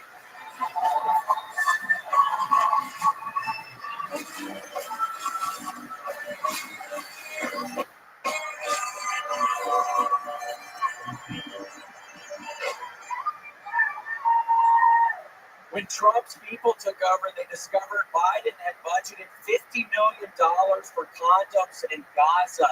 I heard they do a lot of tunneling over there, but damn!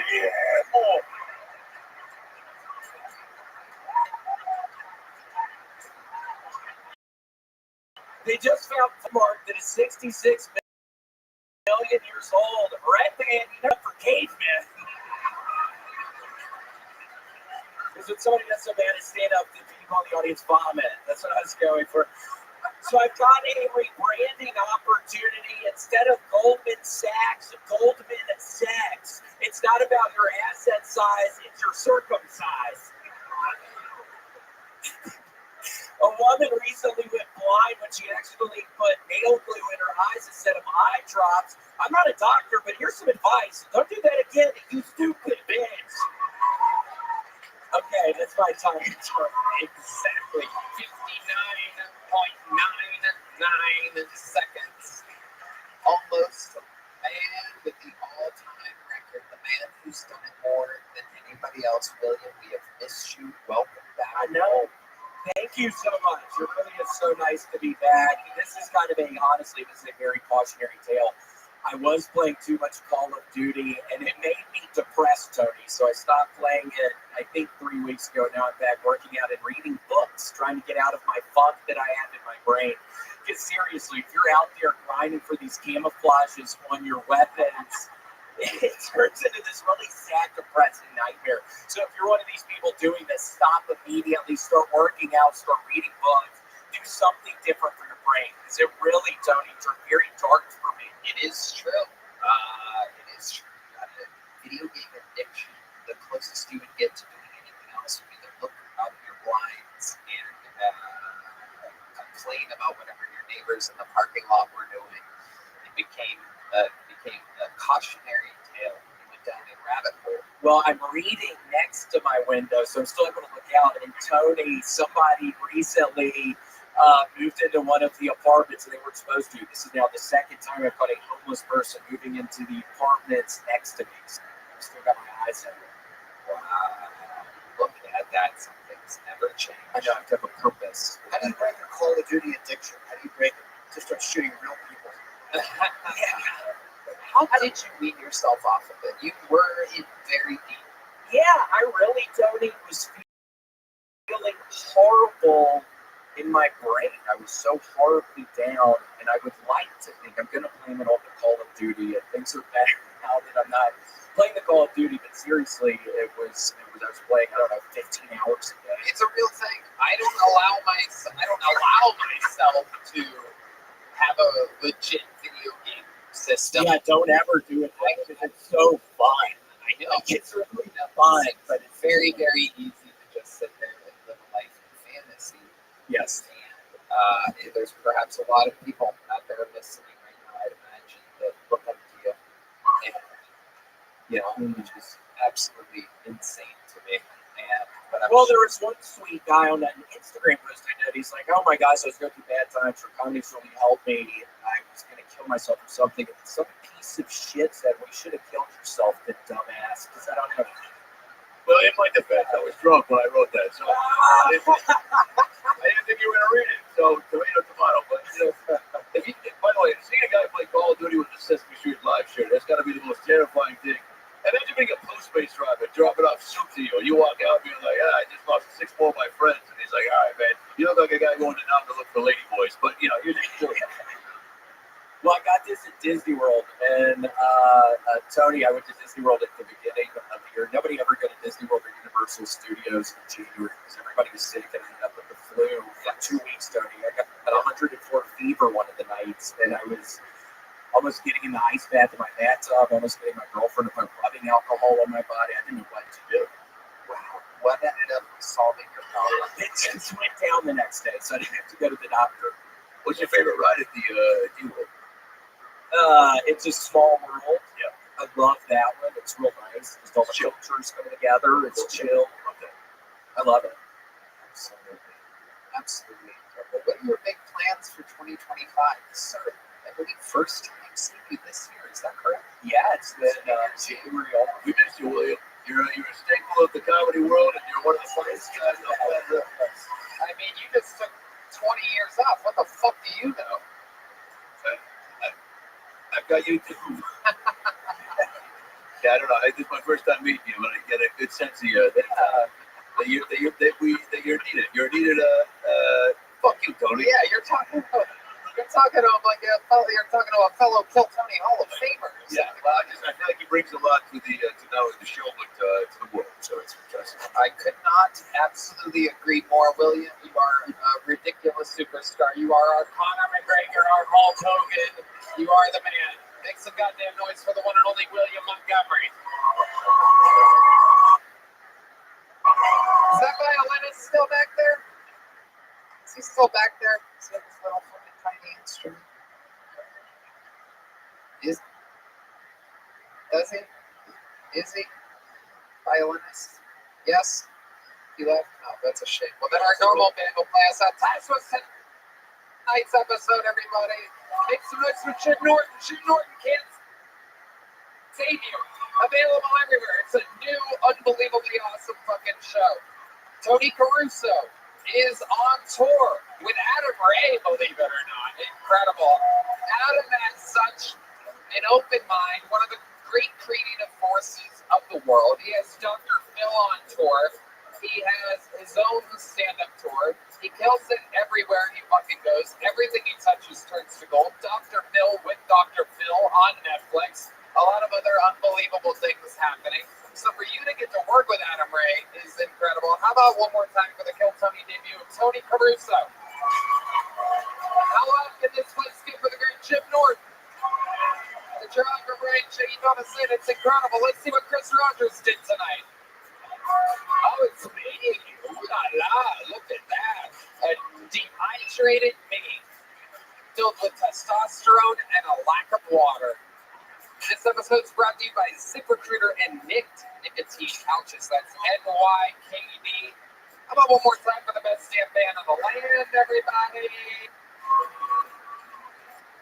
By the time this episode comes out, tickets will be on sale. I'm doing the Honda Center in Anaheim, California. A very big arena. I'm doing stand-up there. Who knows? Maybe some friends from LA will be able to make a little drive, pop in. Who knows? I don't know. We'll see. Talk to your buddy Adam for me. Put in a good word. It's going to be fucking amazing. I'm also doing the Maverick Center in Salt Lake City, Utah, and a bunch of other great places. Detroit, some casinos, big fancy joints.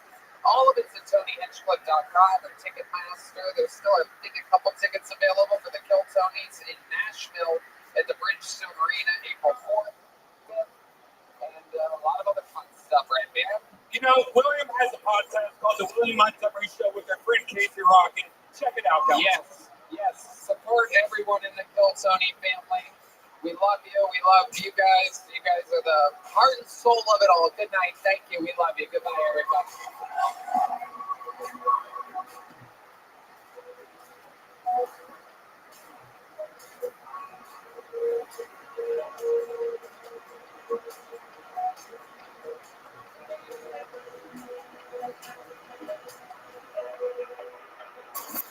This guy's a legend in the comedy game. Took 20 years off his stand-up. He's back in the game now. 1 year since I've been on stage. It's time to get back there. Go give it a shot. You Make some noise for Tony Caruso. Tony Caruso. Sad, as they say. And see that more still comes, right?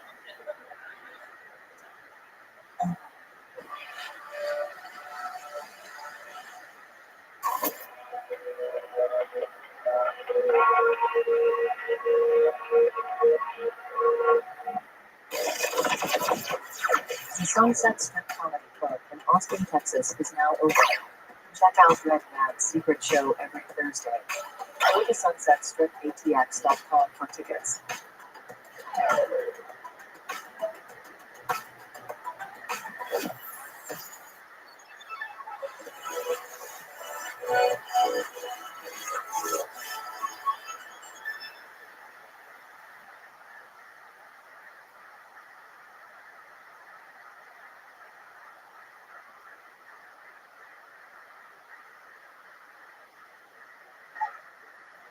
Tickets are on sale for all my upcoming stand-up dates. Detroit, Atlantic City, Niagara Falls, Mount Pleasant, Michigan, West Valley City, aka Salt Lake City, Utah, Reno, Nevada, Anaheim, California, and Las Vegas.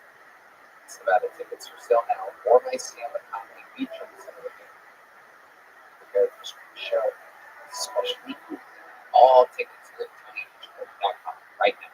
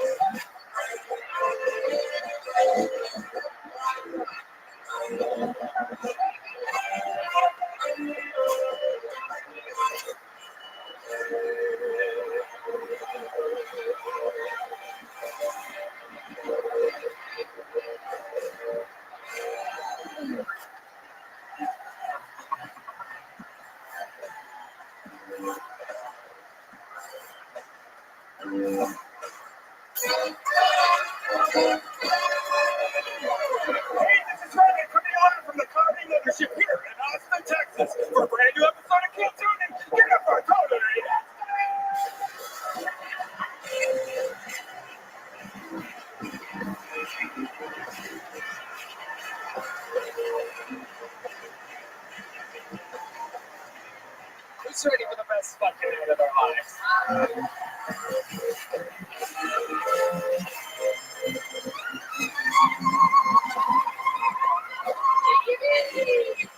It's time for Brian Redband, ladies and gentlemen. And indeed, one more time for the best damn band in the land. That's the Kill Tony Band, everybody.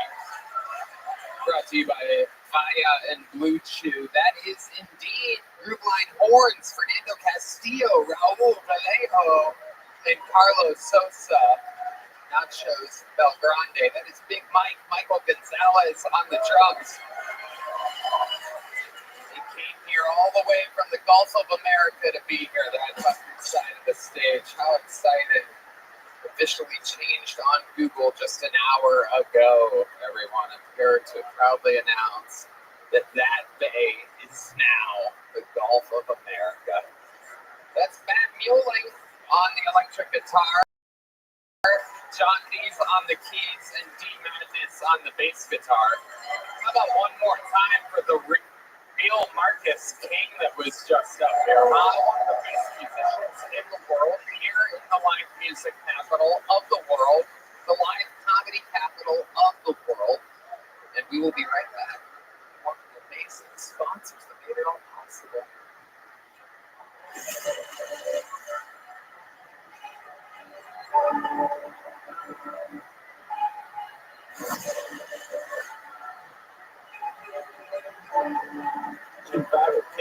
In the hizzy. In the hizzy.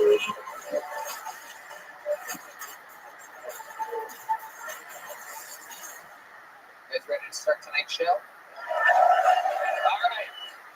Sometimes there's 3, sometimes there's 2. A night like this, it's a one-guest show.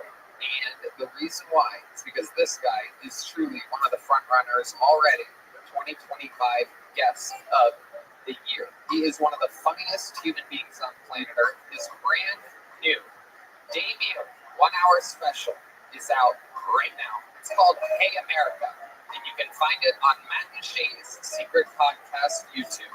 Ladies and gentlemen, make some noise for one of the funniest human beings in the world, James McCann, everyone. Here he is. James. James McCann, everybody. Fresh off of being the guest in an arena on New Year's Eve here at the HEB Center. We got to address that during the commercial break, that was the most insane and rowdy back and forward. Why did we address that? Because it was during a commercial break, James. You could have said anything just now, and it would have been better than. It's worth coming to the show and not watching it online, because it was a full, weird situation in the commercial break. Sold out, but yes, that's a good lesson. Found out you love the antiquing. It's true. You think you can just bury that you love antiquing and we're not all going to want to talk about it? We all love antiquing. When you're a millionaire, you're going to be into antiquing too, James. It's fun to buy old baller ass shit in the middle of Texas. Let me tell you, you wouldn't know yet. I didn't even know what gay rumors floating around was quick. I lost his love of antiques. I'm out. It's no longer a rumor. I'm out. You would be such a good Antiques Roadshow host as well. It's worth nothing. Get him out.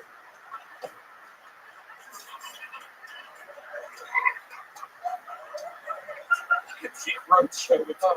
Antique Roadshow. That's it. It's like 8th Throne. All right, James.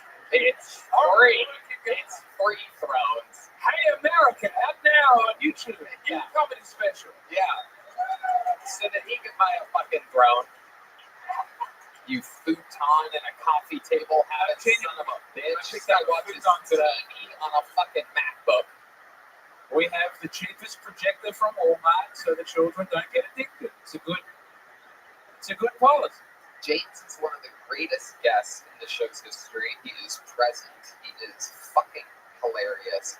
And he knows how it works. 200 people, literally 200 exactly people signed up for tonight's bucket. There are 200 motherfucking pieces of paper in here. I'm going to let the shocked Asian girl in the front row pick those. That one right there. And I take the piece of paper, I pass it along, and they go, and Red Band smells paper because he loves Asian women so much. He really does. He already has one, but just like typical stuff, he's hungry for more Asians 20, 30 minutes later. That's what it's like. And so, while they wrangle that comedian, just to let you know, they get 60 seconds for the time's up on the other side of a kid. And it's like we're rapid witness living at the Angeles Hollywood Bear. And then that interrupts them. I interview them and we talk to them about their life, what could possibly happen. Then we are here with one of the greatest guests in the show's history, the great and powerful James McCann, ladies and gentlemen. Oh, I hope we find a big, beautiful star tonight. Can you feel it, ladies and gentlemen? Good news. Star power tonight. Good news is we have a star of the show to start tonight's show and show you motherfuckers how it's done. Truly, undeniably, a lot of people say, including myself, that this is the greatest golden ticket winner in the history of the show. An almost 100%, 1000% kill ratio. Here to start tonight's show, ladies and gentlemen, I present you a brand new minute from the one and only Martin Phillips, everybody.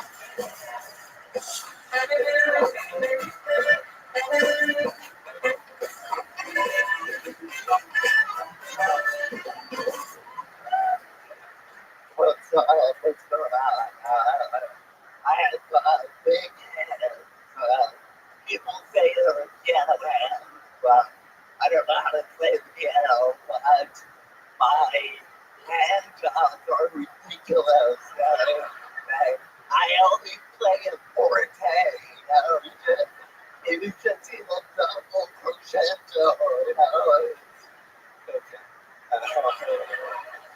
had a cord, and then the cord was in the sympathy section. Right next to that was it said sympathy Jewish. So now, in a special way, you tell your friends, I'm sorry you're Jewish. It's a lot, you know. So, I grew up with cats, and I like the cats use the litter box. It's cool. It's like, hey, not only can I clean up my shit, but you have to find it first. So, good luck, asshole. Exactly 1 minute, like the pro that he is. This is Martin Phillips. How's it going, Martin? It's good. But Good. did it again. Thanks. Do you have cats? No, I have stray cats hang out on my patio, but I cannot open them when they hang out there. Why do you think the stray cats like your patio? So I don't know. They don't have to get hanging out there.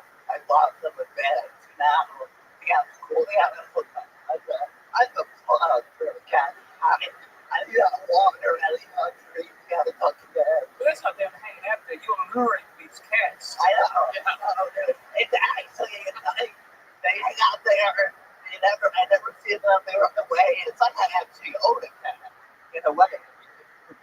You got a special cage for them? I want to relax. yeah, you put a bed out there. What else have you done? You put a little can of tube on there? No, I don't want them to become dependent on me. So I just need water. You know, cats eat people after they die. Or you think that they see you walking in and sense a meal coming? They gotta find a way, and I was talking apart there. So good luck, Mr. Cat. Getting inside. Now, your opening joke was about your strength. Is that correct? The strength of your hand? It's all in my hand. What do you think? I can fit a lot. I can grip. Well, the crazy thing is that in the green room of the mothership for the past couple weeks, we don't know exactly how it got there, but there is a brand new grip string. You would think it was Joe, but no, I was there when Joe saw it. He's like, what the fuck is that? Oh, shit. And then, yeah, he did play with it like it was his own toy. He was very excited as anyone could ever to see the grip strength tester machine.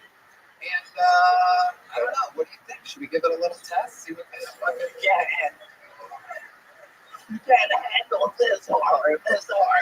It's gonna break this shit. I love it. Retard strength on display.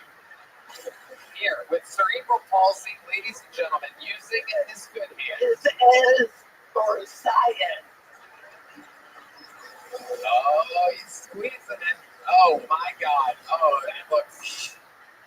What does it say? 57.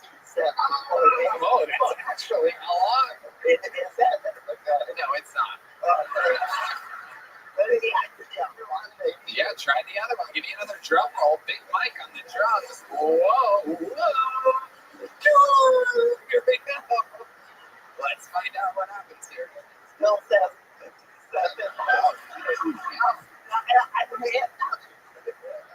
Here, hit the start button. Okay, this is Hit the start. What are you doing? Calculus over there? Hit the start button. okay. This fucking guy's using it like it's a goddamn calculator. Okay, we can start over. It's like a Jewish guy on tax day over here.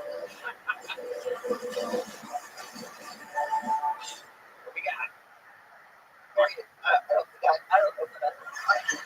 This fucking guy. Should Unbelievable. I just watch this right now? Just know that Okay, wait, I think I got it. it's fucking too busy checking that clip thing. Oh shit. It's going. Okay. Silver, What do we got, Mark? We only have to Silver. points. It's 58.4. They got me. Wow. Unbelievable. Grip strength. James, you're going to show us what you got over here?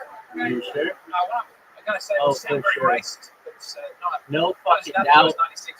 The important thing. I know. They got me. No, I saw this. I I'm a disabled asshole. Look at that, 111. It's from antiquing. You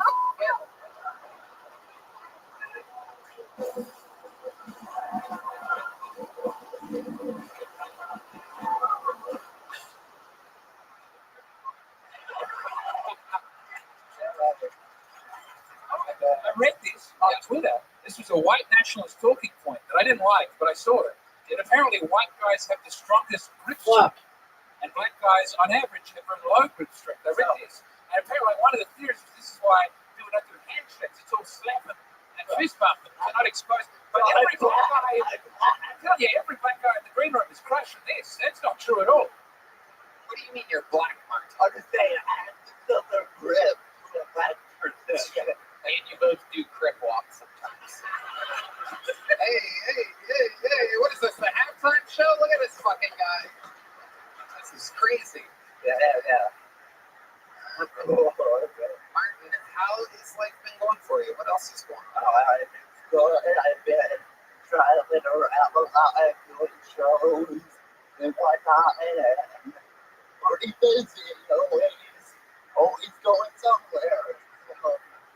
Yeah. You can tell by the sound of his voice, he's also now in charge of the health of the United States of America. It's working out. The guys who sound like this are doing well. That's true. That is true. That's the voice of a winner. Martin, you got tonight's show started. You are a fucking legend. Everybody loves you. He's absolutely killing it. The one and only Martin Phillips. So now it begins. To the bucket we go. We're going to meet someone all together at once. And that's the show. You know, we found Martin out of the bucket. We found William out of the bucket. Oh my goodness. It's the lovely Heidi, ladies and gentlemen. Unbelievable. Such beauty that James just missed his mouth with his beer. It had nothing to do with Heidi. Kind of did. Just poured a beer on your chest. You shut up, lady. Shut up. It can happen.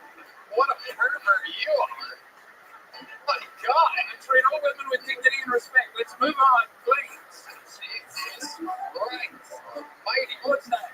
With your spilling beer because his grip is so weak.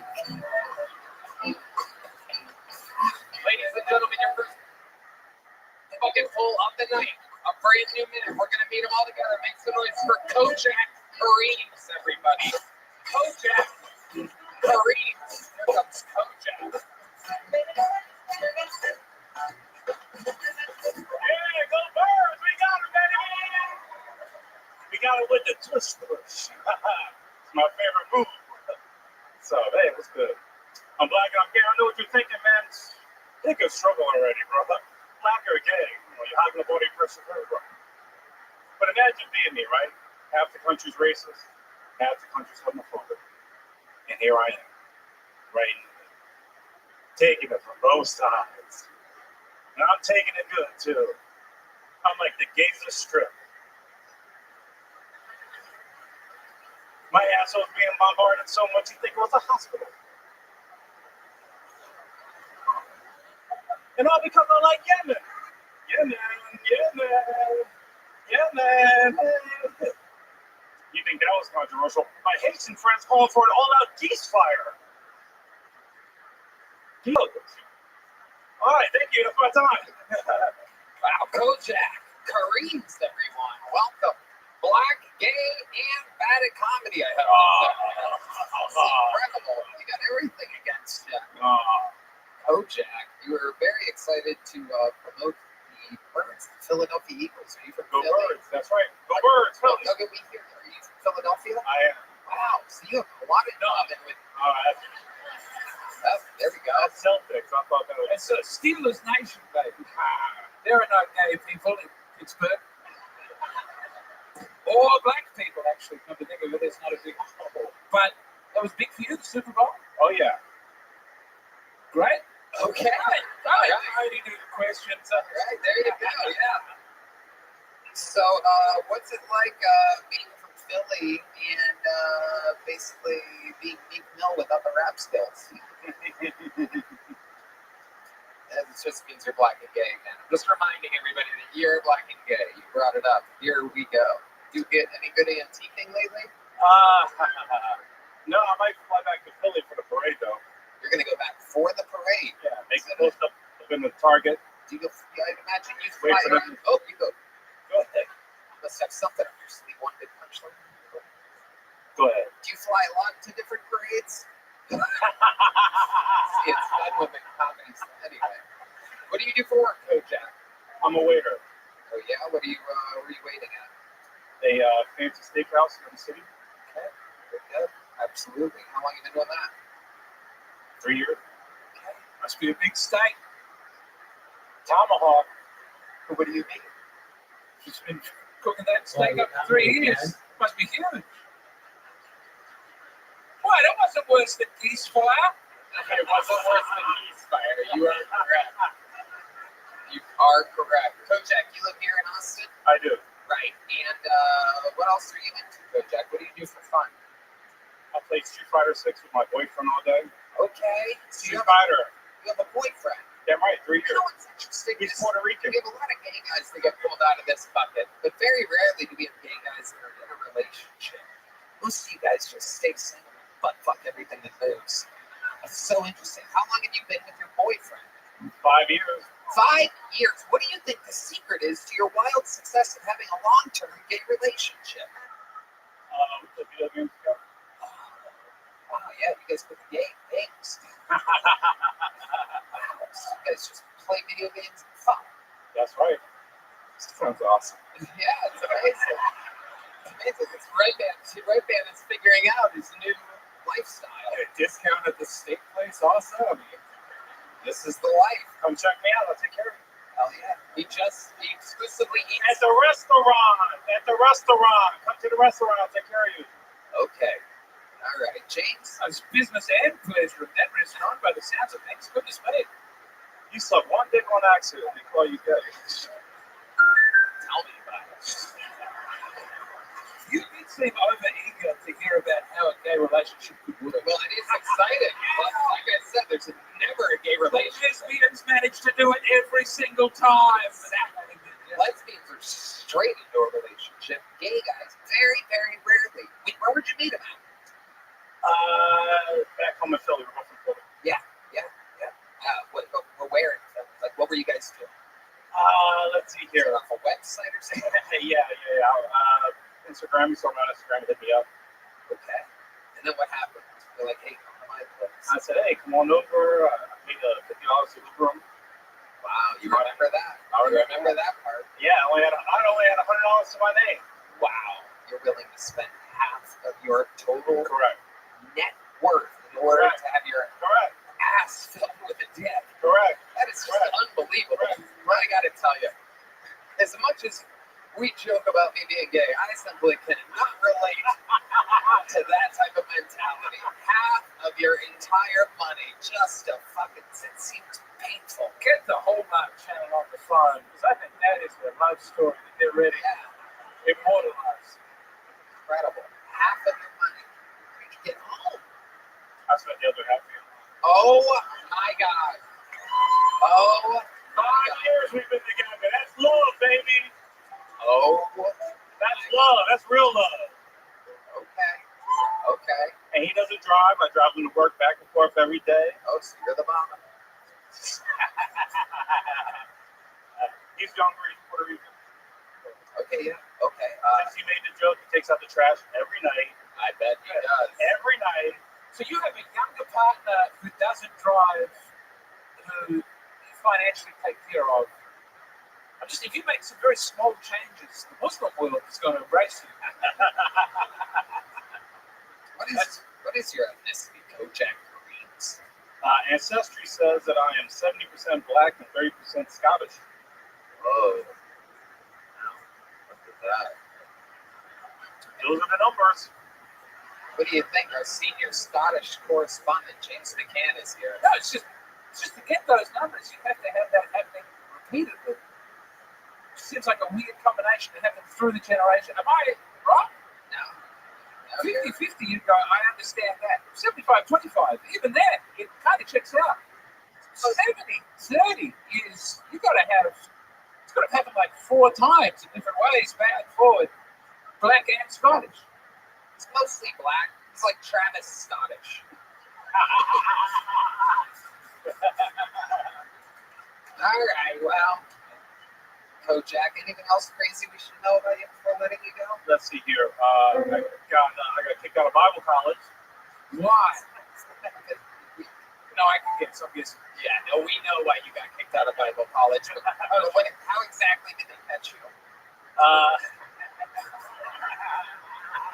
You drag your teeth? All right. Let's red then, everybody. All right. How did they catch you? I was the only black kid. I'm Guilty. Unbelievable. Get him out of here. There he goes, everybody. Kojak Brains, everyone. Yeah. There you go, buddy. Let's see if you catch there it is. He's a black guy. Good evening. This podcast is sponsored by Talkspace. You know, therapy can be costly, but Talkspace is affordable and in-network with most insurance providers. Most insured members have a $0 copay. Talkspace, the leading virtual therapy provider, makes getting help you need easy, accessible, and affordable. That's right, Tony. I love Talkspace. I think they're providing some of the best mental health treatment out there. There's no doubt about it. Talkspace therapy and psychiatry are covered by many insurance plans and many employers. Most insured members have a $0 copay. You can easily sign up online and get prepared with a licensed provider who will fit your needs well, typically within 48 hours. You can always switch providers at no extra cost. Talkspace makes getting help convenient because you can make your appointments from the comfort and privacy of your own home. You can even talk it out between sessions by sending text, video, or audio messages to your therapist. As a listener of this podcast, you'll get $80 off your first month with Talkspace when you go to Talkspace.com/Tony and enter promo code SPACE80 to match with a licensed therapist today. Go to Talkspace.com/Tony and enter promo code SPACE80 to get $80 off your first month and show your support for the show. That's Talkspace.com/Tony, promo code SPACE80. All right, your next bucket full goes by the name of Jenna Sparrow, everybody, or Jenna Sparrow, perhaps. Yes, Jenna, everyone. Thanks so much for Jenna, everybody. Hi, everyone. Did everyone watch the Super Bowl? Yeah? It's like the Christmas of sports, right? I think it is. Actually, we don't celebrate football at my house. Here's a joke that I wrote about my experience dating an NFL player. How can you tell the difference in between a girl that just fucks an NFL player versus a girl that actually dates an NFL player? It's where her bruises are located. Like fun places, or like, you know, that's how you know he loves you, right? Every time I hear a guy say that dating is hard, I'm like, trust me, it could be harder. Try wearing a turtleneck in July. It's very difficult. Okay. No, I have this thing about me, like, if I love you, I'll put up with anything. It's called a Nicole Brown Simpson attachment style. Attachment style, that's the clinical term, I think. Thank you guys. Jenna Sparrow. Hi, Jenna. Hi. How's it going? How are you? Good. How are you? I'm fantastic. Hi, guys. Hello.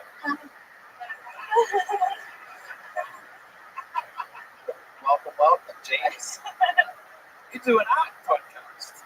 Yeah, I do. I do an art history comedy podcast. Yeah, called The Bad Art Show.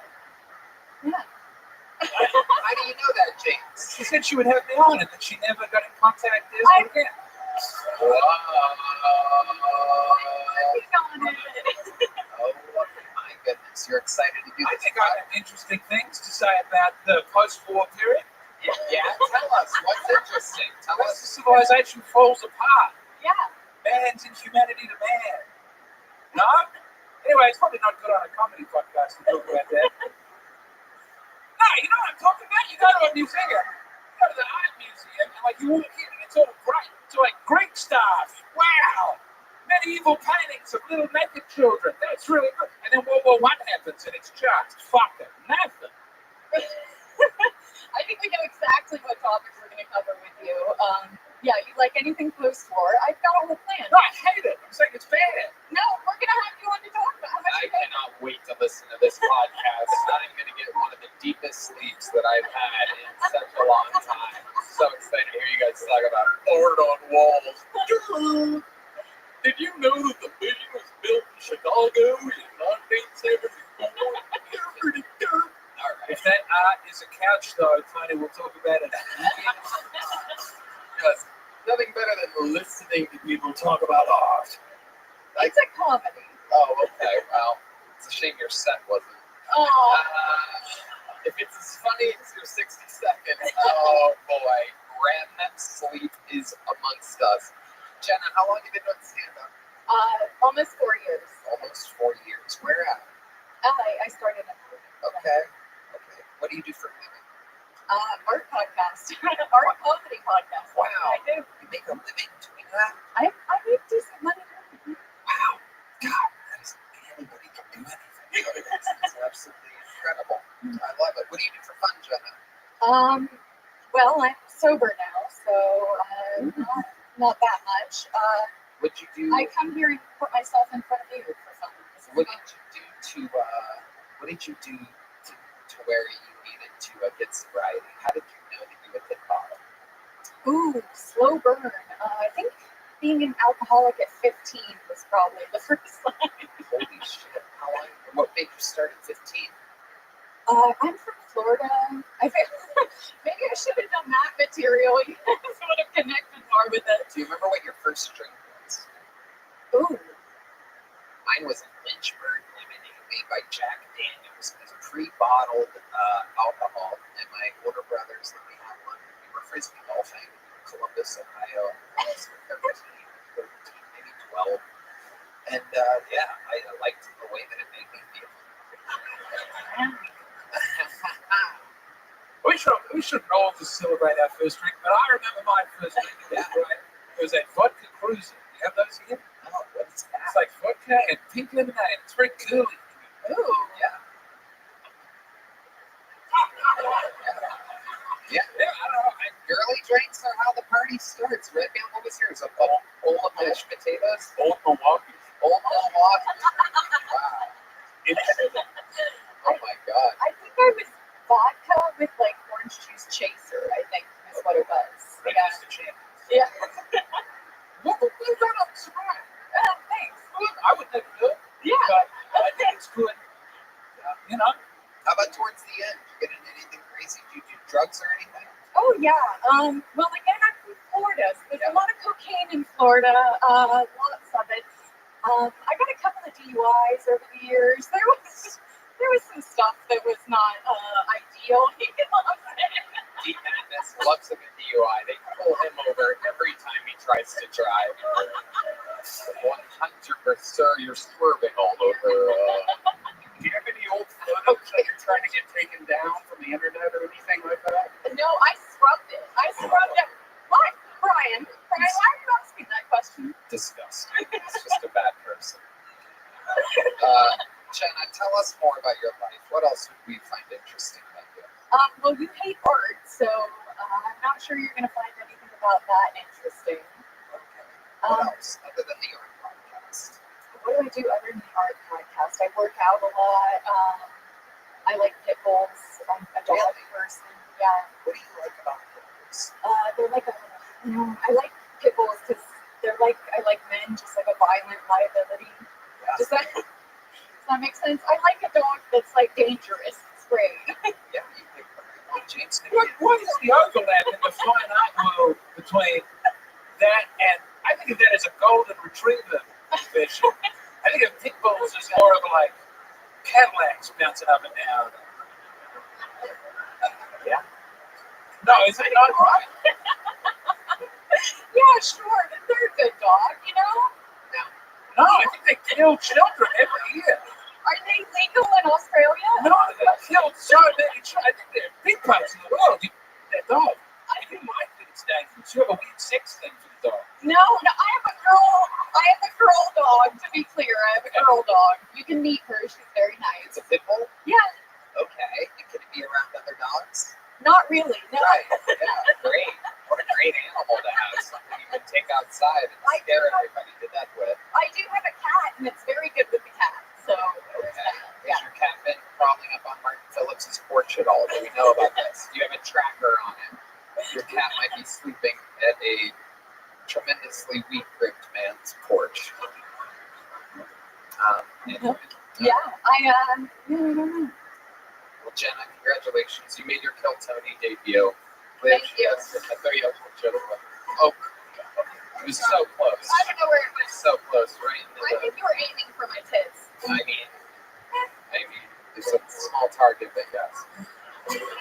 There she goes, Jenna Sparrow, everybody. Her Kill Tony debut. All right, back to the bucket we go. You guys having fun out there? Anything can happen. Ladies and gentlemen, your next comedian goes by the name of Mike Poe. Mike Poe. There he is, Mike Poe, everybody. Make some noise for Mike, everyone. So, in addition to struggling to be a stand-up comic, I'm also a hack party DJ. But that's a lot easier than doing this because being a DJ, all I'm really concerned about is touching buttons, and looking concerned, holding my hair.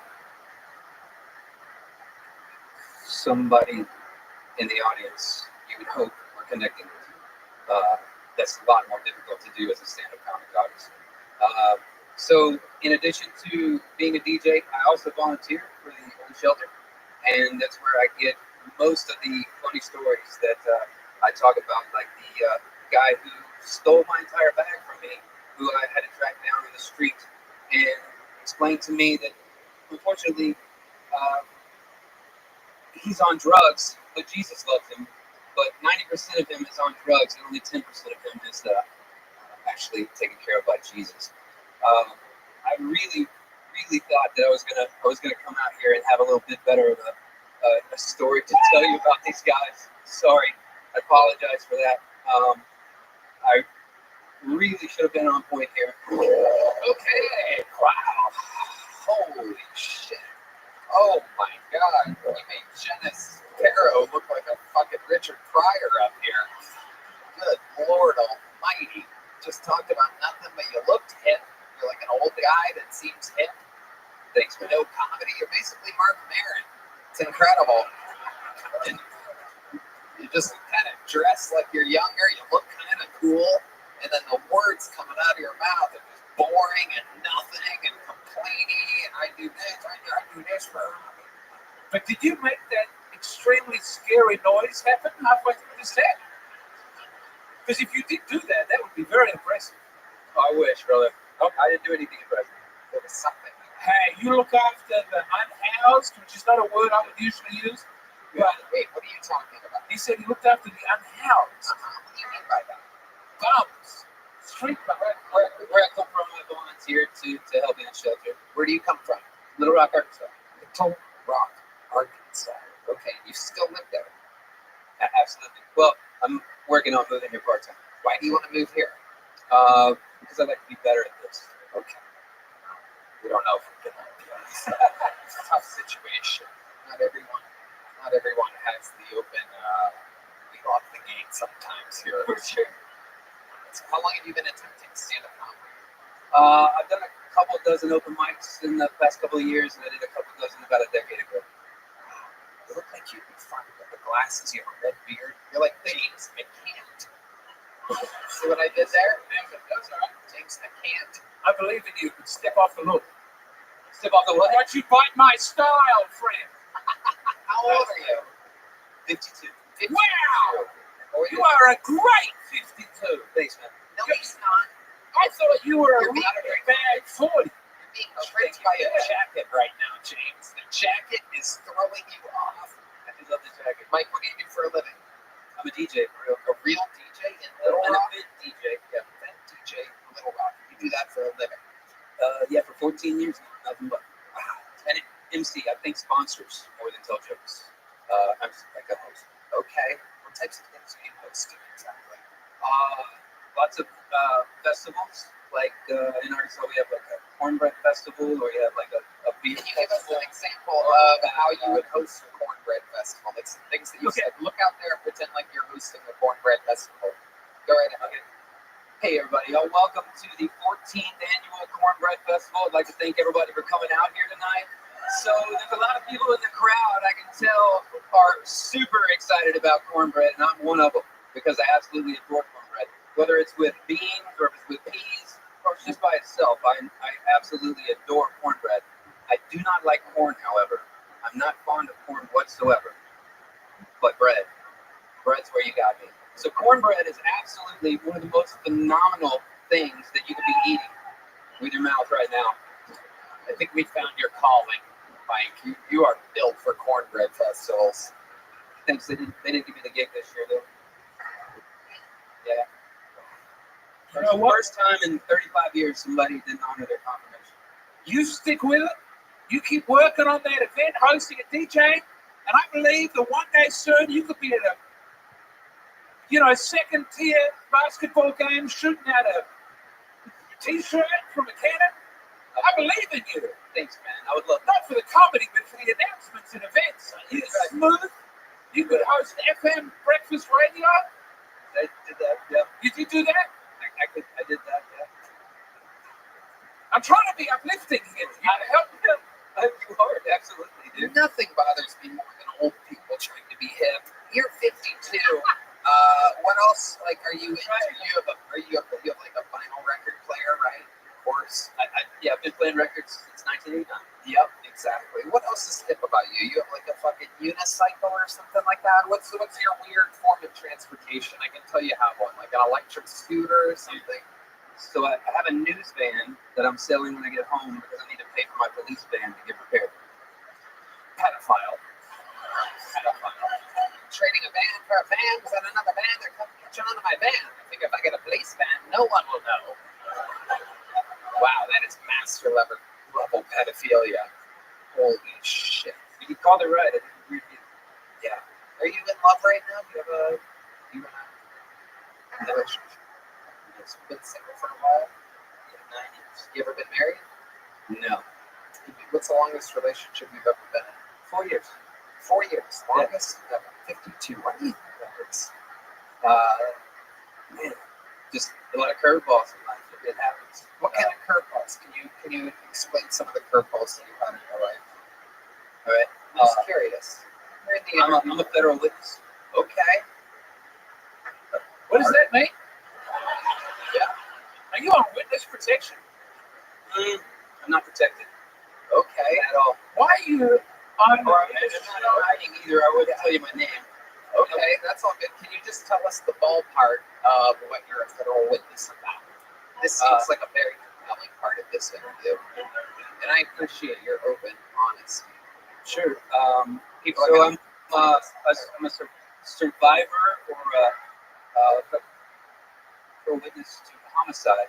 My adult adopted autistic brother was murdered a decade ago. Adult autistic. Adult adopted. Like we adopted him as an adult because he didn't have a family. Adopted. And he was on the street. Adult autistic. Yeah. And he would love this. He would absolutely. He would love it. Most of our fan base is adopted autistic people. Adopted. Wow. How old was he when you guys adopted him? So he was probably 30 years old or so. 30 years old, and your parents were like, "Come on in." Yep. Well, my mom and my sisters. Yeah, he called them his mom. Where did they find this guy? He worked with me at the bar I managed, and one night he didn't show up, and I found out he was in jail, and bailed him out and found him a place to live. What was he in jail for? In Arkansas, we don't have any renters' rights. He was evicted, and he didn't check his mail, so he got arrested for being evicted, like forcibly removed. So then he got murdered. Yeah, he was murdered in 2014, December 7th, 2014. Can you tell us about that? What happened? There was the oldest suspect, we'll say, was a crack pusher, and this suspect's name is Andre Demetrius Smalley Jr. You didn't have to say that part. You didn't have to call him out by name. What's happening? Right? This show. You can't buy me. But this killer, in my opinion, he was pushing crack on him at gunpoint, and he wouldn't stop. He wouldn't leave him alone. and he just kept breaking in the door, stealing his phone and his keys, and extorting us until finally got a warrant. He bailed out and murdered him, so there would be no case. Wow. Absolutely incredible. And did he not get in trouble for that? Well, not for a while, but then I became a federal witness after he shot 2 more people because they wouldn't go to court. So I called every agency possible, and I landed on the ATF. And this lady said if I signed an affidavit and I promised to go to court, that because I was involved in a previous crime of his in a federal court, I can get some justice by compelling the judge to hear my story about this person before he sentences me. This is a great anecdote, but you might be on the wrong podcast. Yeah. I mean, I don't think so. There are quite a lot of true crime podcasts out there where this would be A-plus level. This is perfect. I love it on this podcast. I don't know how you get a laugh out of the crack pusher. I was really hoping that the minute that I did before this was better. It wasn't. No, this is amazing. I had no idea I was going to. The minute it's okay. That's what happens. But this is how it happens. This is part of the magic of the show. Is the interview sometimes is better than the minute. If it was just about people's minutes, then I wouldn't even do this part of the show. This is the fun part, is watching people go through the quick dilemma. Am I going to answer this? How far am I going to go? For a second, you're a federal witness. We don't know anything. The next, you're going Andre Demetrius Johnson III, located at 452 fucking Jenkins Street. Really explained there. Here he is, ladies and gentlemen, the guy that... This is the man that murdered his brother, everybody. It was Demetrius Andres Gallagher III, everybody. A.K.a. D-Madness. He's out on bail. There you go. So this guy's in prison now for life? No, we just got him 9 years for that. So he was just recently released, and I went to San Francisco, and then I came here. Okay, hold on. You're telling, when did he get out of prison? Last month. No, December 21st. Okay. And this guy knows for a fact that you're the one that put him in prison, right? Oh, yeah. And he was in shackles with his wrists and ankles screaming my name as the bailiffs pulled him out of the courtroom. Oh, my God. He just got out in December. Yeah, absolutely. Do you know where he is? Do you know where he resides? He lived in Little Rock before, right? His parole probation officer called me and said I can't really have that information, but I know a little bit. Minus the internet, an idea. Yeah. Is it around where you kind of live? I mean, it's probably better for me to not look for him too much. Well, I'm not saying you should look for him. I'm wondering if he is looking for you. Yes. I mean, if I'm being real honest, I think the guy's probably been in prison for 9 years. He's a 6-time felon. Yeah. He's going to create chaos wherever he goes. I don't think he's looking for me specifically. Like, he's looking. This is very optimistic. But you see that I'm not in my city. Right. Well, like I don't want to run into him at a Kroger or at a stoplight or in a meeting or wherever you go to any meetings. No, I was just making some shit up. Okay. But I don't want to run into him. Right. Honestly, like that's not somebody I want to see. So I just decided to move him. You decided to move from Little Rock. Yeah. Right. And okay. Wow. It's also interesting. But you just called him out on a podcast that was aired out everywhere. Sure did. I called him out in court too. Well, we've got to get him on the show for a run of the pod. And here he is. Mike, here's a little joke book. Just don't tell my mom. Okay. She might find out. It's all good. We're good. This is a very popular show. Do you know this is a very popular show? There's no way he's watching. But he might get told. I would love that. You would love that. Absolutely. Well, we all have to make our decisions and stand by them. We do. And it was a pleasure having met you. Thanks. There he goes. Mike, go, everybody. On to the next one we go. There goes Mike.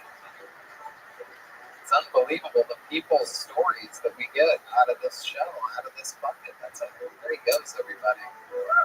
There he goes. Anything can happen. That guy could be right in the alleyway right now. Maybe. Jeez Louise.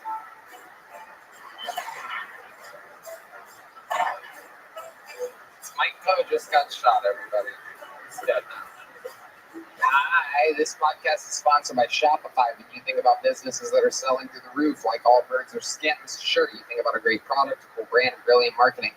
But an often overlooked secret is actually the business behind the business, making selling simple for millions of businesses. That business is Shopify. Red Band. Nobody does selling better than Shopify, home of the #1 checkout on the planet. Yeah, that's true. That's right. Red Band. And the not-so-secret secret, ShopPay, which boosts conversions up to 50%, meaning way less carts are going abandoned and more sales are going. So if you're into growing your business, your commerce platform better be ready to sell wherever your customers are scrolling or strolling on the web, in your store, in their feed, and everywhere in between. Because businesses that sell more sell on Shopify. Upgrade your business and get the same checkout that Skims uses. Sign up for your $1 per month trial period at shopify.com/Kiltony, all lowercase. Go to shopify.com/Kiltony to upgrade your selling today. Shopify.com/Kiltony. All right, ladies and gentlemen, your next comedian is a golden ticket winner on the show. She's only been on it a couple times. Here with a brand new minute. Make some noise for Aya, everybody. Aya is here.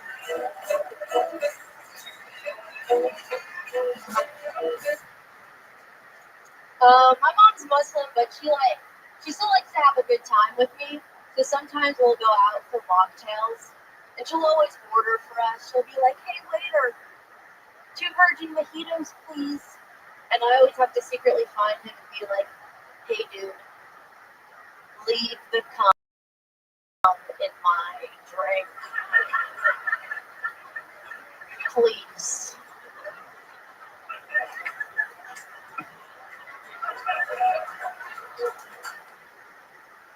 Please. And she hates that. She thinks I'm a slut. She thinks I'm a slut because I don't carry pepper spray. She thinks I'm making it too easy or something. But I have a cousin. She's intersex. She was born with a penis inside her vagina. Now that's a fucking slut.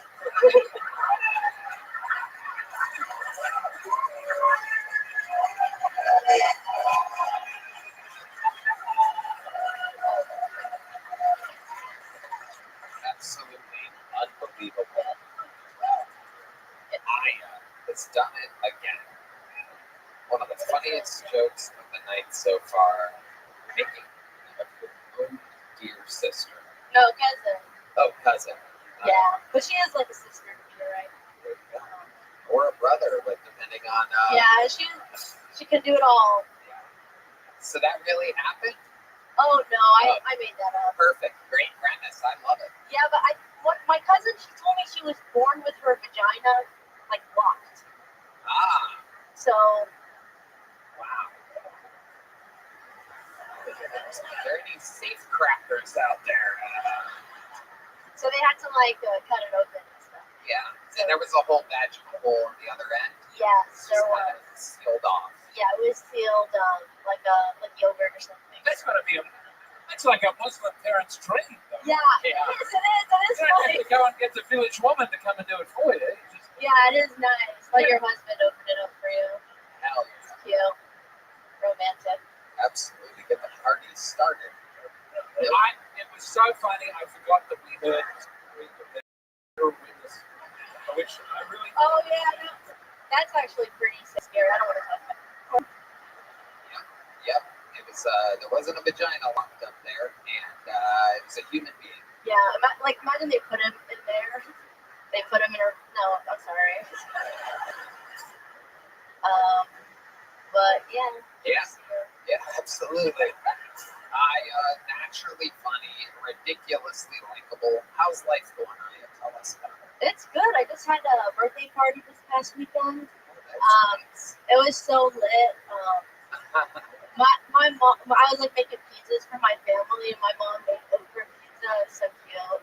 Okra pizza? Yeah, like it wasn't even on the menu.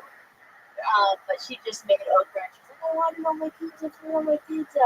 I put it on my pizza. And it was good. Wow, that is just an absolute Muslim party if I've ever heard it before. Yeah. Okra pizza. And then how else do you celebrate a birthday? You get Muslims, do you have like that set of candles? Do you have like little World Trade Centers you put on the cake and you light on fire or something like that? Yeah, no, that's for my second birthday. Hell yeah. I'm older now. I don't even think I'm supposed to celebrate birthdays. My parents are bad, like sneaky. They let me do a lot of things. They be like that. They be like, they're cool. They're not. Yeah. They're not at all. Very, very strict, tough, No. demanding. Not like that. They're just foreign. That's it. Like, I don't know. Like they just text me spam message. I don't know. Like my mom texts me prayers all the time. Like I'm God. Like I don't know what to say to this. Yeah. But I love them and they love me. Are they very religious? Yeah, but I think it's good for them. What do you mean by that exactly? It's like it gives them peace of mind. Yeah. And everyone wants that. So. It stops them from doing terrorist attacks or something. They don't have that urge to cry. No. I have like my bloodline. Yes. Our blood is really nice and sweet. Okay. Other people come from different bloodlines. Like who? Name a race that comes from a different bloodline. Okay. No, it's not even a race. I think it's just They have filthy blood, and you have the pure blood of the. No, I just have sweet blood. Sweet blood? Sweet blood. Like mosquitoes like it. Oh yeah. A red band, you're a vampire. What do you think about all this? Yeah, she said she has a good family. Like, Yeah. No, she's sexy. Oh, yeah.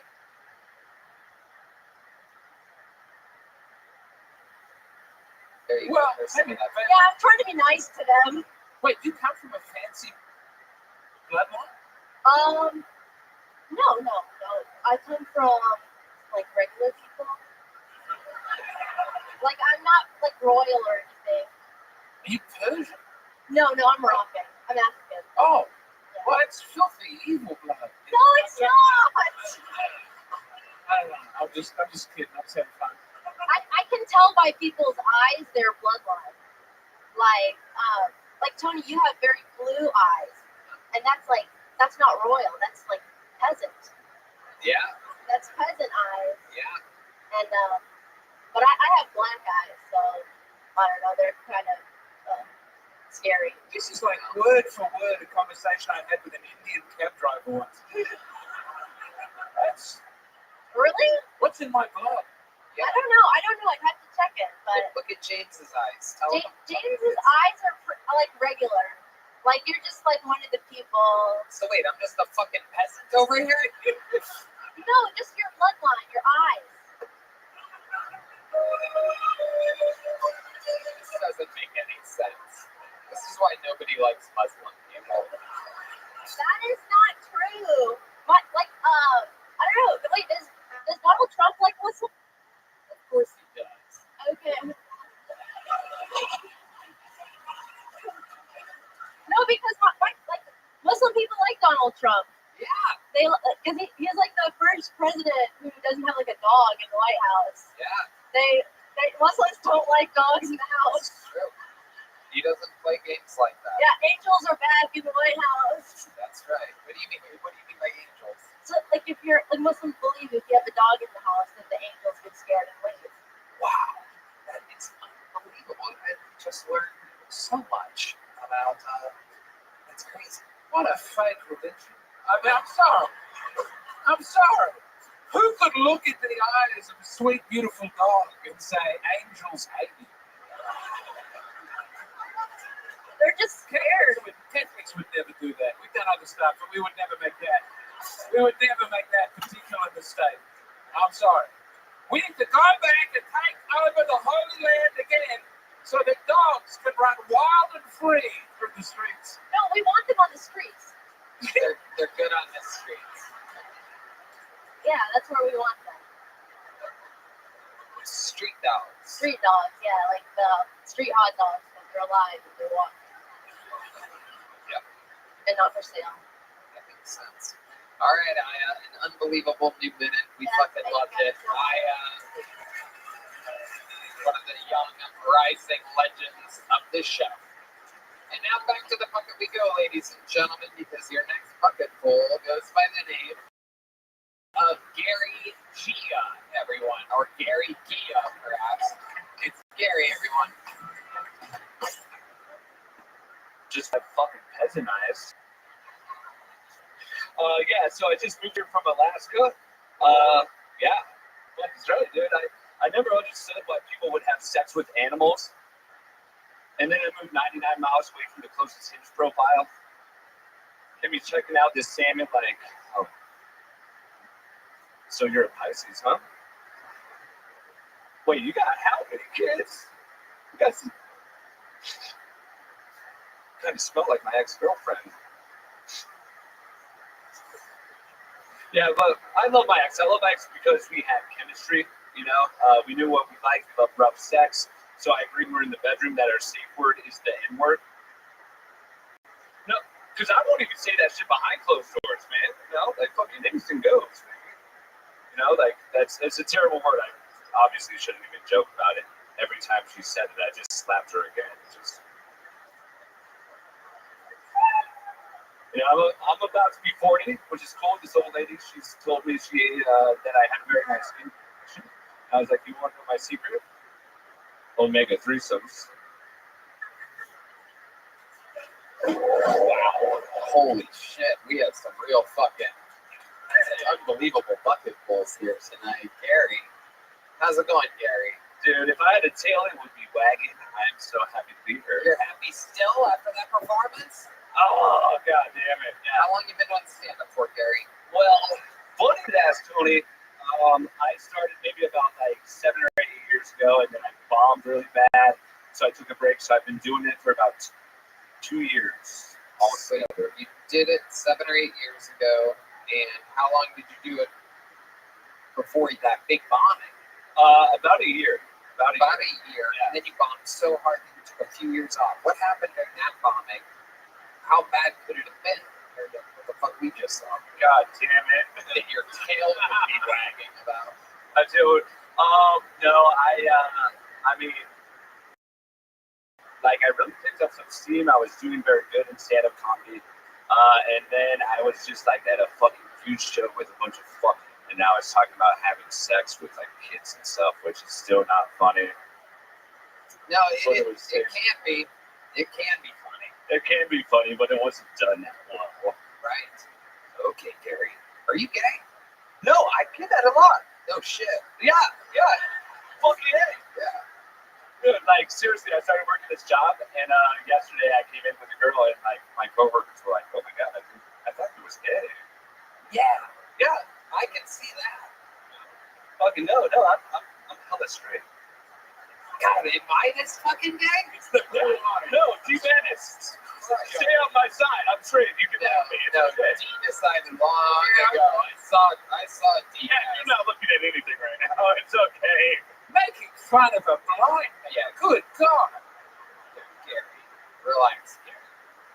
D-Man is pissed. He is homophobic as hell. So, Gary, let's talk about it. What do you do for a living? I am a restaurateur, so I work at restaurants, but I do like high-end shit. I'm not like some fucking selling mozzarella sticks and chicken wings and shit. Whoa! Why'd you look over here when you said that shit? I'm trying to keep it.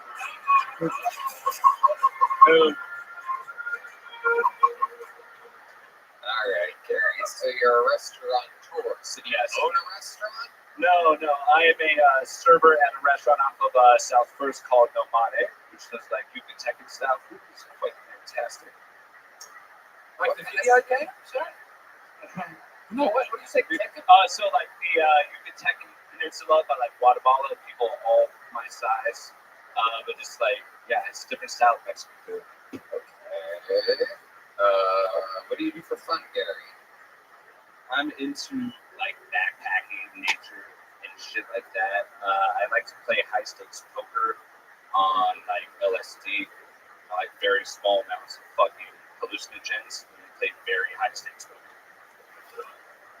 Nope. You're good at it? Yeah, dude. Fuck yeah, dude. I played the World Series of Poker on like 4 hits of acid. And how did that go for you? Not good. Okay. But when you have done good, what's the best you've ever done in poker? Yeah, so the most I won in like one hand was $32,000. What's the most you've lost? $16,000, almost about that. Overall, in your Texas Hold'em or poker playing life, how far up or down do you think you are? I'm definitely over 100 pin. Up, yeah, absolutely. That includes the buy-ins for these tournaments and everything. Yeah, no. Are you sure, or are you just tripping on LSD and you think you're doing good? No, this is the highest I've ever been when I'm sober. But yes, like you can track your stats online. You can look my name up online, and I have like results like about like a year ago, 2 years ago. I took first place out of 643 people, and I won $28,000. Oh fuck, dude! Like, listen. Do you still live in Alaska? No, I moved here about 3 months ago. What made you want to move here? Pretty much like stand up this shit up. You know what I mean? Like this is a fucking mega of comedy. This is great. You know, we're fucking up big time. We are fucking up. This is not going how I fucking did on my vision board. This is not great, Aaron. Wow. You know, I thought it was great. Oh my god. Can you spice this up? Can we spice this up? My vision board said it's gotta go better. Jesus Christ, Gary. You make me look like fucking someone tough. Someone real. Yeah, you make me look like Freddie Mercury. All right. Okay, Gary, tell us something interesting about your life. You have your entire life documents or something that's happened to you. Something that maybe formed or, like, tell us how you ended up the way you are. Yes, well, I was born this way, but I have so many fucking stories, right? I got stories out the fucking ass. Like, I've seen that you have stories up your ass, too. Okay. Why don't you tell one, Gary, instead of telling us you have stories? It's like you telling us that you have jokes. No jokes. I'll start eating now. So yeah, let's see. I saw an alien one time. All right. We're gonna keep it around. So, do you want to hear it? No. Okay. How fast can you tell it? I can tell it. Yeah. So I was about 14 years old. Okay. I was about 14 years old, and it was about 2 in the morning, and I was just laying down watching TV, and all of a sudden I was paralyzed, and I saw this. All right, that's it. There you go. Gary Gia, everybody. Gary Gia, we gotta keep it moving. Some of these people have fucking nothing to it whatsoever. You gotta love it. Gary, sign up again. Best of luck next time. Jesus Christ. An alien story. How do you tell us about a dream you once had? Boy, you never know what you're gonna get down here. Make some noise for your next fucking poll, ladies and gentlemen. It's Matt Rebus.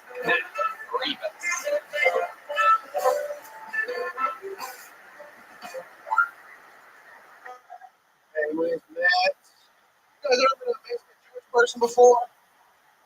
Yeah, I got a cousin who's Mexican Jewish. His name's PK. Smell like for some people, I don't know why. I love Keeks, man. Like, he's so Mexican, he works construction, but so Jewish. He only says screaming like violence and shit. He's a genius, man. He's an entrepreneur. He did all this while managing a coffee shop called Hebrews. Bro, he's so Mexican and Jewish, dude. He built tunnels for both sides. Imagine a narco with a gold gun and some pigtails. Jesus Christ. I love Keeks, man. Keeks is dope. Keeks is chill as fuck. You know, we're older now, you know, and I try to ask him about his whole take on the Israel thing. You know what he said? He said, oh, yo, Israel, y'all in the back right now, with the tortillas. Yeah, man. I'm a simple man. I'm in there. I'm done. Matt Rivas talking about his Mexican, Jewish. Is a cousin or a friend? You said? Just a cousin. Cousin. Is it real? Nah, man, it's just a bit. Right. How long have you been in stand-up? About 3 years. 3 years. Where are you from? You're from Austin. Born and raised? Yes, sir. Wow. What do you do for a living? I work at a smoke shop. Okay. Yeah, here in town, right down the street. Okay. That's How what long have you been doing that for? Actually, I'm about to start tomorrow, man. You haven't even started yet. Absolutely incredible. Did they know that you're going to start working there? Yeah. Actually, I talked to them today. Smoked a blunt with them. They're like, "You're hired." Yeah. I was like, "Oh, really?" Like, that's it. Amazing. When's the last time you had a job before tomorrow? Like a week, man. I got fired on my day off like 2 weeks ago. You got fired on your day off a couple weeks ago.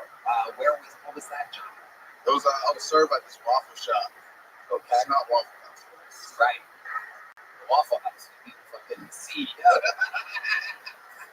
It was just a random Austin waffle shop. Yeah, I don't want to shout them out. Right.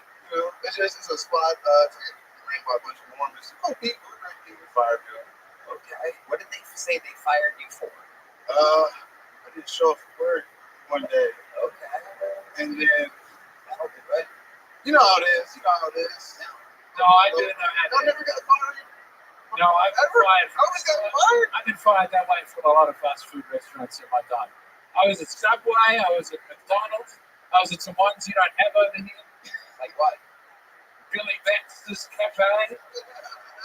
It was run by Chinese people, and they wanted me to be the face of it because they thought it was weird for Chinese people to have a cafe.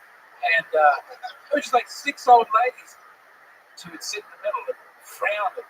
They owned it. They would just sit and frown at the fat white boy who can't be charismatic enough.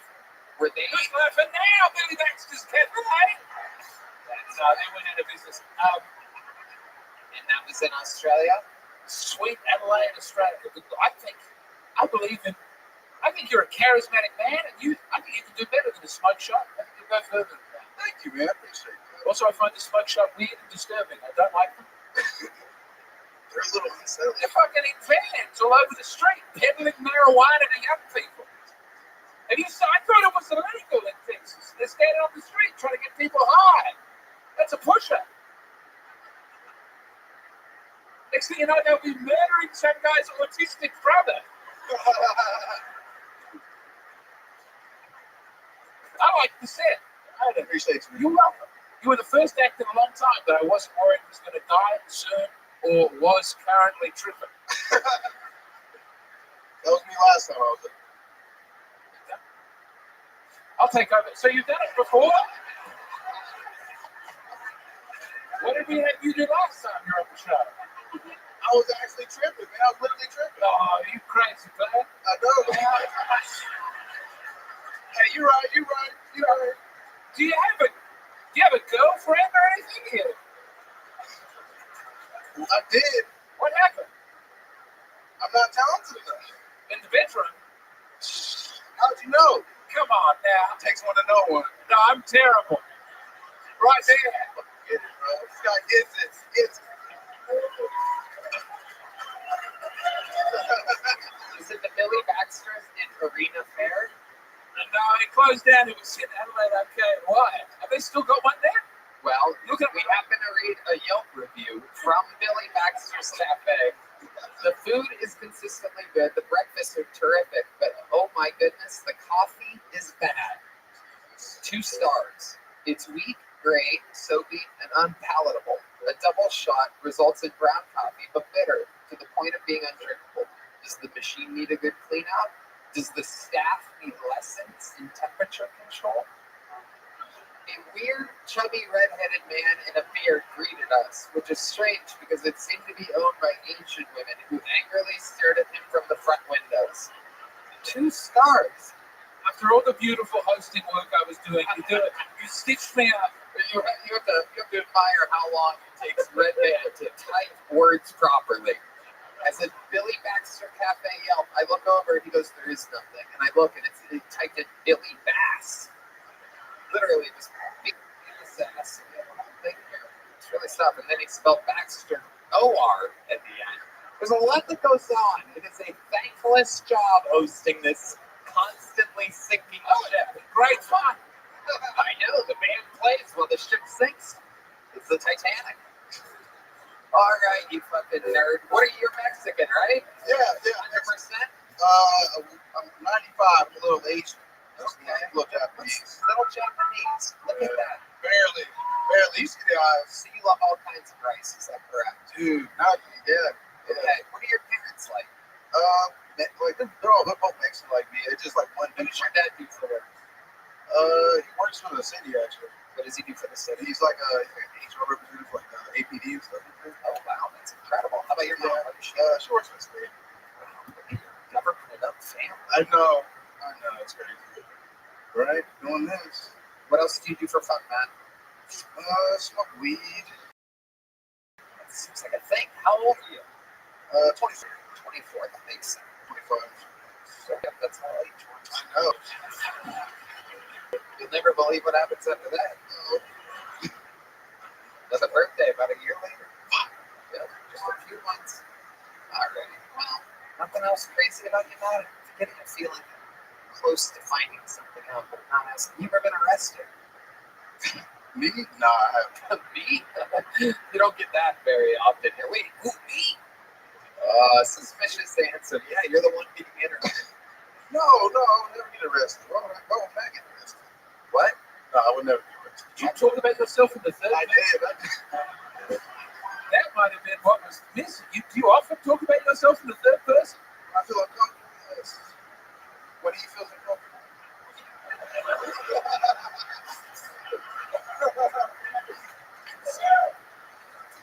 Alright, man. There's nothing else crazy we should know about you before I get you out of here? Not much, man. Just doing comedy, trying to stick with it, working. You're not working. Tomorrow, Starting at a smoke shop. Yes. Which is literally fucking nothing. No, it's a nice book. It's classy established. It's on 5th Street, classy. You know. Yeah, I know classy smoke shop. There's always a little woman who looks like she's emaciated. She's got to fall down. Or it's a woman that looks like James. That's true. You go to the east side, these chicks get very. It's what marijuana can do to you. I want you to turn your life around. Who knows what you could achieve if you put that down? Can't imagine. What do you like to do after you get super duper high? What are some things that you do? Big munchy guy. Big munchies. Love eating munchies. Make stupid sandwiches. Like what? What's a stupid sandwich? I like to get spam. You know, custom spam up. Put a slivers, a craft single on there. Oh. Toast some bread, wheat bread, preferably better for the digestive system. You know. Not really, but go ahead. Literally not. And then I like to put some honey mustard, maybe some Dijon mustard on there. You know, maybe a little bit of. You said that was a crazy sandwich. That was the most sane sandwich I've ever heard described. Well, we don't eat that on a regular basis here. You know, I'm sorry. Yeah. I don't know. The spam sandwich is a delicacy in Australia. All right, man. Here's a little joke, but not a lot of catches tonight. He did it. Hi and bye. Matt Reeves. All right. It's an interesting. I'm giving out no big joke books tonight. A fun fact: 0 big joke books. Only the golden ticket winners have pulled their weight tonight. Ladies and gentlemen, make some noise for your next bucket full. It's Shiba Ari. Shiba Ari.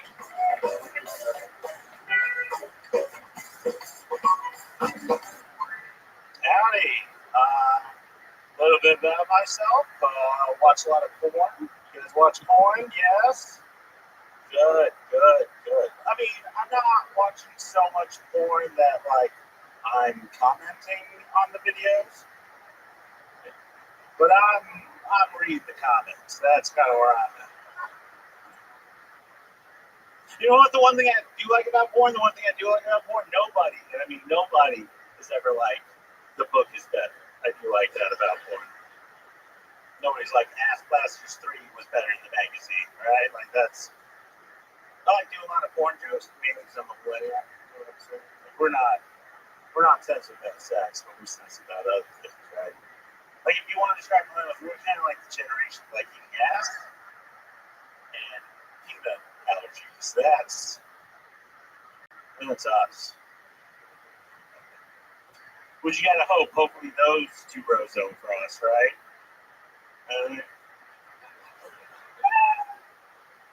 That's like Tony having to go to the hospital because Red Band ate a peanut butter sandwich, you know? All right, I'm going to stop you right there, Shiva. Shiva, welcome. You've been on the show before? Yeah, twice. Yes, sir. Absolutely welcome. How long have you been with stand-up? 10 years coming up right now. God almighty, this is a wild night tonight. Yeah. What do you do for work? Pretty much this, man. Yeah. Make a living doing this? It's not a living, but how do you survive? I'm alive. How do you survive? How do you pay your rent? How do you get food? What is rent? Okay. So tell us about that. That don't really pay rent. How do you not pay rent? Parents' house, girlfriends. You stay at the parents' house still? No. I'm here now. Yeah, I live here. You are here now? Yes, sir. You are here. Like at the mothership. Yes, how sir. Do you not pay rent while being here? Like, fuck, you got me. I do pay rent now. Okay. But that just happened like here like 2 months ago. So yeah. Okay. Yeah. So how much are you generating from your stand-up comedy?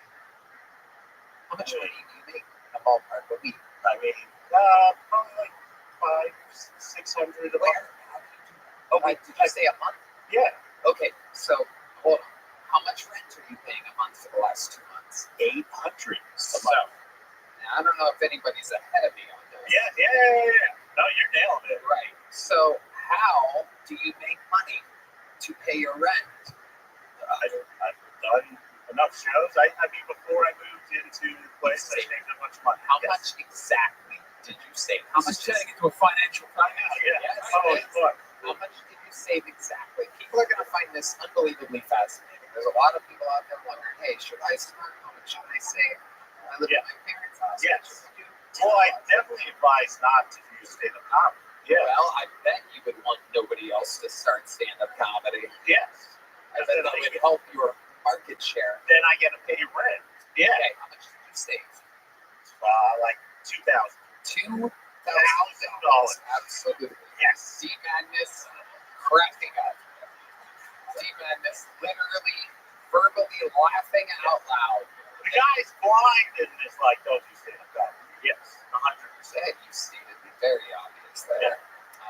But how much, wait, no, I'm curious, how much money do you make doing stand up comedy? Okay. All right. Is it $3,000 a month? Okay. No? Okay. What do you mean? Yes. It's only $3,000 a month? Yes. Oh my God. How much is your rent? Okay. Yes. It's somehow it's all right. I don't have rent anymore, Shiva. Oh, I forgot. Yeah, you own. I understand that. Okay. Do you have payments that I have to make? D-Madness is literally losing his mind. So, yes, you lost a lot of Shiva, over here. Sorry, sir. Stick with me. Sorry. How do you survive? Tell the truth. No, that's honestly it. Like, what do you eat? I mooched. What did you eat today? I had a fucking orange and a bunch of grapes, actually. I just drove from Dallas. I was going to show there and drove here. All that you ate today was orange. You want to say, before you put in the question, say, explain this to me like I'm a 5-year-old.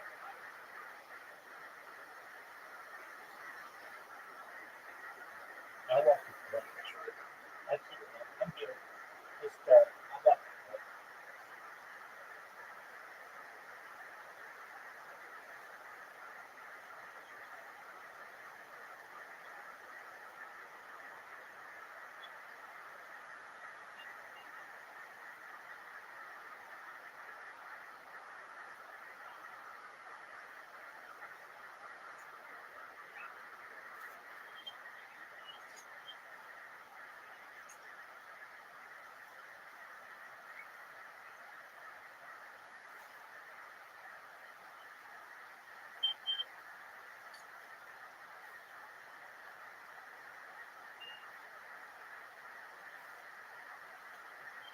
There you go, big dog. Go do your project. Let me know if you need any other help, okay? You're welcome, big dog. Take care.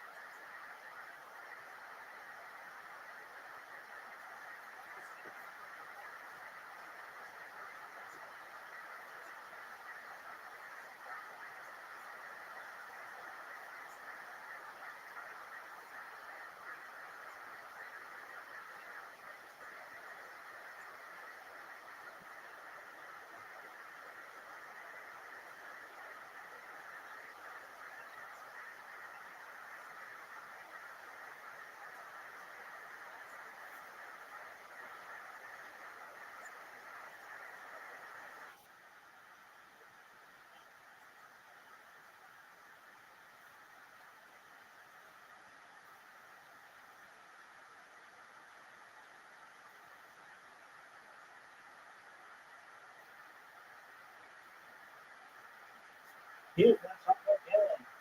Dude, that's all again. Sweet.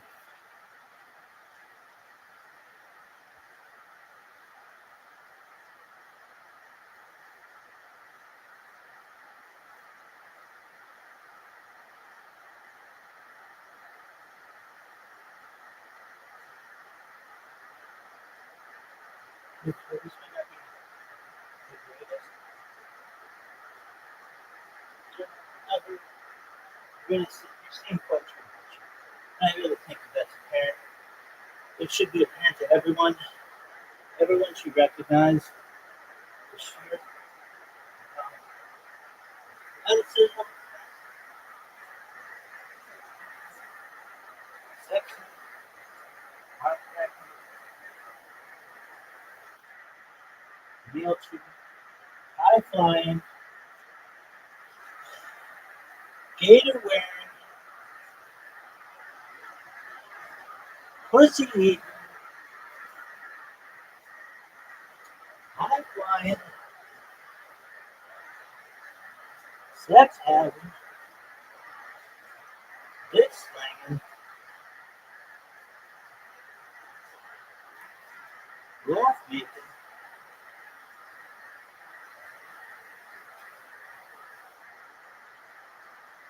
pimp. Straight up pimp. I'm an old school pimp. I'm like Big Daddy Kane. The history of pimps on Wikipedia. Boom. Number one. Solomon 1992 slow-mo. Big Daddy Kane's up there, baby. Can't wait till this bitch gets banned.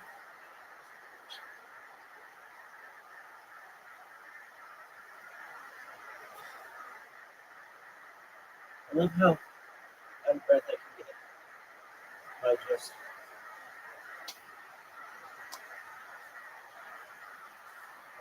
I like behind that. Alright, are you done?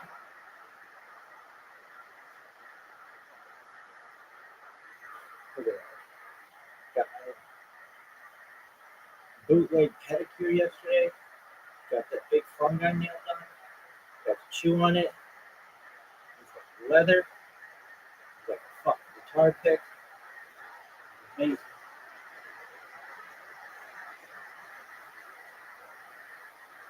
Alright, are you done though? Oh, this is fucking different. I kept saying that the Pope is dead. The fuck is this shit?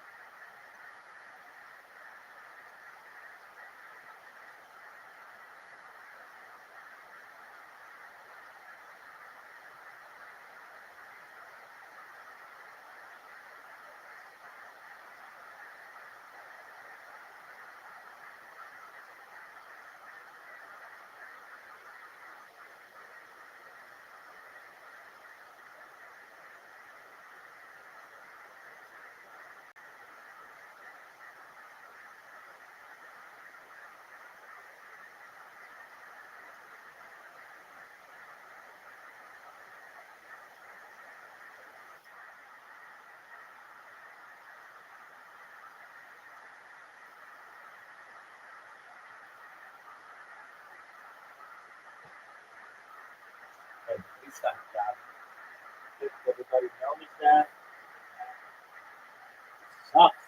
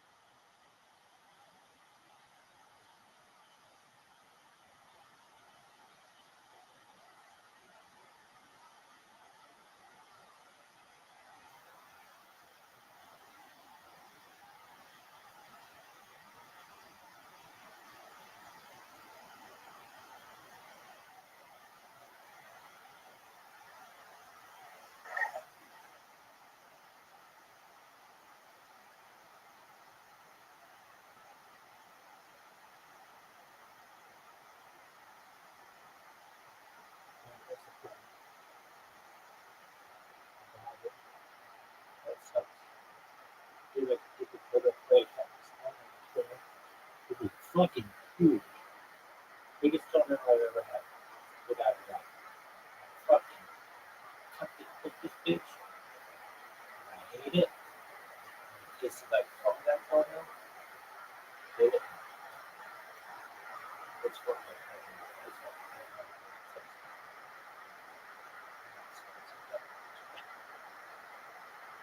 Anyway, this shit done. I'm not fucking. I mean, it's okay. It's just not.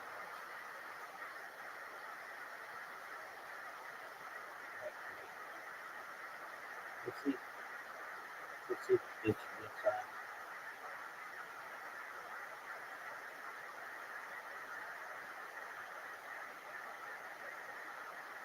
What's up with fucking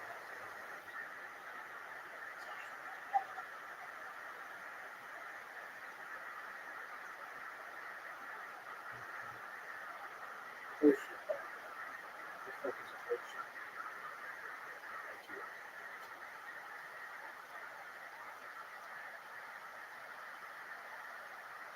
It's fucking bullshit. Why isn't it work, right? Like, how the heck is it? Living how it is.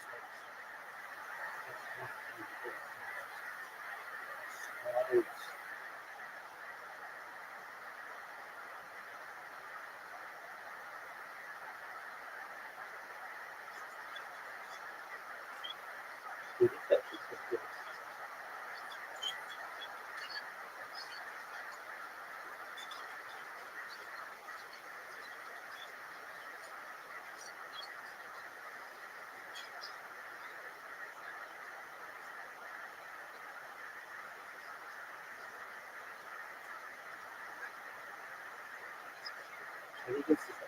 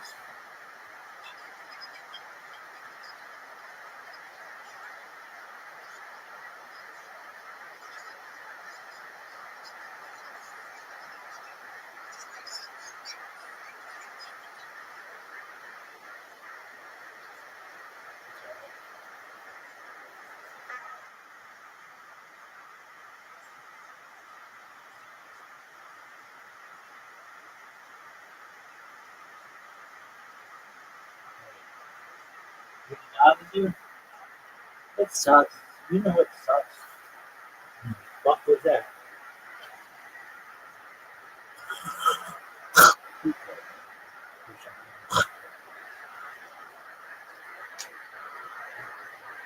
What do you know about some of these fucking shoes are bad?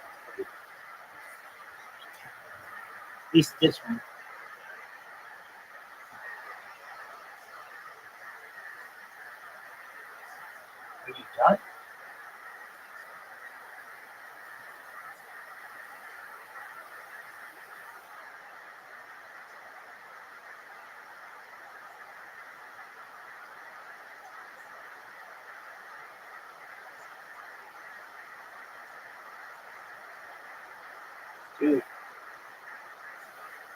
fucking vibing, man.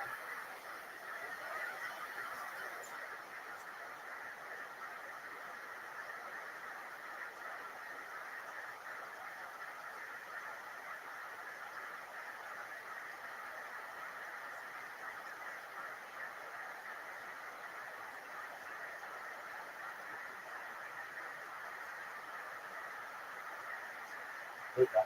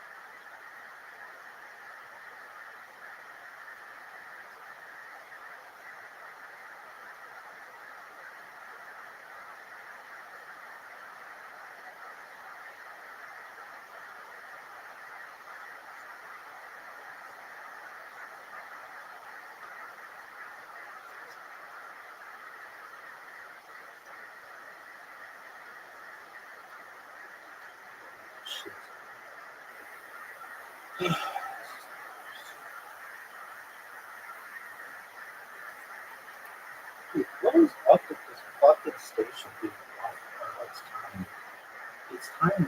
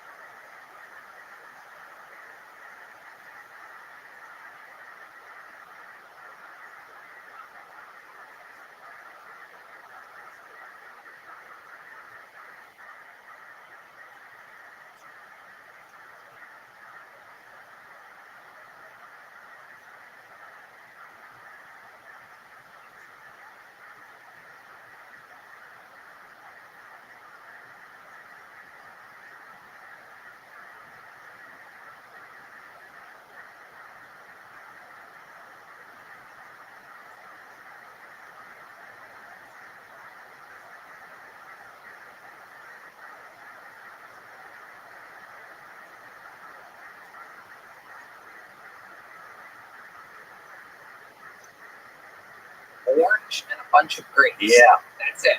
Are you sure? I woke up at like 3 p.m. So it's why like did you wake up at 3? comic. That's not. But what do you mean? Yeah. Because what did you do last night? I did a show. Okay. I didn't go down. All right. Yes. But then what would happen where you wouldn't wake up until 3 p.m. after the show would be the question.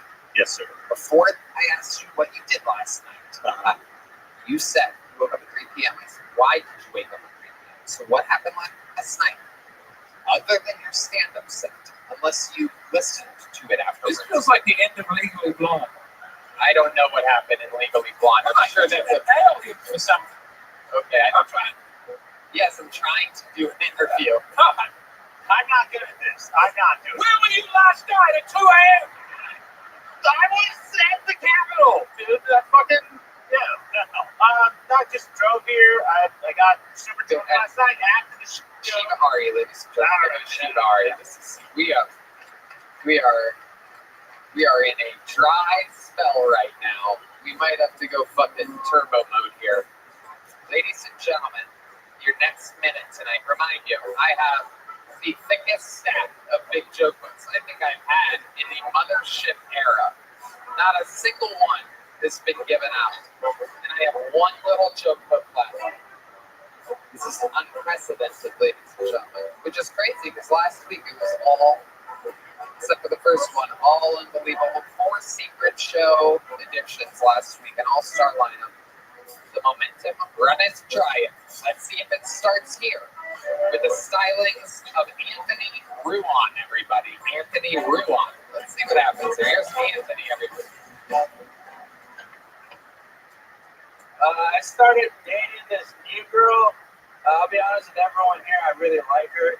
She's just into things that I have no experience in, like role play. She keeps trying to get me to wear these magnums. I'm a terrible communicator. I don't know how to let her know, like, that's not how that works.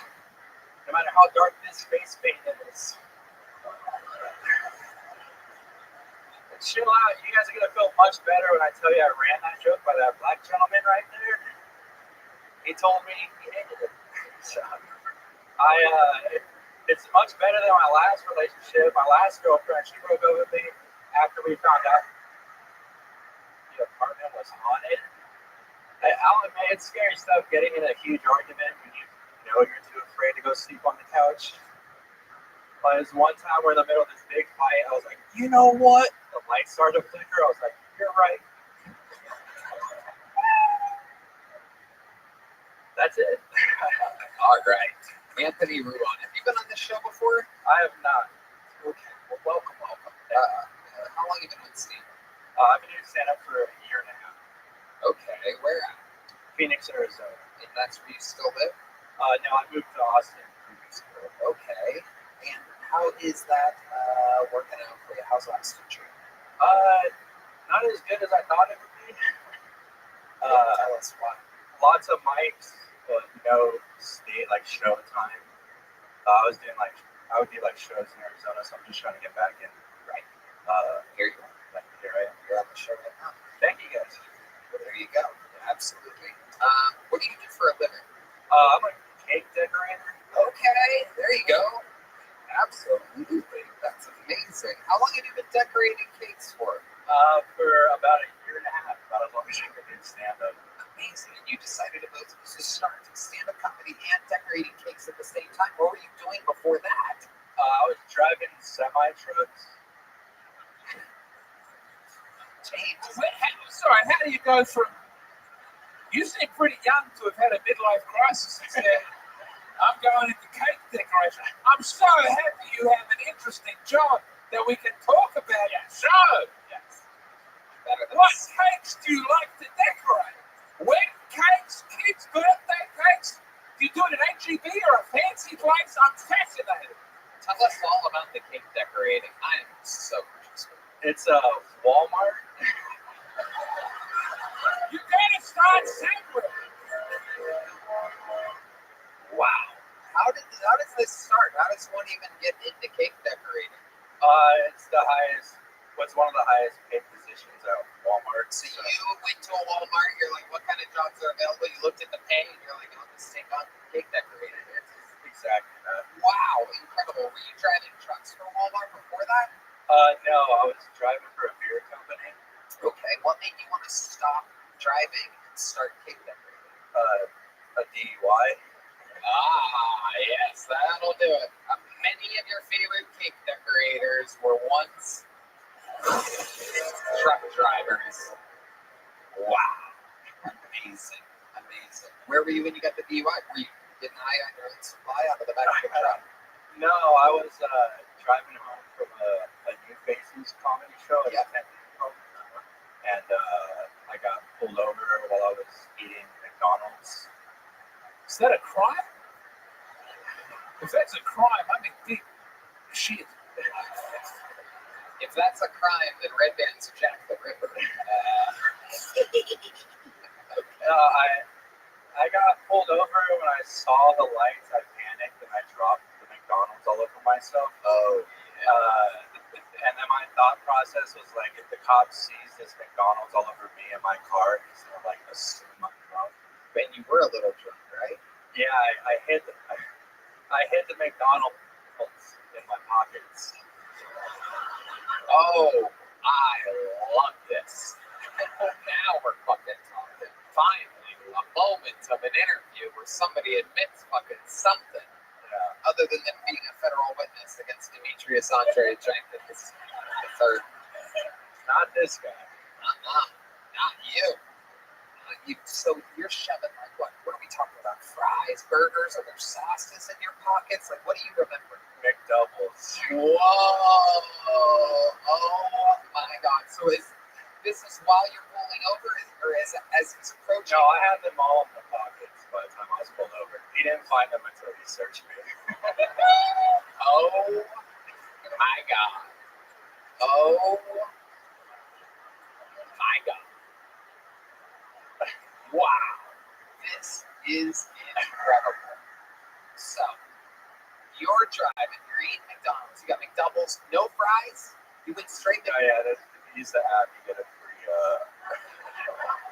I did not know this. Red Band actually created the app. Not a lot of people know that.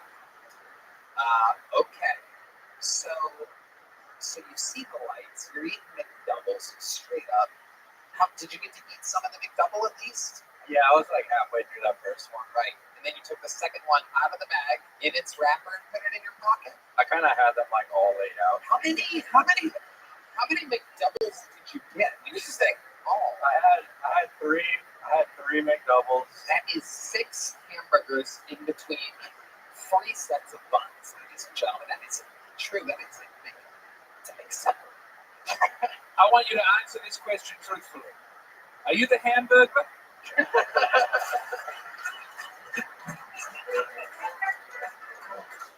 Honestly, that guy's legit as fuck. So I would take the hamburger. True gangster. So you take a burger, you take 2.5 burgers and you shove them in your pockets. And then the cop comes up, and what's the first moment in which you realize that you might get in trouble? Does he say that he smells alcohol? Yeah, he was like, "You been drinking?" And you're like, no, right? Yeah. What had you drank that night? Let's go through it here. Lots of tequila shots. Oh yeah. I was celebrating a good set at Tempe Improv, so I Tempe. Yeah, you were loving it, right? Tempe uses unmarked cards, correct? Is it an unmarked release card? No, it was marked. Okay. It was Chandler. Oh. Got it. Did you have to go to Maricopa County Court? No, I went to Chandler courts. They gave me like mandatory minimums, like 2 days in jail, house arrest. Did they make double your fine? Look at it. All right. It was a pretty big. What did he say when he was feeling, when he's patting you down and he goes, there's a little something here. Was it like, is there anything, do you have anything in your pockets that could hurt me or give me heart disease? Yeah. It won't make or poke you, but it'll give you cholesterol.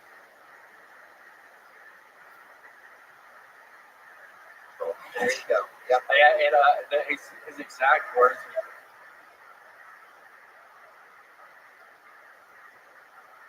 He pulled them out and he had them in his hands and he said, "Why are there birds in your pockets?"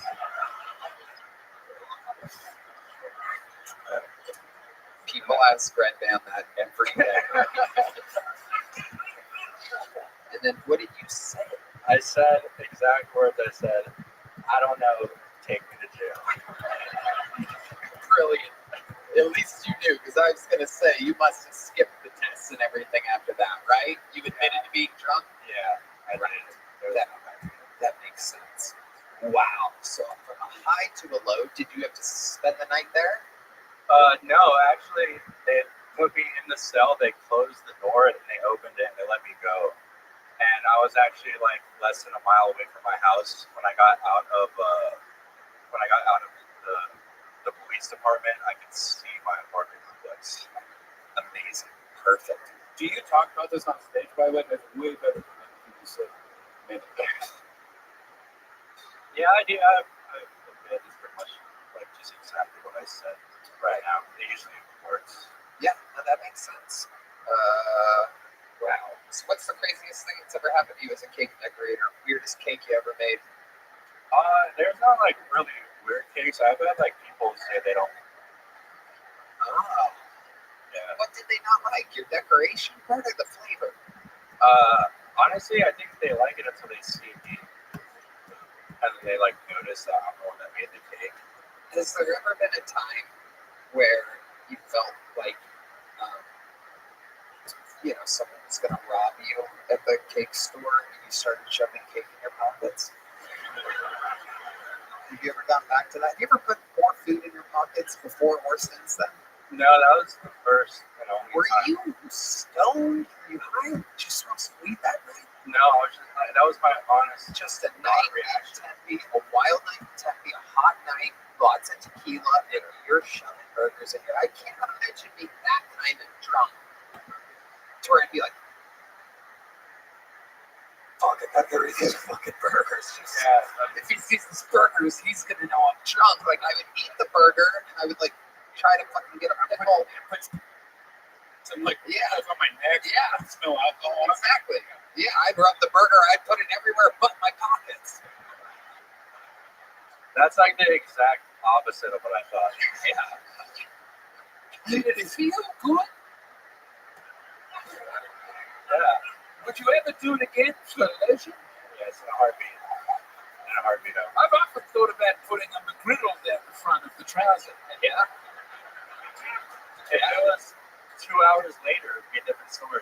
Oh yeah. You know, foiled by time. Yeah. You couldn't have hotcakes in the pants. Anthony, congratulations. You got pulled out of the bucket here. You can put that in your pocket. That's a little joke book. The last remaining little joke book. I'm gonna have to start giving out cigarette butts